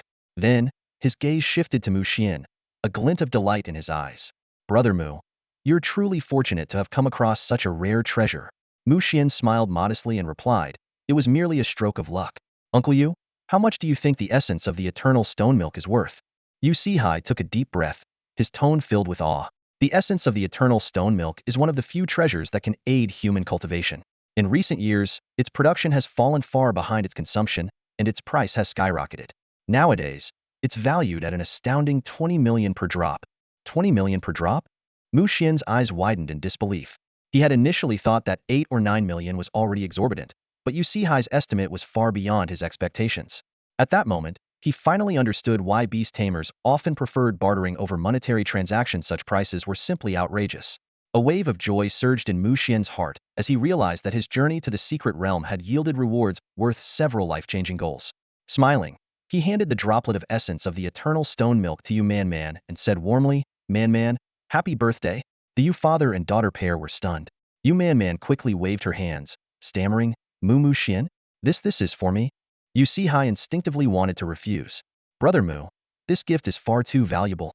Xian chuckled and interrupted, Uncle Yu, didn't I accept the precious gift you gave me last time? This is no different. In the end, Hai reluctantly signaled his daughter to accept the extravagant gift, though inwardly, he was overjoyed. He couldn't help but marvel silently. This is the brilliance of a prodigy investments paying off so quickly. Man's cheeks flushed, and her eyes glistened with grateful tears. Xian, thank you so much. Later that evening, Hai closed up his shop and took Man and Xian home for a birthday celebration. To Xian's surprise, it turned out to be an intimate family gathering. Besides him, everyone else present was a member of the Yu family, leaving him feeling a little awkward. Man pulled Xian over to meet an elegant woman and introduced her excitedly. Xian, this is my mom. Xian's heart skipped a beat as he thought to himself, does this count as meeting the parents? However, when he glanced at the woman's personal information, he was utterly shocked. Reincarnation. Species, human. Rank, Lord, Tier 4. Talent, Beast Communication. Beasts, Twilight Ice Rock Tier 3, Super Electromagnetic Dragon Lord, Tier 9. Healing Sprite Lord, Tier 1. Spirit of the Armor Lord, Tier 1. It all made sense to Xian now. No wonder Hai could participate in the Overseas Trade Summit, had the support of such a powerful Beast King level tamer. Reincarnation gave Xian a once-over and nodded approvingly. Not bad. You're qualified to be my daughter's boyfriend. Xian was momentarily speechless and was about to explain when Reincarnation added with a teasing smile. Young man, I have high hopes for you. Keep it up. Man's face turned crimson as she hastily tried to clarify. Xian, my mom, she's just joking. Yeah, she likes to joke around. Xian shook his head helplessly and decided not to dwell on the topic. The Yu family wasn't large, consisting only of Hai, Reincarnation, Man, and Man's grandmother. However, the elderly woman was in poor health and had difficulty speaking, so Xian didn't disturb her much. The dinner was somewhat awkward for Xian, but thankfully, it didn't devolve into any cliché dramas with antagonists showing up for him to humiliate. In the end, he made it back to his temporary residence safe and sound. The next day, Xian encountered Fang Yuntian again. Fang Yuntian got straight to the point. Xian, I've already arranged for the items you need. Now, let's talk about what resources you have to offer. Xian replied calmly. Have you heard of the essence of the eternal stone milk? Fang Yuntian froze for a moment before his expression turned ecstatic. You have the essence of the eternal stone milk? Xian raised an eyebrow. What do you think? Fang Yuntian took a deep breath and made a solemn promise. Rest assured, we'll do whatever it takes to find the resources you need. Xian smiled faintly, marveling at the allure of resources. Just a few drops of the essence of the eternal stone milk were enough to mobilize the power of a top-tier family.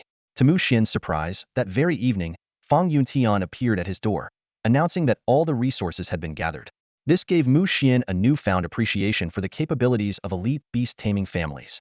In the end, Xian traded 3 drops of the essence of the eternal stone milk for 2 rare resources essential for his ice crystal frost dragon.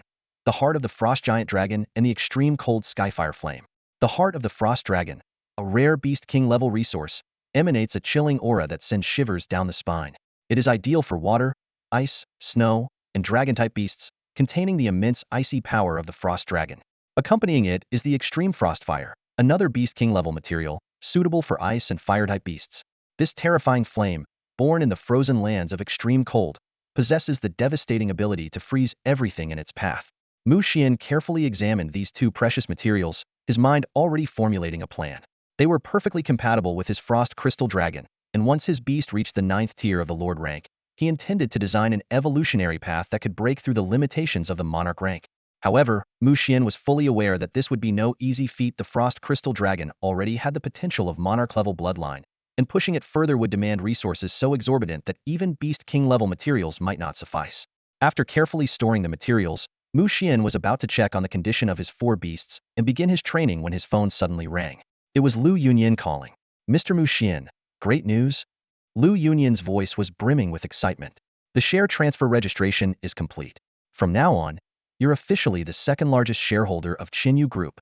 Mu Xian could sense the delight in her tone. This financial injection had clearly stabilized Qinyu Group's precarious situation. He chuckled lightly and replied, "That's good to hear. I'll visit your company tomorrow." Earlier today, Mu Xian and his team had completed their intensive training. They were granted a day off to recover and prepare for the upcoming national-level exam in the imperial capital. However, the specifics of the exam had remained undisclosed by the authorities. The next day, Mu Xian arrived as promised at the Qinyu Group headquarters. When he saw Lu Yunyan and Lu Xian again, he noticed that both women looked noticeably better than they had a few days ago, with a renewed sense of hope gleaming in their eyes. Mu Xian first transferred the remaining 2/3 of the payment to Lu Yunyan, finalizing the share transfer and officially becoming the second-largest shareholder of Qinyu Group. He then engaged in an in-depth discussion with Lu Yunyan about the practical applications of the universal beast nutrient solution. As they listened to Mu Xian's analysis, the two women grew increasingly amazed, their eyes lighting up with excitement. Mr. Mu Xian's advice was an eye-opener for Lu Yunyan. She had initially planned to directly launch the Lord-level universal nutrient solution, but Mu Xian pointed out that this might provoke suppression from major corporations. Realizing the potential risk, Lu Yunyan expressed her gratitude, saying, "Thank you for the reminder, Mr. Mu Xian." Lu Xian, standing nearby, chimed in, "Mr. Mu, we really owe you for this. I overlooked such an important detail." Mu Xian smiled and replied, "I was just sharing my thoughts. By the way, if you ever encounter a problem you can't solve, feel free to reach out to me." After bidding farewell, Mu Xian returned to the Royal Beast Academy, where he met with Ling Fangfei. Suddenly, Ling Fangfei adopted a serious tone and said, "Listen, little brother, be extra cautious during your trip to the imperial capital. Your national exams might involve danger, so make sure to protect yourself." "Don't ask me how I know this, I can't tell you." To Mu Xian's surprise, Ling Fangfei's information panel had changed.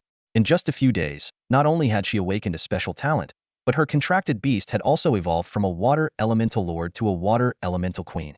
Even more astonishing, she had acquired an additional Biasta golden flame divine sparrow. Mu Xian couldn't help but speculate that Ling Fangfei might have joined some kind of secretive organization. He replied cautiously, "Got it, Sister Fangfei. I'll be careful."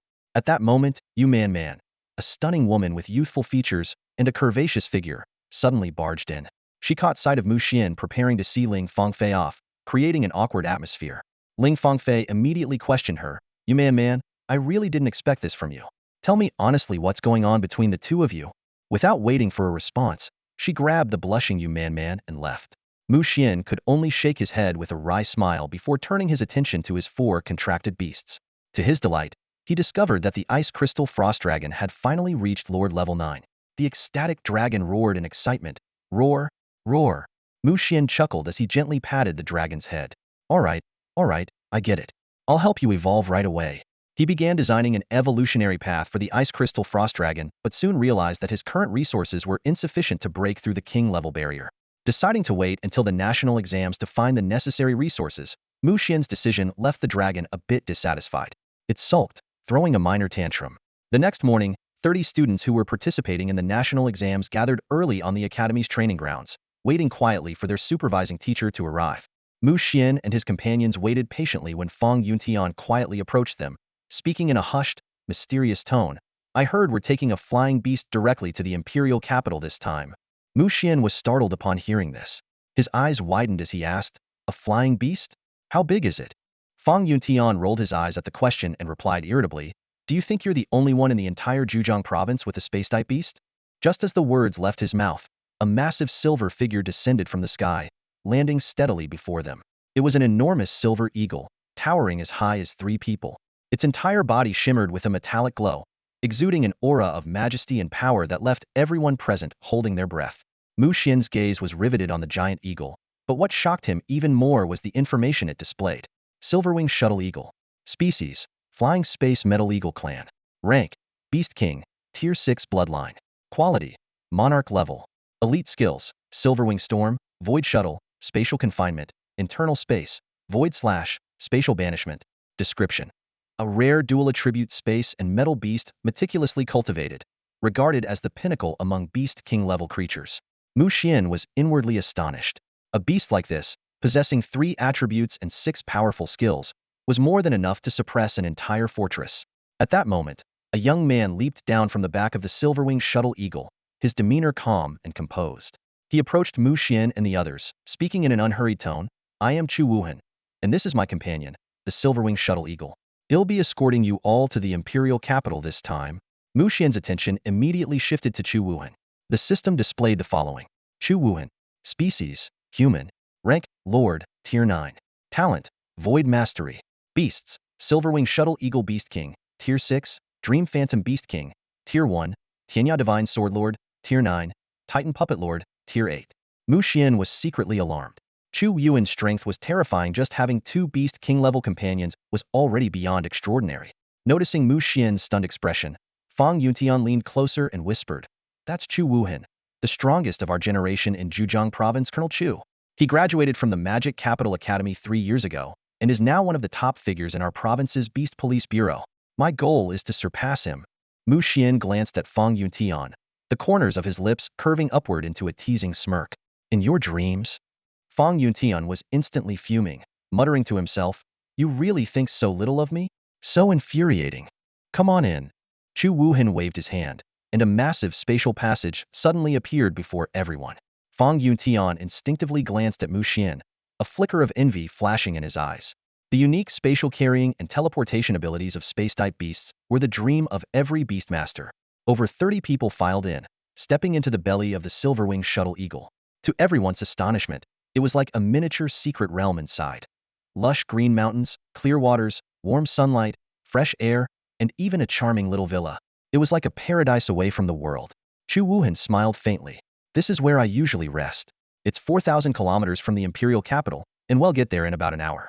Remember, you cannot summon your own beasts here, or else." His voice trailed off as his figure vanished. The moment Chu Wuhan left, the group burst into excited chatter, filled with admiration and longing for him. "I want to contract a space-type beast too," someone exclaimed enthusiastically. "Don't even think about it. Even if you come across one, you wouldn't be able to catch it," a more rational voice advised. "You'd be better off contracting a flying-type beast. Imagine how cool it'd be to ride one." Fang Yunshan's lackeys, Chen Huashan and Zhang Yushi, sidled up to him. "Boss, let's get ourselves a space-type beast too," they suggested eagerly. Fang Yuntian shot them a glare. "If it were that easy, would I need you to tell me?"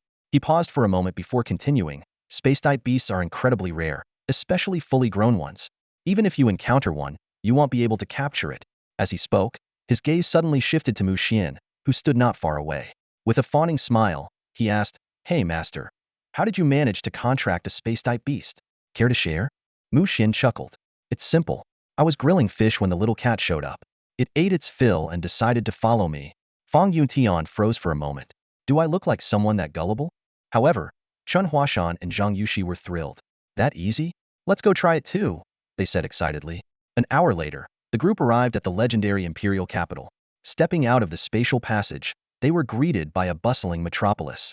Towering skyscrapers stretched endlessly into the sky, gleaming brilliantly under the sunlight. Mu Xian marveled at the sight. This imperial capital was even more magnificent than the one in his previous life. In the vibrant blue sky above, flying-type beasts and aerial vehicles moved in harmony, contrasting with the bustling crowds below. Fang Yuntian sighed in admiration. "The imperial capital is truly spectacular. Even Modu can't compare. A few years ago, there weren't nearly as many flying cars here."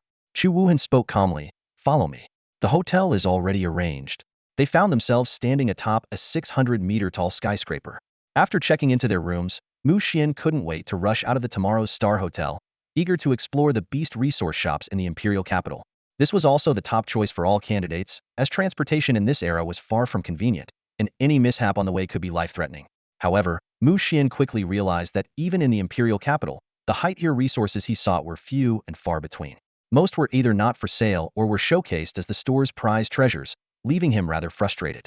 Sir, if you're looking for high-tier resources, I recommend attending the auction hosted by our Hualien Trading Company, the customer service representative said with a cheerful smile. You only need to spend a minimum of 1 billion to qualify. Hearing this, Mu Xian rolled his eyes dramatically. At that moment, a sultry yet familiar voice suddenly rang out behind Mu Xian, piercing his eardrums like a sharp blade. Handsome, we meet again. Mu Xian spun around abruptly, his pupils contracting. Standing before him was none other than the person who made his blood run cold, the transgender sorceress, Xuan. A cold sweat instantly soaked his back. How are you in the imperial capital? Mu Xian's voice trembled slightly with panic. Xuan raised an elegant eyebrow, her radiant smile almost blinding. Mu Xian, my dear, my home is here. Is it so strange for me to appear in the capital? She tilted her head, her eyes gleaming with mischief. By the way, Mu Xian, did you eat the holy radiance fruit I gave you last time? Mu Xian immediately realized this was a test. Feigning a helpless expression, he quickly fabricated a response. Eat it? No way. By the time I remembered it, my beast companion had already devoured it. Now it looks at me with the weirdest expressions. Xuan narrowed her eyes, a flicker of suspicion crossing her face. How could anyone resist the allure of the holy radiance fruit? This boy was definitely hiding something. However, she quickly masked her doubt. After all, her plan was nearing its conclusion. Once they reached the sacred light realm, she would force Mu Xian to consume the witch's blood, and then all his secrets would be laid bare. After a brief and tense encounter, Mu Xian hurriedly parted ways with Xuan and returned directly to the Tomorrow Star Hotel. His mind was caught in a storm of internal conflict. Should he report this to Chu Wuhan or the Imperial Police Bureau? After all, the presence of a sorceress in the imperial capital was no trivial matter. Yet, another more troubling question surfaced in his thoughts. How do I explain that I recognized her as a sorceress? Mu Xian muttered to himself. If I get tangled up in this, my national exams might be over before they even begin. What worried him even more was who could guarantee there weren't undercover agents from the witch cult within the Imperial Police Bureau itself. These sorceresses were masters of disguise, capable of perfectly blending in as ordinary women. Suddenly, an idea flashed in Mu Xian's mind. He quickly grabbed a sheet of paper and, using his left hand to disguise his handwriting, awkwardly jotted down a brief account of Xuan. Then, summoning his beast companion, a small calf, prepared to deliver the message. Meanwhile, on the 116th floor of the Tomorrow Star Hotel, within a luxurious suite, Chu Wuhan was deep in thought. Suddenly, a thin piece of paper appeared silently outside his door, instantly putting him on alert. Cautiously, Chu Wuhan opened the door and glanced down at the paper with messy handwriting. As his eyes scanned the contents, his expression grew sharp and intense. The witch cult, so? You couldn't resist making your move after all. Chu Wuhan murmured to himself, his voice filled with vigilance and resolve. Chu Wuhan believed the news without a doubt. Based on the modus operandi of those sinister organizations, there was a 99% chance they would interfere with this national examination. These shape-shifting individuals thrived on orchestrating grand conspiracies. Without delay, he relayed the information to the higher-ups in the imperial capital. That night, the Imperial Police Bureau resembled a disturbed anthill, with officers rushing through streets and alleys. Shadows of other mysterious departments began to emerge, and the entire imperial capital was teeming with tension, ready to erupt at any moment. The following morning, 7 or 8 staff members from the Royal Beast Training Bureau arrived and guided all the examinees into the legendary top-tier secret realm, the Radiant Light Realm, which only opened once every 10 years. With stern expressions, the staff announced 3 examination tasks. First, gain the recognition of a light element royal beast, using any method. Second, collect as many holy radiance fruits as possible. The more collected, the higher the score. Third, locate the ruins of the God of Light. Whoever finds it will immediately secure first place. The staff also specifically emphasized that any additional gains within the secret realm belonged solely to the examinees. But they strongly advised against hunting wild beasts, as it could reduce the likelihood of gaining a light element beast's recognition. After 72 hours, rankings and rewards would be determined based on task completion. Mu Xian pondered over the rules and muttered to himself, finding the ruins of the God of Light guarantees first place? It seems like the officials don't actually expect us to complete the third task. And the advice against hunting wild beasts? Looks like they want us to focus on exploring and gathering resources in this secret realm. Quickly adjusting his strategy, He mounted his frost crystal ice dragon, with the void sky dragon weasel perched on his shoulder. Speaking to the butterfly nestled in his pocket, he said, "Little die, cast luck aura for me." Obediently, the destiny butterfly activated its skill before retreating safely into Mu Xian's pocket. With almost no combat ability of its own, it was safest to stay hidden. Once luck aura took effect, Mu Xian felt as though he was being subtly guided, sensing the south as the most promising direction. He laughed heartily. "Xiao Ling, fly south. Let's gather some holy radiance fruits." The frost crystal ice dragon let out a cheerful growl and soared southward. Meanwhile, in an unremarkable corner of the secret realm, a pale-faced, cold-eyed examinee suddenly appeared. Displeasure was evident in his tone as he muttered, "So this is the radiant light realm? How nauseating." Before his words fully faded, countless grotesque insect eggs emerged from his body. A horrifying scene unfolded as the eggs began ravenously devouring his flesh. Yet the man remained expressionless, as if entirely unaffected. Within moments, the young examinee collapsed, his body stripped of all flesh. The insect eggs, however, underwent a startling transformation, swelling to the size of a grown adult. With a loud crack, one egg split open, and a figure cloaked in black robes emerged. As if triggered by this event, the other eggs also began to rupture, releasing a horde of black-robed figures eventually numbering over 100. What was even more terrifying was the aura emanating from each of these figures. They were all at the lore tier level, unmistakably lore tier royal beast masters. At this moment, a man clad in a dark red blood robe appeared. A cruel smile spread across his face as he issued a chilling command to the black-robed figures behind him. "Split into groups of 3 and kill everyone in the secret realm. Leave no one alive." "Yes, your eminence." The black-robed figures responded in unison before dispersing in trios to hunt down their targets. Elsewhere, in a secluded valley dozens of miles away, a spatial rift suddenly materialized. From it emerged another group of over 100 black-clad individuals, all of them also lore-tier royal beast masters, a sight that sent shivers down the spine. Following the black-clad figures came dozens of stunningly beautiful women, each with flawless skin, enchanting figures, and breathtaking appearances. Strangely, the black-clad individuals kept their distance from these women, not daring to even sneak a glance, an odd dynamic that only deepened the mystery. In a group of stunning women, one exceptionally youthful and breathtaking lady suddenly let out a melodious laugh, her voice crisp like the chime of silver bells. The Dark Alliance's methods are truly impressive, not like those disgusting lunatics from the beast god cult with their revolting demon egg parasitism. It almost made us sick. As soon as her words fell, a tall man dressed in black responded coolly, his voice deep and composed. "We're only capable of so much. Zhang Wanga, let's part ways here." Before the words had fully left his mouth, the towering man in black swiftly led his companions away in another direction, their movements as fluid and rapid as flowing water. Left behind, the stunning Zhang Wanga pouted slightly, her tone tinged with dissatisfaction. Why are you running off so fast? Do you think I'm going to eat you, or something?" Quickly adjusting her mood, she turned to her companions, excitement gleaming in her eyes. "Never mind, those Dark Alliance jerks are also clueless about romance. Ladies, let's go find those adorable high school boys instead." Zhang Wanga's suggestion immediately sparked cheers. Dozens of women responded in unison, their enthusiasm overflowing. "Yes, finally, we can enjoy those little cuties again."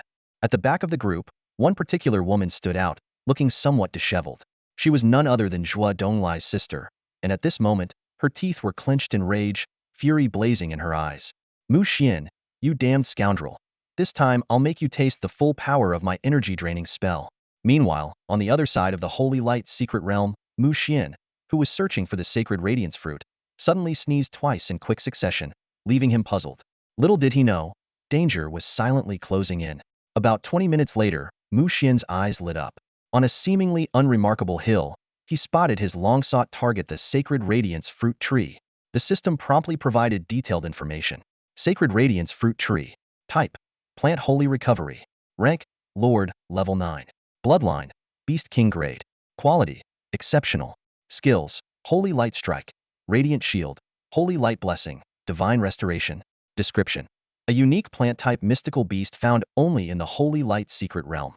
It is friendly towards humans, dislikes violence, and is willing to coexist peacefully with them.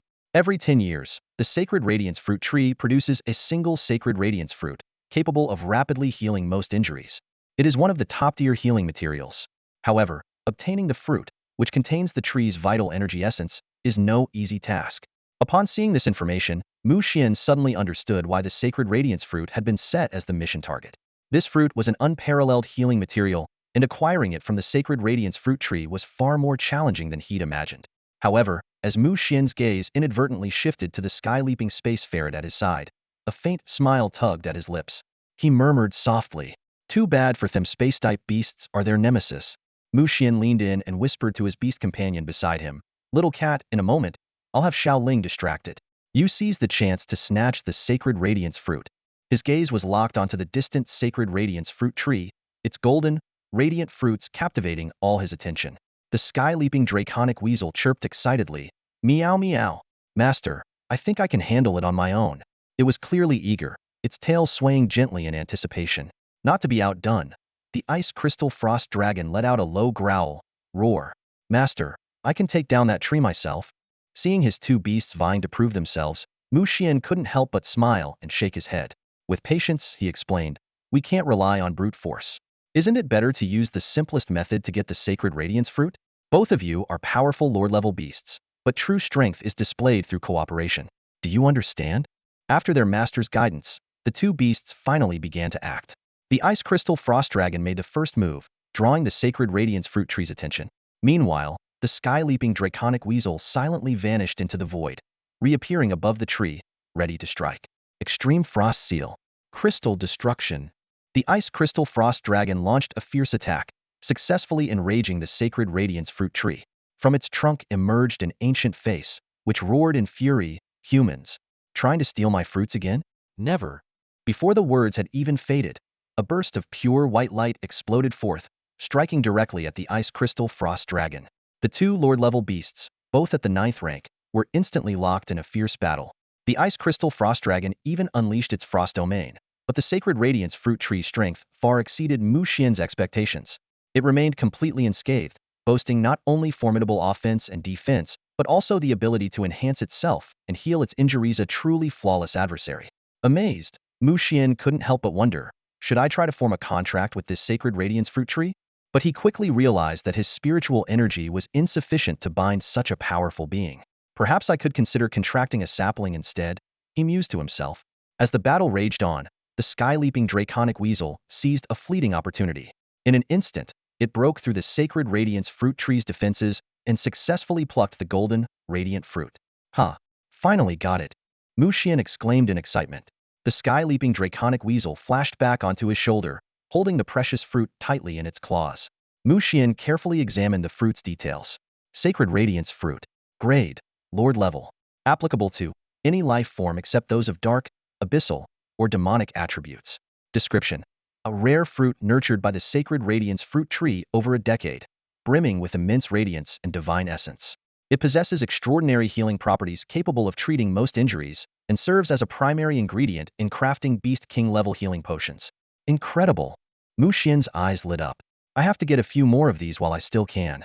The Sacred Light's secret realm only opens once every 10 years. The ice crystal frost dragon took the opportunity to retreat from the battlefield, quickly returning to Mu Xian's side. Behind them, the sacred radiance fruit tree remained, roaring in helpless fury. Knowing the Sacred Light's secret realm was only open for 3 days, Mu Xian wasted no time. Activating his information panel, he searched tirelessly. After over an hour, he located another sacred radiance fruit tree. Using the same tactics, he successfully acquired a second sacred radiance fruit. Just as he prepared to search for a third tree, distant screams and eerie laughter reached his ears. Alert, Mu Xian approached cautiously. He soon discovered 3 black-robed figures tormenting a female examinee. The sight of the robes made Mu Xian's eyes narrow. Instantly recognized them as members of the Beast God cult, one of the 4 major evil organizations. Seeing the girl on the brink of death, Mu Xian made a swift decision. Little cat, spatially confine the female examinee. Everyone else attack. The sky-leaping draconic weasel moved with lightning speed, appearing above the black-robed figures. A transparent barrier instantly enveloped the girl, keeping her safe. In the next moment, 3 nearly invisible blades sliced through the air, striking the black-robed figures with precision. Thud, thud, thud. The sound of bodies hitting the ground echoed as the black-robed figures fell lifelessly. They stared in disbelief at the sky-leaping draconic weasel hovering above them, unable to utter another word before succumbing to their fate. Mu Xian sneered inwardly. If such a beast god really exists in this world, the girl, protected within the spatial barrier, finally regained her senses. Weakly, she murmured, thank you, thank you. Mu Xian quickly approached, retrieving a healing potion from his dimensional storage and administering it to her. After half an hour, the girl was stable enough to speak. Through tears, she pleaded, Big brother, please help me. I don't want to continue the exam. I just want to go home. Mu Xian sighed. He could sense that the girl's spirit was on the verge of collapse, making her unfit to continue. To his astonishment, he discovered that this national exam lacked any mechanism for withdrawal.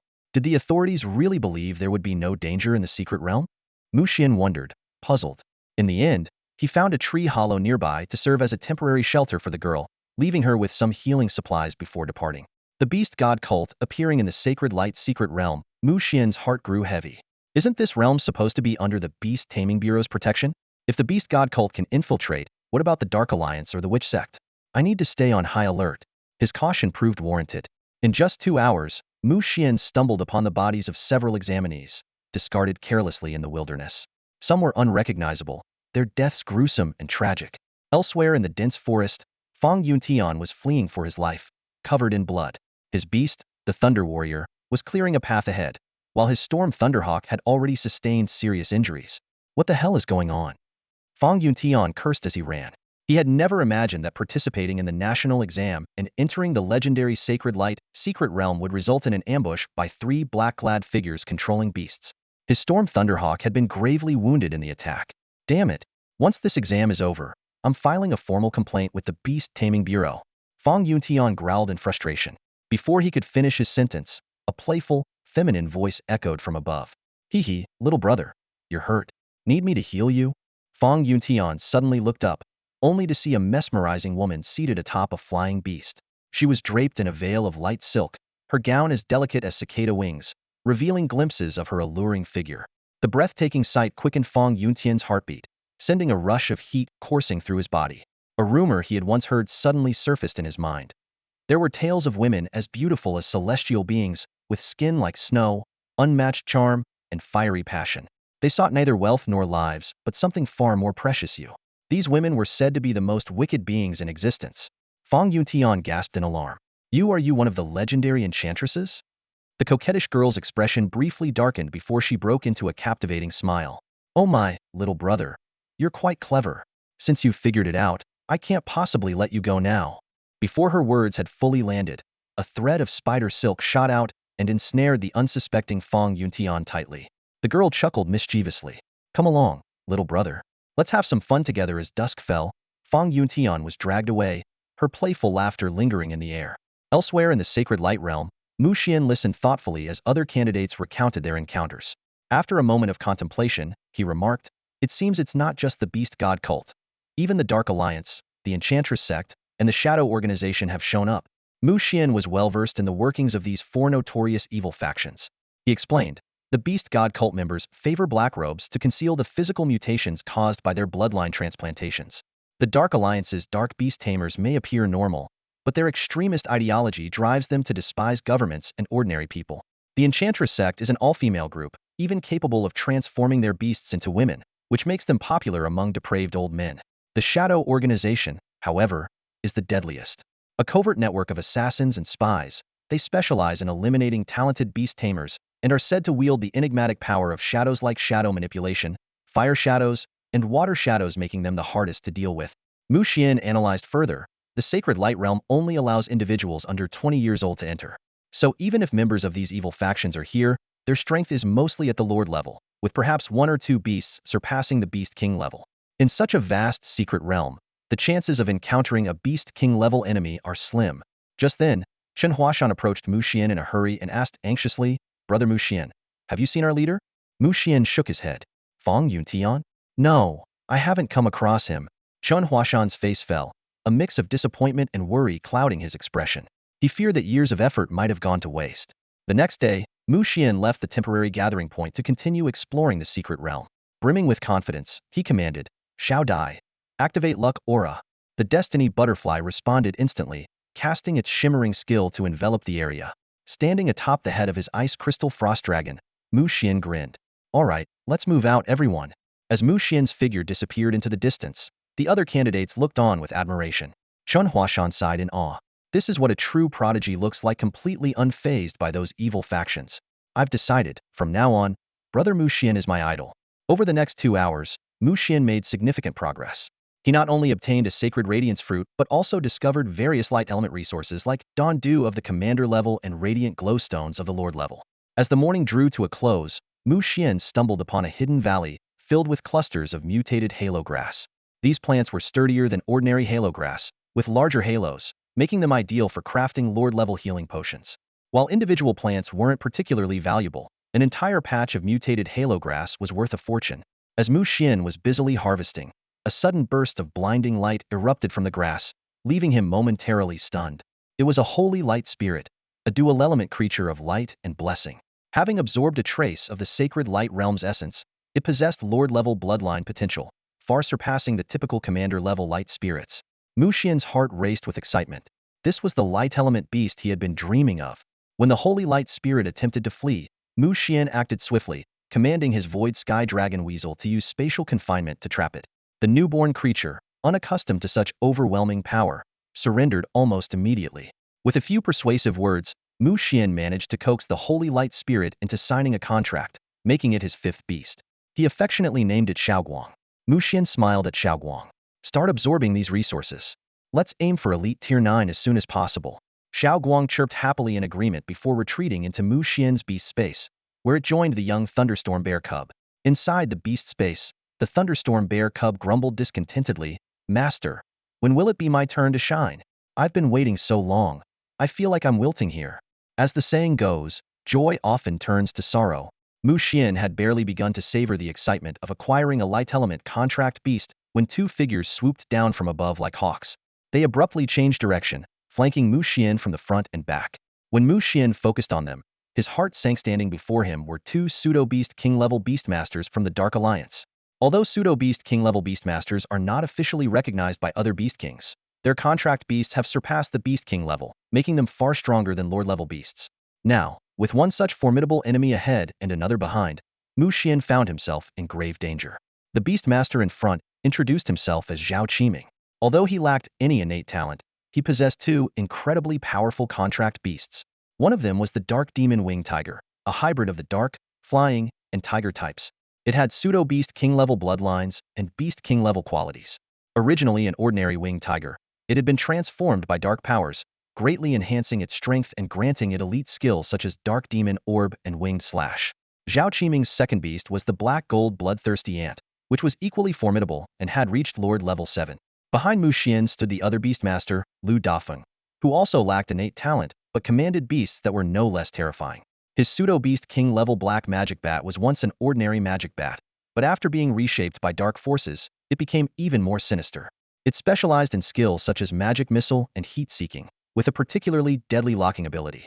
Lu Dafeng's second beast was the frenzied wild boar king, which had reached Lord Level 8. Faced with such a lineup, Mu Xian's expression turned grim. 2 pseudo-beast king-level beasts, combined with 2 high-ranking lord-level beasts, were enough to push him to the brink of death. He quickly issued orders to his own contract beasts. Xiaomao, prepare for spatial jump, be ready to retreat at any moment. Xiaoling, get ready to fight. Let's see how we measure up against pseudo-beast kings. The Ice Crystal Frost Dragon and the Sky-Leaping Dragon Weasel responded in unison. Without hesitation, the Ice Crystal Frost Dragon charged forward, aiming directly at the Dark Demon Wing Tiger. Zhao Qiming sneered. "Hobbled of you, kid. But unfortunately, you've met me." Before he even finished speaking, his Dark Demon Wing Tiger had already made its move. The Dark Demon Orb streaked through the air, outpacing the Ice Crystal Frost Dragon with astonishing speed. The battle erupted in an instant, and the Ice Crystal Frost Dragon quickly found itself at a disadvantage. It was outmatched in both speed and strength, and the Dark Demon Wing Tiger's fierce attacks almost broke through its defenses to strike Mu Xian directly. Only the Ice Crystal Frost Dragon's desperate efforts managed to hold the line. However, the Ice Crystal Frost Dragon was not entirely without countermeasures. Its frost domain created significant obstacles for the Dark Demon Wing Tiger, nearly freezing it in place. From this, Mu Xian deduced that while the Ice Crystal Frost Dragon was indeed weaker than the pseudo-beast king, the gap was not insurmountable. It still had a fighting chance. After weighing his options, Mu Xian gave a low command. "Xiaoling, unleash Absolute Zero Storm. We're retreating." "Xiaomao, prepare for defense." The Ice Crystal Frost Dragon began quietly gathering power. Sensing the threat, The dark demon winged tiger tried to interfere, but the sky-leaping dragon weasel intercepted and restrained it just in time. 30 seconds later, an extraordinary scene unfolded. The temperature around the dark demon winged tiger plummeted sharply, creating a stark contrast with its surroundings. The devastating absolute zero storm erupted with full force. Zhao Qiming roared in anger. Damn it, Lu Dafeng, do something? That kid has some tricks up his sleeve. Lu Dafeng had already begun moving, but it was too late. Just as his black magic bat unleashed a supersonic shockwave, a silver flash streaked through the air. Space distorted, and in the blink of an eye, Mu Xian and his two contract beasts vanished without a trace. Blasted! He used spatial jump to escape. Zhao Qiming cursed. After him. My black magic bat has him locked. It won't get far. Lu Dafeng growled. Meanwhile, outside the Sacred Light's secret realm, the original entrance was now shrouded in a faint glow. An elderly man with a kind face stood there, watching the entrance with a cheerful expression. He muttered to himself, the Sacred Light's secret realm is finally about to be destroyed. At last, I can return to headquarters and live the life I've always wanted. At the old man's feet lay several unconscious figures. Upon closer inspection, they turned out to be the proctors who had sent Mu Xian and the others into the Sacred Light's secret realm. 20 years. It had been 2 whole decades at the entrance of this desolate secret realm. The old man stood amidst a field of corpses, his eyes glinting with a manic light. His voice trembled with anger as he roared. Do you have any idea what I've been through these past 20 years? He swept his gaze across the surroundings, his expression twisted and feral. Don't blame me. It's your fault for standing in the way of my plans. Suddenly, a commanding voice came from behind him. So, you betrayed the Dragon Nation and joined the Dark Alliance because of that? The old man spun around abruptly to see Chu Wuhan standing there. Behind him stood a squad of armed enforcers and their fierce, battle-ready beasts. Chu Yuan's gaze was icy as he stared down the old man. Jiang Huairan, you've committed crimes against humanity and endangered national security. Surrender now. Jiang Huairan's face twisted in rage, deep wrinkles contorting his features. If I hadn't been exiled to guard the entrance of this Sacred Light's secret realm for 20 years, do you think I'd have joined the Dark Alliance? All I wanted was a better Levi's. That's so wrong. Chu Wuhan didn't respond. He simply waved his hand lightly. A blinding streak of light struck Jiang Huairan instantly. The old man's body froze for a moment before collapsing lifelessly to the ground. The scene shifted to the highest peak of the Sacred Light secret realm, Sacred Light Peak. For figures stood at the summit, positioned at precise intervals, neither too close nor too far from one another. A tall man dressed in black spoke impatiently. What's going on? The 4 of us joined forces, and after an entire day, we've only managed to kill about 50 people. The man in the blood-red robe replied in a deep, icy tone. We underestimated these students. They've discovered our presence, and they've even banded together to counterattack us. The stunningly beautiful sorceress Jiang Wang pouted, a hint of disappointment in her voice. What a pity.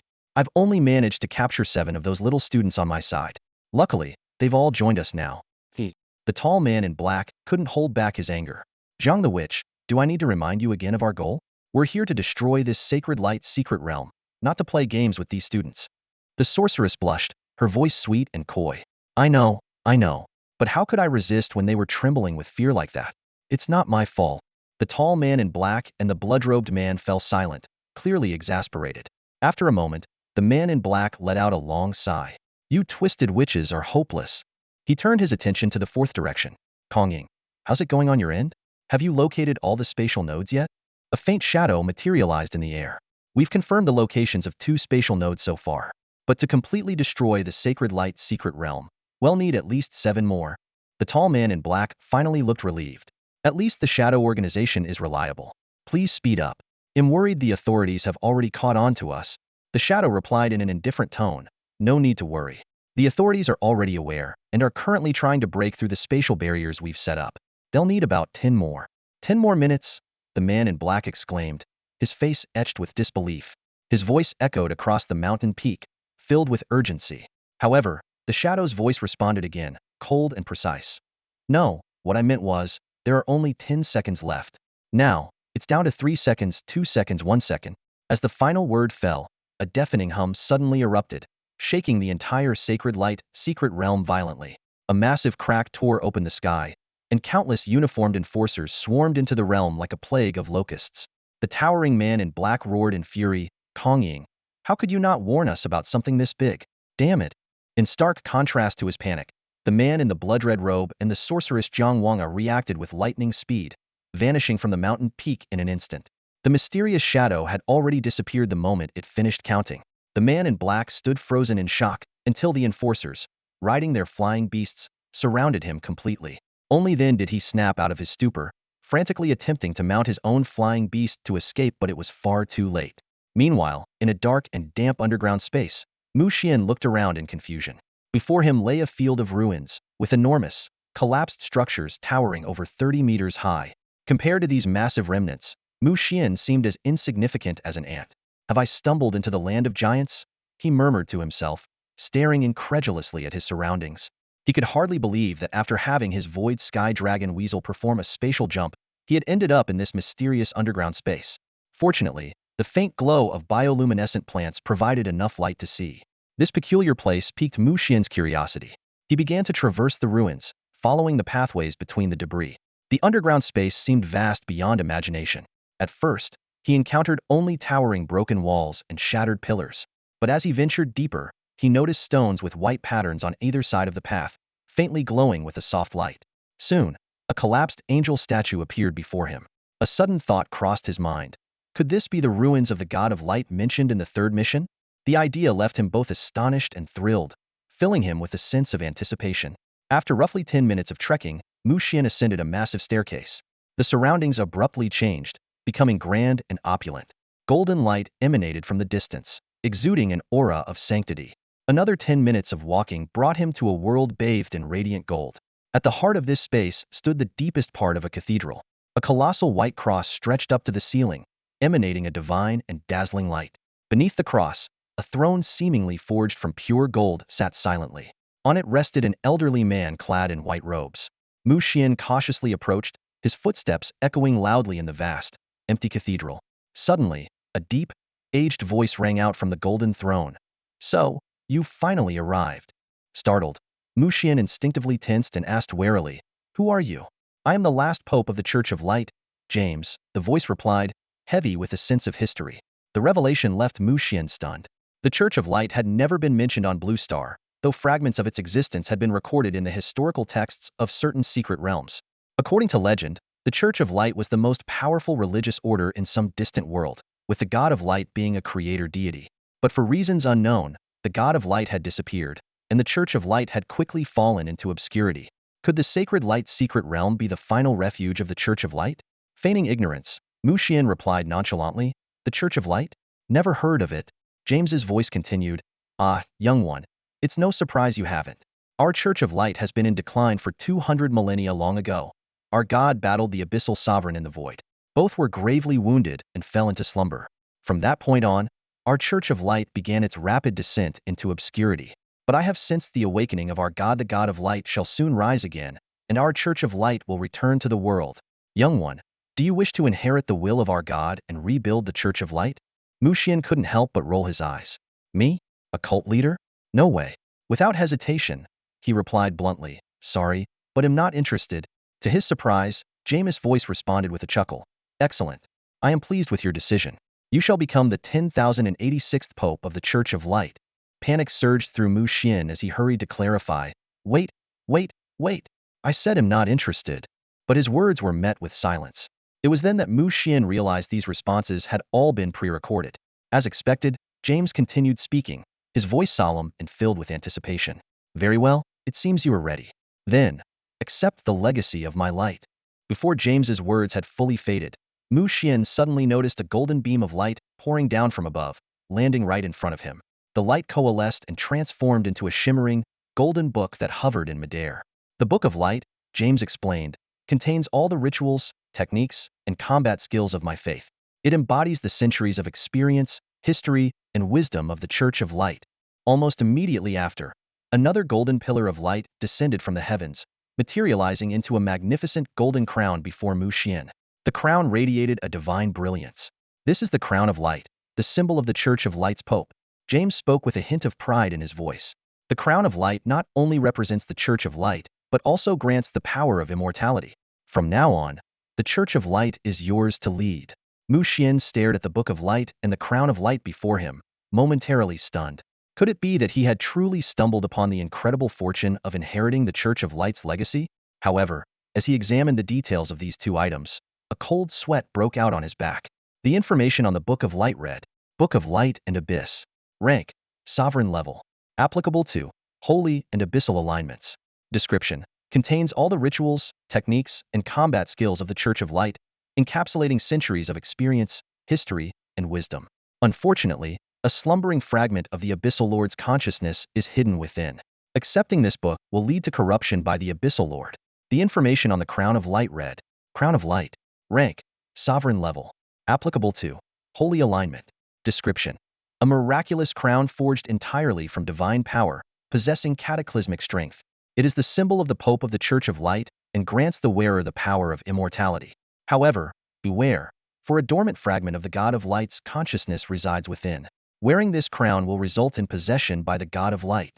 Damn it, neither of these things is any good. Xuan cursed internally, instinctively taking a step back, distancing himself from these seemingly powerful yet perilous treasures. In that moment, cold sweat dripped down Xuan's back, and his heart raced. He couldn't help but imagine what might have happened if he hadn't had access to the information panel. He probably would have eagerly accepted these items, only to be unknowingly corrupted by the abyssal power or possessed by the God of Light. Thank goodness for the information panel, Xuan thought with relief, exhaling deeply as a wary glint flickered in his eyes. So, this must be the so-called ruins of the God of Light, Xuan muttered as he surveyed his surroundings. A faint trace of disappointment flickered in his eyes. According to the information panel, this holy light secret realm was supposed to be the last stronghold of the Church of Light, a place where bait was set to lure anyone who ventured in. Shaking his head, he couldn't help but feel like this trip might have been in vain. However, a sudden thought struck him. Could it be possible that there was nothing of value hidden within these ruins of the God of Light? Determined to find out, Xuan began searching the ruins, focusing especially on the area around the so-called last pope, James. He found it hard to believe that someone of James' stature would leave nothing of significance behind. Sure enough, as Xuan approached James' corpse, a notification appeared before him, sending a surge of excitement through his heart. Staff of Light. Rank, Monarch level. Applicable attribute, Holy. Description, a powerful staff forged entirely from sacred light meteorite gold, containing devastating power capable of destroying everything in its path. It was the final and most potent weapon of the Church of Light's Pope. When fully unleashed, it is equivalent to an attack from a monarch-level being. This staff also serves as the core controller of the Holy Light's secret realm. Xuan almost burst out laughing. He had thought this journey would yield nothing, but now it seemed as though fortune had smiled upon him. The greatest treasure was hidden right beneath the last Pope James' remains. Without hesitation, Xuan commanded his frost crystal ice dragon to move James' body aside. In the next moment, a golden staff, half buried in the ground, came into view. It was none other than the Staff of Light. To his astonishment, the staff was completely unguarded, no traps, no defensive mechanisms. Without a second thought, Xuan strode forward and grabbed the golden staff. The moment he grasped it, the staff radiated a brilliant golden light that surged into his body like a flood of energy. In that instant, Xuan realized that he could sense the entire Holy Light's secret realm. He saw countless uniformed guards pursuing members of a sinister organization dressed in black robes and cloaks. Above him, thousands of meters in the air, two pseudo-beast king-level Beast Tamers were lying in wait. He even discovered a hidden cave where dozens of beautiful women were cautiously hiding, one of whom seemed oddly familiar. The Holy Light's secret realm is mine now, Xuan thought to himself, his heart brimming with joy. He almost shouted it out loud, but managed to restrain himself, knowing that revealing such a fact with his current strength would only invite endless trouble. After storing the Staff of Light within his body, Xuan continued searching the ruins of the God of Light. His efforts were rewarded with several other treasures. 1. Fragmented Crystal of Light. Rank, Lord level. Applicable attribute, Holy. Description, once a high-level artifact of the Church of Light, it has been worn down over time, reducing it to a Beast King-level fragmented crystal of light. It still contains immense holy power. 2. Broken Statue of Light. Rank, Lord level. Applicable attribute, Holy. Description, once a sacred statue worshipped day and night by the followers of the Church of Light, it was shattered during the apocalyptic disaster that led to the world's collapse. It has since degraded into a Lord-level artifact, containing a fragment of the faith in the God of Light. 3. Divine Light Jade. Rank, Beast King level. Applicable attribute, Holy. Description, originally a Lord-level Divine Light Jade, it absorbed holy light energy over countless millennia within the ruins of the God of Light. This process transformed it into a Beast King-level resource, brimming with pure light energy. While the Divine Light Jade was a relatively common resource of the light attribute, Its evolution into a Beast King level item over untold millennia was truly remarkable. Even so, in Mu Xian's eyes, its value paled in comparison to the fragmented crystal of light and the broken statue of light. The holy power and faith energy contained within those two artifacts were exceedingly rare and could serve as vital materials for the evolution of a light spirit. After thoroughly scavenging the ruins of the God of Light, Mu Xian commanded his sky-leaping dragon weasel to use spatial jumps to return to the surface. By this time, the two pseudo-Beast King-level Beast Tamers from the Dark Alliance who had been tracking him were nowhere to be seen. Through the Staff of Light, Mu Xian instantly sensed that most members of the four major evil organizations within the Holy Light secret realm had already been captured or killed. Only a handful remained, hiding in remote corners of the realm. Among them were the two pseudo-Beast King-level Beast Tamers from the Dark Alliance. Seeing this, a cold smile appeared on Mu Xian's lips, with a slight movement of the Staff of Light within his body. At the same time, deep within an underground chamber of the Holy Light secret realm, Zhao Qiming and Lu Dafeng, the two pseudo-Beast King-level Beast Tamers, were sighing in despair. They had not expected their side, the Dark Alliance, to suffer such a swift and catastrophic defeat. The fall had been so abrupt that they hadn't even had time to retreat before the realm's space was completely sealed. Zhao Qiming let out a heavy sigh. The Archbishop, he's fallen. Lu Dafeng nodded and said, I've heard the news too, but there's no need to worry. We've completely blocked any heat signatures and traces of our presence. No one knows we're still hiding here. Once those enforcers leave, we'll have plenty of chances to escape. Zhao Qiming nodded fiercely, a sly glint flashing in his eyes. As a Beastmaster of Pseudo-Beast King level, they were at least mid to high-ranking members of the Dark Alliance. The organization certainly wouldn't abandon them. However, just as Zhao Qiming finished speaking, the underground cavern they were hiding in suddenly began to tremble. With a deafening roar, the cavern collapsed, rubble flying everywhere. Their presence was unmistakably exposed to the enforcers' detection. In the distance, Mu Xian's face turned pale, but a flicker of satisfaction crossed his eyes. With the light scepter, he had caused just a small tremor underground, yet it was enough to destroy the duo's hiding spot. Mu Xian silently rejoiced. Death was the only thing awaiting the two of them. Name? Mu Xian. Age? 18. Mu Xian sat in a small room at the temporary gathering point of the Sacred Light Secret Realm, facing the joint investigation team composed of government departments, the Beastmaster Police Bureau, the Beastmaster Education Bureau, and the Supervision Office. This was his second round of questioning regarding all his experiences in the Sacred Light Secret Realm. Tell us everything that happened during your time in the Sacred Light Secret Realm, one of the investigators said. Mu Xian took a deep breath and began recounting his story. When I first entered the Sacred Light Secret Realm, He described his experiences in detail, including the dangers he encountered, the opportunities he seized, and the ultimate outcomes. To support his claims, he presented the sacred radiance fruit he had obtained and introduced the light elemental beast he had contracted, the Holy Spirit of Light. The investigators listened attentively, nodding occasionally. Among them, Chu Wuhan, representing the Beastmaster Police Bureau, softly remarked to the others, "This aligns with what I previously learned. Mu Xian seems to be clean." The other investigators agreed. Yes, his account is logical and leaves almost no room for doubt. However, none of them noticed the subtle, meaningful smile on the face of the only female investigator, a representative from the Beastmaster Education Bureau. As she watched Mu Xian leave, she thought to herself, "So this is the Mu Xian that Zhuo Donglai mentioned. He certainly has a striking presence." 3 days later, the Sacred Light Secret Realm tragedy was officially concluded. The investigation revealed that the incident was caused by a Beastmaster Guardian who had been stationed at the realm for 20 years. Dissatisfied with his circumstances, he was lured by a dark Beastmaster and eventually betrayed his duties, colluding with 4 major evil organizations to orchestrate the tragedy. The incident resulted in the deaths of 63 candidates and the disappearance of 11 others, sparking nationwide attention. The head of the Beastmaster Education Bureau resigned in disgrace, leading to a major reshuffle among the leadership. For Mu Xian and the others, these developments no longer held much significance. The day after the case was closed, they left the Sacred Light Secret Realm. The national examination results were announced, and as expected, Mu Xian ranked first. However, this achievement brought him little joy. In just a few short months, he had lost several people he was close to. His desk mate Qin Kong, the old headmaster Lin Xuanya, and now Fang Yintian. "Let me be the one to end this cursed era," Mu Xian muttered to himself, a determined glint in his eyes. As the top scorer of the national exam, Mu Xian was entitled to request 3 resources directly from the Beastmaster Education Bureau, provided their levels were no more than 1 tier higher than his contracted beasts. Initially, he had wanted a dual ice and dragon attribute king level material, but his request was denied. In the end, Mu Xian chose a rare Beast King level Starry Dragon Heart and 2 Beast King level spatial resources to maximize his gains. At the Tomorrow's Star Hotel, The once bustling atmosphere had quieted significantly. Most candidates were staying in their rooms, recovering their energy and contemplating their choices for schools. Mu Xian had already submitted his application to the Eternal Academy and received swift approval, leaving him to wait for the reporting date in 2 weeks. It was during this time that a staff member from the Beastmaster Education Bureau knocked on Mu Xian's door. Mu Xian, the materials you requested have arrived, the staff member stated. Understood, Mu Xian replied with a slight nod, though inwardly he wasn't too concerned about the resources.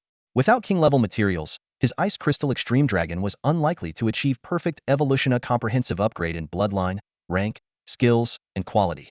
Such an evolution was a rare and almost unattainable feat for any beast master. The staff member opened the alloy case they were holding, revealing its contents. The first item was a heart that was faintly pulsating. Exuding both starlight and a draconic orate was none other than the rare Beast King level Starry Dragon Heart. Starry Dragon Heart, level, Beast King.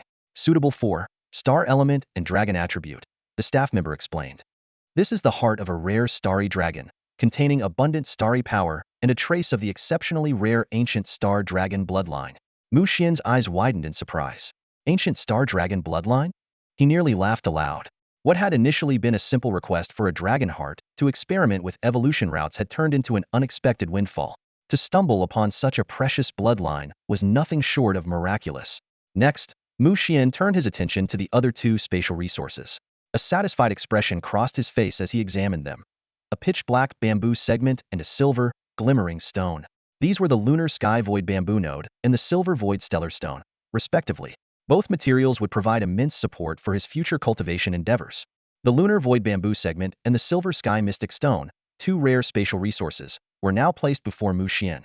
The staff member meticulously explained their properties. The Lunar Void Bamboo segment contained pure inattribute spatial energy, while the Silver Sky Mystic Stone leaned towards barrier-related applications. These resources, seldom seen in Zhejiang Province, were items Mu Xian had encountered a few times in the imperial capital. Now, they were finally in his possession. However, what truly made Mu Xian's heart race was the trace of Star Ancient Dragon bloodline. As a primordial class beast, the Star Ancient Dragon had only ever appeared once in history, and its bloodline was of immeasurable value. Are you satisfied, Mu Xian? The staff member asked. Very satisfied. Mu Xian replied with a smile, signing the receipt form.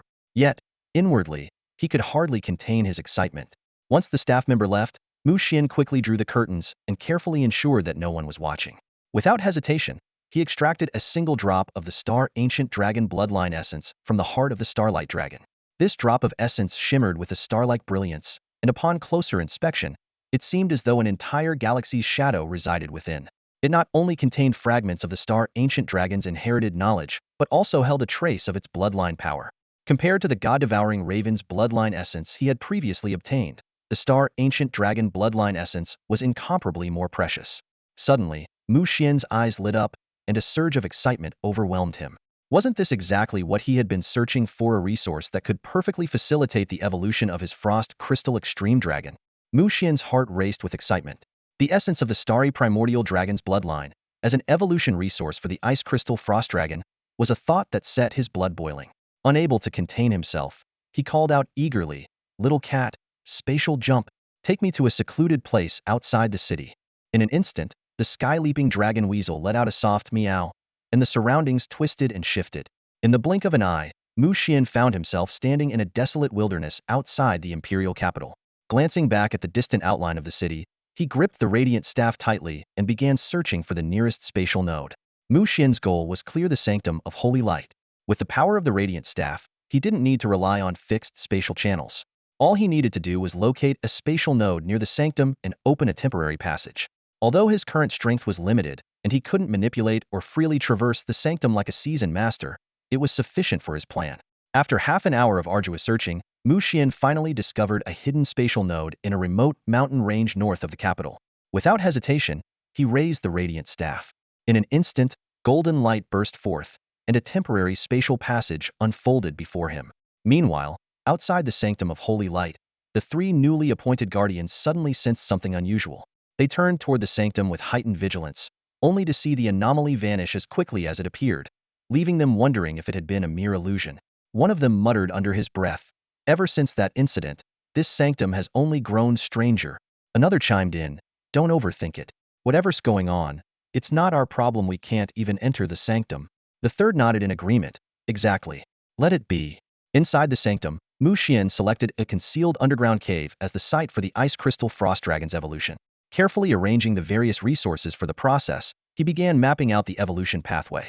To his delight, the essence of the starry primordial dragon's bloodline as the core material indeed had the potential to elevate the Ice Crystal Frost Dragon to a sub-ancestral level. Mu Xian meticulously reviewed the attributes of the Ice Crystal Frost Dragon.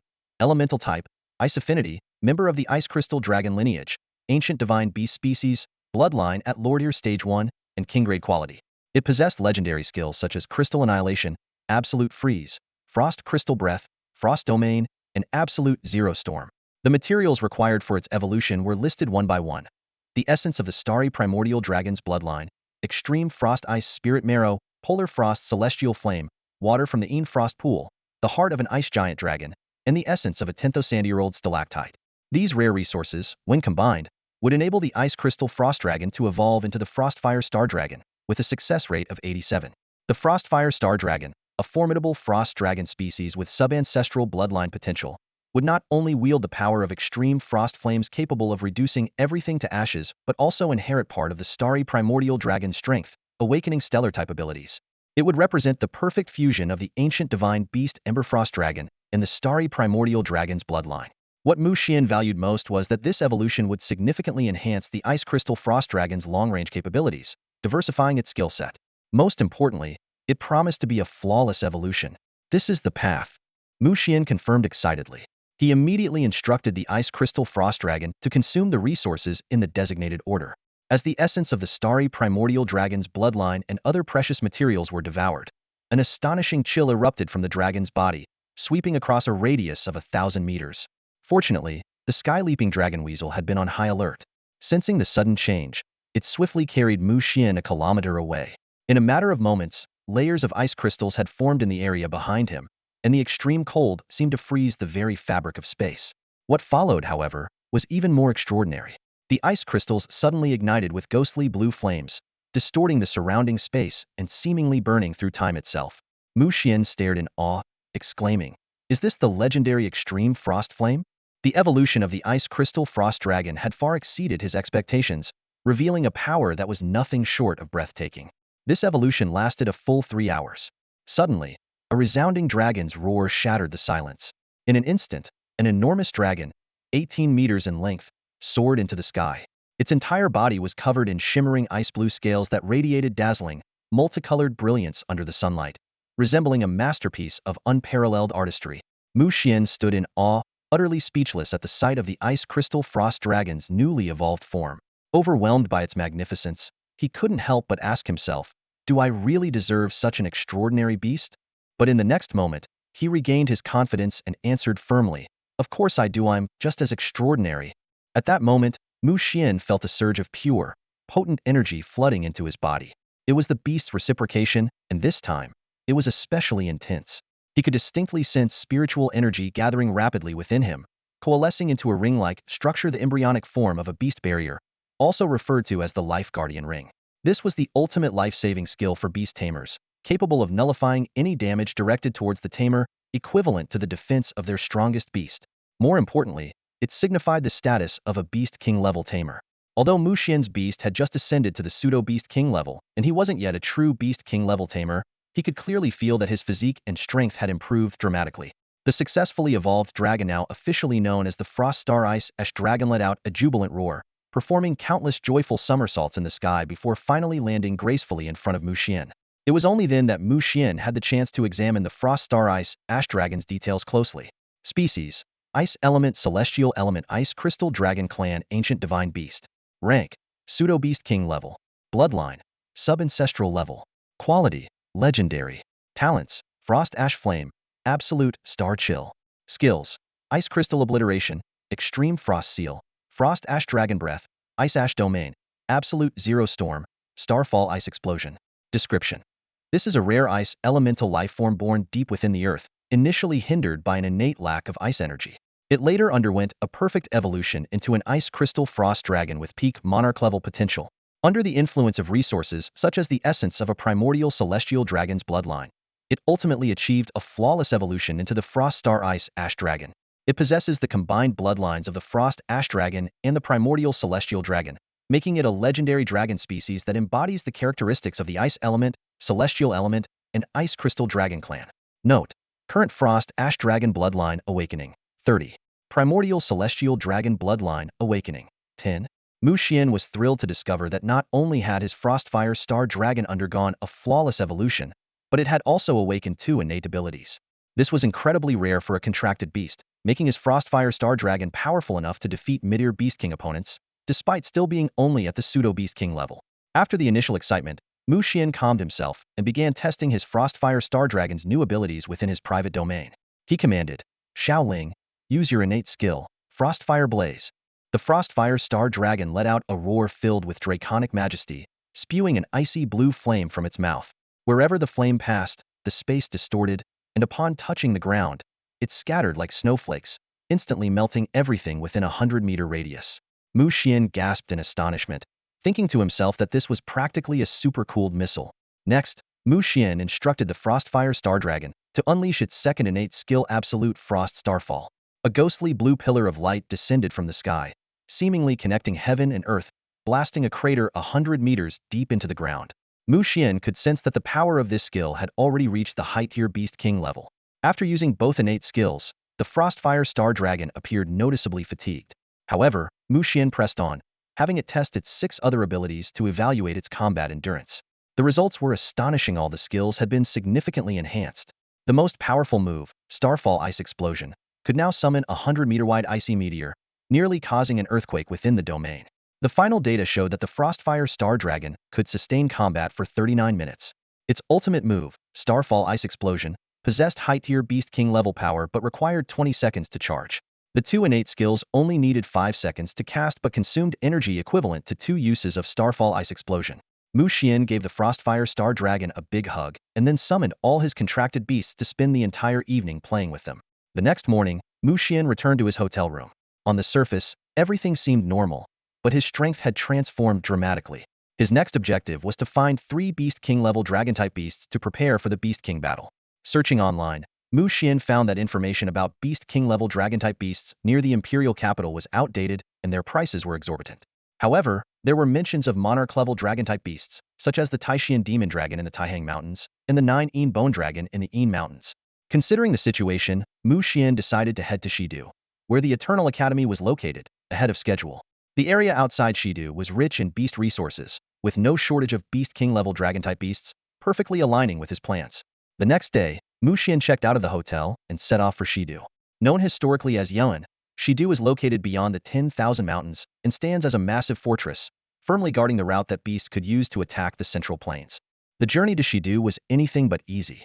Mu Xian first needed to take a large flying beast from the imperial capital to Wuhan, then travel upstream along the river to Yuzhou, and finally cross the Tianfu Plain to reach his destination. This route exemplified the transportation challenges of the beast taming era. Outside the imperial capital, large flying beasts were still viable, but entering the Shu region was a near impossible feat. The treacherous mountain roads were overrun by feral beasts, enough to deter even the bravest. However, the Tianfu Plain in the Shu region, as the largest plain in Longhua, was invaluable for its agricultural and resource significance. Flying over the area? That was nothing short of a pipe dream. The Wushan and Daba mountain ranges were home to over a dozen king-level beasts and an army of hundreds of thousands of wild creatures.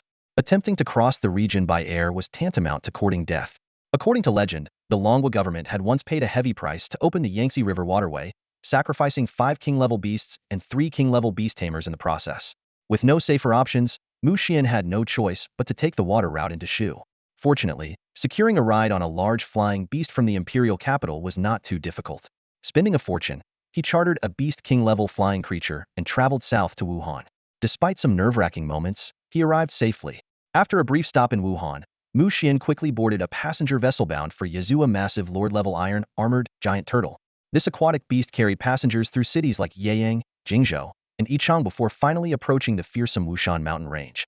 As the ship prepared to enter the Wushan Gorge, the voice of the iron-armored giant turtle's captain rang out across the deck, heavy with gravity. Dear passengers, we are about to enter Wushan Gorge. Please remain vigilant, and have your main battle beasts ready at all times to respond to any emergencies. On the armored giant turtle ship, Mu Xian stood in a narrow compartment, cautiously watching the Wushan Gorge through the window. This was the most perilous section of the Yangtze River, where 13 large-scale monster attacks had occurred, claiming over 2,000 lives.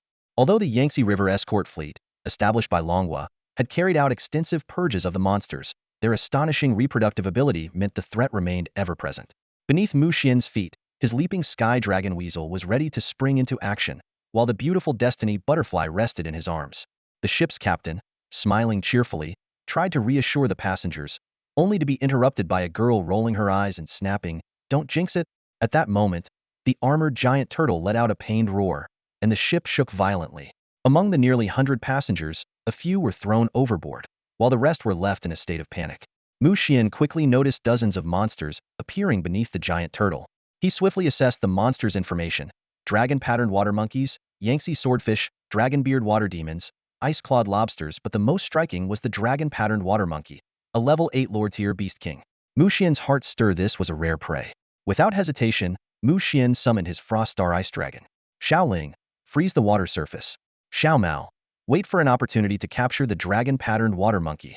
In an instant, a majestic dragon appeared in the sky, unleashing a wave of extreme cold that froze the surrounding waters within hundreds of meters. To everyone's astonishment, ghostly blue flames ignited beneath the icy surface. Mu Xian nodded in satisfaction, but was soon drawn to another scene. The girl who had scolded the captain was now commanding 2 wind element beasts, unleashing a relentless barrage of wind blades to slay the monsters. Mu Xian was quietly impressed by her strength. Qin's a human, level 9 commander tier beastmaster.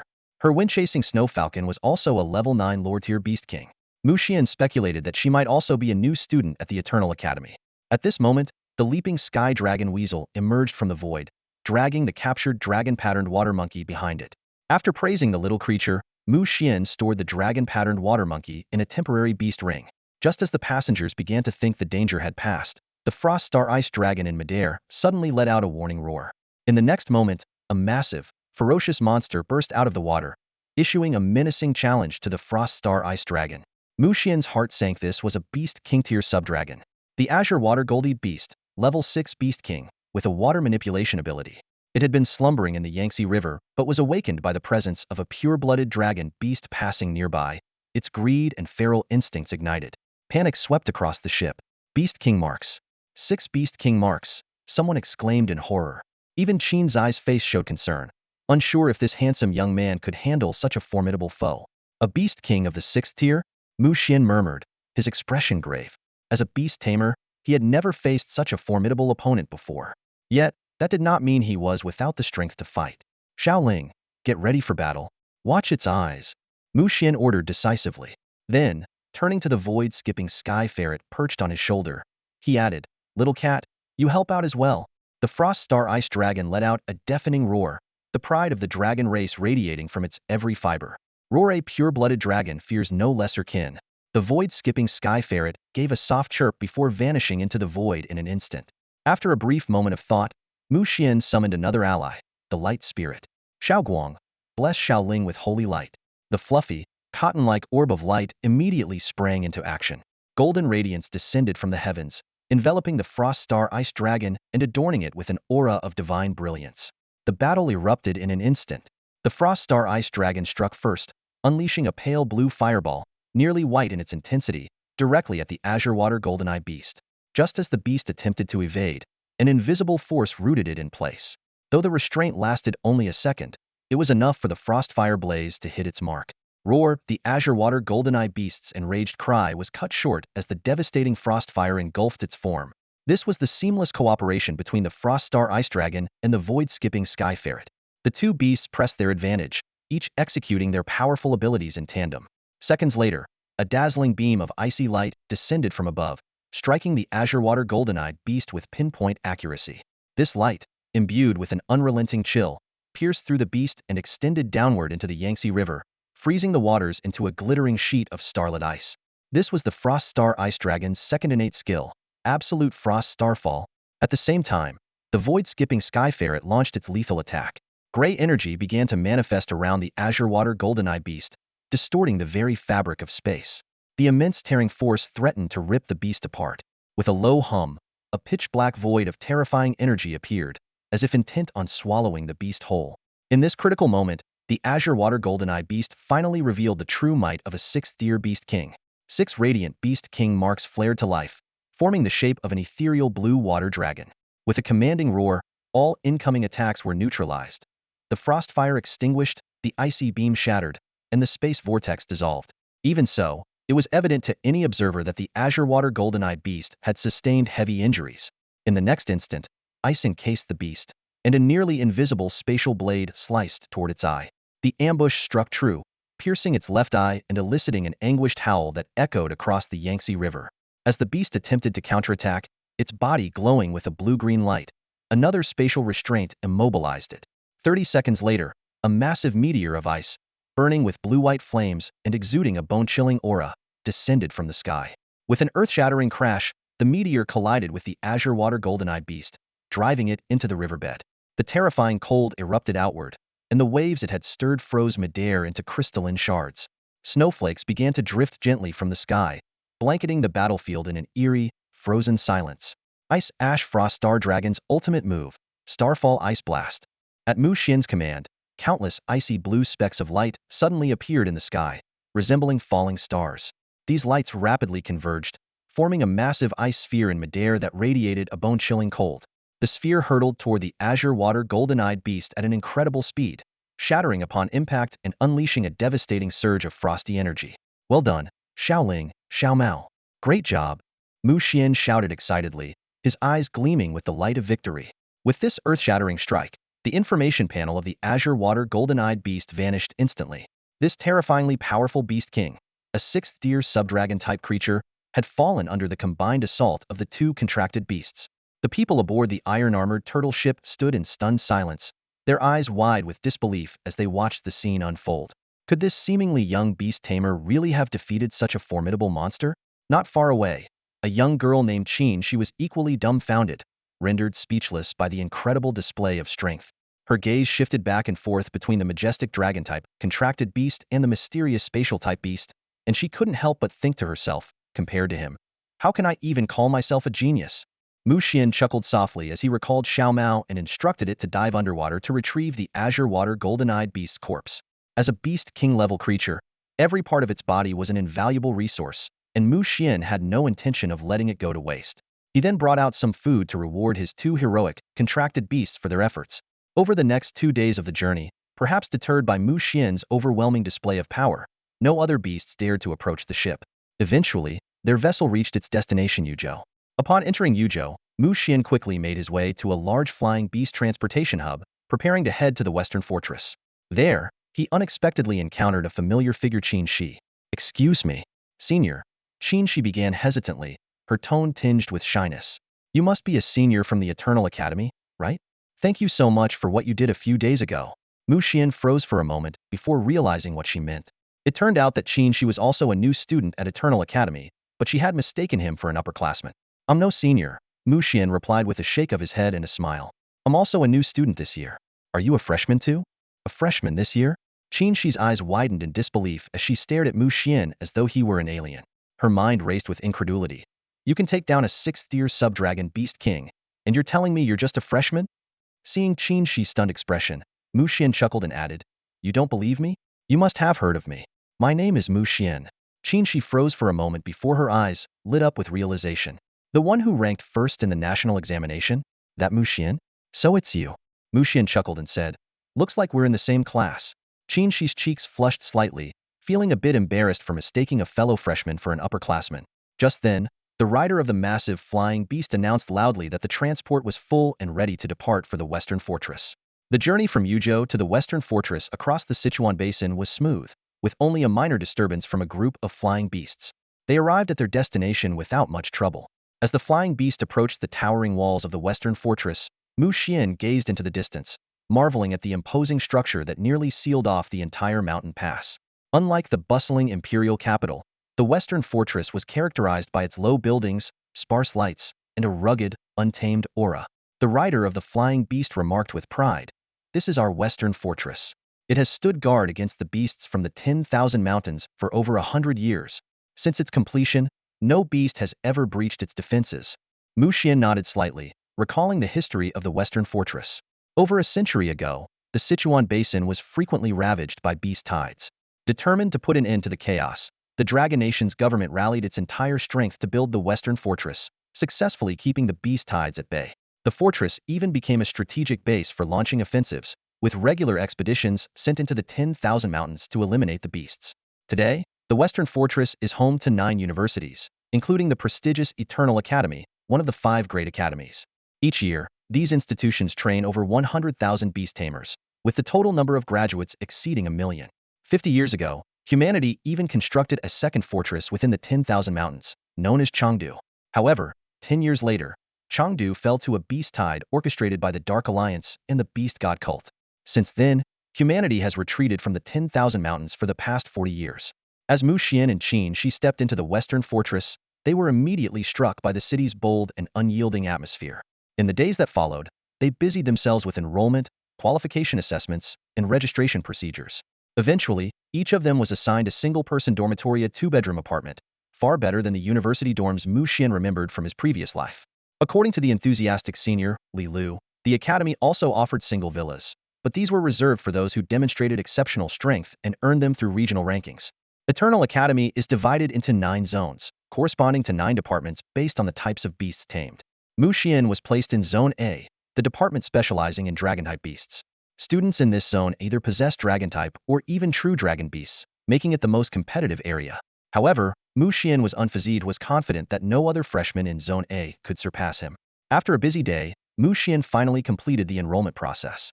Instead of heading out to hunt beasts beyond the Western Fortress the next day, he decided to first explore Eternal Academy's resource library. When he accessed the Academy's internal network and saw the vast array of resources available, he was genuinely astonished. Even without special permissions to view restricted resources, the sheer variety of common resources alone was enough for him to infer that the Academy's exclusive resources far exceeded his expectations. Coming to Eternal Academy was definitely the right choice. If you're serious about this path, this is the place to be, Mu Xian said with a satisfied smile. Meanwhile, Qin Shi was also browsing the resource library in her dormitory. A faint smile appeared on her lips as she thought, with this many resources, there must be Phoenix blood. Eternal Academy. This was the right decision. The next day, eager to begin his journey, Mu Xian left his dormitory and headed out to hunt beasts beyond the fortress. On his way, he passed by a tall tower in Zone A, where a crowd of over 100 people had gathered. A large screen displayed what appeared to be a list of information. Curiosity piqued, Mu Xian approached to inquire and learned that this was the virtual hunting tower that Senior Li Lu had mentioned. It was said that Beast Tamers could project their spiritual forms into the tower, where they could simulate 98 of their real-world strength. To pass each level, challengers had to defeat all the beasts within a set time limit. The virtual hunting tower had 12 levels, and each level cleared awarded some academic credits. These credits were crucial for exchanging resources. 1 credit could be exchanged for an elite-level resource, 10 credits for a commander-level resource, 100 credits for a lord-level resource, and 1,000 credits for a basic Beast King-level resource. Mu Xian noticed that whenever someone cleared a level, the corresponding level on the screen would flash, sparking discussions among the crowd. When someone made it onto the leaderboard, the excitement grew even louder. He couldn't help but think to himself, this virtual hunting tower is definitely a great way to show off and impress others. A handsome young man stepped out of the virtual hunting tower with a confident air, immediately causing a stir among the crowd. Mu Xian heard exclamations erupting around him. It's Lu Zihao. This time, he made it to the 9th floor and ranked 99th. If he can maintain that rank for a month, he'll earn 100 academic credits. The 9th floor is full of high-tier lord-level beasts, and his black and white Dominator Hound is already this powerful? Listening to the chatter, Mu Xian couldn't help but shake his head silently. High-tier lord-level beasts were impressive. If he unleashed his pseudo-beast king-level Frost Star Ice Dragon, it would probably soar straight to the top. He hadn't expected the standards of Eternal Academy to be so overrated. A senior student standing nearby noticed Mu Xian's reaction and chuckled, asking, Junior, it seems like you don't think much of Lu Zihao's abilities, do you? Mu Xian replied bluntly, that's right. Is this really the level of Eternal Academy? He gestured toward Lu Zihao. The senior student laughed at his straightforwardness and explained, Junior, the virtual hunting tower is specifically designed for students below Beast King level to train. For Lu Zihao to reach Lord level Tier 7, that's already quite remarkable. Mu Xian suddenly realized Beast King level Beast Tamers had long outgrown such basic training grounds. Curious, he asked, Senior, how many academic credits can you earn by clearing this hunting tower? The base reward is 666 credits, and if your performance is exceptional or your completion time is short, you can earn additional bonuses, she explained in detail. Why? Thinking of giving it a try? Mu Xian's eyes lit up. 666 credits were enough to exchange for half a Beast King level resource. Without hesitation, he dashed into the hunting tower. At that moment, two other strikingly handsome young men also entered the virtual hunting tower one after another. The onlookers immediately buzzed with excitement. Oh my god, it's Ren Xiaojun, rank 9th, and Ku Xiaotian, rank 12th. Ren Xiaojun's Ironblood Blade Mantis should already be at pseudo-Beast King level, right? Is he planning to clear the tower completely? Ku Xiaotian's White Jade War Elephant is probably at a similar level. I've heard they're both pursuing Zhu Minganair. Are they planning to settle it here? Could this be the wager they mentioned earlier? This is going to be exciting to watch. In the virtual hunting tower, Mu Xian followed the prompts and summoned his main battle beast, the Frost Star Ice Ember Dragon. A streak of light swept over both him and the dragon, and Mu Xian immediately felt his consciousness detach from his body. When he came to his senses, he found himself standing in an octagonal hall, facing 100 elite Tier 3 Gale Wolves. Hunt begins. A booming voice echoed as the Gale Wolves instantly formed their formation and charged from all directions. Mu Xian glanced at the Frost Star Ice Ember Dragon beside him. With a low growl, the dragon unleashed a burst of chilling frost. In an instant, all the Gale Wolves collapsed to the ground, motionless. First floor, cleared. The scene shifted abruptly, and the hall shrank slightly. This time, 100 elite Tier 6 Black Widow spiders appeared before Mu Xian. The Frost Star Ice Ember Dragon attacked once more, easily defeating the opposition. On the third floor, 100 elite Tier 9 Bone Warlocks were frozen in place. On the fourth floor, even commander-level beasts couldn't withstand the dragon's overwhelming might. Mu Xian quickly grasped the mechanics of the hunting tower. With each level cleared, the beast's strength increased by 3 minor tiers. By this logic, the opponents on the 12th floor would likely reach high-tier Beast King levels. With such difficulty, who could possibly clear it? Surely the final 3 levels won't be this insane, Mu Xian thought to himself. It turned out he was right. After effortlessly defeating 100 elite Tier 9 bloodthirsty demon vines on the 9th floor, Mu Xian stepped into the 10th floor, where his opponents were 100 pseudo-Beast King level Sky Overlord Tigers. Meanwhile, the outside world was in an uproar. Holy crap, did I see that right? He went from the 1st floor to the 10th floor in just a few minutes? I saw it too. Thought I was hallucinating. Who is that guy? He's ridiculously strong. Could it be Ren Xiaojun? Maybe it's Ku Xiaotian. He cleared the 10th floor in 3 minutes. Is he about to break the record? What's the current record for our virtual hunting tower? 1 hour and 56 minutes. That was set by a senior from the first 3 cohorts of our Eternal Academy. He's now hailed as an eternal prodigy.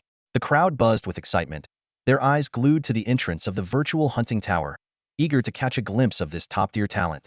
Suddenly, a familiar figure emerged from the crowd's line of sight. It was none other than their highly anticipated Ren Xiaojun. What's going on? Why is Ren Xiaojun coming out? Wait, the light for the 12th floor is still on. Does that mean the person clearing the tower wasn't Ren Xiaojun? Ren Xiaojun noticed the questioning looks from the crowd and felt a twinge of embarrassment. He had intended to clear the tower in one go but had fallen short on the 10th floor. Thankfully, most people's attention was still fixated on the glowing 12th floor. Even Ren Xiaojun couldn't help but look up at the hunting tower. Seeing the 12th floor's light still shining, he was stunned. Could it be that guy, Ku Xiaotian? As Ku Xiaotian seemed poised to reach the summit, Ren Xiaojun felt a pang of bitterness. Meng Han, I did my best. But then, an even more shocking moment occurred. Ku Xiaotian also walked out, his face full of disappointment. Yet, the light on the 12th floor remained illuminated. Wait, could there be another pseudo-Beast King level student attempting the tower? Ren Xiaojun murmured in disbelief. This astonishing idea quickly took root in everyone's minds, refusing to fade away. At that moment, the crowd beneath the hunting tower erupted into a frenzy. All eyes were fixed on the virtual leaderboard, staring in disbelief at the newly updated Mu Xian, a freshman, with a record-breaking time of 58 minutes and 29 seconds, securing the top spot. In the corner, a senior student stood silently, a flicker of surprise crossing her eyes. She thought back to the young man who had struck up a conversation earlier and wondered to herself, could it really be him? The 12 levels of the virtual hunting tower lit up one by one, their dazzling radiance seemingly celebrating the record-breaking challenger. Gasps and exclamations rippled through the crowd. My God, he cleared it in just under an hour? No, it was 58 minutes and 29 seconds. He broke the record. Wait, a freshman? They haven't even officially started classes yet. How is that possible? What does this say about us upperclassmen? Amid the buzz of astonishment, the gates of the virtual hunting tower slowly opened. A handsome young man emerged, meeting the incredulous stares around him with only a faint smile before turning and walking away. From that moment, the legend of Mu Xian began to spread throughout the Eternal Academy. As Mu Xian left the hunting tower, a subtle smile played on his lips. This challenge had not only earned him 1,332 academic credits, but also rewarded him with a rare Beast King level resource, the Celestial Ice Dragon Starstone. Celestial Ice Dragon Starstone, a low-tier Beast King level resource, suitable for Dragon-type, Sub-Dragon-type, Serpent-type, and Ice Element creatures. This meteorite from another realm is imbued with immense ice elemental stellar energy and has absorbed the draconic power of dragon-blooded or veins, combining the attributes of ice, stars, and dragons into one rare and precious resource. For Mu Xian's Frost Star Ice Dragon, this was undoubtedly the ideal material for cultivation. Despite the unexpected acquisition of the Celestial Ice Dragon Starstone, Mu Xian stuck to his original plan and headed to the outskirts of Shidu to hunt beasts. Along the way, he stopped at several beast-taming resource shops, where he sold the dragon-patterned water monkey he had previously captured in the Yangtze River for 2 billion yuan. With the proceeds, he acquired a substantial stock of lightning and holy light resources. Mu Xian calculated his next steps carefully. The Frost Star Ice Dragon and the Sky-Leaping Thunder Weasel were already impressively strong, making further breakthroughs unlikely in the short term. He decided it was time to focus his efforts on the development of the Rampaging Thunder Bear and the Light Spirit of Sanctity. Once the Frost Star Ice Dragon advanced to a true Beast King level companion, he planned to start gathering evolution resources for the other two. What Mu Xian didn't realize, however, was that the moment he left the academy, news of his achievements had already taken over the campus forums. Countless posts hailed him as the Eternal Academy's next unparalleled prodigy, sparking a massive wave of discussion and awe. Next up, it's the Beast King battle of the Frostfire Star Dragon. Mu Xian stood still, his brows furrowed slightly. He opened his terminal interface and quickly skimmed through the Beastmaster Intelligence section. Looks like I'll need to purchase some low-tier Beast King intel. The Beastmaster Intelligence section on the Eternal Academy's intranet was renowned for its credibility, with every piece of information transparently priced. Without hesitation, Mu Xian spent 1,000 points to acquire 3 pieces of Beast King level intel, one on the Flame Demon Dragon, another on the Mountain Rock Azure Dragon, and a lead on the possible whereabouts of a Purple Thunder Dragon. The 10,000 Mountains region, historically known as the Hengduan Mountain Range, was a vast domain composed of 7 colossal mountain ranges, serving as a true haven for mystical beasts. According to legend, this land was home to 7 beings that surpassed the king-level beasts, revered as the 7 ancestral beasts. It was their overwhelming presence that repeatedly thwarted the Dragon Nation's attempts to conquer the 10,000 mountains. 50 years ago, the Dragon Nation seized an opportunity during a civil conflict among the 7 ancestral beasts, resulting in the fall of one of them. This allowed the establishment of the Chengdu Fortress. However, with the intervention of the Dark Alliance and the Beast God cult, the remaining 6 ancestral beasts reconciled their differences. In the ensuing waves of beast attacks, the Chengdu Fortress eventually fell. This exposed the true intentions of the Dark Alliance and the Beast God culto annihilate human civilization. To this day, the 10,000 mountains remained under the dominion of the 7 ancestral beasts.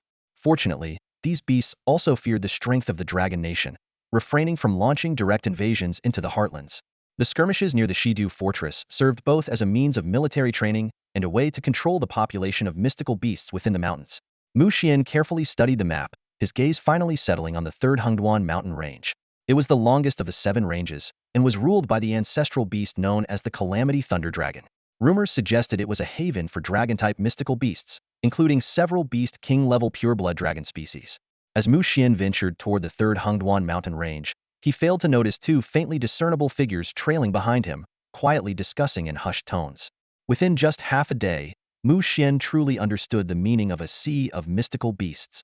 Even with the Frostfire Star Dragon's pureblood aura intimidating lesser creatures, he was still ambushed by mystical beasts every few miles. This land of beasts lived up to its fearsome reputation. By evening, as Mu Xian was roasting meat over a campfire, a young man approached him at a leisurely pace. "Who are you?" Mu Xian immediately became alert, recalling the first lesson taught at Beastmaster High School. The most dangerous threat in the wilderness isn't the mystical beasts, it's other humans. "I'm shouting. I just wanted to get to know you, brother," the young man said with a smile. Mu Xian silently scanned the man's information. Shouting, human, Lordier level 2 talent, Beastmaster of the Time Chamber. What shocked him even more was Xiao Ting's beast lineup. A level 2 Beast King Dark Spirit Warlord, a level 1 Beast King 3-headed Hellhound, a level 9 Lordier Bloodflame Demon Crystal Dragon, and a level 8 Lordier Dark Fairy. The Time Chamber? A legendary time affinity talent? Is this guy one of those so-called protagonists of destiny? Mu Xian's thoughts churned, though his expression remained calm. Judging by Xiao Ting's beasts, which were predominantly dark and demonic in nature, it was highly likely he was a key figure within the Dark Alliance. Mu Xian discreetly signaled his sky-leaping Void Ferret to prepare for a spatial jump, just in case things went south. Facing two Beast King level beasts, he wasn't confident in securing a victory, especially in the treacherous Hongduan Mountains, where a battle could easily attract even more powerful mystical beasts. Why are you interested in me? Am I that famous? Mu Xian replied with a faint smile, probing for information. The young man across from him, Xiao Ning, also known as Xiao Tinga, member of the Dark Alliance, suddenly burst into laughter.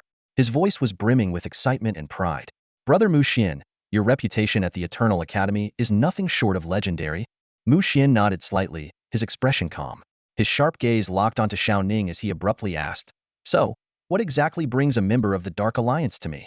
What's your purpose?" Xiao Ning's smile froze instantly, and a flicker of surprise flashed in his eyes. Unconsciously, he took a half step back and exclaimed, "How did you figure that out?" But he quickly regained his composure, his grin returning to his face. "You're right, I am part of the Dark Alliance. But I'm not like the others, I'm a good guy." Leaning in closer, Xiao Ning lowered his voice and said, "This time, I've come to invite you, Brother Mu Xian, to join my team. Together, we could reform the Dark Alliance. With your talent and my strength, in 7 or 8 years, wouldn't the entire Dark Alliance be at our mercy?" Mu Xian studied Xiao Ning carefully, his thoughts crystal clear. These words sounded noble, but in truth, Xiao Ning was just trying to recruit him as a subordinate. With a faint smile, Mu Xian rejected him outright. "Heh, I think being a normal Beast Tamer suits me just fine. As for your Dark Alliance, am not interested." Xiao Ning's expression darkened immediately, and a trace of malice flickered in his eyes. "That's not up to you," he shouted sharply. Before his words had fully faded, for streaks of black light shot out from behind him, hurtling straight toward Mu Xian. But Mu Xian's reaction was even faster. Just as the black light was about to reach him, a swirling spatial vortex suddenly appeared beneath his feet. Under Xiao Ning's stunned gaze, Mu Xian's figure vanished in an instant. "You've got to be kidding me," Xiao Ning trembled with rage, barely holding back the urge to curse out loud.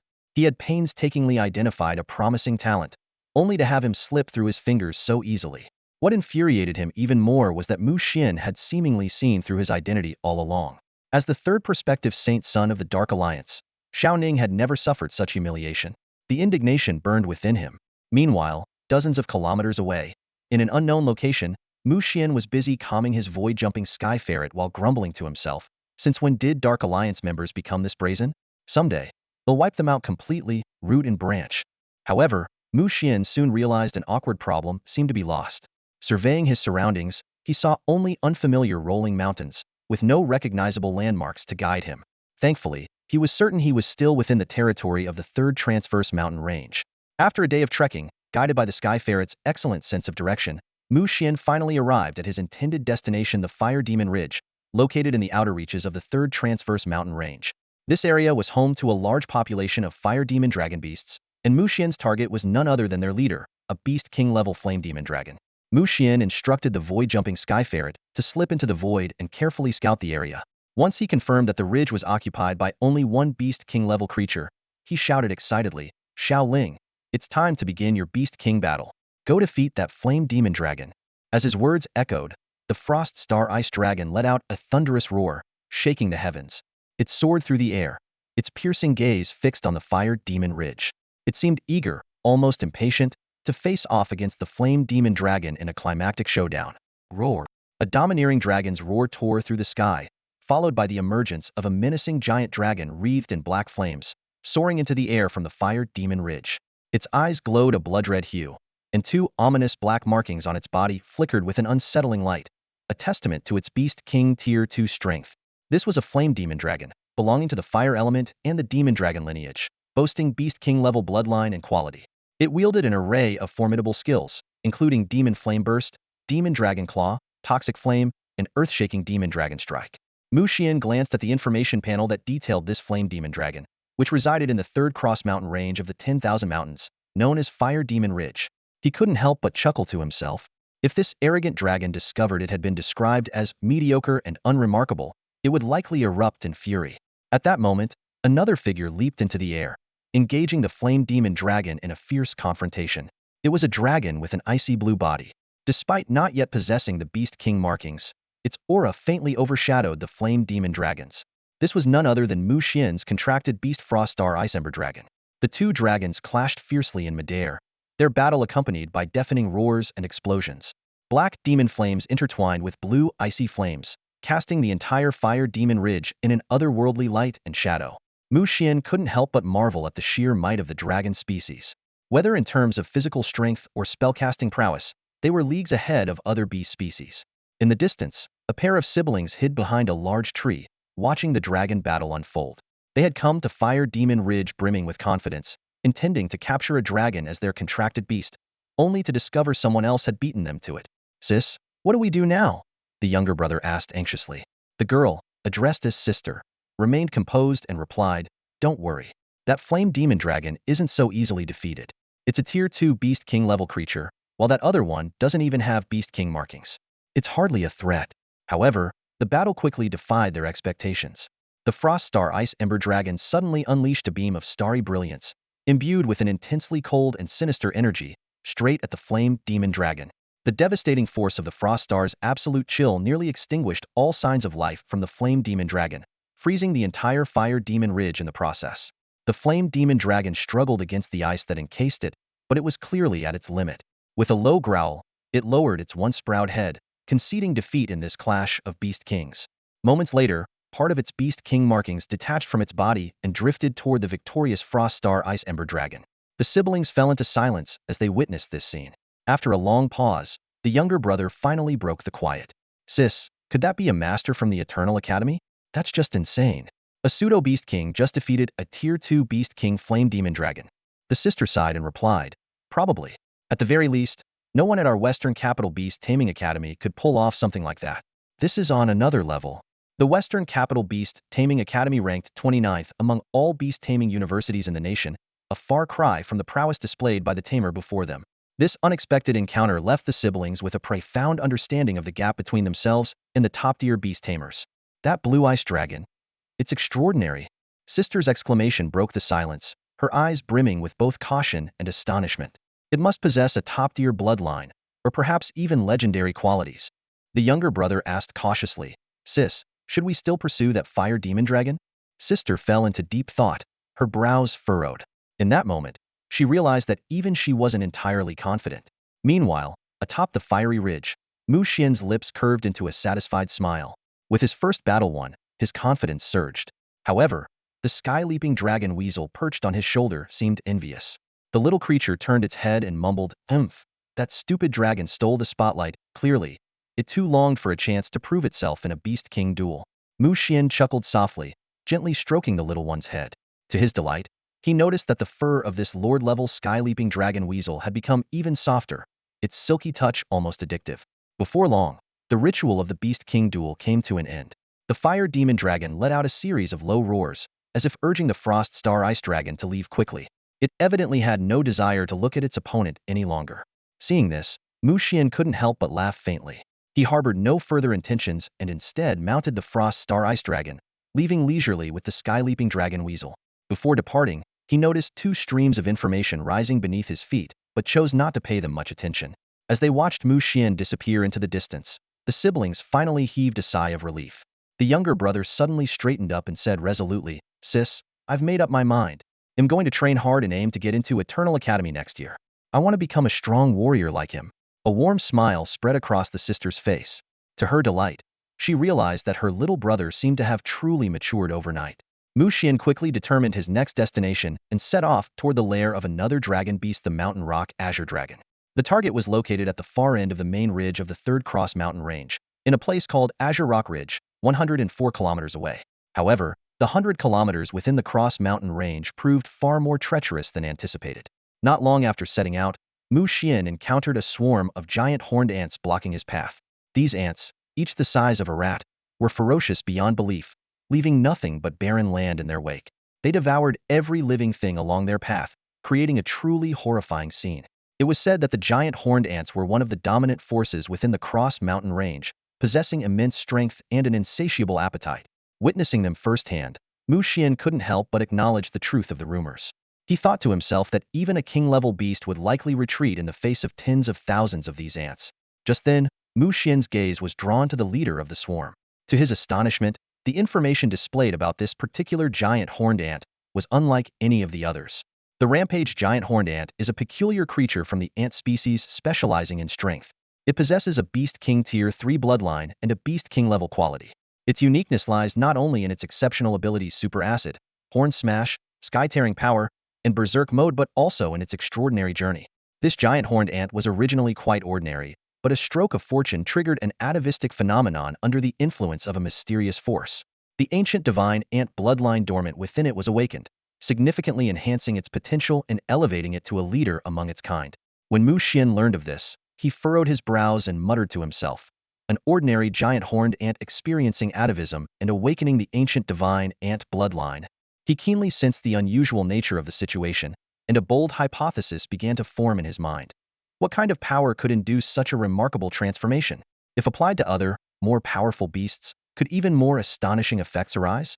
Driven by intense curiosity, Mu Xian resolved to closely monitor this rampage giant horned ant. His objective was not only the ant itself, but also the source of the mysterious power behind it. Thus, Mu Xian embarked on a secretive tracking mission. For 8 consecutive days, Mu Xian shadowed the rampage giant horned ant, observing its every move.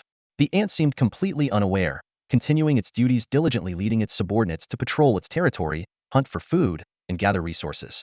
Just as Mu Xian was about to abandon his efforts, a sudden turn of events on the 8th day brought him new hope. The weather shifted dramatically, dark clouds gathered, thunder roared, and lightning streaked across the sky, as if heralding a monumental event.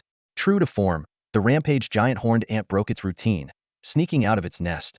Holding his breath, Mu Xian followed the ant through winding paths until they arrived at a barren mountaintop more than 20 kilometers away. What he saw there left him stunned. The rampage giant horned ant stood at the summit, hoisting a massive purple boulder, motionless, as though awaiting something. Suddenly, a bolt of lightning struck the purple boulder, sending an electric current surging through the ant's body. Astonishingly, the ant did not budge, steadfastly holding the stone aloft. Mu Xian and his companion, the Frostfire Star Dragon, watched in shock. Over the next 2 hours, the rampage giant horned ant endured a total of 17 lightning strikes, standing firm throughout. Only at the very end did it collapse from exhaustion, causing the purple boulder to crash to the ground.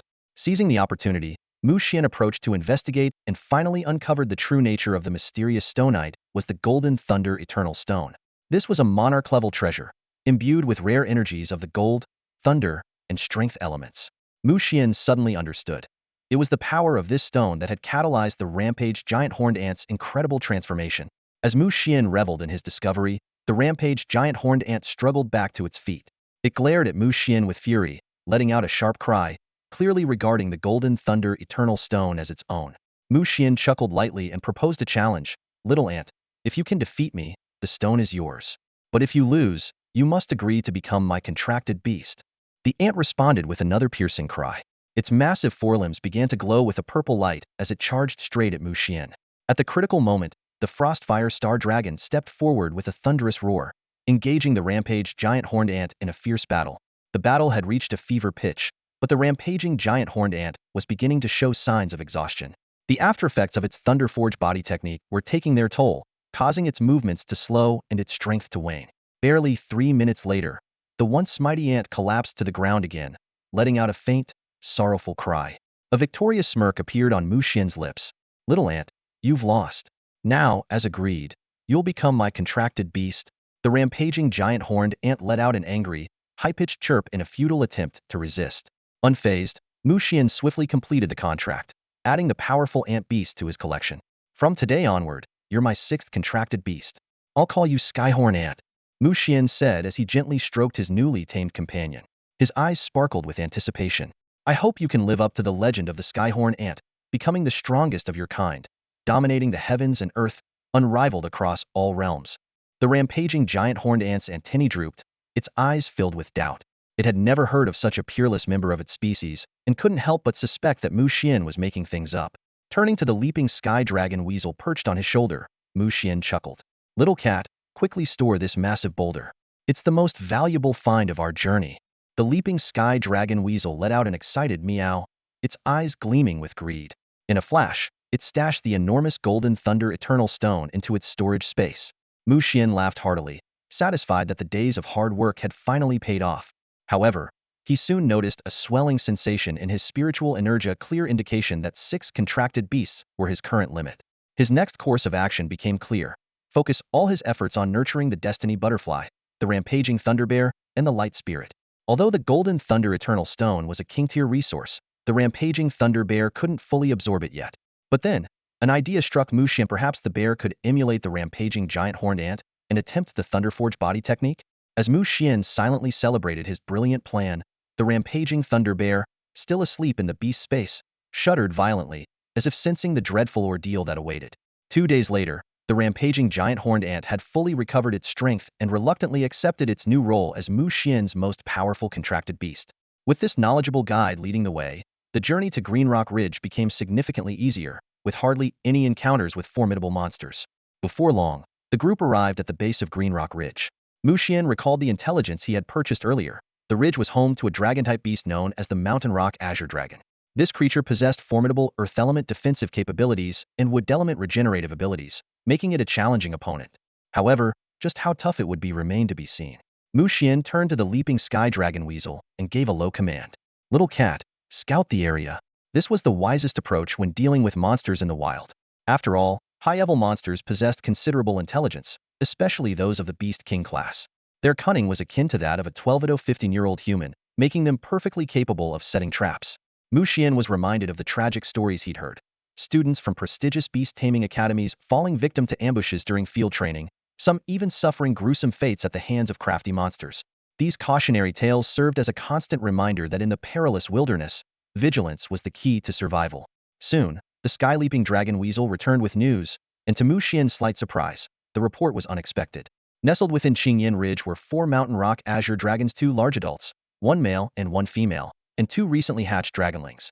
Mu Xian shook his head, silently lamenting the unreliability of intelligence. Fortunately, having an extra mountain rock azure dragon doesn't pose much of a problem, Mu Xian murmured to himself, shifting his focus to the 2 hatchlings. With the Frost Star Ice Dragon by his side, he had little interest in these younglings. Xiao Ling, it's your turn, Mu Xian commanded decisively. Ignore the other mountain rock azure dragon. I'll have the Skyhorn ant keep it occupied. The Frost Star Ice Dragon let out a roar filled with battle spirit, swiftly soaring into the skies above Qingyan Ridge and unleashing a deafening bellow. Moments later, a low growl echoed from within the mountain. 2 azure yellow mountain rock azure dragons emerged from the rocky terrain, exuding an overwhelming sense of pressure as they charged straight toward the intruder. Watching from afar, Mu Xian couldn't help but shake his head. These mountain rock azure dragons were truly hideous. If the Frost Star Ice Dragon represented the handsome and majestic side of dragonkind, the Mountain Rock Azure Dragons were undoubtedly the epitome of clumsy and awkward. Despite their bulk being slightly larger than the Frost Star Ice Dragon, Mu Xian remained unfazed. He had already identified the Mountain Rock Azure Dragon's greatest weakness: they couldn't fly. Meanwhile, the Frost Star Ice Dragon soared effortlessly at altitudes of 1,000 meters, giving it a decisive advantage. As expected, the ensuing battle unfolded just as Mu Xian had anticipated.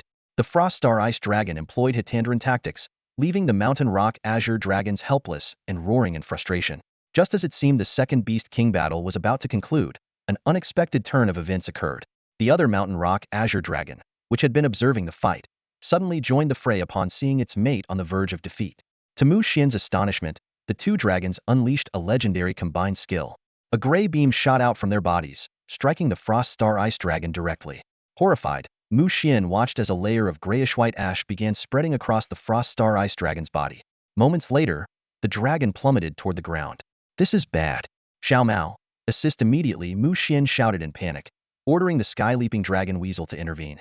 Just as disaster seemed imminent, the Frost Star Ice Dragon surprised him. As the dragon neared the ground, a burst of starlight erupted from its body, forcing the gray energy outward.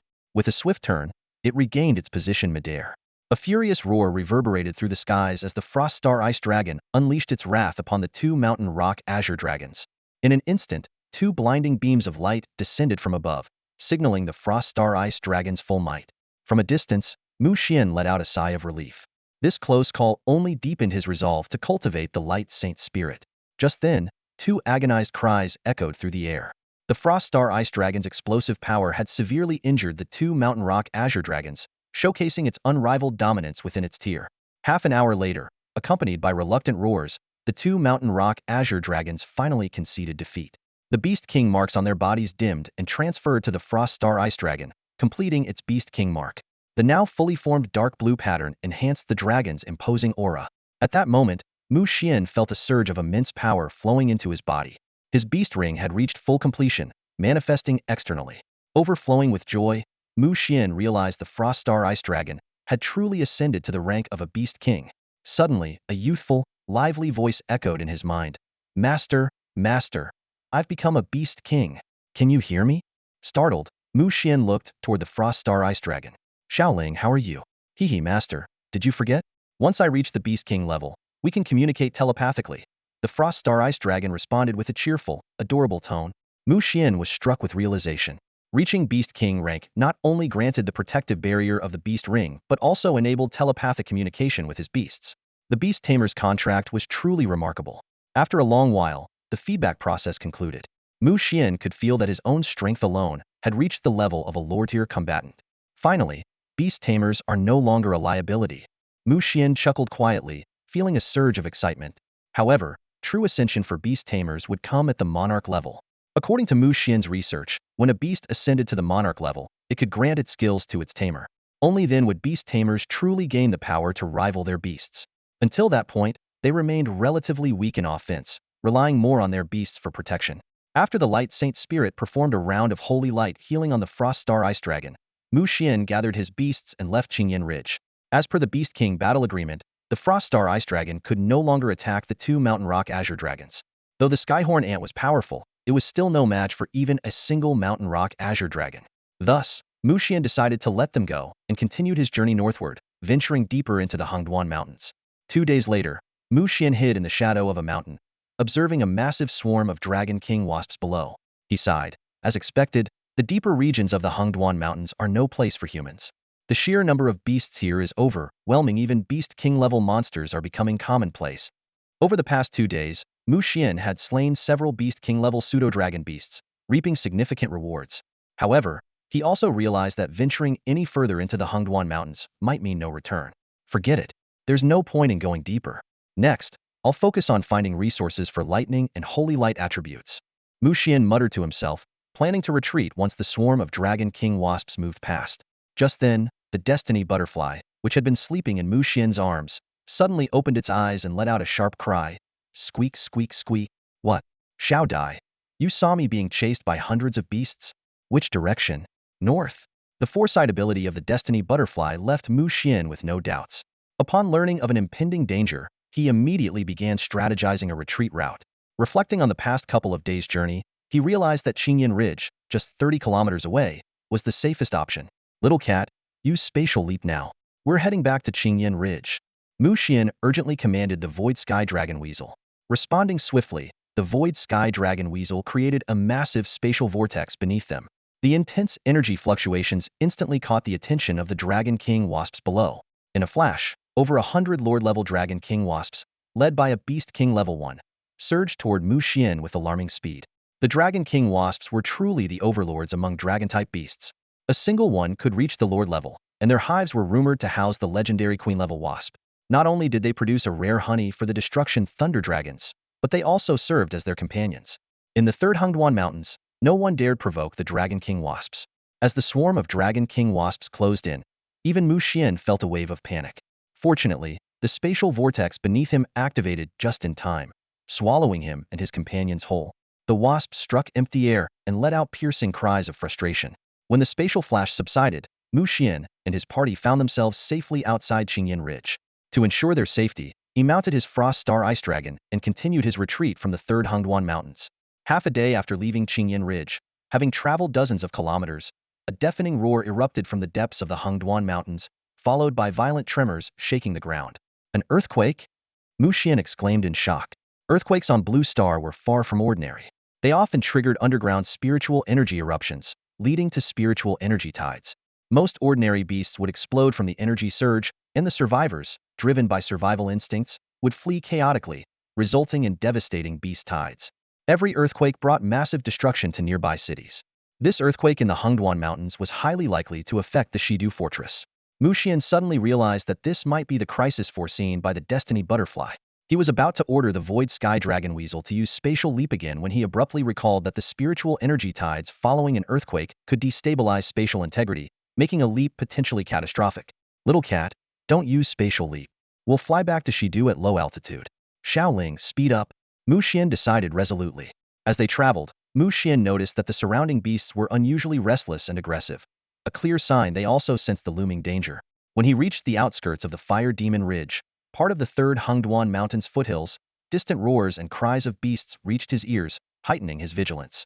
Approaching the ridge, he spotted several black-clad individuals hunting the local Kinga Beast King level Tier 3 Flame Demon Dragon. A mere Flame Demon Dragon, and it dares resist the Beast God's fragrance? Looks like you've got something special in your bloodline. One of the black-robed men sneered. Perfect. We'll take you back and have them examine you thoroughly. Mu Xian's eyes narrowed as he thought to himself. The Beast God Cult. He quickly counted 3 Beast God cultists, with the strongest at Beast King level Tier 5, and the other 2 at Tier 2. Although they were all Beast King level, Mu Xian felt no fear. He knew the Beast God cultists relied more on schemes than direct confrontation. Their specialty was manipulating high-level beasts through bloodline control to create chaos. Their actual combat strength was inconsistent, often requiring 2 cultists to match 1 Beast Tamer of the same tier. On Mu Xian's side, however, he had the Frost Star Ice Dragon and the Mighty Horned Ant, both Beast King level fighters, along with the spatially adept Void Sky Dragon Weasel. He was confident in his ability to win. Little cat, take out the weakest one on the right with Void Blade, then bind the leader in the center. Xiao Ling and Horned Ant, you two handle the one on the left. Understood? After receiving confirmation from his beasts, Mu Xian issued the command. Go! The Void Sky Dragon Weasel vanished into the void and reappeared beside the rightmost cultist. Meanwhile, the Frost Star Ice Dragon and Mighty Horned Ant charged toward the leftmost one. The Void Sky Dragon Weasel struck first. A nearly invisible blade silently sliced through the right cultist's neck, his head falling to the ground. Su Sandog, the leader roared in shock and fury. We're under attack. Before he could react further, an invisible spatial bind immobilized him. Helpless, he watched as 2 Beast King-level creatures swiftly eliminated his other companion. As the 3 beasts turned their attention to him, the leader's composure crumbled. Mu Xian emerged and demanded coldly, "What is the Beast God cult doing in the Hengduan Mountains?" The leader burst into maniacal laughter. "The Beast God cult is here to aid the beasts. This time, the Shidu fortress will fall." Seeing the cultist's fanatical expression, Mu Xian sighed and shook his head. There was no saving someone so thoroughly brainwashed. He decisively ended the man's life, then turned his attention to the wounded flame demon dragon in the distance. With a quiet sigh, he led his 3 beasts away. The flame demon dragon let out a mournful roar as it gazed upon the injured beasts of the Fire Demon Ridge. However, Mu Xian soon realized he had been overly optimistic. The road back to Shidu Fortress was blocked. The beasts from the first and second Hengduan Mountains had mobilized faster than he anticipated, forming a small-scale beast tide heading straight for Shidu Fortress. By comparison, the beasts of the third Hengduan Mountains were still relatively calm. Could this be why that cultist was so confident? Have they already stirred up the beasts in the first 2 mountain ranges? Mu Xian cursed under his breath. These lunatics. Mu Xian was well aware of the dangers posed by the beast god cultists. They often used transplanted bloodlines of demonic beasts to disguise themselves as actual beasts, luring them to attack humans. The threat this organization posed to Longhua was so severe that the government had designated it as a top priority for eradication. However, the allure of extraordinary power proved irresistible to ordinary people, leading to a continuous influx of new cultists, making the organization nearly impossible to stamp out. As the start of the school term approached, Mu Xian found himself deep in thought. The recent incidents in the first and second Hengduan mountain ranges had disrupted his plans. Waiting for the Shidu fortress to repel the beast tide was clearly not the best option. Missing the start of school was one thing, but missing the mentor selection process would be far more problematic. Beast Taming University operated on a mentorship system, where each mentor would take on several students. The stronger and more prestigious the mentor, the more sought after they were. Missing the selection would mean either being assigned to an average mentor or becoming an independent student. While Mu Xian cared little for the superficial benefits of having a mentor, he greatly valued their experience, philosophies, and access to unique intelligence resources he lacked but desperately needed. Suddenly, an idea flashed through Mu Xian's mind. Since the demonic beast had launched a beast tide, wouldn't the first and second Hengduan mountain ranges now be left unguarded? This could be a rare opportunity to gain some benefits from these high-tier beasts. With this thought in mind, Mu Xian quickly opened his map. After carefully studying it, he identified a relatively safe route. The second Hengduan mountain range stretched over 300 kilometers and was primarily inhabited by serpent-type demonic beasts. The apex predator of this region was the sky-devouring 9-headed serpent, a creature wielding the power of 9 elemental forces, making it one of the most formidable ancestral beasts. Fortunately, due to internal conflicts among the 7 major beast clans, the sky-devouring 9-headed serpent had been in a prolonged state of slumber and rarely appeared. Mu Xian's plan was to bypass the second Hengduan mountain range, follow the Zumu River through provinces A and B, and then passed through Juzhegu to return to Sichuan province. While this route was longer, it was comparatively safer. At dawn the next day, before the sun even rose, Mu Xian set off after a night's rest. He planned to cross the most perilous section of the Dadu River, while most of the demonic beasts were still dormant. The Dadu River had long been infamous for its treacherous terrain, and with the infusion of spiritual energy, it had become even more perilous. The river teemed with dragons and serpents, along with countless bizarre and fearsome demonic beasts. Navigating cautiously along the riverbank, Mu Xian witnessed many spine-chilling and grotesque creatures. Fortunately, with the deterrence of his Ice Ember Frost Star Dragon and the guidance of his information panel, he adopted a strategy of traveling by night and resting by day. This allowed him to successfully traverse the most dangerous areas, a journey that took him a full 2 days and nights. It was then that Mu Xian spotted a figure clad in black standing on the riverbank, a telltale sign of the Dark Alliance. Using his information panel, Mu Xian learned that the man was named Zhang Yixing, a talented Beast Tamer whose phantom Dreamshade beast rivaled the abilities of prodigies like Feng Yuntian. Mu Xian observed Zhang Yixing carefully and noticed that he seemed to be searching for something, sparking his curiosity. The presence of the Dark Alliance in such a location was undoubtedly tied to some unspeakable secret. Mu Xian stealthily approached and overheard Zhang Yixing muttering to himself. It turned out that Zhang Yixing had been forcibly recruited into the Dark Alliance nearly a year ago and was internally tormented. He had been abducted by a Beast King-level Dark Beast Tamer and compelled to join the organization. Even more horrifying was the Alliance's relentless brainwashing of new members, many of whom transformed from initial resistance to fervent loyalty. Fortunately, Zhang Yixing's innate psychic abilities had allowed him to maintain his sense of self. Despite his efforts to blend in, Zhang Yixing occasionally betrayed his true feelings. He feared that once this mission ended, he would be fully brainwashed. Escape was out of the question, as every member of the Dark Alliance was implanted with a psychic beacon, likely linked to the aura of a Beast King-level creature. Zhang Yixing had also stumbled upon a shocking plan. The Dark Alliance intended to join forces with the Beast God Cult to annihilate Shidu Fortress. This information had been gleaned through his Phantom Dreamshade Beast's dream-probing abilities. However, even with such critical intelligence, Zhang Yixing had no way to relay the message to anyone outside. At that moment, Zhang Yixing froze as a majestic Beast King-level creature suddenly appeared before him. Following it was a strikingly handsome young man. Though youthful in appearance, his cold, piercing gaze made it clear he was scrutinizing Zhang Yixing. Realizing this might be the opportunity he had been desperately waiting for, Zhang Yixing spoke first. "You're so young and already a Beast King-level tamer. Could it be that you're a student of Eternal Academy?" Mu Xian raised an eyebrow, sharply noticing the unusual expression on the Dark Alliance Beast Tamer before him. He recalled the chilling tales of the Dark Baptism that Dark Alliance Tamers underwent a horrifying process of being transformed by dark forces, resulting in drastic changes in personality and brainwashing. However, this person seemed different. There was no trace of hatred or apathy in his demeanor. Instead, he took the initiative to engage in conversation. This unusual behavior immediately put Mu Xian on alert. Mu Xian nodded slightly, his voice calm as he said, "That's correct. I am from the Eternal Academy. Who are you?" Hearing this response, Zhang Yixing visibly let out a sigh of relief. He thought to himself that students of the Eternal Academy were the pride of Longhua and would almost certainly never join the Dark Alliance.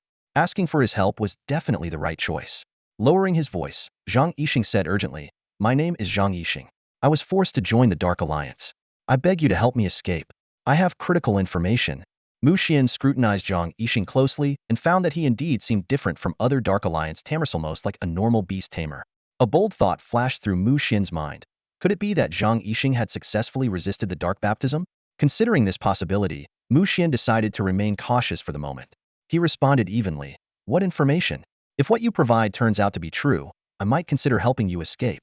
Zhang Yixing glanced at the Ice Ember Frost Star Dragon standing beside Mu Xian, took a deep breath, and said, "I can't reveal the full details right now, but I can tell you this. A top-tier genius from the Dark Alliance's Shidu branch recently arrived in the Hongduan Mountains. This person is at the Beast King level. From what I know, they're here searching for a ruin. If you're strong enough, you might be able to defeat them and claim the ruin for yourself." A ruin? A glimmer of excitement flashed in Mu Xian's eyes. He understood the significance of ruins, mysterious structures left behind by ancient, extraordinary powers. Over the ages, some had become perilous, while others held unimaginable opportunities.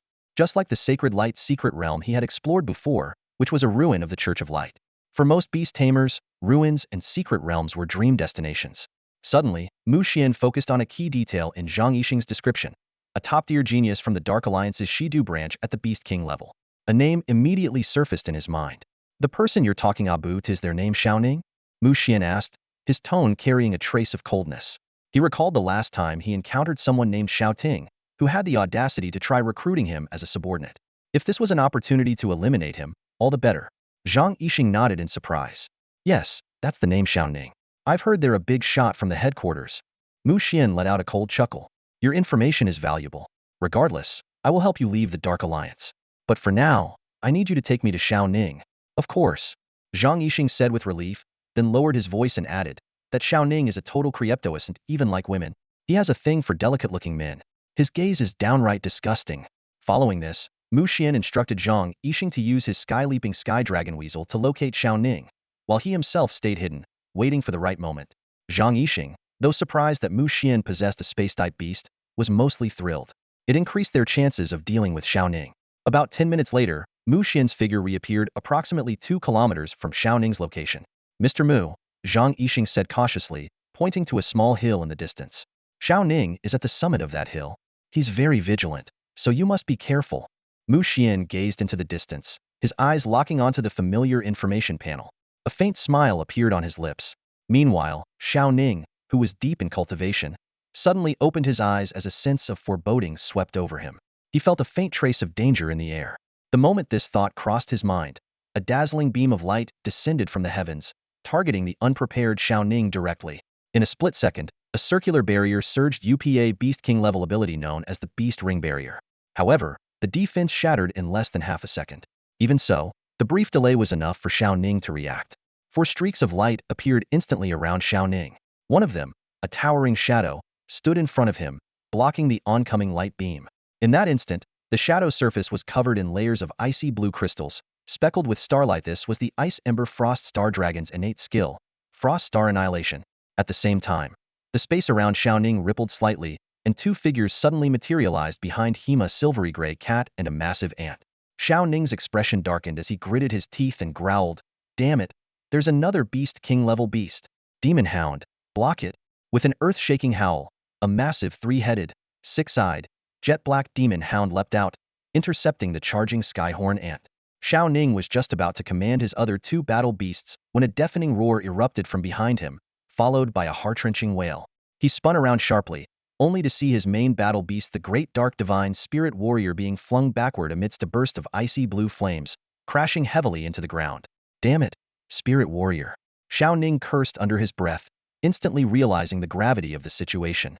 Sure enough, in the next moment, a nearly invisible blade sliced through the air, aiming directly for his vital point.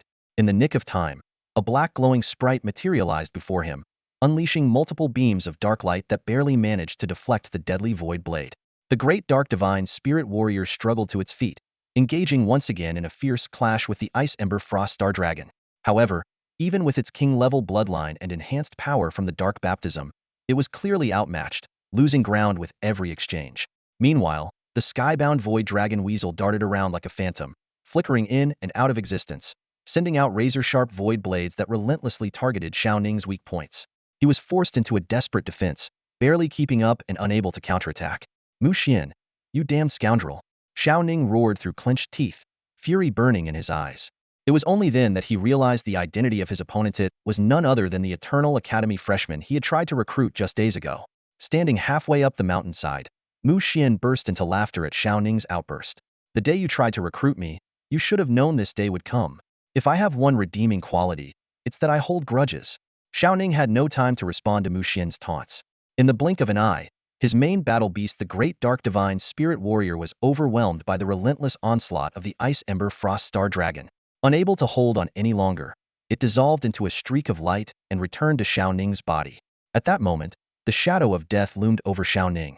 A wave of fear surged through him, and a flicker of panic crossed his face. As long as there's life, there's hope. "I have to escape," he thought to himself, his expression a mix of reluctance and desperation. But in the end, the instinct to survive overpowered everything else. Without hesitation, Xiaoning pulled a stone from his pocket and crushed it in his hand. In an instant, his figure, along with the black glowing sprite closest to him, vanished into thin air, as if they had never been there. Left behind, Xiaoning's other 2 battle beasts stood frozen in shock, utterly at a loss as to what to do after their master's sudden disappearance. Mu Xian witnessed a shocking scene. Xiaoning abandoned his own beasts at a critical moment and fled without hesitation. The two forsaken beasts, a three-headed hell prison demon hound of Beast King, level 1, and a blood flame demon crystal dragon of Lord level 9, shivered in fear as they faced the ice ash frost star dragon, the rampaging giant horned ant, and the sky-leaping dragon weasel. Mu Xian arrived at the scene swiftly, a trace of regret flashing through his eyes, especially for the three-headed hell prison demon hound, which possessed the bloodline of Cerberus and extraordinary potential comparable to king-level beasts. Among Mu Xian's 6 beasts, it could easily rank in the top 3. However, as long as a Beast Tamer remained alive, their beasts could not be taken by others. Xiaoling, Xiaomao, Skyhorn Ant, finish them off, Mu Xian ordered without hesitation. The two beasts let out unwilling roars and desperate cries, but it was futile. Within a minute, their voices faded away. Meanwhile, several kilometers away, Xiaoning coughed up a mouthful of blood, his face pale as he nearly fainted. Losing his carefully nurtured beasts was not only heartbreaking but also carried severe consequences that would be difficult to recover from in the short term. For the next year, he would suffer from mental exhaustion and declining spiritual power. Without a top-tier spiritual recovery potion, his future would be bleak. Clenching his fists in rage, Xiaoning growled, "Mu Xian, I will tear you apart." However, his fury was soon replaced by a hint of panic as he realized the dire consequences if other prospective holy sons learned of his predicament. At that moment, Mu Xian successfully extracted the bloodline of the Hell Prison Demon Hound. A dark, ominous drop of blood, exuding an intense aura of malevolence, appeared in his hand. It was the precious bloodline hidden within the three-headed Hell Prison Demon Hound. A fragment of the Cerberus bloodline? Not bad. Mu Xian nodded in satisfaction. This ambush on Xiaoning had certainly been worth it. Just then, commotion arose from the foot of the mountain. A group of Beast Tamers from the Dark Alliance was approaching, including several Beast King-level experts. Seeing this, Mu Xian decisively chose to retreat, mounting the ice ash frost star dragon and swiftly leaving the area. A few kilometers away, Mu Xian reunited with Zhang Yixing. "Mr. Mu, you're incredible," Zhang Yixing exclaimed in admiration. "I just received word that the Dark Alliance has located what seems to be a relic. They're preparing to report it to the master of the Western Capital Division. If you're interested in that relic, you'd better act quickly." Mu Xian's heart tightened. "Where is the relic?" "I don't know the exact location," Zhang Yixing shook his head. "But I heard they've already cordoned off the area and sent someone to notify the master." Mu Xian's eyes lit up. A cordoned-off area? That would be the most obvious clue. "All right, we'll go check it out. Stay here and don't move," Mu Xian instructed. After confirming with Zhang Yixing, Mu Xian mounted the ice ash frost star dragon and began a low-altitude search. As a newly advanced Beast King-level tamer, his information panel now had a detection range of 5 kilometers, boosting his confidence significantly. Over an hour later, Mu Xian finally spotted a group of figures gathered in the center of a dense forest. It was likely the Dark Alliance Beast Tamers. Quietly approaching, he caught sight of the supposed relic, a majestic, weathered, European-style gate. Using his information panel, Mu Xian identified it as an artifact. Gate of Orbis. Type: spatial.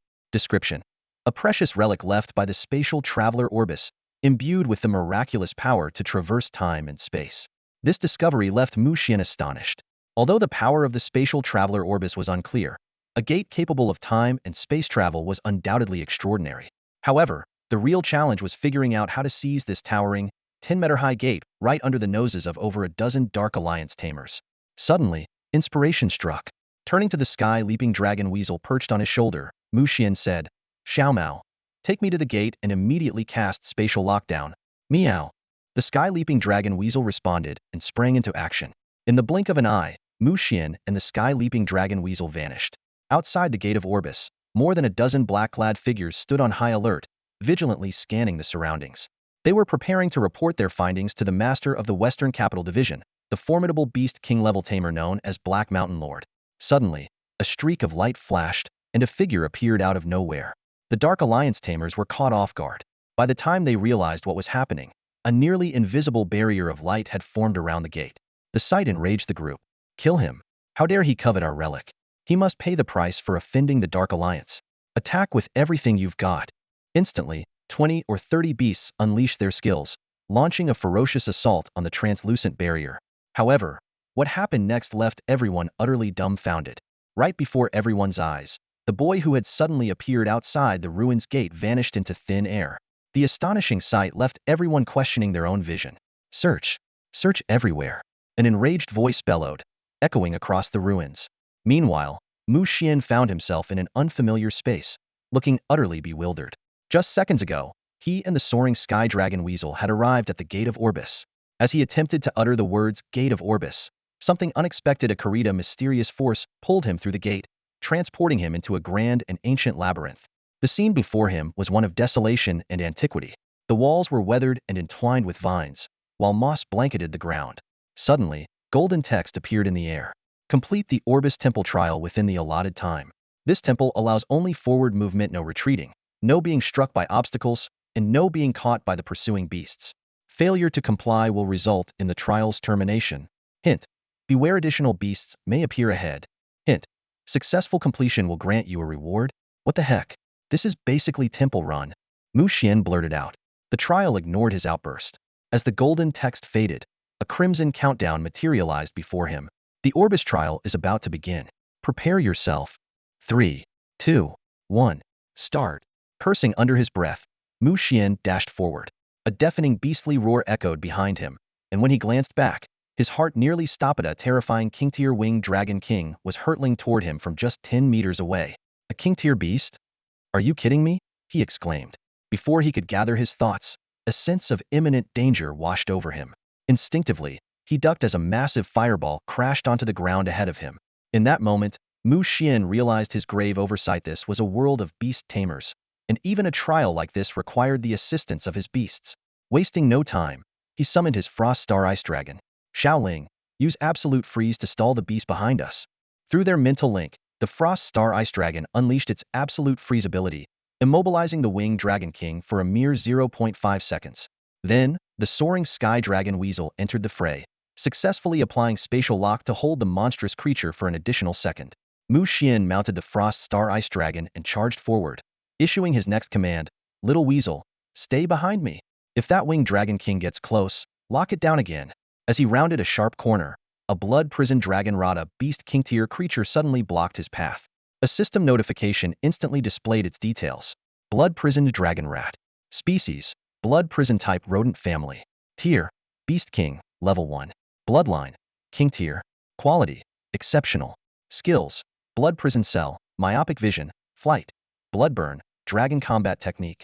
Description: a rare and ancient beast thought to be extinct since antiquity, capable of battling dragon-type beasts. An extinct beast alive here? Mu Xian exclaimed in shock. Without hesitation, he commanded, Xiaoling, ram it. The Frost Star Ice Dragon charged without delay, slamming into the blood-prisoned dragon rat and sending it hurtling away, injured. To Mu Xian's delight, the system revealed that this rare beast could be temporarily captured using a beast taming ring. Huh, an extinct beast like this? I could sell it for a fortune, he laughed gleefully. But he quickly regained his composure and thought, if I've already gained this much from just one trial, the final reward must be incredible. I have to complete this. As Mu Xian pressed on, more traps and beasts emerged to obstruct his path, but he deftly overcame each challenge. About 30 minutes later, the Winged Dragon King behind him suddenly accelerated, closing the distance alarmingly fast. The sight almost made Mu Xian's heart stop. This was a creature capable of crushing them with a single swipe. To make matters worse, the soaring Sky Dragon Weasel had somehow fallen victim to the Winged Dragon King's attack and was now fast asleep. Mu Xian immediately summoned the Light Spirit Elf for healing.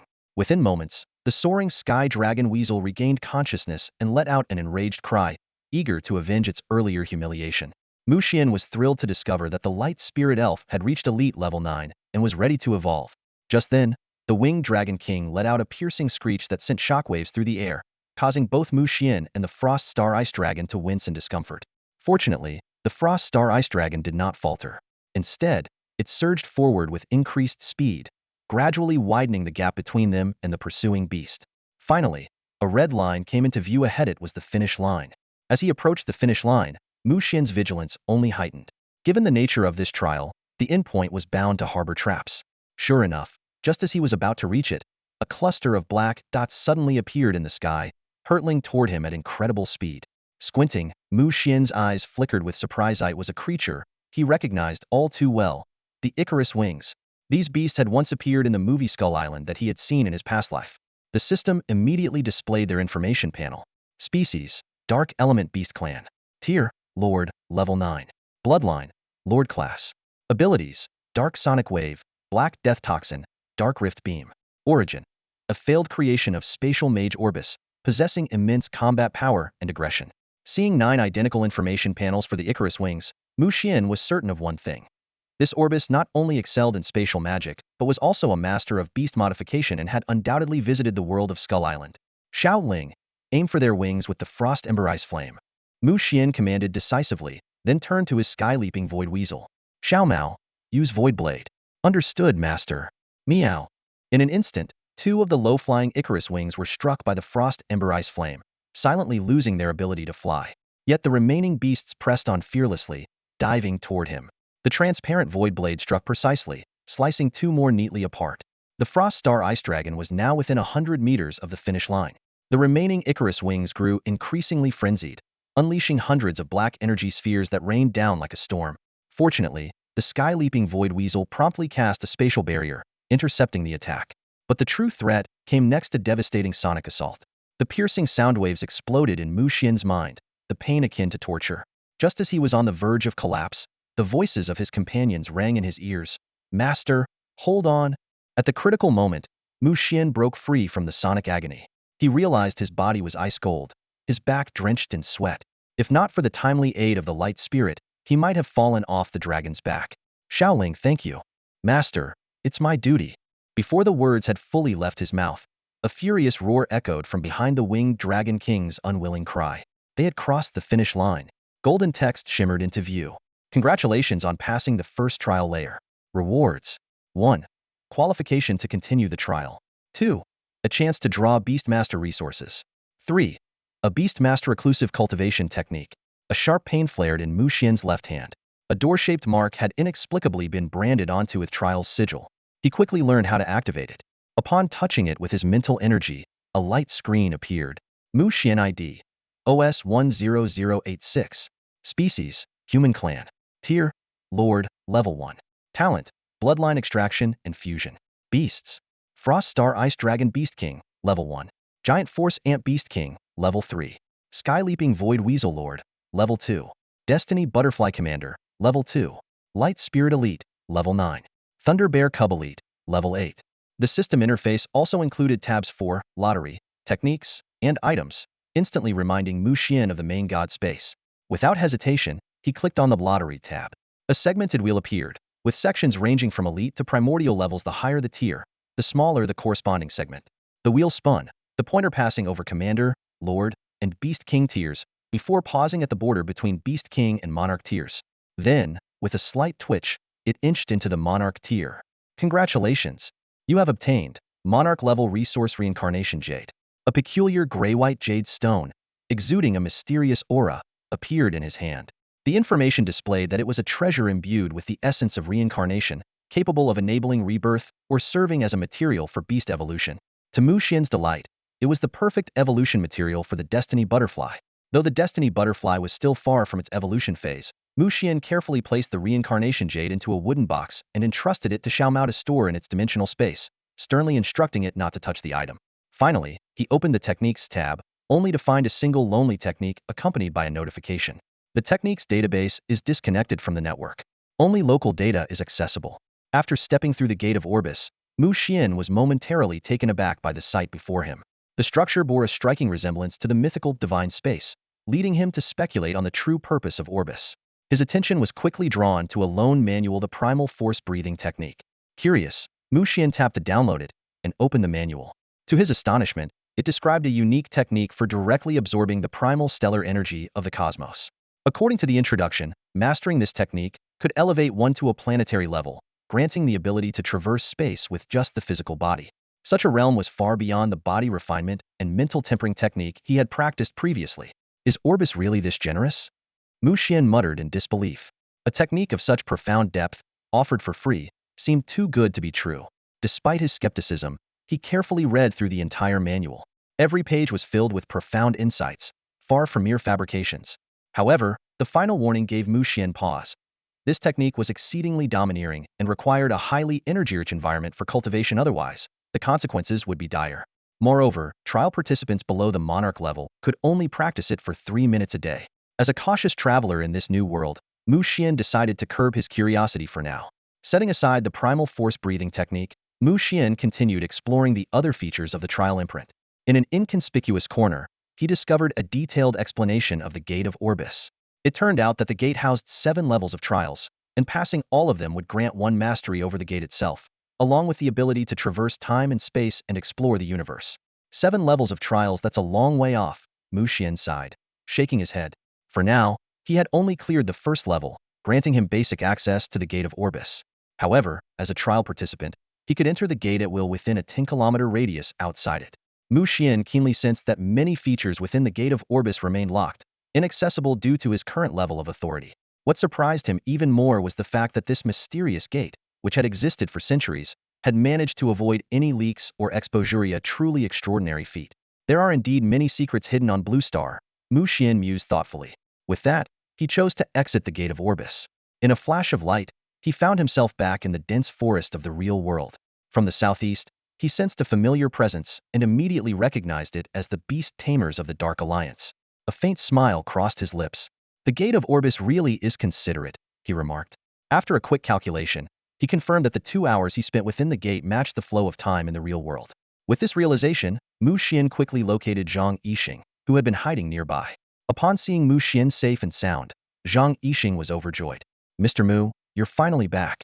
I thought you might. Mu Xian nodded lightly. I was delayed a bit.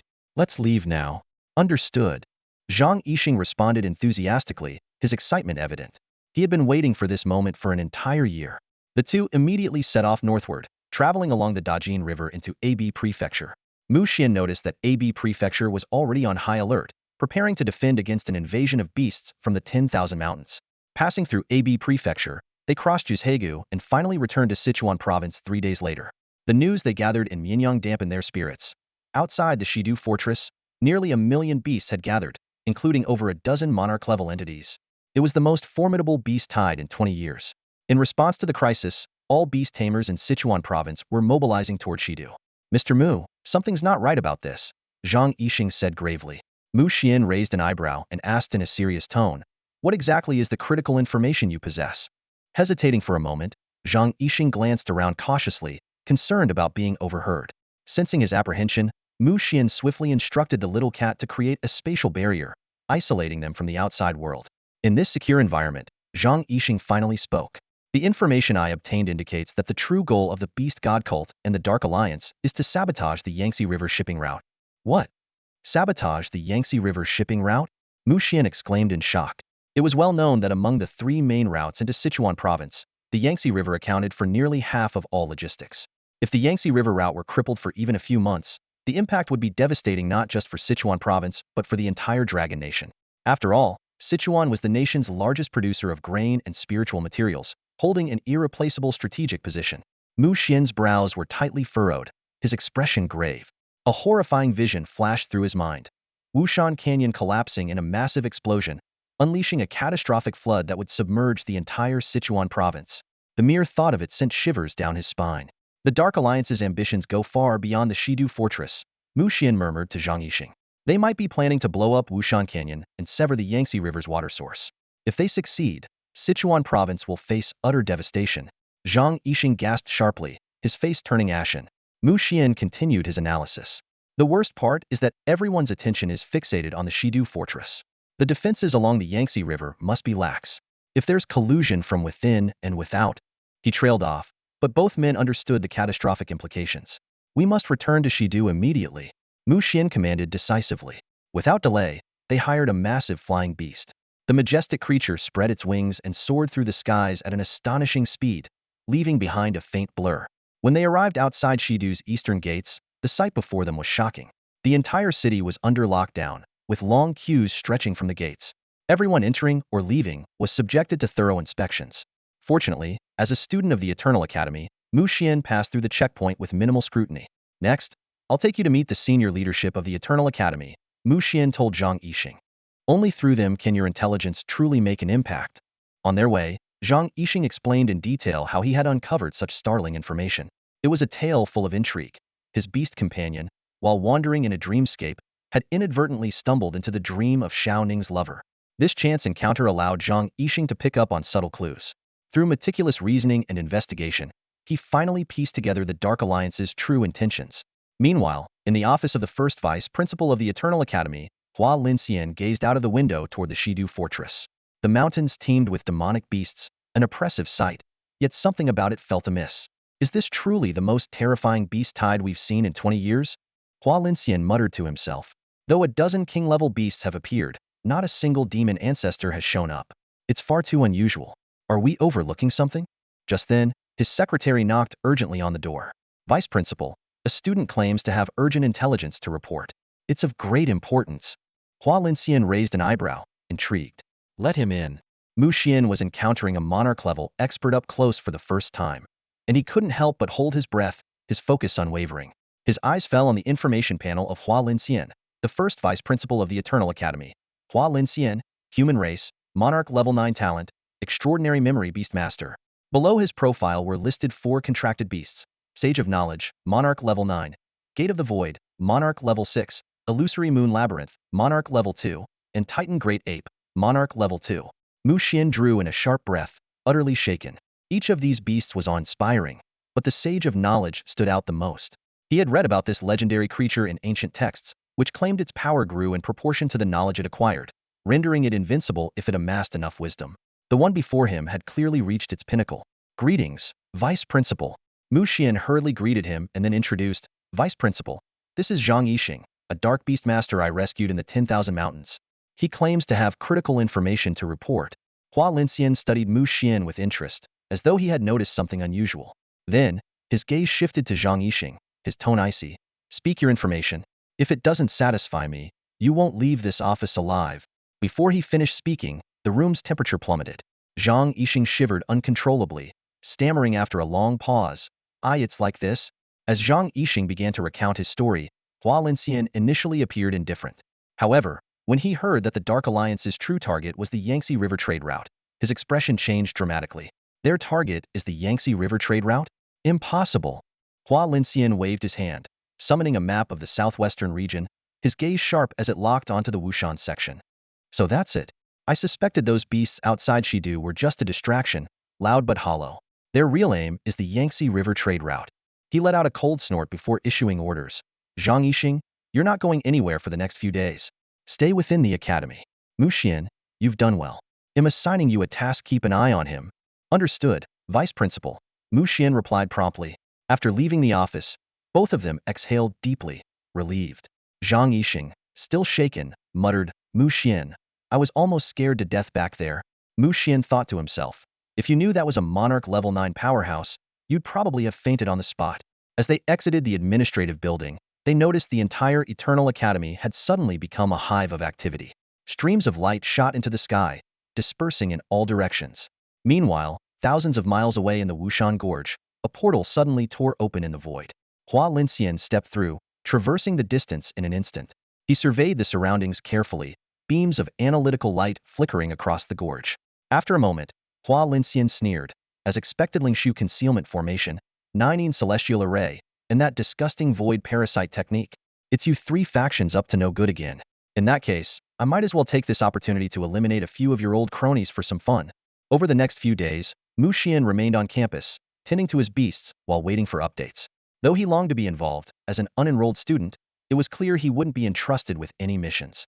3 days later, at dusk, a massive tremor rippled from the distance, and the clouds on the horizon took on an eerie hue. Mu Xian realized that this was likely the clash of top-tier experts.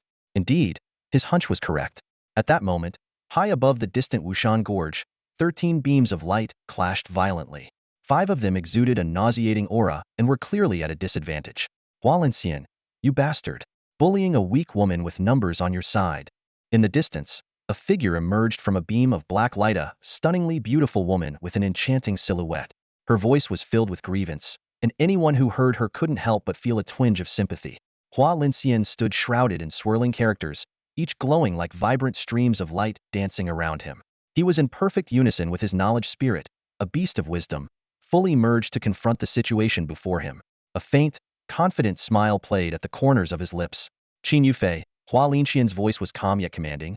I warned you long ago I won't personally involve myself in your petty schemes. But now that you've dared to target the Yangtze River trade route, don't blame me for being ruthless.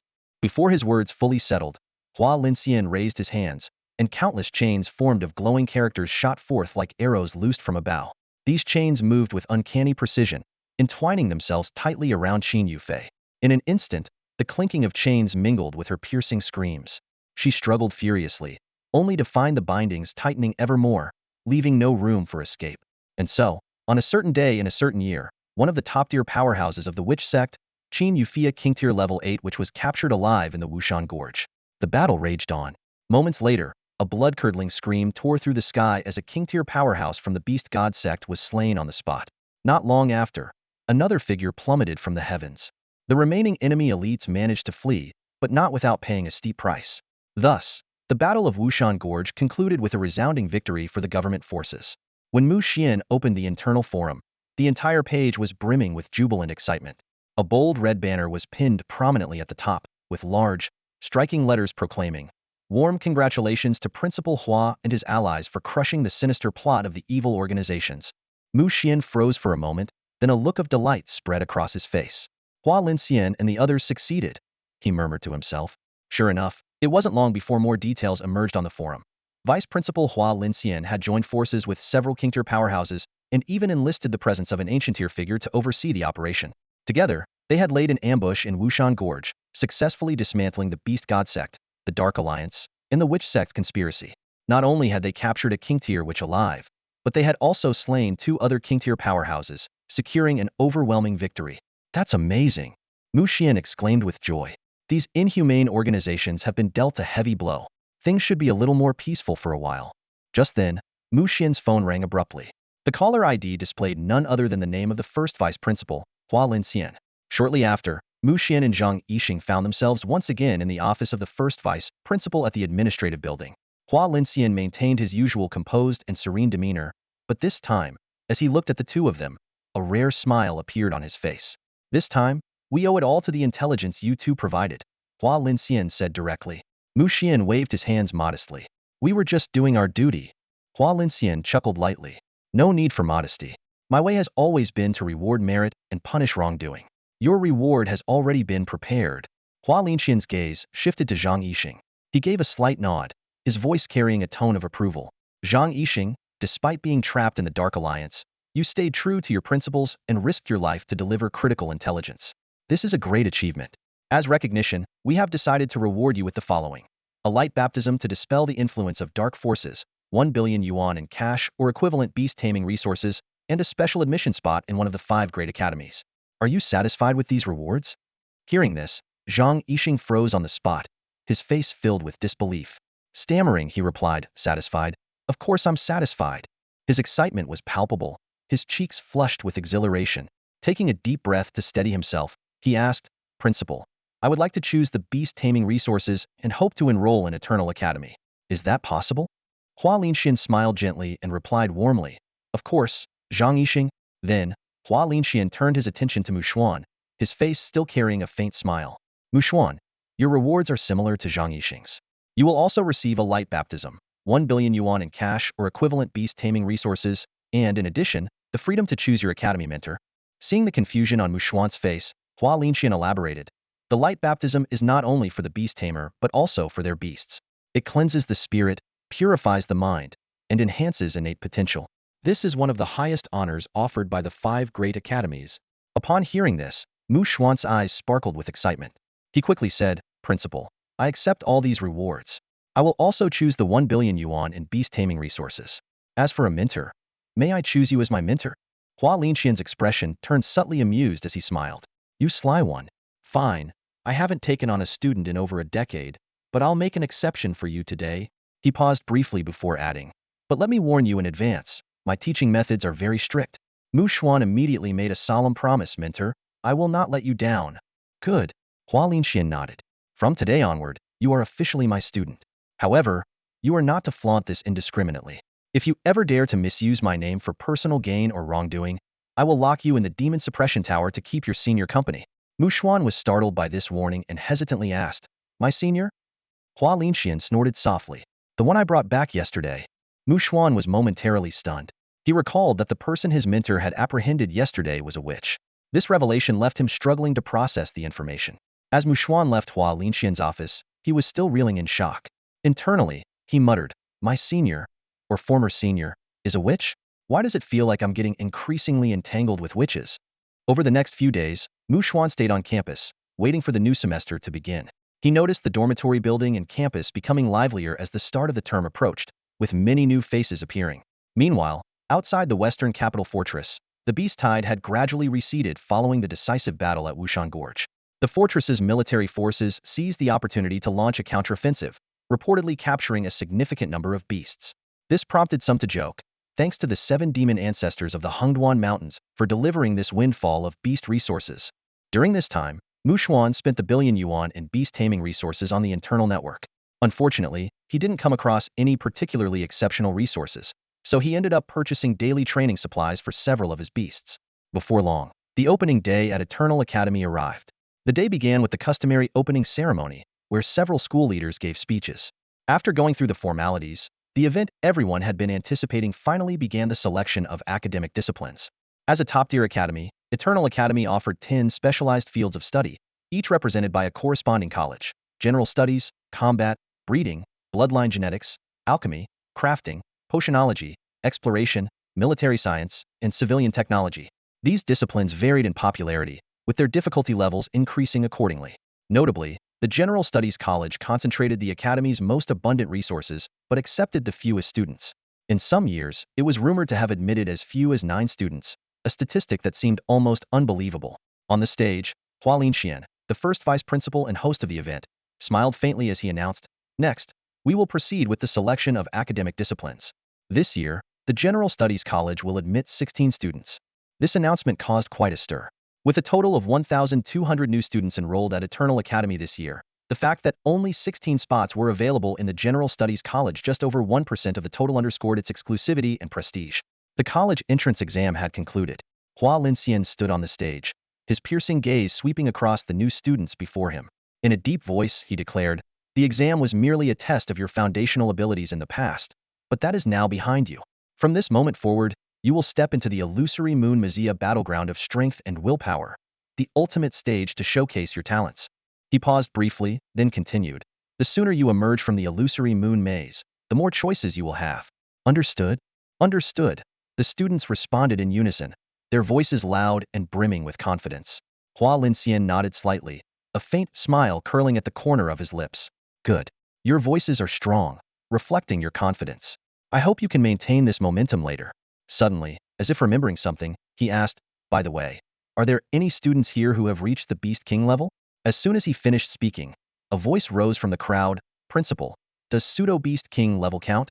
Hua Linxian chuckled and shook his head. "Of course not." At that moment, Mu Xian stood up without hesitation, his voice firm and clear. "Principal, I have reached the Beast King level." Hua Linxian nodded in acknowledgement, a trace of approval flashing in his eyes. "Mu Xian, I know who you are. What path do you wish to pursue?" As soon as those words left his mouth, a murmur of whispers rippled through the crowd. Many students looked at Hua Linxian in surprise, then turned their gazes toward Mu Xian. After all, Hua Linxian was the first vice principal, a figure of great authority. The fact that he recognized Mu Xian without requiring him to summon his beast to prove his claim was enough to spark speculation. Yet, the new students seemed unaware of the deeper implications, their eyes filled with awe as they stared at Mu Xian. A student who had already reached the Beast King level before even graduating was truly someone to be revered. Mu Xian straightened his back, his voice resolute. "I choose the All-Rounder Academy."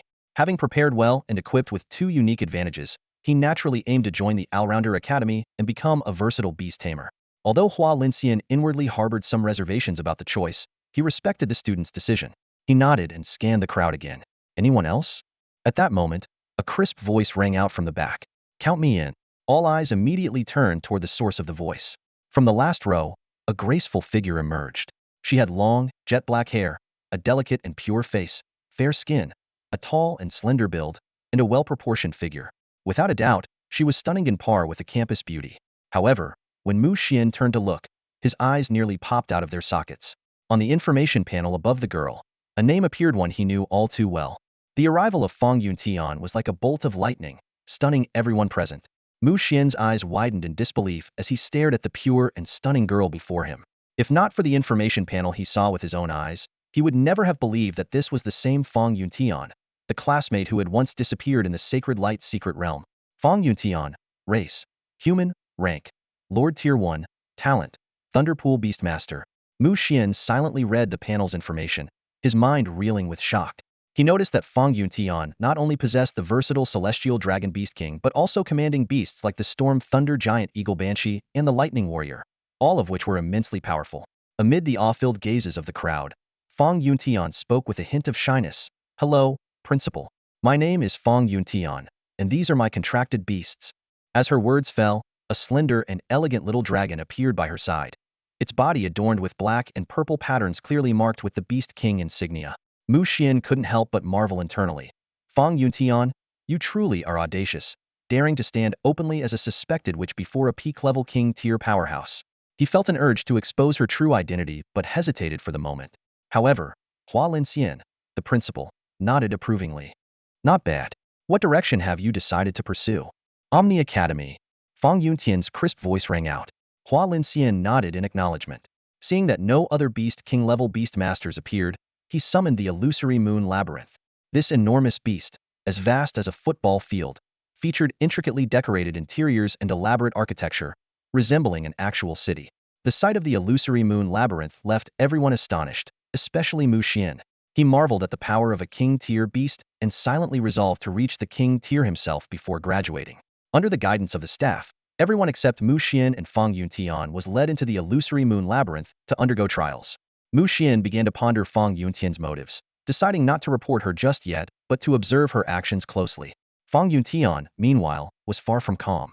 She hadn't expected to encounter Mu Xian here. Torn between wanting to keep her distance from this enigmatic figure and fearing exposure, she even contemplated eliminating him.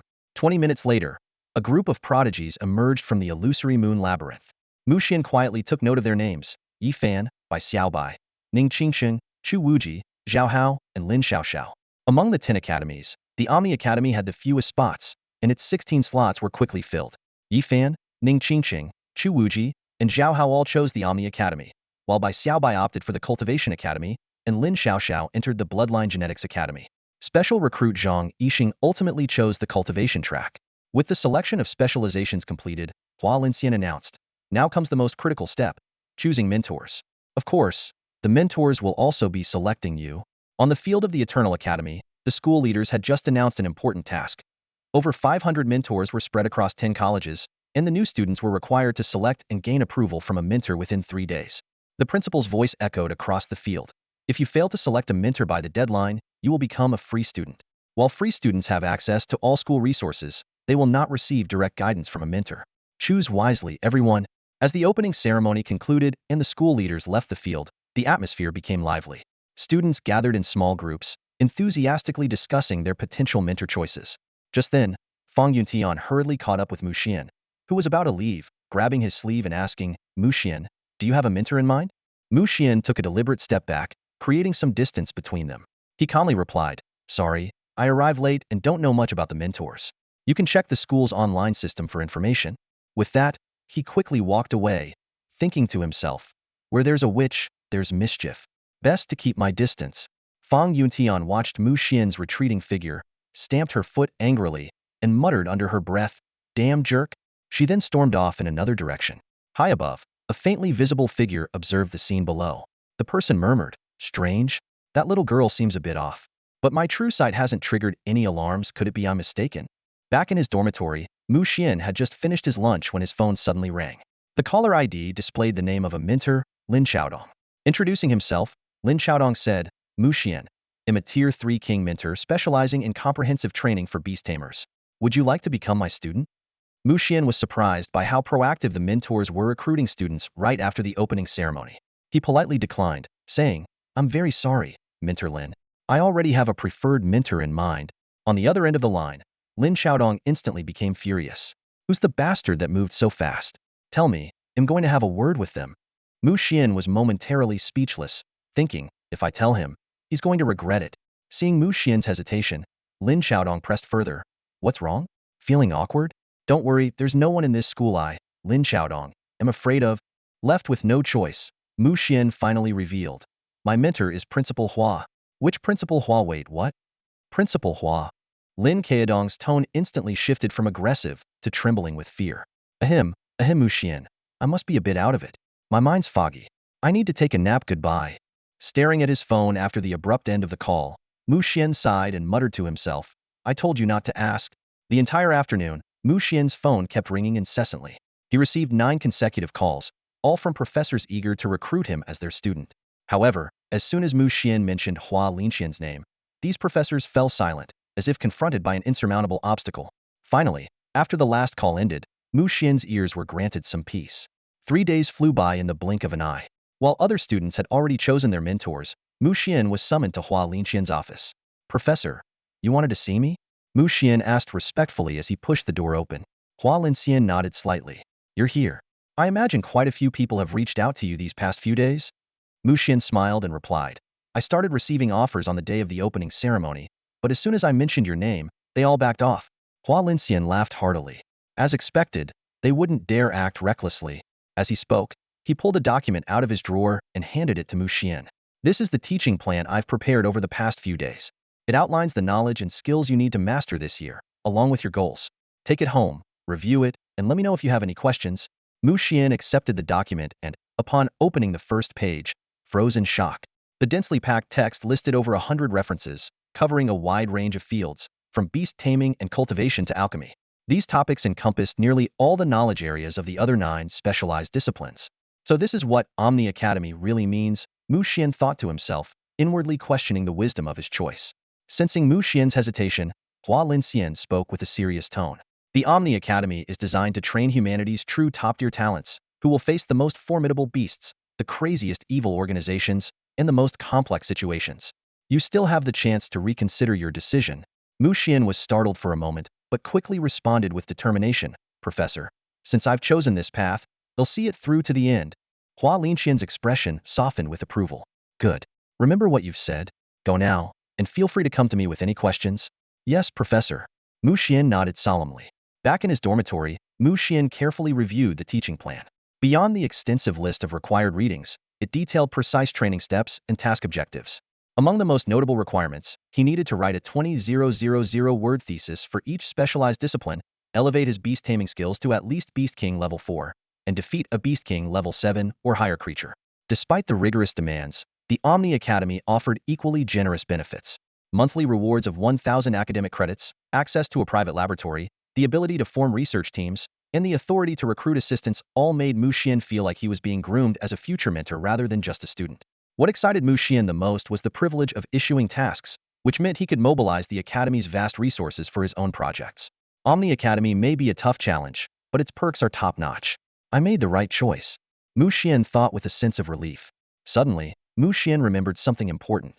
Oh, right, I still have a light baptism to undergo. Perfect timing, I can use it to evolve my Holy Spirit beast. This was a reward he had received for providing valuable intelligence, said to purify the soul and enhance one's aptitude. Not long after, Mu Xian received a notification. The light baptism was scheduled for 3 days later. With 3 days to spare, Mu Xian decided to visit the library and borrow the books Hua Linqian had listed. However, as soon as he arrived, he ran into Fang Yuntian, giving him an unsettling sense of déjà vu. Mu Xian, you're here to borrow books too? Fang Yuntian asked curiously. Does that mean your mentor is also making you study on your own? Mu Xian chuckled. We're already at Beast King level. With our enhanced physical and mental capabilities, do we really need our mentors to spoon-feed us like before? Fang Yuntian nodded in realization. That's true. By the way, Mu Xian, who's your mentor? I don't think I've seen you around the Omni Academy's base. Earlier that morning, all Omni Academy students had been taken on a tour of the base, yet Mu Xian had been conspicuously absent. Stranger still, none of the professors seemed to care. This only deepened Fang Yuntian's curiosity about Mu Xian, as if he were shrouded in some profound mystery. Mu Xian replied calmly, my mentor is confidential for now. By the way, is there anything else? If not, I'll take my leave. Fang Yuntian's face darkened as she began to secretly doubt her own charm.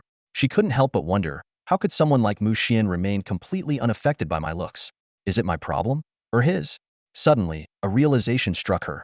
Wait, I was originally a man, only forced into this form as a witch. Why am I even thinking like this? She became aware that the influence of the witch's power had seeped deeper into her than she had anticipated, and the thought left her quietly alarmed. Mu Xian quickly left the library, inwardly grumbling to himself. Every time I run into Fang Yuntian, there's this inexplicable feeling. I'm always worried I'll somehow get dragged into her bizarre situation one day. Over the next few days, Mu Xian locked himself in his dorm, immersing himself in studying other fields of expertise. He chose to focus first on the field of beast cultivation. Thanks to the experience he had gained from designing evolutionary pathways in the past, Mu Xian already had a solid foundation in this area, though it lacked comprehensiveness. With systematic learning now, he gained an entirely new perspective on designing beast evolutions. Murmuring to himself thoughtfully, Mu Xian said, "The evolution path of the Holy Light Spirit, maybe it can be expanded in that direction." 3 days flew by in the blink of an eye. Following the school's notice, Mu Xian arrived at the Eternal Training Tower located at the very heart of the Eternal Academy. This tower was the Academy's most critical training facility, capable of accelerating the cultivation process for both beasts and beast tamers. However, the exorbitant cost in academic credits deterred most students. Just one day of training required 1,000 credits, equivalent to the value of a beast king-grade resource. Mu Xian's light baptism was scheduled on the first basement level of the Eternal Training Tower. After swiping his ID card, the elevator doors slowly opened, revealing a massive pool before him. The pool was filled with a milky white liquid radiating a divine light energy, exuding an aura of pure sanctity. Mu Xian stepped into the Eternal Training Tower, and the scene before him left him astonished. A pool of milky white liquid lay quietly before him, emitting a faint glow. As he carefully examined the information about the pool, he couldn't help but gasp in shock. The pool, known as the Radiant Baptism Pool, was designed for Beast King-level beings and tailored specifically for creatures of flesh and blood. This liquid was meticulously crafted from rare resources such as radiant essence, divine crystals, sacred feathers, and the light of the divine. What was even more shocking was that it also contained the essence of flesh energy extracted through the profound yin-yang microcosmic array. Mu Xian's heart tightened as a terrifying thought crossed his mind. Could this tower be the fabled demon-suppressing tower that his mentor had mentioned? If so, the Eternal Academy's methods were both ruthless and ingenious. Utilizing the remains of those deranged evil cultists in such a way seemed like an efficient and reasonable form of disposal. Under the guidance of the staff, Mu Xian quickly learned how to operate the Radiant Baptism. Without hesitation, he summoned all his contracted beasts and leaped into the pool. In an instant, a searing energy surged over him like a tidal wave, nearly forcing a cry from his lips. Mu Xian immediately activated his primal energy breathing technique, greedily absorbing the energy around him. He felt his entire body relax as his internal organs, meridians, and acupoints absorbed the scorching energy. It was as if he had returned to the safety of a womb, his consciousness drifting in a hazy state. Meanwhile, his 6 contracted beasts eagerly gulped down the milky white liquid, seemingly recognizing it as a rare treasure capable of awakening their latent bloodline powers. Time passed, second by second, hour by hour. 1 hour, 2 hours, 3 hours. A full day and night went by. Only when Mu Xian felt that there was no more energy left to absorb from the pool did he reluctantly step out. As he exited the Eternal Training Tower, his spirits were high. Not only had his own rank advanced significantly, but all 6 of his beasts had gained tremendous benefits as well. Mu Xian quickly checked the status of himself and his beasts. Human, Lord Tier, Level 3. Contracted beasts. Frostfire Star Dragon, Beast King, Level 2. Titan Horn Ant, Beast King, Level 4. Sky-Leaping Dragon Weasel, Lord Tier, Level 4. Fate Weaver Butterfly, Commander Tier, Level 6. Radiant Spirit of Light, Elite Tier, Level 9. Thunderbear Cub, Elite Tier, Level 9. In just one night, Mu Xian had ascended to Lord Tier, Level 3. His contracted beasts had also made remarkable progress. The Frostfire Star Dragon and Titan Horn Ant each advanced by 1 level, the Sky-Leaping Dragon Weasel by 2 levels, and the Fate Weaver Butterfly by an impressive 4 levels. Even the weakest Thunderbear Cub had improved by 1 level. Overall, his strength had increased by at least 20. Over the next 2 days, Mu Xian dedicated himself to intense training in the Academy's practice room, refining and consolidating his newfound power into practical combat ability. Once he felt fully prepared, he began planning his next steps. Gently cradling the soft, cotton-like radiant spirit of light in his hands, Mu Xian spoke tenderly, "Radiant Spirit, it's your turn to evolve now. Have you been waiting impatiently these past few days?" He understood well that contracted beasts were sentient beings with emotions and needed to be nurtured with care. Under his soothing words, the previously sullen radiant spirit of light became lively and let out joyful chirps, filling Mu Xian with a sense of accomplishment. He was grateful that his experience in caring for human children in his previous life had proven useful. Next, Mu Xian began designing an evolution path for the radiant spirit of light. Over time, he had accumulated a wealth of light element resources, including radiant amber, the light of the divine, fragments of radiant divine crystals, shattered radiant statues, divine white jade, and 2 newly acquired rare materials from the Eternal Academy Sacred Gemstones and Blessing Gemstones. Sacred Gemstone, suitable for Lord-tier beings, especially those of the holy, light, or healing types. This precious gemstone, extracted from mines imbued with divine energy, contained traces of sacred power and was an ideal resource for evolving light element creatures. Blessing Gemstone, similarly suitable for Lord-tier beings of the holy, light, healing, or blessing types. It also originated from Divine Energy-rich mines and contained traces of blessing power, making it perfect for evolving blessing-type creatures. The Radiant Spirit of Light, a rare elemental spirit naturally born in the sanctified light realm, possessed extraordinary potential due to its absorption of a fragment of the realm's origin essence at birth. For this reason, Mu Xian had refrained from rushing its evolution until now. With the abundant resources provided by the Eternal Academy, he had finally gathered all the necessary materials for its evolution. Mu Xian was determined to elevate the bloodline potential of the Holy Spirit directly to the monarch level, laying a powerful foundation for its future. He gazed at the pile of glowing resources before him, his mind racing. Drawing on the knowledge he had recently acquired, Mu Xian finally devised a meticulous plan. He selected the Light of God as the primary material for the Holy Spirit's evolution, supplemented by blessing gems, radiant amber, and sacred gems, finishing with a fragment of the luminous divine crystal. Mu Xian's eyes lingered on the Light of God, a rare and precious resource gifted by Hai, filling his heart with quiet excitement. The description of the Light of God on the information panel caught his attention. Light of God. Grade. Beast King level. Applicable range. Light element, dark element. Description. A unique radiance born within the sacred light realm, a pure condensation of light elements, regarded as an unparalleled treasure of the light element. It is said to harbor a mysterious secret of unimaginable magnitude. Faced with such a rare resource of Beast King grade, Mu Xian had no doubts about its effectiveness. His only concern was whether the Holy Spirit could withstand the immense power contained within it. With swift precision, Mu Xian arranged the resources needed for the evolution. He then turned his attention to the Holy Spirit's information panel. Holy Spirit of Light. Type. Light element blessing element spirit race. Grade. Elite. Tier 9. Bloodline. Lord level. Quality. Excellent. Skills. Holy Light healing. Holy Light blessing. Evolution formula. Light of God blessing gems radiant amber, sacred gems fragment of luminous divine crystal. Evolution result. Divine Spirit envoy. Success rate. 77. Mu Xian's hand swept through the air, a glimmer of excitement flashing in his eyes. This evolution plan was not only feasible, but also had a promising success rate. He immediately opened the preview page for the Divine Spirit Envoy and discovered that this new form perfectly inherited most of the attributes of the Holy Spirit of Light while achieving significant enhancements. What delighted Mu Xian the most was that the bloodline potential of the Divine Spirit Envoy had reached the monarch level, fully realizing his goal. In terms of skills, the Divine Spirit Envoy possessed 4 powerful abilities, none of which were redundant. Its quality had also ascended to an extraordinary level. A smile unconsciously formed on Mu Xian's lips. This was undoubtedly a perfect evolution.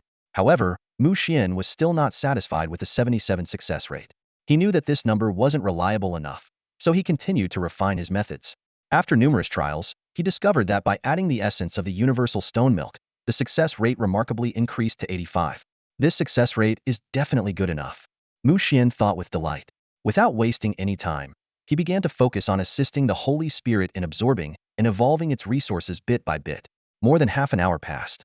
Under Mu Xian's expectant gaze and the envious stares of other Beast Tamers, a dazzling golden light suddenly erupted before him. The radiance exuded an indescribable aura of divinity, purity, brilliance, and grandeur. Holding his breath, Mu Xian watched as the light Holy Spirit began transforming into an angel. Within the golden glow, Mu Xian faintly saw a towering figure emerge behind the Holy Spirit. This mysterious vision lasted for quite some time. When the light finally subsided, a small angel, about the size of a papaya and radiating light, appeared before Mu Xian. This was his beast companion, the sacred spirit envoy. The little angel's gender was indiscernible, and its near-perfect face bore a solemn expression. It was dressed in a pure white robe, with a pair of pristine wings on its back. Its petite and delicate hands and feet complemented its overall appearance. What surprised Mu Xian even more was that the little angel held a scepter in its hand, which bore a striking resemblance to the light scepter within him. Ya! The little angel let out a soft cry and immediately leapt into Mu Xian's arms, chirping as if trying to describe the miraculous changes it had undergone. Mu Xian couldn't help but chuckle at its behavior. Mu Xian carefully examined the sacred spirit envoy's attributes. Type: Holy Blessing Guardian Spirit. Rank: Commander Tier 2. Bloodline: Sovereign grade. Quality: Extraordinary. Skills. Holy healing, holy blessing, holy protection, holy baptism. The description revealed that this was a rare elemental spirit naturally nurtured within the sacred light's secret realm. At its birth, it absorbed a trace of the realm's essence, granting it immense potential.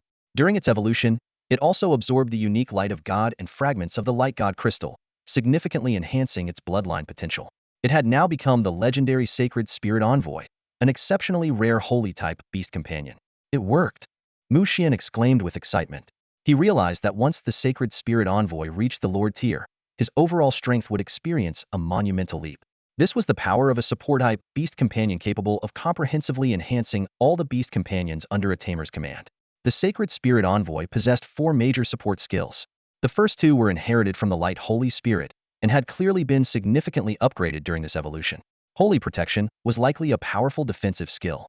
As for the final skill, Holy Baptism, its exact effects were unknown, but as the ultimate ability, it was bound to be extraordinary. Spirit Envoy, let's test out your skills. Mu Xian said excitedly, his eyes brimming with anticipation. Ya, the sacred spirit envoy nestled in Mu Xian's arms, responded with soft chirps, making him laugh and shake his head. This little one, could it be feeling a bit playful? Mu Xian headed to a quiet testing ground and smiled at the sacred spirit envoy in his arms. All right, little one, how about you try using holy baptism on me? Ya, the little angel let out a gentle cry and waved its tiny scepter. In an instant, a celestial angelic figure appeared above Mu Xian, bathing him in holy light. The radiance enveloped him entirely, washing away all his fatigue and pain in mere moments. Mu Xian quickly grasped the effects of holy baptism. It was an incredibly rare skill capable of removing all negative states and conditions from its target. Little one, you're simply incredible, Mu Xian exclaimed in excitement. A support-type beast companion with healing, blessing, protection, and debuff cleansing abilities all in one, it's practically a god-tier beast companion.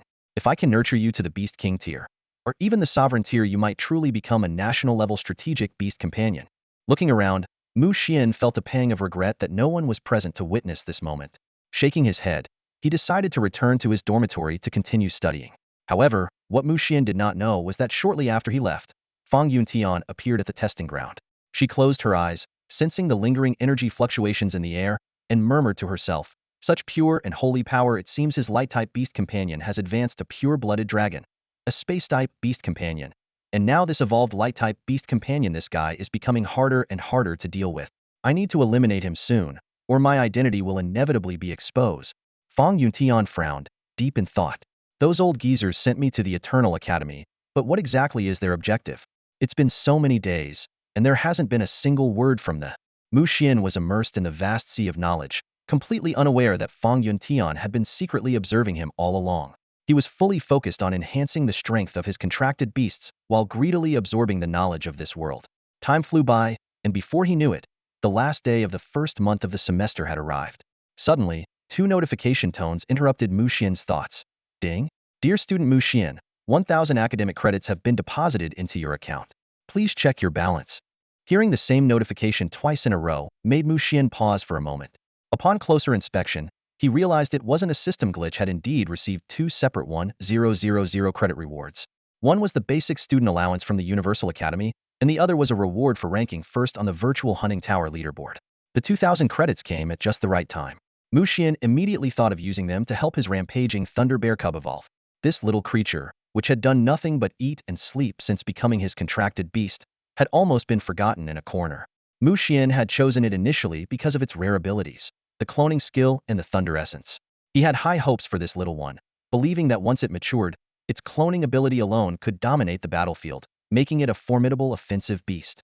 Without delay, Mu Xian accessed the Eternal Academy's resource repository and carefully selected suitable resources. Although 2,000 credits were enough to exchange for 2 Beast King level resources, considering the rampaging Thunder Bear cub was only at Elite Tier 9, he decided to opt for more appropriate Lord level and Commander level resources. After thorough deliberation, Mu Xian ultimately chose 2 Lord level Thunder type resources, the Lightning Hawk Feather and the Heaven Thunderstrike Wood, along with 3 Commander level Thunder type resources, the Lightning Rod, Thunder Gathering Elixir, and Thunder Beast Fang. Combined with the Golden Thunder Immortal Stone he had previously obtained in the Broken Mountain range, these resources would be sufficient to support the rampaging Thunder Bear cub's evolution. To Mu Xian's surprise, acquiring these 5 resources only consumed slightly over 1,000 credits. Just as Mu Xian was about to exit the Academy's intranet, a post caught his attention. It mentioned that a peculiar black lightning had been frequently appearing in a certain area of Thunderclap Mountain within the first Broken Mountain range. This lightning seemed to target and destroy any living flesh-based organisms. Mu Xian frowned slightly, a thought flashing through his mind as he murmured to himself. This sounds a lot like the destruction thunder. It might just be the perfect evolution resource for the rampaging Thunder Bear cub. Thunderclap Mountain, the name echoed in Mu Xian's mind. After researching the region, he discovered it was home to numerous Lord-level beasts. This revelation solidified his decision.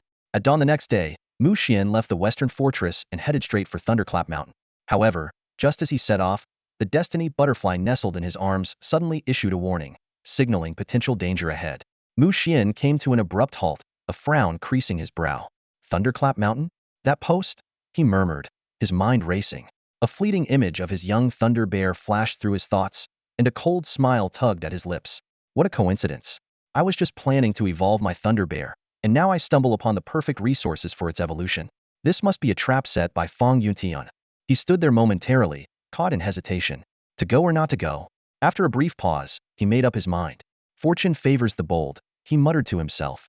Let's see what tricks they've got up their sleeves. With newfound resolve, Mu Xian pressed forward. Half a day later, he arrived at a crossroads near the edge of the first transverse mountain range. It was there he spotted three figures and their details. Xuan, Lord Tier 5 Beast Master. Mimicry Man-Eating Vine Spirit, Beast King Tier 5. Tyrant Carnivorous Flower Spirit, Beast King Tier 1. Thousand-Winged Gale Bee Spirit, Lord Tier 9. Mu Xian nodded slightly, silently assessing the situation. Two Beast King Tier beasts. Not bad, but still not a real threat. As he approached the crossroads, a seductive figure suddenly emerged. If not for the name hovering above her head, Mu Xian might not have recognized her as Xuan. Xuan stood boldly in the middle of the path, her eyes fixed on Mu Xian. She licked her lips unconsciously. Well, aren't you a handsome one? She said with a playful smile. Lucky you, today's your lucky day. Seated atop his Frostfire Star Dragon, Mu Xian looked down at Xuan with a calm gaze. A witch? He asked indifferently. Xuan's expression shifted briefly before she broke into a coquettish laugh. Little brother, I didn't think you'd figure it out. Yes, I am a witch.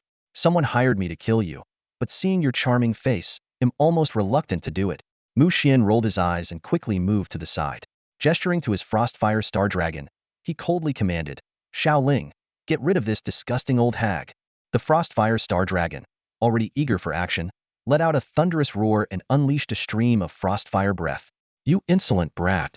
Xuan screeched, her beautiful face twisting in rage. How dare he? How dare he treat a stunning woman like me this way? In an instant, two plant-type beasts emerged from the sides of the road, spraying clouds of colorful pollen. Yet, even against the combined assault of two Beast King Tier beasts, Mu Xian remained unfazed, and neither did his Frostfire Star Dragon disappoint. Crystal Annihilation, Absolute Freeze, Frostfire Breath, Star Shatter Frost. A barrage of skills rained down like a relentless storm. The Tyrant Carnivorous Flower Spirit, a mere Beast King Tier 1, was the first to fall. With a final wail, it was completely frozen by the Star Shatter Frost and turned into a stream of light, retreating back into Xuan's body. Following closely, the Mimicry Man-Eating Vine Spirit met the same fate. Xuan's expression finally changed. She realized she had underestimated this young man's strength and overestimated her own. As the Frostfire Star Dragon advanced step by step, she hesitated, then suddenly tore open her top, revealing her alluring figure beneath. Please, spare me, she pleaded pitifully, her voice trembling. I'll do anything you want. Her seductive body, flawless skin, and pitiful demeanor, coupled with the natural allure of a witch, created a temptation strong enough to sway even the coldest hearts. Mu Xian felt a sudden heat rise within him, and an intrusive thought echoed in his mind. Take her, take your sister. Mu Xian snapped, shaking his head violently to dispel the thought. He shouted sharply, Enough, Xiaoling, finish her off. Understood, master. The Frostfire Star Dragon, immune to human aesthetics, loyally carried out Mu Xian's command. Without hesitation, it unleashed a lethal frostfire breath at the kneeling Xuan. You bastard! I'll fight you to the death.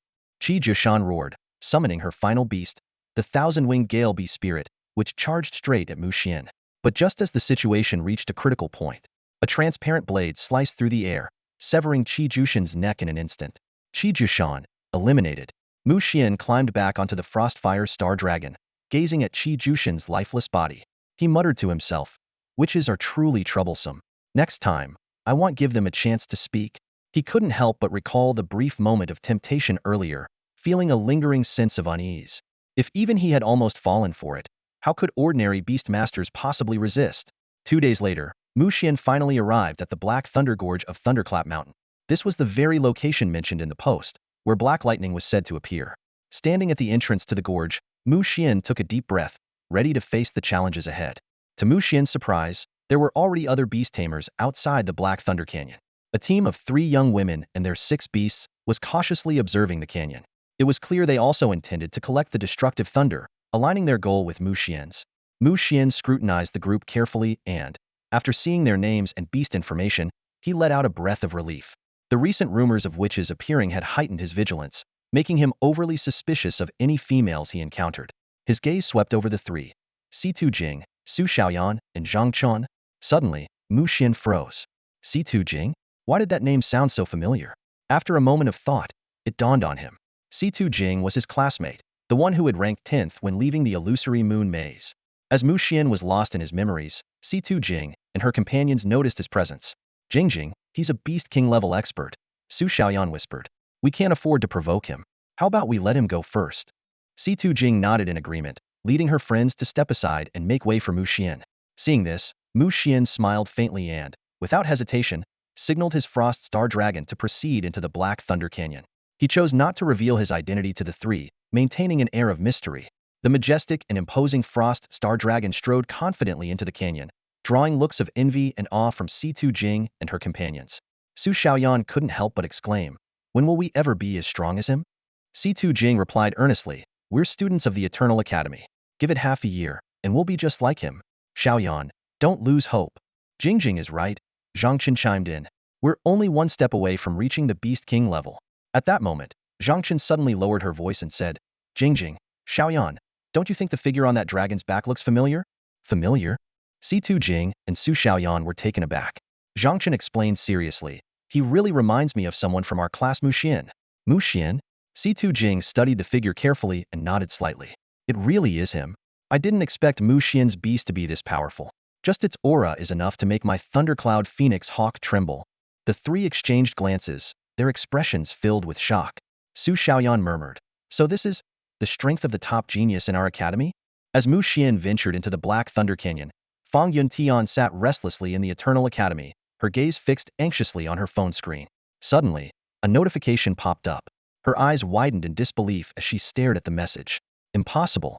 How could he defeat Qijiushan, a Beast King at Tier 5? Fang Yuntian clenched her teeth in frustration. It was clear that the ambush by Qijiushan had been orchestrated by her. Yet Mu Xian not only survived but managed to counterattack and kill Qijiushan, a result that far exceeded her expectations. Taking a deep breath to steady herself, she muttered under her breath, I completely underestimated you. To think you could even take down a Tier 5 Beast King. As expected, you're hiding a secret. Narrowing her eyes, she let out a cold snort. Humph, I'll let you go for now. Meanwhile, deep within Black Thunder Canyon, Mu Xian surveyed his surroundings with heightened vigilance. Suddenly, a streak of black lightning descended from the sky. It was the very destructive lightning he had been searching for. His eyes lit up with excitement, and he burst into laughter. As they say, no risk, no reward. Without wasting any time, he directed his sky-leaping Thunder Weasel to set up a lightning capture net on the ground. This specialized device, designed by the Eternal Academy's forging department, was both expensive and single-use.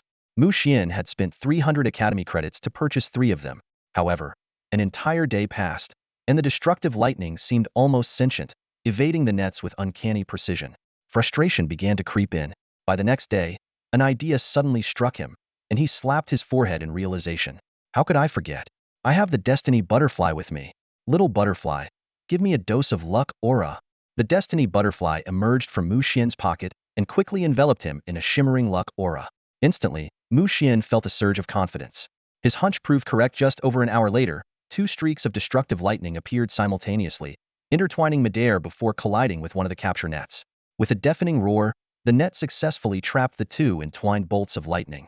Examining the captured destructive lightning closely, Mu Xian murmured to himself, so, these lightning bolts possess a high level of sentience.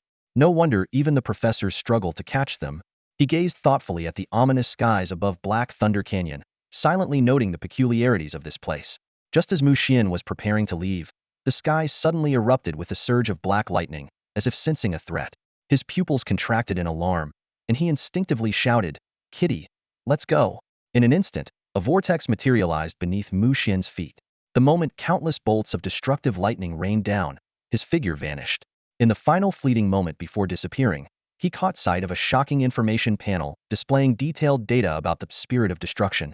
Moments later, Mu Xian reappeared outside Black Thunder Canyon, his face still reflecting the awe he felt toward the spirit of destruction.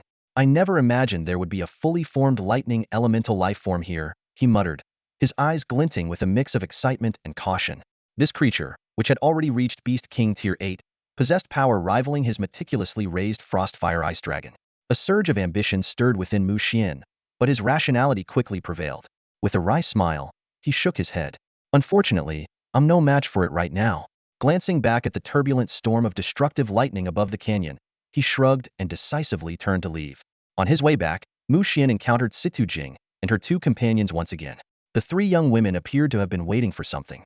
Standing atop his Frostfire Ice Dragon, Mu Xian hesitated briefly before offering a warning. "The destructive lightning in Black Thunder Canyon is extremely dangerous. You should be careful." Situ Jing froze for a moment before nodding earnestly. "Thank you for the warning, Mu Xian. We'll be cautious." Mu Xian nodded with a smile and gracefully drifted away. Situ Jing and the other two watched his elegant departure, unable to hide their admiration. In Su Xiaoyan's eyes, there was even a spark of radiance, like blossoming peach flowers, as she secretly marveled to herself. Mu Xian isn't just exceptionally handsome and powerful. He's also so helpful and approachable. He's practically the perfect partner. Situ Jing, noticing her expression, rolled her eyes and couldn't help but tease, "Xiaoyan, stop daydreaming. If you like him, go after him. If you can't win him over, then resort to unconventional methods. If you're not even bold enough to try, do you really have the right to say you like him?" Zhang Chen frowned upon hearing this and interjected, "You too? What kind of nonsense is this? Am I the only normal one among us Eternal Sisters?" After returning to the Eternal Academy, Mu Xian immediately began working on the evolution of the young thunderstorm bear.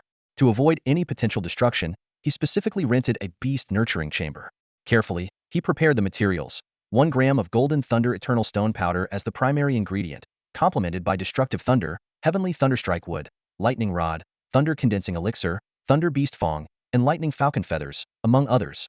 Looking at his meticulously crafted evolution plan, Mu Xian felt satisfied, thinking that the materials were of sufficiently high grade. Now, it was just a matter of seeing how effective the results would be. The Golden Thunder Eternal Stone was an ancient, extraordinary mineral of king-level grade. Mu Xian cautiously used only 1 gram of its powder as the main ingredient, worried that using too much might overwhelm the young bear. However, when the evolution plan's results were revealed, Mu Xian frowned. Although the Thunderstorm Bear achieved king-level bloodline potential, its attributes were mediocre and far from his expectations. No matter how he adjusted the sequence, the results varied little, with some plans even capping at Beastlord-level bloodline potential. How could this be? Mu Xian muttered to himself. Could it be that the Thunderstorm Bear's bloodline is limiting its potential? Suddenly, a thought struck him.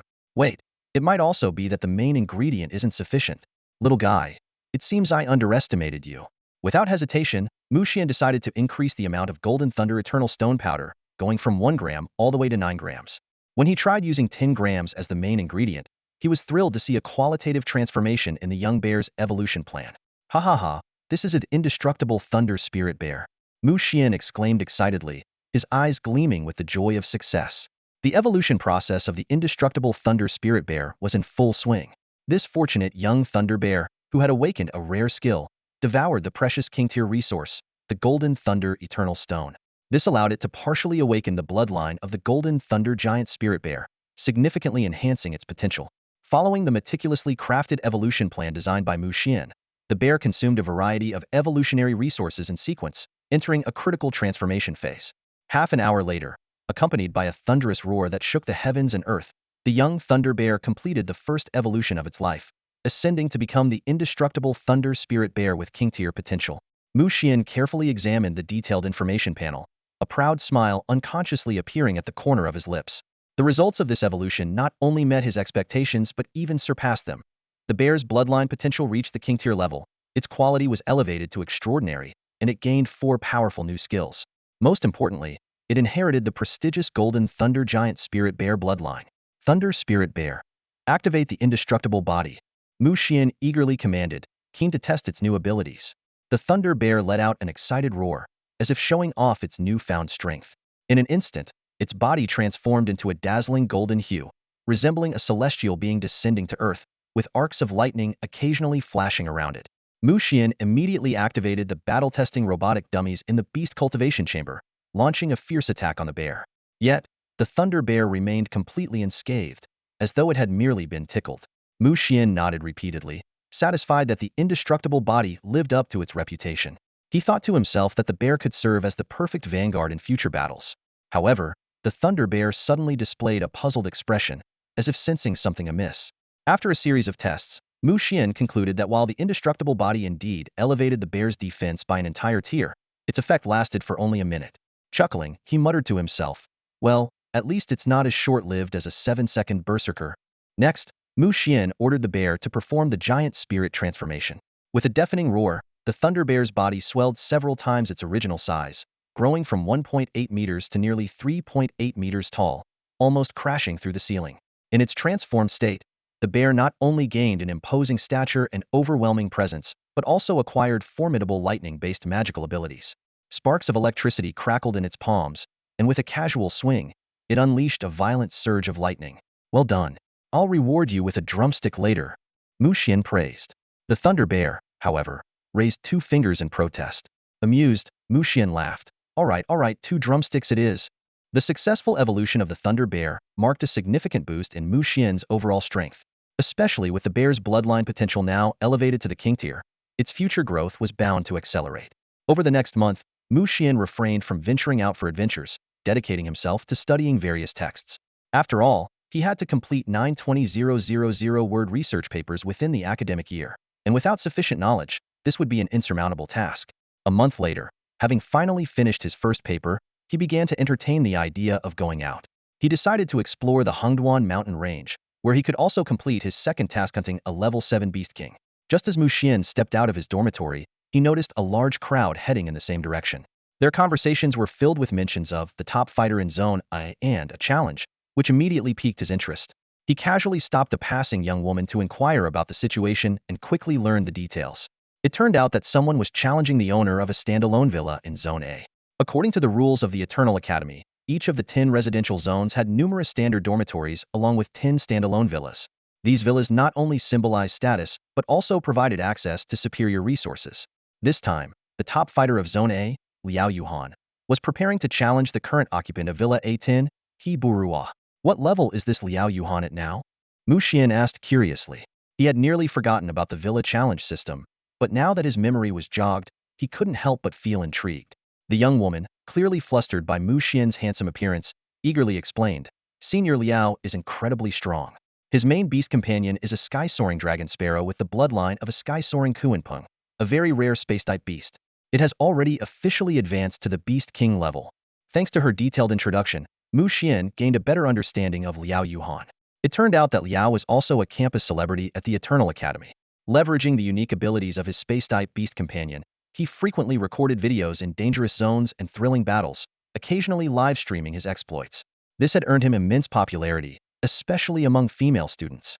Xian nodded thoughtfully and followed the young woman toward Villa A10.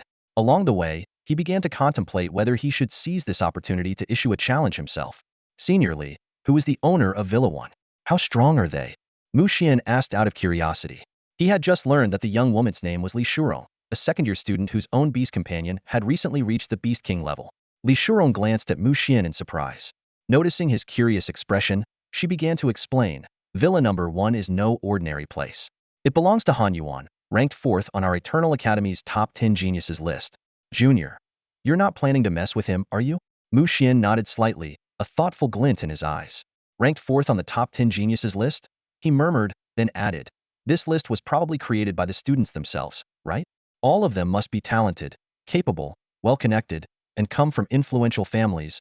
Li Shurong was astonished by Xian's insight and quickly nodded in agreement. "Exactly. Take Han Yuan, for instance. It said he's from the Han family of the Western Fortress." Xian silently contemplated. He had heard of this so-called ranking before but found it rather exaggerated. Take Han Yuan as an example, just a sophomore with a Beast King level 5 Haoying dragon turtle and the backing of the Han family from the Western Fortress, yet he was ranked 4th. Xian felt confident. If his own Ice Frost Star Dragon were to make a move, defeating that Haoyang Dragon Turtle shouldn't be an issue. As the two continued chatting, they soon arrived outside Villa number 10. The scene before them was astonishing. A large crowd had gathered, forming several layers of onlookers that completely surrounded the villa. At the center of the commotion, two figures stood facing each other, their summoned beasts already out, exuding fierce auras.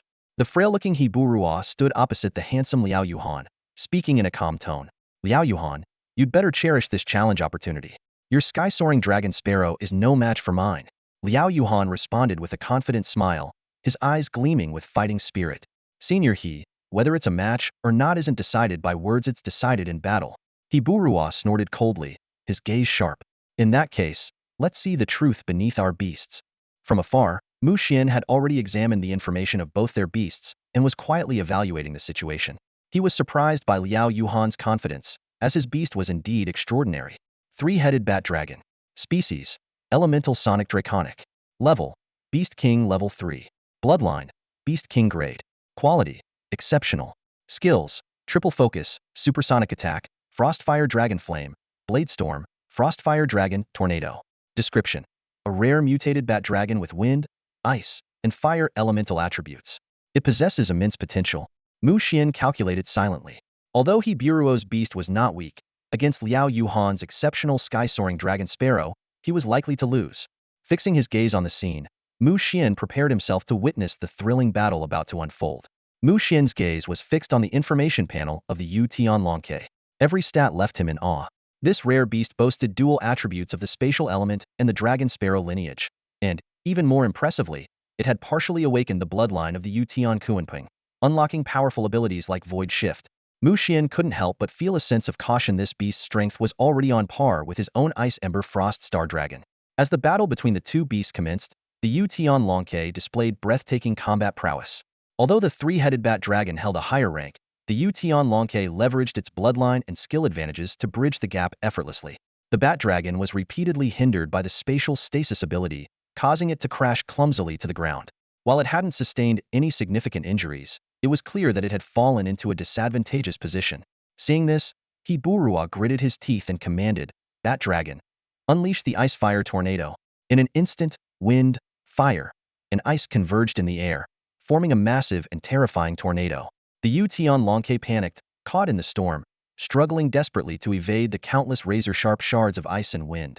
Among the spectators, some had already begun to predict Hiburua's victory. However, Mu Xian shook his head and sighed softly. Hiburua is going to lose. He had keenly noticed that the Yu Tianlongke was preparing to use its phase shift ability. Once activated, the bat dragon would be consumed by the very storm it had summoned. Sure enough, just as the Yu Tianlongke was swept into the tornado, a dazzling streak of light appeared beneath the two beasts. In the next moment, space distorted, and their positions were instantly swapped.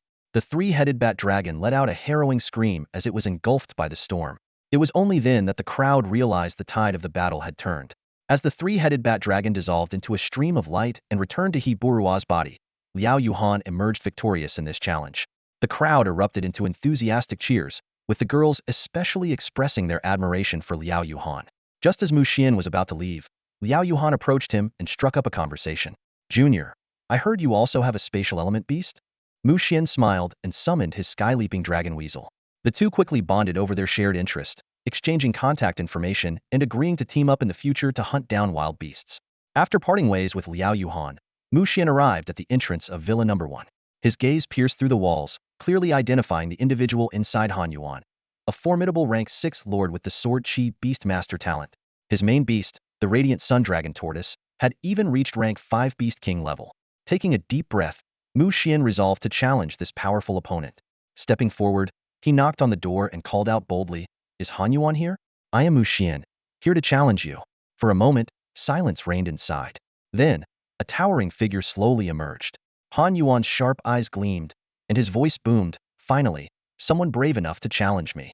Very well, Han Yuan, accept your challenge." As his words fell, a massive golden dragon tortoise appeared, exuding an overwhelming aura.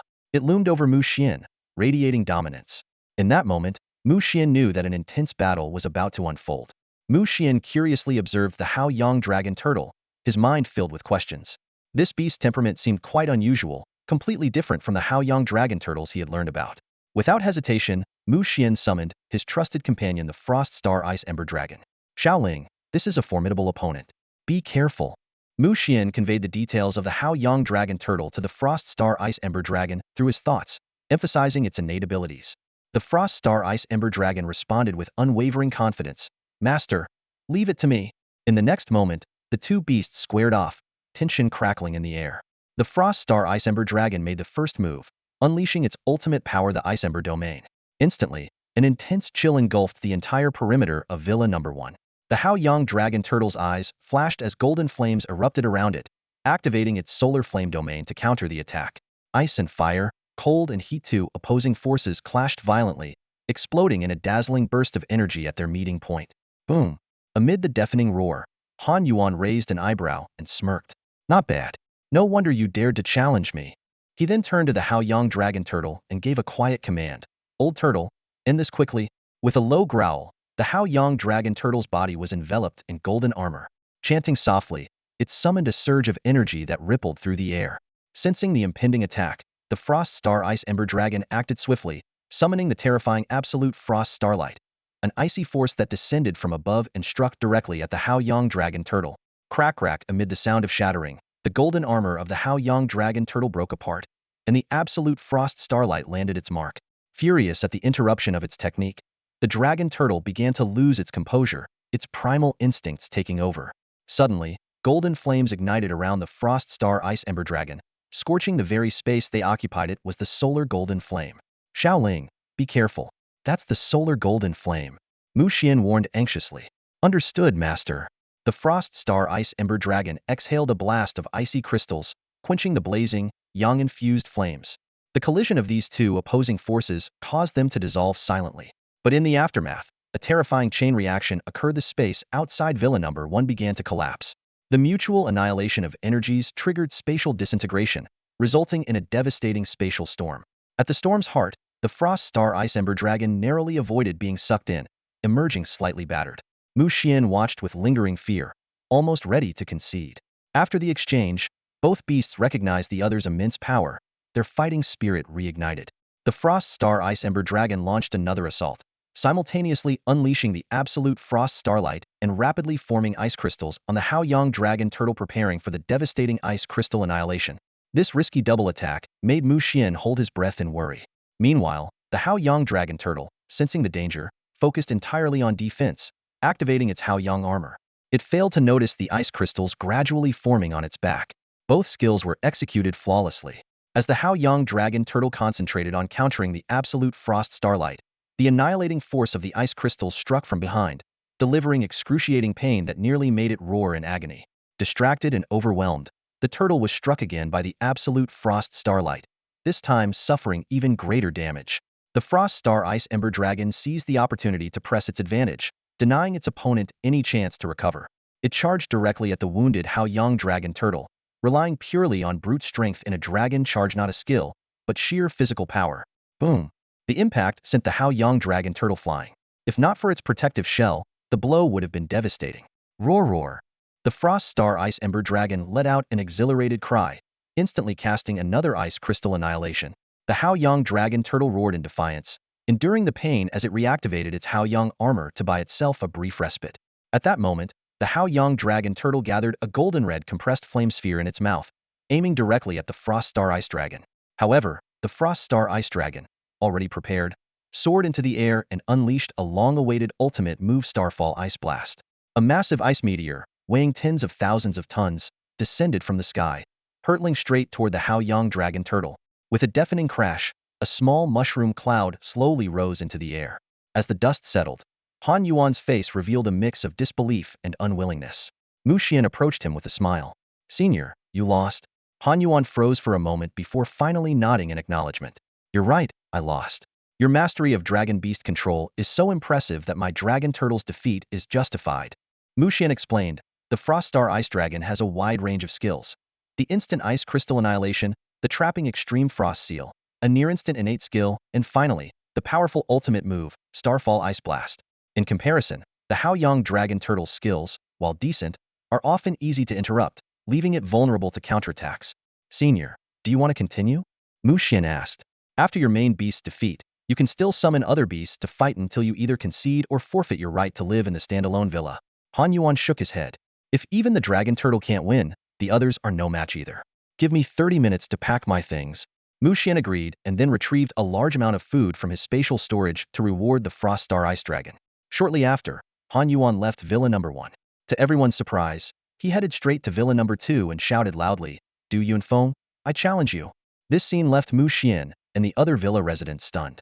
Although Du Yunfeng clearly wanted to decline, he had no choice but to accept under Han Yuan's relentless provocation. He summoned his main Beasta Star Moon Wolf Dragon. After the battle ended, an unwilling Du Yunfeng left Villa Number 2 and soon appeared outside Villa Number 3. And so, one challenge after another ensued, throwing the entire villa district into chaos. Over 2 hours later, Liao Yuhan, who was enthusiastically live-streaming from Villa Number 10, suddenly heard a voice shouting from outside, "Liao Yuhan, come out. I, Chen Shifei, challenge you." Moments later, a grumbling and irritated Liao Yuhan stepped out of the villa. Standing outside Villa Number 1, Mu Xian watched the unexpected villa reshuffle unfold. Rubbing his nose awkwardly, he couldn't help but feel a little embarrassed. It seemed that, quite unintentionally, he had triggered a chain reaction that swept across the entire villa district. Mu Xian stepped into Villa Number 1, and the sight before him made him gasp in astonishment. A koi pond with a rock garden, a swimming pool surrounded by a lush garden, pavilions, and terraces, everything was there, resembling a luxurious estate. This wasn't a student dormitory. It was more like a billionaire's private mansion. After some investigation, Mu Xian discovered that the rumors were indeed true. On the first of every month, the school would distribute cultivation resources and credit rewards to the residents of Villa Number 1, totaling a staggering 2,000 credits, equivalent to 2 Beast King level materials. Mu Xian did a quick calculation. If he stayed here long-term, he could receive the 2,000 credit villa bonus, 1,000 credits from the leaderboard reward, plus the standard 1,000 credits allocated by the Universal Academy, amounting to an impressive 4,000 credits per month. This is just insane. Mu Xian couldn't help but exclaim. No wonder these 10 villas were so highly sought after. Everyone was scrambling desperately to claim one. After touring the villa, Mu Xian quietly left as planned. Not long after his departure, news of all 10 villas in Area A changing hands exploded across the school's internal forums. The most shocking revelation was about Mu Xuan, a freshman who had only been enrolled for a little over a month, and how he had already claimed one of the standalone villas. The news left everyone utterly dumbfounded. Some even went to interview Han Yuan, the former resident of Villa Number 1, and now the owner of Villa Number 2, but they were almost thrown out in anger. This incident only further boosted Mu Xian's popularity. Soon after, someone uncovered that Mu Xian had cleared the virtual hunting tower before the semester began, breaking the all-time record and maintaining the top spot on the leaderboard to this day. With all these achievements piling up, Mu Xian, completely unaware, had already become one of the school's most talked-about figures, his fame rivaling that of the so-called top 10 geniuses. However, none of this mattered to Mu Xian. At this moment, he had already ventured deep into the 10,000 mountains, arriving at the first cross mountain range. Beast taming required a balance of rest and exertion. Beyond consuming cultivation resources, fierce battles were essential to unlock a beast's full potential. This time, Mu Xian's goal was to engage his beasts in a major battle, while also collecting some valuable resources. Over the past 3 days, Mu Xian had explored the area, occasionally stopping to investigate. His information panel had identified several Lord-level resources, but unfortunately, he had yet to encounter a suitable opponent for his beasts. Suddenly, the sound of intense shouting and the surge of energy fluctuations from afar caught Mu Xian's attention. "Little cat, go check it out," Mu Xian ordered. Meow. The sky-leaping dragon weasel obeyed instantly, disappearing into the void in a flash. Mu Xian waited in place, instructing his other beasts to prepare for battle. In the wilderness, one must always remain vigilant, especially in the 10,000 mountains, where beast tamers were often more dangerous than the wild beasts themselves. About 10 minutes later, the sky-leaping dragon weasel returned. Meow. Through a series of gestures and sounds, Little Cat quickly conveyed the situation to Mu Xian. A group of black-robed individuals was chasing 2 human beast tamers, and the situation was dire. Black-robed individuals? Could it be those lunatics from the beast god cult again? Mu Xian's expression turned serious. Nothing good ever came from dealing with those maniacs. It had to be stopped. "Little Cat, lead the way. Xiaoling, follow me. Skyhorn Ant, prepare for combat. Spirit Summoner, ready your holy healing skill." Mu Xian issued a rapid series of commands. Meanwhile, the fate butterfly nestled quietly in his arms, being his second life. Mu Xian couldn't risk leaving it in the beast space. Only the indestructible Thunder Bear remained in the beast space, soundly asleep as it focused on refining its lightning essence. Mounting his Ice Ember Frost Star Dragon, Mu Xian led his beast team swiftly toward the commotion. A few kilometers away, Ling Fengfei looked at the black-robed individuals closing in around her, a mix of regret and despair on her face. Senior sister, it's my fault for dragging you into this. Ahead of her, a short-haired girl with a valiant demeanor was commanding two beasts, struggling to fend off the attackers. She turned her head and said calmly, in a situation like this, there's no point in talking about blame. We just had bad luck, that's all. Ling Fengfei sighed deeply, and a certain figure involuntarily surfaced in her mind. 2 days ago, Ling Fengfei and her senior sister, Tianzi, had been accompanying some experts from their organization into the 10,000 mountains. By chance, Ling Fengfei stumbled upon a group of black-robed individuals emerging from a hidden passage. Once discovered, the two had fled immediately, but after 2 days of pursuit, they were finally cornered today. Hurry up and capture these two. The priest is waiting for our report. One of the black-robed figures barked. Yes, sir. The others responded in unison. The black-robed individuals intensified their assault, and it seemed the two girls were on the verge of being captured.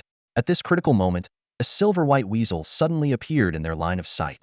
In the next instant, a translucent barrier materialized before everyone. The black-robed steward, seeing the situation, immediately realized that another Beast Tamer had intervened. He shouted harshly, daring to interfere with the affairs of the beast god cult. Are you tired of living? As his words echoed, an oppressive silence fell over the surroundings. Inside the protective barrier, Ling Fengfei stared at the familiar transparent shield. She froze for a moment before a flicker of confusion and joy flashed through her eyes. She thought to herself, could it be him? Is he here too? Tianzi curiously examined the spatial confinement and turned to ask, Junior sister, who are you talking about? Ling Fengfei pondered for a moment before replying, a good friend of mine. A very, very good friend. At that moment, a majestic blue dragon descended from the sky, landing steadily before the two of them. Standing atop the dragon's back was a familiar figurite, was none other than Mu Xian. Mu Xian first scanned the surroundings cautiously, then looked at Ling Fengfei in surprise. Fengfei, what are you doing in the Hengduan Mountains? He quickly leapt down from the back of the Frost Star Ice Dragon and commanded his beast, take care of these beast god cult scum.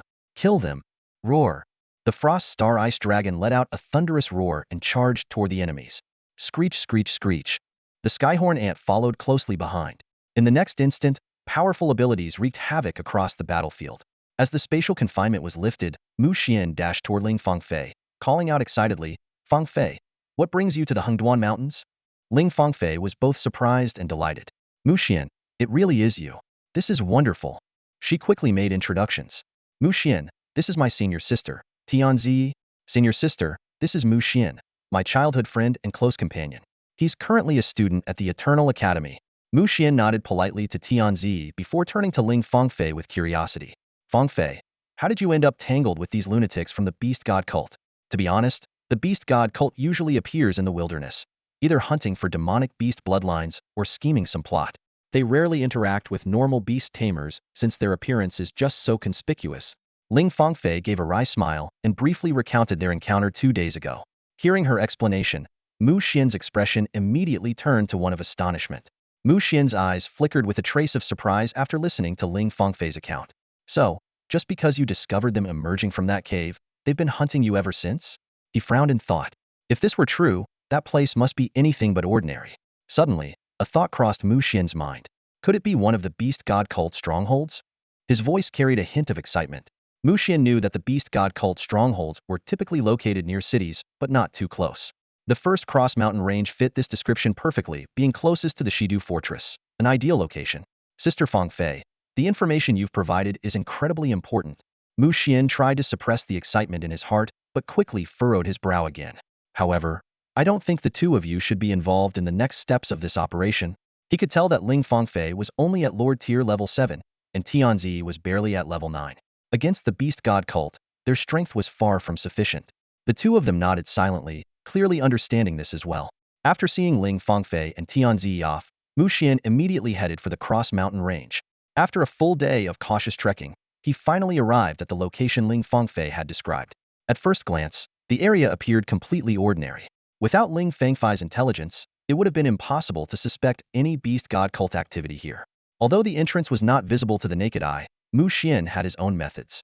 He activated his information panel and quickly detected dozens of human and beast signals within a few kilometers, all concentrated in the mountain to his right.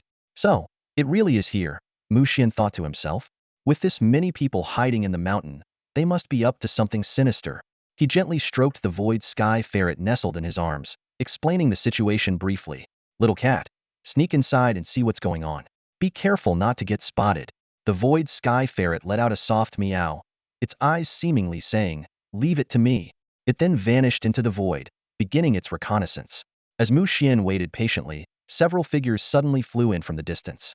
They were dressed in black robes and had wings on their backs, resembling humanoid bird-beast hybrids. However, through his information panel, Mu Xian realized they were humans with no signs of beast taming. There was only one possibility: they were members of the legendary beast god cult, modified by bloodline rituals. Could this really be a beast god cult stronghold? Mu Xian's heartbeat quickened. If this were true, he stood to gain big. Assisting in the destruction of a beast god cult stronghold would earn him at least 10,000 academy credits at the Eternal Academy. Mu Xian remained motionless, watching the 5 figures fly overhead. Not long after, the void sky ferret emerged from the void and jumped into Mu Xian's arms, letting out urgent cries. What? You were discovered? Mu Xian exclaimed, instinctively taking a few steps back. In the next moment, a young figure stepped out of thin air, exuding an aura of arrogance and madness. So, there is a beast tamer behind this little pest, the young man sneered. He wore a black robe that faintly shimmered with silver light. Beneath the robe was a pale, crazed face. The most striking feature was his nose, black, grotesque, and utterly inhuman. Mu Xian quickly checked the information panel. Qinzai. Species, human. Tier, Beast King level 4. Bloodlines, Void Mantis, Tracking Bear, Aurora Leopard. Description: a human modified through bloodline rituals, approximately equivalent to Beast King level 4 in strength. Capable of using partial abilities from the implanted bloodlines. Due to bloodline conflicts, his mental state is on the verge of madness. Mu Xian couldn't help but take a closer look. This guy had 3 different beast bloodlines implanted, and hadn't completely lost his mind. It was almost unbelievable. This was the first time Mu Xian had seen a beast god cult member's information panel, and it was like witnessing a grotesque hybrid of beast and beast tamer. Mu Xian smirked. Are all beast god cult members as ugly as you? Qinzai instantly flew into a rage. You've got guts. They'll crush your skull and use it as a ball. Before the words even finished, Mu Xian saw Qinzai's arms cross and swing toward him. But those were no longer human arms. They had turned into the terrifying forelimbs of a mantis. Mu Xian's heart raced in shock. This guy's nose had become a bear's nose, and now his arms had transformed into mantis blades. He was no longer anything resembling a normal human. Mu Xian sighed inwardly. These beast god cult members are truly insane and abominable. They shouldn't exist. They're a blight on the eyes. But Mu Xian's amusement didn't last long. The 2 mantis blades suddenly appeared right in front of him, slashing toward his head at lightning speed. Qinzai had somehow bypassed the Frostfire Star Dragon's interception and was now directly in front of Mu Xian. In the nick of time, Mu Xian's Lord Tier physique saved his life. His body instinctively dodged the lethal strike. At that moment, the void sky ferret reacted, launching 3 void blades that immediately blocked Qinzai's path. Pathetic tricks. Qinzai sneered, his figure flickering and vanishing in an instant, only to reappear behind Mu Xian. This discovery left Mu Xian stunned. He almost blurted out, spatial teleportation? Heh, that's right, little pest. Qinzai cackled madly. I've mastered teleportation. Now, prepare to die. Mu Xian quickly regained his composure. Teleportation was troublesome, but not unbeatable. He already had 5 ways to counter it. Xiaoling. Activate the Frostfire domain. The Frostfire Star Dragon roared, unleashing its Frostfire domain, enveloping a 100-meter radius in freezing energy. At that moment, faint ice crystals appeared beside Mu Xian, revealing Qinzai's figure. A domain skill? Qinzai snorted. You're a tough little pest, but do you really think this can stop me? Before the words were finished, Qinzai disappeared again, moving so fast that he seemed invisible to the naked eye. But Mu Xian smiled. He had already noticed that while Qinzai had gained teleportation, he lacked other spatial abilities. This was a critical weakness. Little cat, use spatial lock. Don't let him escape. Xiaoling, keep the Frostfire domain active and continuously lower the temperature. The Void Sky Ferret and Frostfire Star Dragon sprang into action. In an instant, a transparent barrier encased the area within 100 meters, while the biting cold of the Frostfire domain intensified. As a beast tamer, Mu Xian was immune to his own beast's cold thanks to the beast ring's protective barrier. Qinzai, however, was not so fortunate. The relentless cold eventually began to slow him down. In the confined space of the dimensional prison, Qinzai's form finally came to a slow halt. His entire body was covered in frost, trembling uncontrollably. This beast god cultist, who possessed 3 formidable abilities: teleportation, mantis shred, and extreme speed was now showing signs of inevitable defeat. Mu Xian's eyes lit up as he immediately commanded, Heaven-horned ant, strike. The heaven-horned ant, already poised and ready, emitted a sharp, piercing screech. The moment Qin's eye reappeared, it unleashed its giant horn strike ability. A blood-curdling scream followed as Qin's eye, just barely visible, was impaled completely by the ant's massive horn, with blood splattering everywhere. Without hesitation, the heaven-horned ant gripped Qin's eye's arms tightly with its front limbs and pulled with immense force. Rip! The horrifying sound of flesh and bone being torn apart echoed as Qin's eye's arms were brutally ripped from his body. "Aw, you'll all pay for this." Qin's eye descended into madness, cursing Mu Xian and his allies. However, these curses were futile, as Qin's eye had never implanted the bloodline of a curse-type beast. Thud! The heaven-horned ant decisively ended Qin's eye's wretched life. Mu Xian confirmed that Qin's eye was dead and allowed a victorious smile to creep onto his lips. Suddenly, a notification flashed before his eyes. Qin's eye's bloodline can be extracted. The message left Mu Xian stunned. Typically, such notifications only appeared for beasts. He had never expected that a beast god cultist like Qin's eye could also yield an extractable bloodline. A thought struck Mu Xian. Perhaps it was because Qin's eye had fused with the 3 bloodlines he had transplanted, making him, in some sense, akin to a beast. This discovery thrilled Mu Xian. It meant he could potentially harvest immense benefits from other beast god cultists, making him a natural nemesis to the cult. Unable to contain his excitement, Mu Xian burst into laughter. Without hesitation, he summoned the luck-warding butterfly to cast its fortune enshroudment skill on him and chose to extract the bloodline. As the talent activated, a silvery mass of blood slowly materialized in Mu Xian's hand, distorting the surrounding space. A system notification immediately appeared. Fragmented Spatial Mantis Bloodline. Type: Spatial Mantis Clan. Beast King Quality. Exceptional description: a rare bloodline extracted from a bloodline modifier. Though fragmented, it remains highly valuable. Mu Xian was ecstatic. Even though the Spatial Mantis bloodline was incomplete, it was still incredibly rare and precious. He considered using it to nurture a second spatial-type beast, but soon entertained a daring idea. If beast god cultists could fuse with bloodlines, could he also fuse with this secondary bloodline? After all, Qin's eye's teleportation ability was something he had coveted for a long time.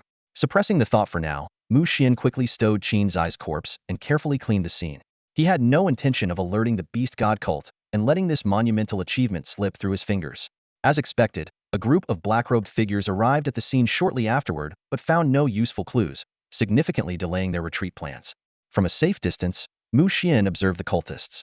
Once he confirmed that the beast god cult had not realized Qin's eye was dead and that their base had not been swiftly evacuated, he finally exhaled in relief. This allowed him the time to calmly call for reinforcements. Near the western fortress, approximately 100 miles away, a spatial vortex emerged, revealing Mu Xian and his frosted star ice dragon. Without wasting a moment, Mu Xian contacted his mentor, Xuan, to report his findings. "You've discovered a possible beast god cult base in the central region of the First Cross mountain range? That's fantastic news, Xiaomu. This information is incredibly valuable," Xuan exclaimed, both shocked and delighted. "Stay where you are, Xiaomu. It'll come to you immediately." "Understood, mentor," Mu Xian replied obediently. What happened next was astonishing. Just a short distance in front of Mu Xian, a spatial door quickly formed, and Xuan stepped out with an air of elegance. He clapped Mu Xian's shoulder firmly and said with a smile, "Well done, kid. It's only been a month, and you've already uncovered a beast god cult base." Mu Xian scratched his head sheepishly. "It's mostly luck. A childhood friend of mine stumbled upon it by accident." Xuan nodded thoughtfully. "All right, where is this base located?" "It's about 100 miles away, inside a mountain cavity," Mu Xian explained. "However, my beast can only spatially jump 60 miles at a time, so it'll take 2 jumps to reach." As he spoke, he prepared to have his space-warping sky ferret execute the jumps. Xuan gently shook his head, a faint smile gracing his lips. "No need to go through so much trouble," he said. "Just have your beast share the spatial coordinates with me." Mu Xian was momentarily stunned before realization dawned on him. Xuan's void gate was a king-tier beast covering a mere 100 miles was nothing more than an instant for it. Sure enough, as soon as the sky-leaping dragon weasel shared the spatial coordinates of the beast god cult's outpost, a transparent portal materialized before Mu Xian. "Let's go, Xiaomu," Xuan said. The two stepped through the void gate, instantly traversing the 100 miles to reappear in front of the same mountain. "Master, they're inside the belly of this mountain," Mu Xian said urgently. Xuan smiled faintly. "Indeed they are. I can already smell the disgusting stench of those lunatics," Before he even finished speaking, a phantom city appeared in the space above Hualin Xian's head. It was the same illusory moon maze city that had appeared during the opening ceremony. The city expanded rapidly, soon encompassing the entire mountain. Well, those lunatics have nowhere to run now, Hualin Xian said, turning to Mu Xian with a glint of excitement in his eyes. Now, let's see if there's a big catch waiting for us in there. Just as the words left his mouth, a colossal creature, towering over 100 meters, suddenly emerged before them. Its entire body gleamed with a golden sheen, radiating a terrifying and oppressive aura. Each of its massive hands was large enough to effortlessly lift a mountain. A king-tier beast, the Titan giant ape, Mu Xian exclaimed in shock. The Titan giant ape crouched slightly, and in the next moment, it effortlessly lifted the entire mountain, exposing its hollow interior. Mu Xian stared at the scene, utterly dumbfounded by the sheer display of power. At that moment, a figure shot out from the mountain's interior, their face filled with terror and despair. This is bad, it's the eternal immortal, Hualin Xian, the figure cried out. Hualin Xian looked at the figure soaring into the sky and burst into laughter. I didn't expect to find a king-tier big fish in just a branch outpost. Huh. Before he could say another word, the Titan giant ape's massive hand came crashing down, snatching the fleeing figure in its grasp. In an instant, dazzling arcs of electricity crackled and exploded within the giant hand. Yet the Titan giant ape remained unfazed. The captured king-tier beast god cultist was gravely injured, their body emitting wisps of smoke. Watching the scene unfold, Mu Xian couldn't help but feel a pang of sympathy for the captured cultist. This had to be the most pitiful king-tier powerhouse he had ever seen. A beast god cult member at the king level was captured alive by Hualin Xian in a single move. This scene left Mu Xian utterly astonished, finally giving him a clear understanding of the terrifying power of a peak king-level expert, something far beyond the imagination of ordinary king-level cultivators. At the same time, he felt secretly relieved that he hadn't acted recklessly. If he had rushed in blindly, he might not have survived. With a wave of Hualin Xian's hand, another portal to the void appeared out of thin air. Moments later, 10 figures stepped through in an orderly manner. They were all Beast King-level prodigies from the Eternal Academy, including 2 familiar faces to Mu Xian Han Yuan and Liao Yuhan. Hualin Xian gave a faint smile and said, "You all understand the mission details, correct? Then go. Leave no beast god cult member alive." Understood, Headmaster. The students replied in unison. Without hesitation, they summoned their beasts and charged toward the depths of the mountain. Noticing the puzzled look in Mu Xian's eyes, Hualin Xian explained, "The remaining Beast King-level cultists aren't worth me taking action personally." Mu Xian suddenly realized that the headmaster had turned this stronghold into a live combat exercise for the students.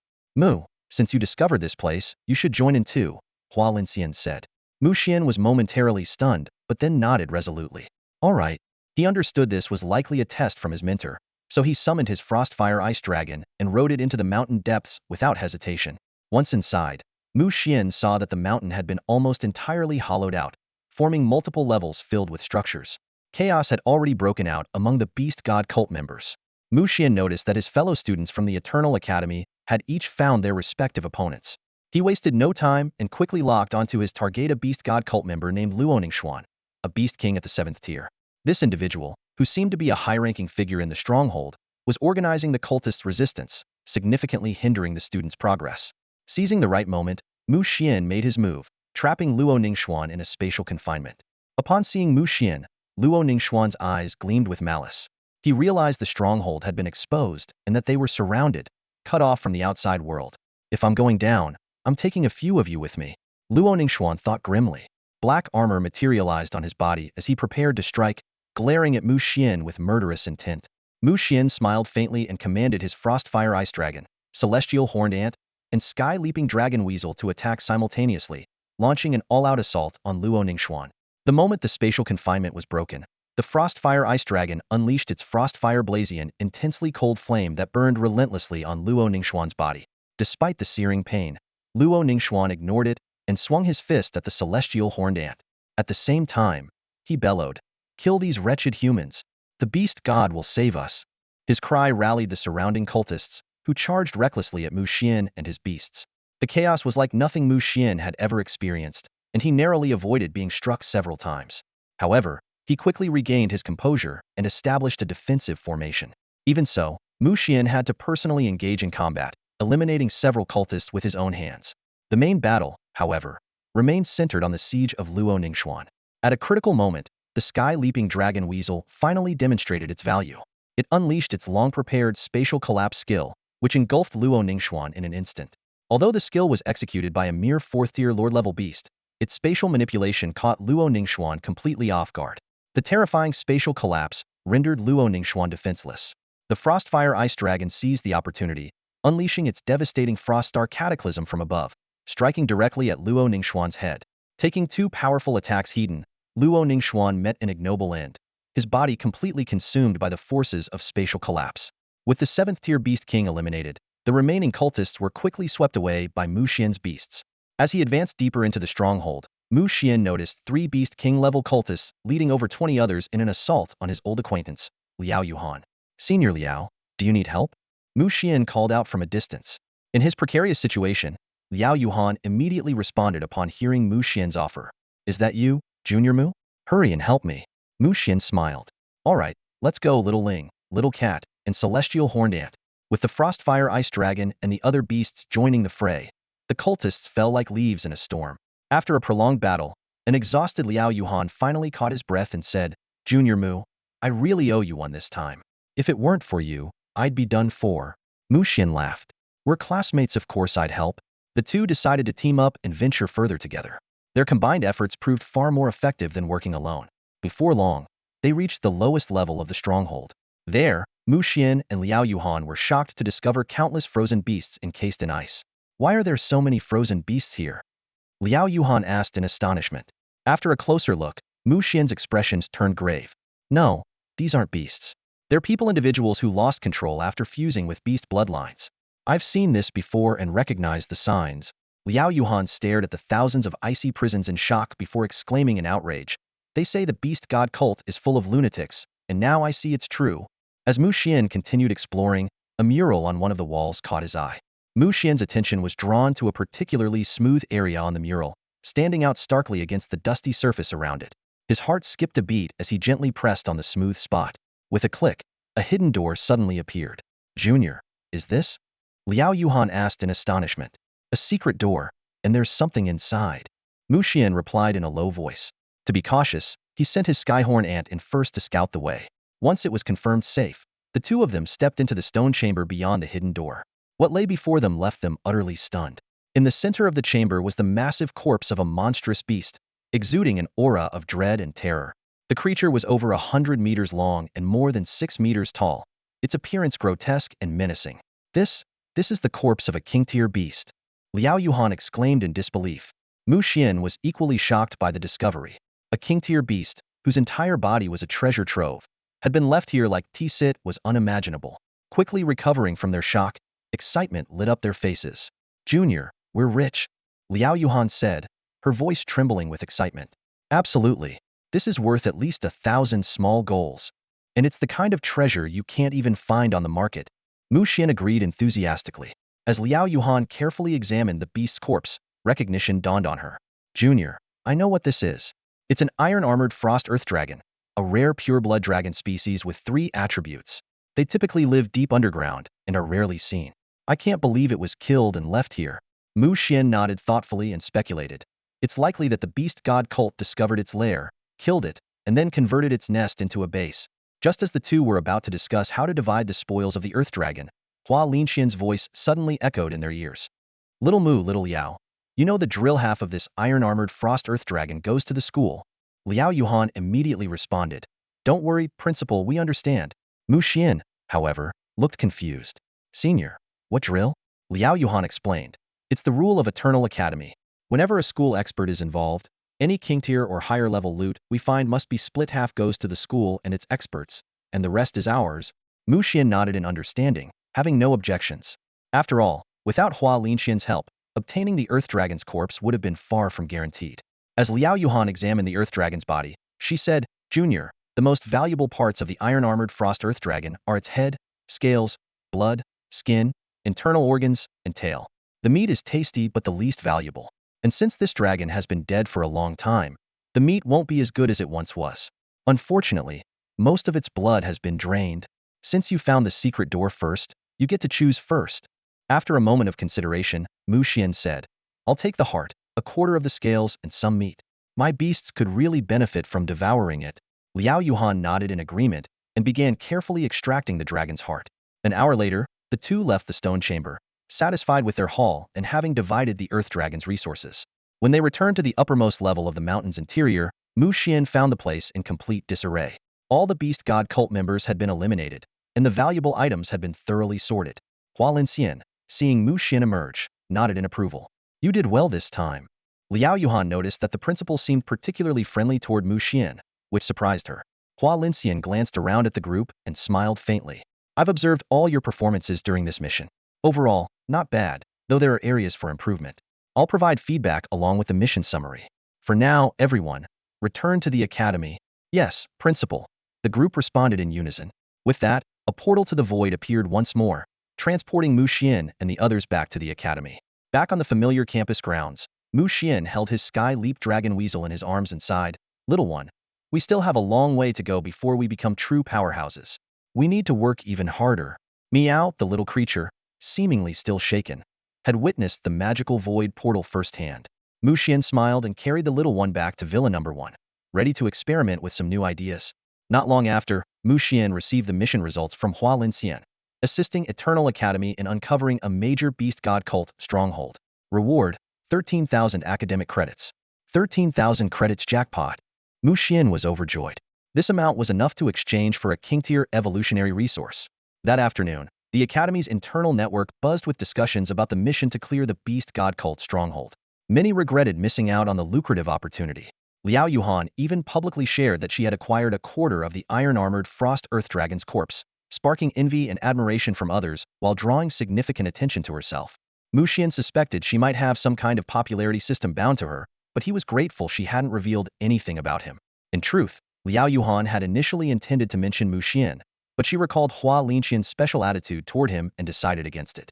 Meanwhile, in the underground chamber of Villa Number 1, Mu Xian stared at a small vial of silvery blood, lost in thought. All this time, I've been using these bloodlines as evolutionary resources.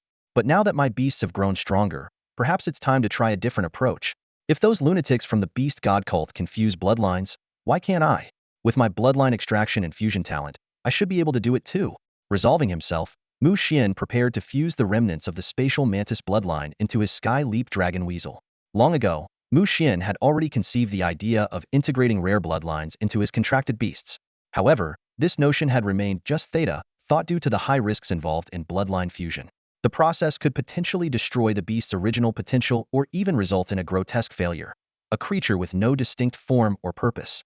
The dangers of bloodline fusion were well known, especially when lower-tier creatures attempted to merge with higher-tier bloodlines.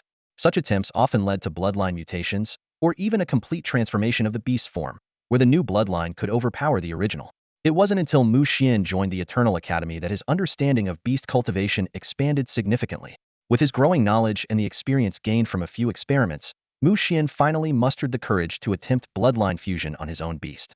"Little cat, sit still and don't move," Mu Xian said softly to the sky-leaping dragon weasel as he carefully held a vial containing the incomplete spatial mantis bloodline. Without hesitation, he activated his bloodline fusion talent. In an instant, the silver bloodline flowed like liquid into the body of the sky-leaping dragon weasel, triggering a violent surge of spatial energy. Mu Xian calculated internally, this spatial mantis bloodline has limited potential, capped at the Beast King level, and it's incomplete.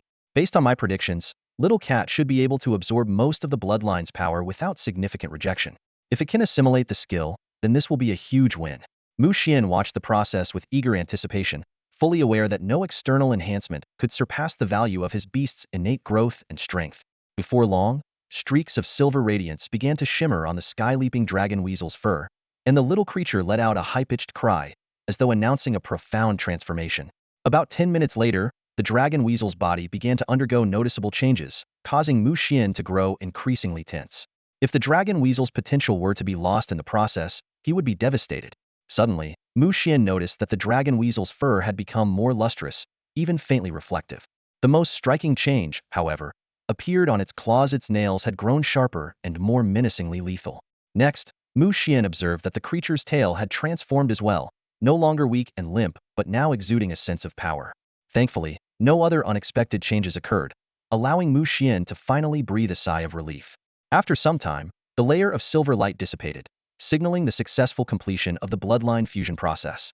Unable to contain his excitement, Mu Xian immediately checked the Sky-Leaping Dragon Weasel's status panel. Sky-Leaping Dragon Weasel. Type: Spatial Dragon Weasel. Rank: Lord, Level 4. Bloodline: Subancestral. Quality: Extraordinary. Innate ability: Spatial Slash.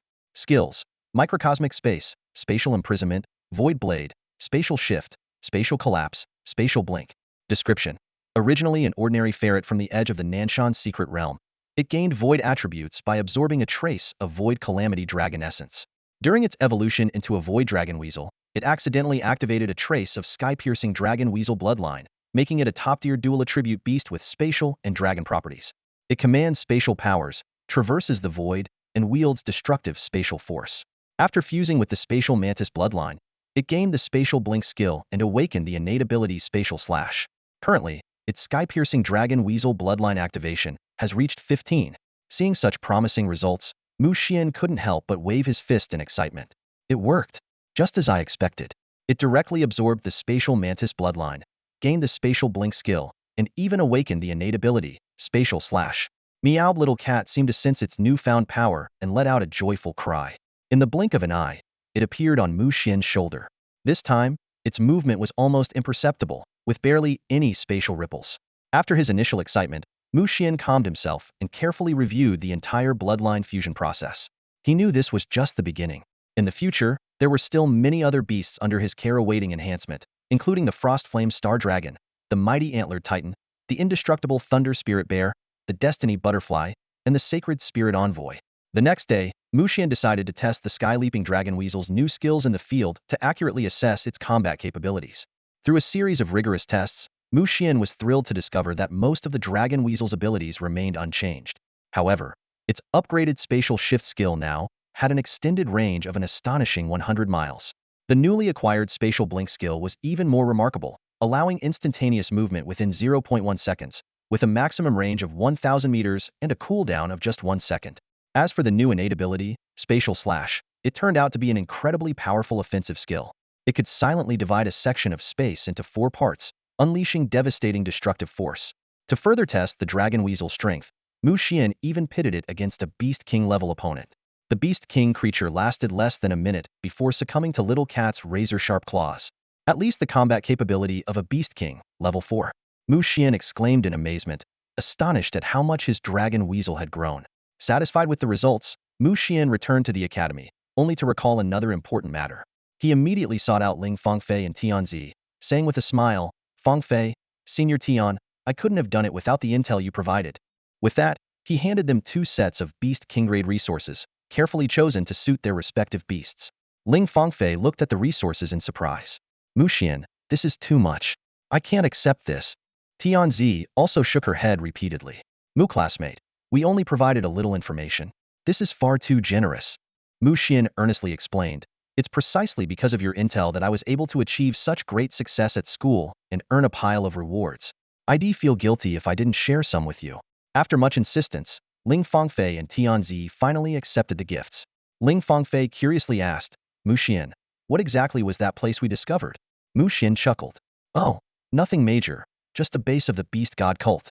We not only captured a King-level expert from their ranks, but also eliminated over 10 Beast King-level elites. It was a resounding success." The King-level expert, Ling Fangfei gasped, her face filled with shock and a hint of lingering fear. Mu Xian then turned to Ling Fangfei and asked, "Fangfei, what brought you to West Capital all of a sudden?" Ling Fangfei explained, "I was here on a mission, but I didn't expect to encounter danger." Thinking back, it still gives me chills. Mu Xian couldn't help but speculate that Ling Fangfei's mission might be related to the mysterious organization she belonged to. He still remembered her previous warning to be cautious during the national exams. After spending some time exploring West Capital with Ling Fangfei and Tianzi, Mu Xian returned to his private villa, ready to enter seclusion for training. However, just as he was about to begin, a booming voice echoed from outside the villa. "Mu Xian, I challenge you. Come out and face me." Raising an eyebrow, Mu Xian thought to himself, "So it's my turn to be challenged, huh? Let's see who's bold enough to provoke me." Mu Xian pushed open the door, and the scene before him made him blink in surprise. Standing outside his villa number 1 was an unfamiliar student, but what was even more shocking was the magnificent, elegant creature by his side. At first glance, it bore an uncanny resemblance to the legendary Phoenix. Upon closer inspection, Mu Xian realized the truth. It wasn't a true phoenix, but a rare beast known as the sea foam bird. This creature carried a trace of phoenix bloodline and resembled the mythical bird in appearance, hence its name. According to legend, the sea foam bird favored perching on parasol trees where phoenixes once rested, absorbing the residual aura of the divine beast. Mu Xian silently analyzed the sea foam bird's attributes: fire type and flying type, Beast King Tier 2 bloodline, and Beast King level quality. It also possessed several extraordinary skills: Phoenix Divine Flame, Sacred Flame Strike, Flame Revival, Heavenly Flame Domain, and Phoenix Majesty. As Mu Xian marveled inwardly, the unfamiliar student suddenly spoke, his voice brimming with confidence. Mu Xian, my name is Chen Tingbo. I challenge you. With his hands clasped behind his back, Chen Tingbo continued boastfully, I want everyone to know that I, Chen Tingbo, am no weaker than anyone. Mu Xian chuckled softly, instantly understanding the situation. This guy had likely stumbled upon incredible luck, acquiring a sea foam bird, and now sought to flaunt his newfound power. As it turned out, Mu Xian was almost entirely correct. Chen Tingbo had indeed discovered the sea foam bird during a recent expedition. After training it to Beast King level, he learned about Mu Xian's feats on the internal network and convinced himself he was capable of defeating him. Without saying much, Mu Xian simply raised his hand. In an instant, his Ice Ember Frost Star Dragon appeared before him. Xiaoling, it's your turn, Mu Xian said calmly. Rest assured, Master. I won't tarnish your reputation, the Ice Ember Frost Star Dragon replied confidently. The battle began immediately. To be fair, the sea foam bird was undeniably powerful, a top-tier beast. Even Han Yuan's Radiant Sun Dragon Turtle might not have had an easy time against it. However, Chen Tingbo had clearly chosen the wrong opponent.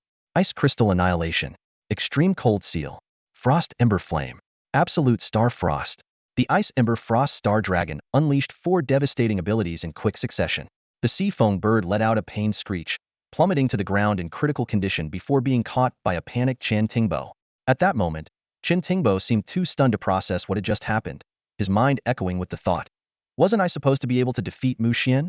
Mu Xian gazed calmly at his disheveled opponent and said indifferently, young man, don't overreach. The remark nearly caused Chen Tingbo to spit blood in frustration. He fumed internally. What nonsense! I've been here a year longer than you. The challenge ended in a decisive victory for Mu Xian. Shortly after, someone posted the entire event on the internal network.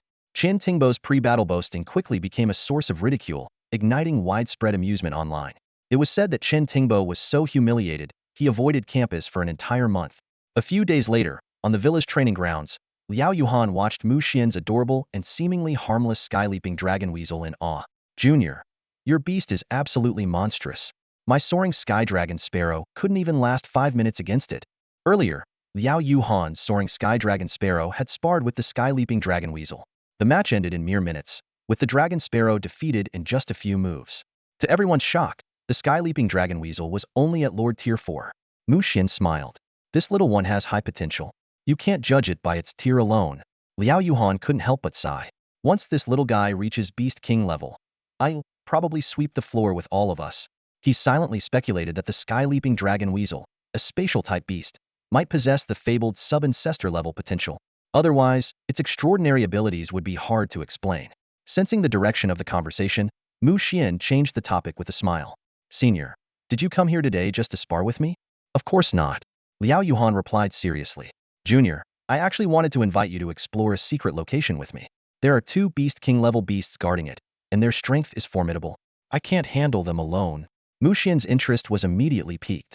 After all, if even Liao Yuhan, whose soaring sky dragon sparrow excelled in traversing voids, couldn't handle the location but still had his sights set on it, it must be extraordinary. As expected, Liao Yuhan explained, that place is home to a 7-colored mystic dragon fruit tree, a top-tier treasure. It's incredibly beneficial for dragon-type beasts, capable of purifying their bloodlines and enhancing their talents. It's a priceless resource. Unfortunately, 2 Beast King Tier 9 flood dragons guard the tree. I've tried several times, but couldn't get even a single fruit. That's why I came to you for help. 7-colored mystic dragon fruit? Mu Xian's eyes lit up. This was a treasure among Beast King level resources, especially valuable for dragon-type beasts. Such an opportunity was not something Mu Xian would pass up. 2 Beast King Tier 9 flood dragons? Mu Xian pondered briefly. Given his strength, dealing with 2 Beast King Tier 9 beasts shouldn't be too challenging, especially since their goal was to snatch the fruit, not eliminate the dragons. Senior, count me in. Mu Xian agreed enthusiastically. Liao Yuhan was overjoyed. Great. With our combined strength, were sure to secure a few seven-colored mystic dragon fruits.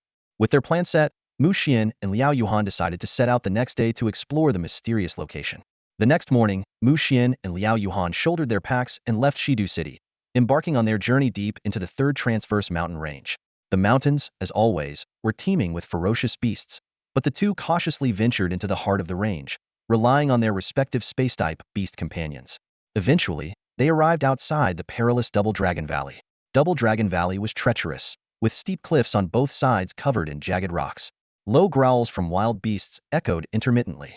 The valley floor was shrouded in miasma and swirling white mist, where the faint silhouettes of various beasts could be seen moving about.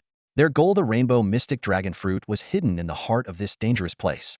To avoid alerting the beasts, the pair planned to traverse the void and teleport directly to the rainbow mystic dragon fruit tree. However, the real challenge lay in the two Tier 9 Beast King flood dragons guarding the tree. Liao Yuhan's expression grew serious as he murmured, "Junior, are you ready?" Mu Xian's lips curved into a confident smile as he replied, "No need to worry, senior. This time, we'll succeed for sure." As he spoke, he summoned Jiming Butterfly and the Holy Spirit Mage. "Little Butterfly, Spirit Mage, cast Fortune Shroud and Holy Protection on us." Although both had already taken antidote pills, Mu Xian wasn't one to leave things to chance. Jiming Butterfly's wings quivered, scattering specks of golden light that enveloped their bodies, while the Holy Spirit Mage waved her staff, summoning a warm, radiant glow over the two. Watching this scene, Liao Yuhan widened his eyes in astonishment. "This is..." Mu Xian responded with a calm smile. Two support-hype beast companions. Liao Yuhan was momentarily rendered speechless, marveling inwardly. Is this guy even human? With so many beast companions, just how powerful is his spiritual energy? As the two skills were successfully cast, Mu Xian felt an intangible force empowering him, filling him with renewed confidence. Suddenly, Liao Yuhan gave a low shout. "Let's go." His sky-soaring dragonfinch spread its wings and vanished in an instant, carrying its master straight into the depths of Double Dragon Valley. Seeing this, Mu Xian didn't hesitate. He called out, "Little cat, follow them." Meow, with a soft cry, Mu Xian's figure disappeared from where he stood. In the mist-laden depths of the Twin Dragon Valley, a radiant seven-colored fruit tree stood quietly. 7 fruits hung from its crown, each glowing with a brilliant hue of red, orange, yellow, green, cyan, blue, and violet, shimmering dazzlingly. Beneath the tree, 2 colossal serpentine flood dragons, each measuring 18 meters in length, coiled around its trunk, their scales gleaming with vivid colors. With every breath they took, swirls of 7-colored mist were drawn into their bodies. Suddenly, the dragons snapped their eyes open, their gazes sharp and filled with fury as they stared beneath the tree. In an instant, 2 figures appeared: Liao Yuhan and his beast companion, the sky-soaring dragon sparrow. Moments later, the air rippled again, and Mu Xian arrived with his void-leaping dragon weasel. Mu Xian quickly surveyed the surroundings and summoned all of his beasts. At that moment, his gaze fell on the information panel of their foes. 7-colored miasma flood dragon. Classification: Domain type poison type, sub-dragon type. Rank: Beast King, level 9 bloodline. Quality: Beast King grade. Skills: Venomous Splash, Dragon Tail Sweep, Dragon's Intimidation. 7-colored miasma, miasma dragon domain. Description: The guardian beasts of the 7-colored mystic dragon fruit tree mutated into domain-type miasma flood dragons after absorbing the tree's power over time. They are just one step away from fully transforming into true dragons. Both dragons share the exact same attributes, leaving Mu Xian astonished. Domain type, poison type, sub-dragon type. There were 2 of them. It was a nightmare-level challenge. The miasma domain alone was a death trap for any intruder. As long as the dragons suppressed their opponents within the domain, victory was almost guaranteed. No wonder Liao Yuhan failed several times and had to share this with me, Mu Xian thought, nodding to himself before relaying the situation to his Frost Star Dragon. "Junior, we each take 1 dragon and hold them off, then send our beasts to snatch the 7-colored mystic dragon fruits," Liao Yuhan shouted. Mu Xian was about to agree when he noticed something unusual about the 7-colored mystic dragon fruit tree itself. It also had an information panel. He immediately warned, "Senior, be careful. This 7-colored mystic dragon fruit tree isn't just a spirit plant. It 7-colored mystic dragon fruit tree. Classification: Nature type, dragon type, plant type. Rank: Beast King, level 9 bloodline. Quality: Beast King grade. Skills: Earth Absorption, Dragon Lash, Fruit Cultivation, Clone Summon, Nature Domain. Description: A plant beast mutated after absorbing fragments of the 7 mystic sky mirror. It controls the 2 flood dragons as guardians and hides its true nature. Before Mu Xian could finish his sentence, the two miasma flood dragons launched their attack. They unleashed their miasma dragon domain, instantly enveloping a radius of a kilometer in a swirl of seven-colored light, spreading an overwhelming sense of nausea. Damn it! The miasma dragon domain is a fusion skill. Mu Xian cursed as the two streams of seven-colored light merged into one cohesive force. These two miasma flood dragons are absolutely disgusting. With the domain activated, the two dragons lunged toward Mu Xian and Liao Yuhan, their poisonous aura spreading wildly and making Mu Xian's head spin.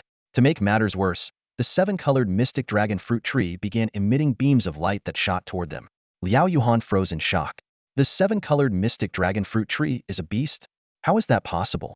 He was stunned because mystic dragon fruit trees were typically unconscious spirit plants, not classified as beasts. Yet this one was a plant-type beast, a revelation that defied common sense. Mu Xian, however, wasn't surprised to had already seen the information. The beams of light from the tree struck the ground and transformed into humanoid tree-like creatures. Xiao Ling, hold off one of the flood dragons. Xiao Mao, stay hidden in the void and seize the seven-colored mystic dragon fruits. Skyhorn Ant, deal with the tree clones. Spirit Mage, keep an eye on everyone and remove any negative effects. Mu Xian gave rapid instructions as he charged toward one of the tree clones.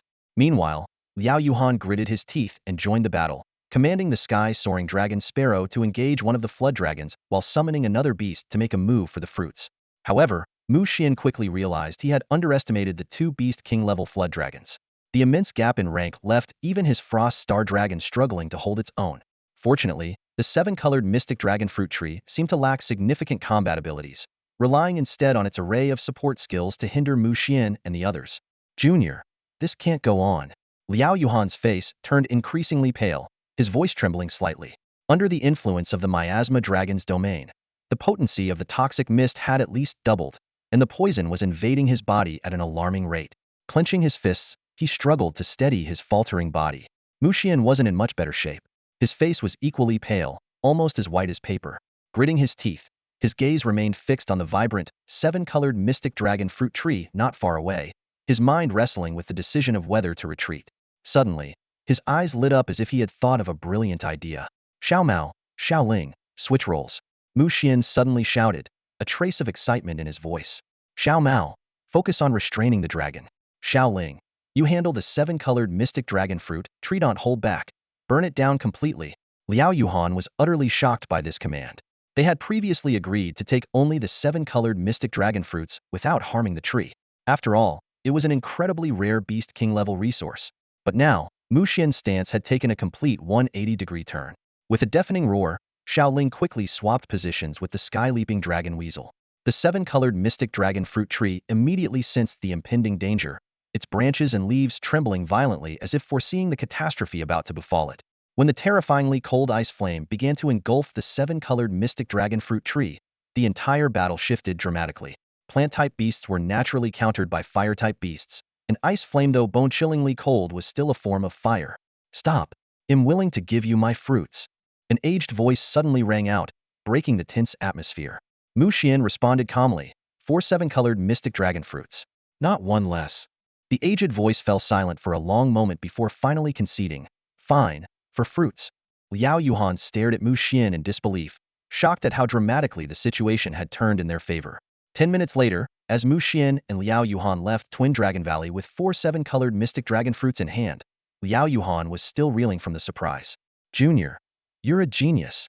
How did you come up with the idea to directly attack the seven-colored mystic dragon fruit tree? Mu Xian gave a faint smile and replied nonchalantly, just a guess. Of course, he wasn't about to reveal that this insight came from his cheat-like ability.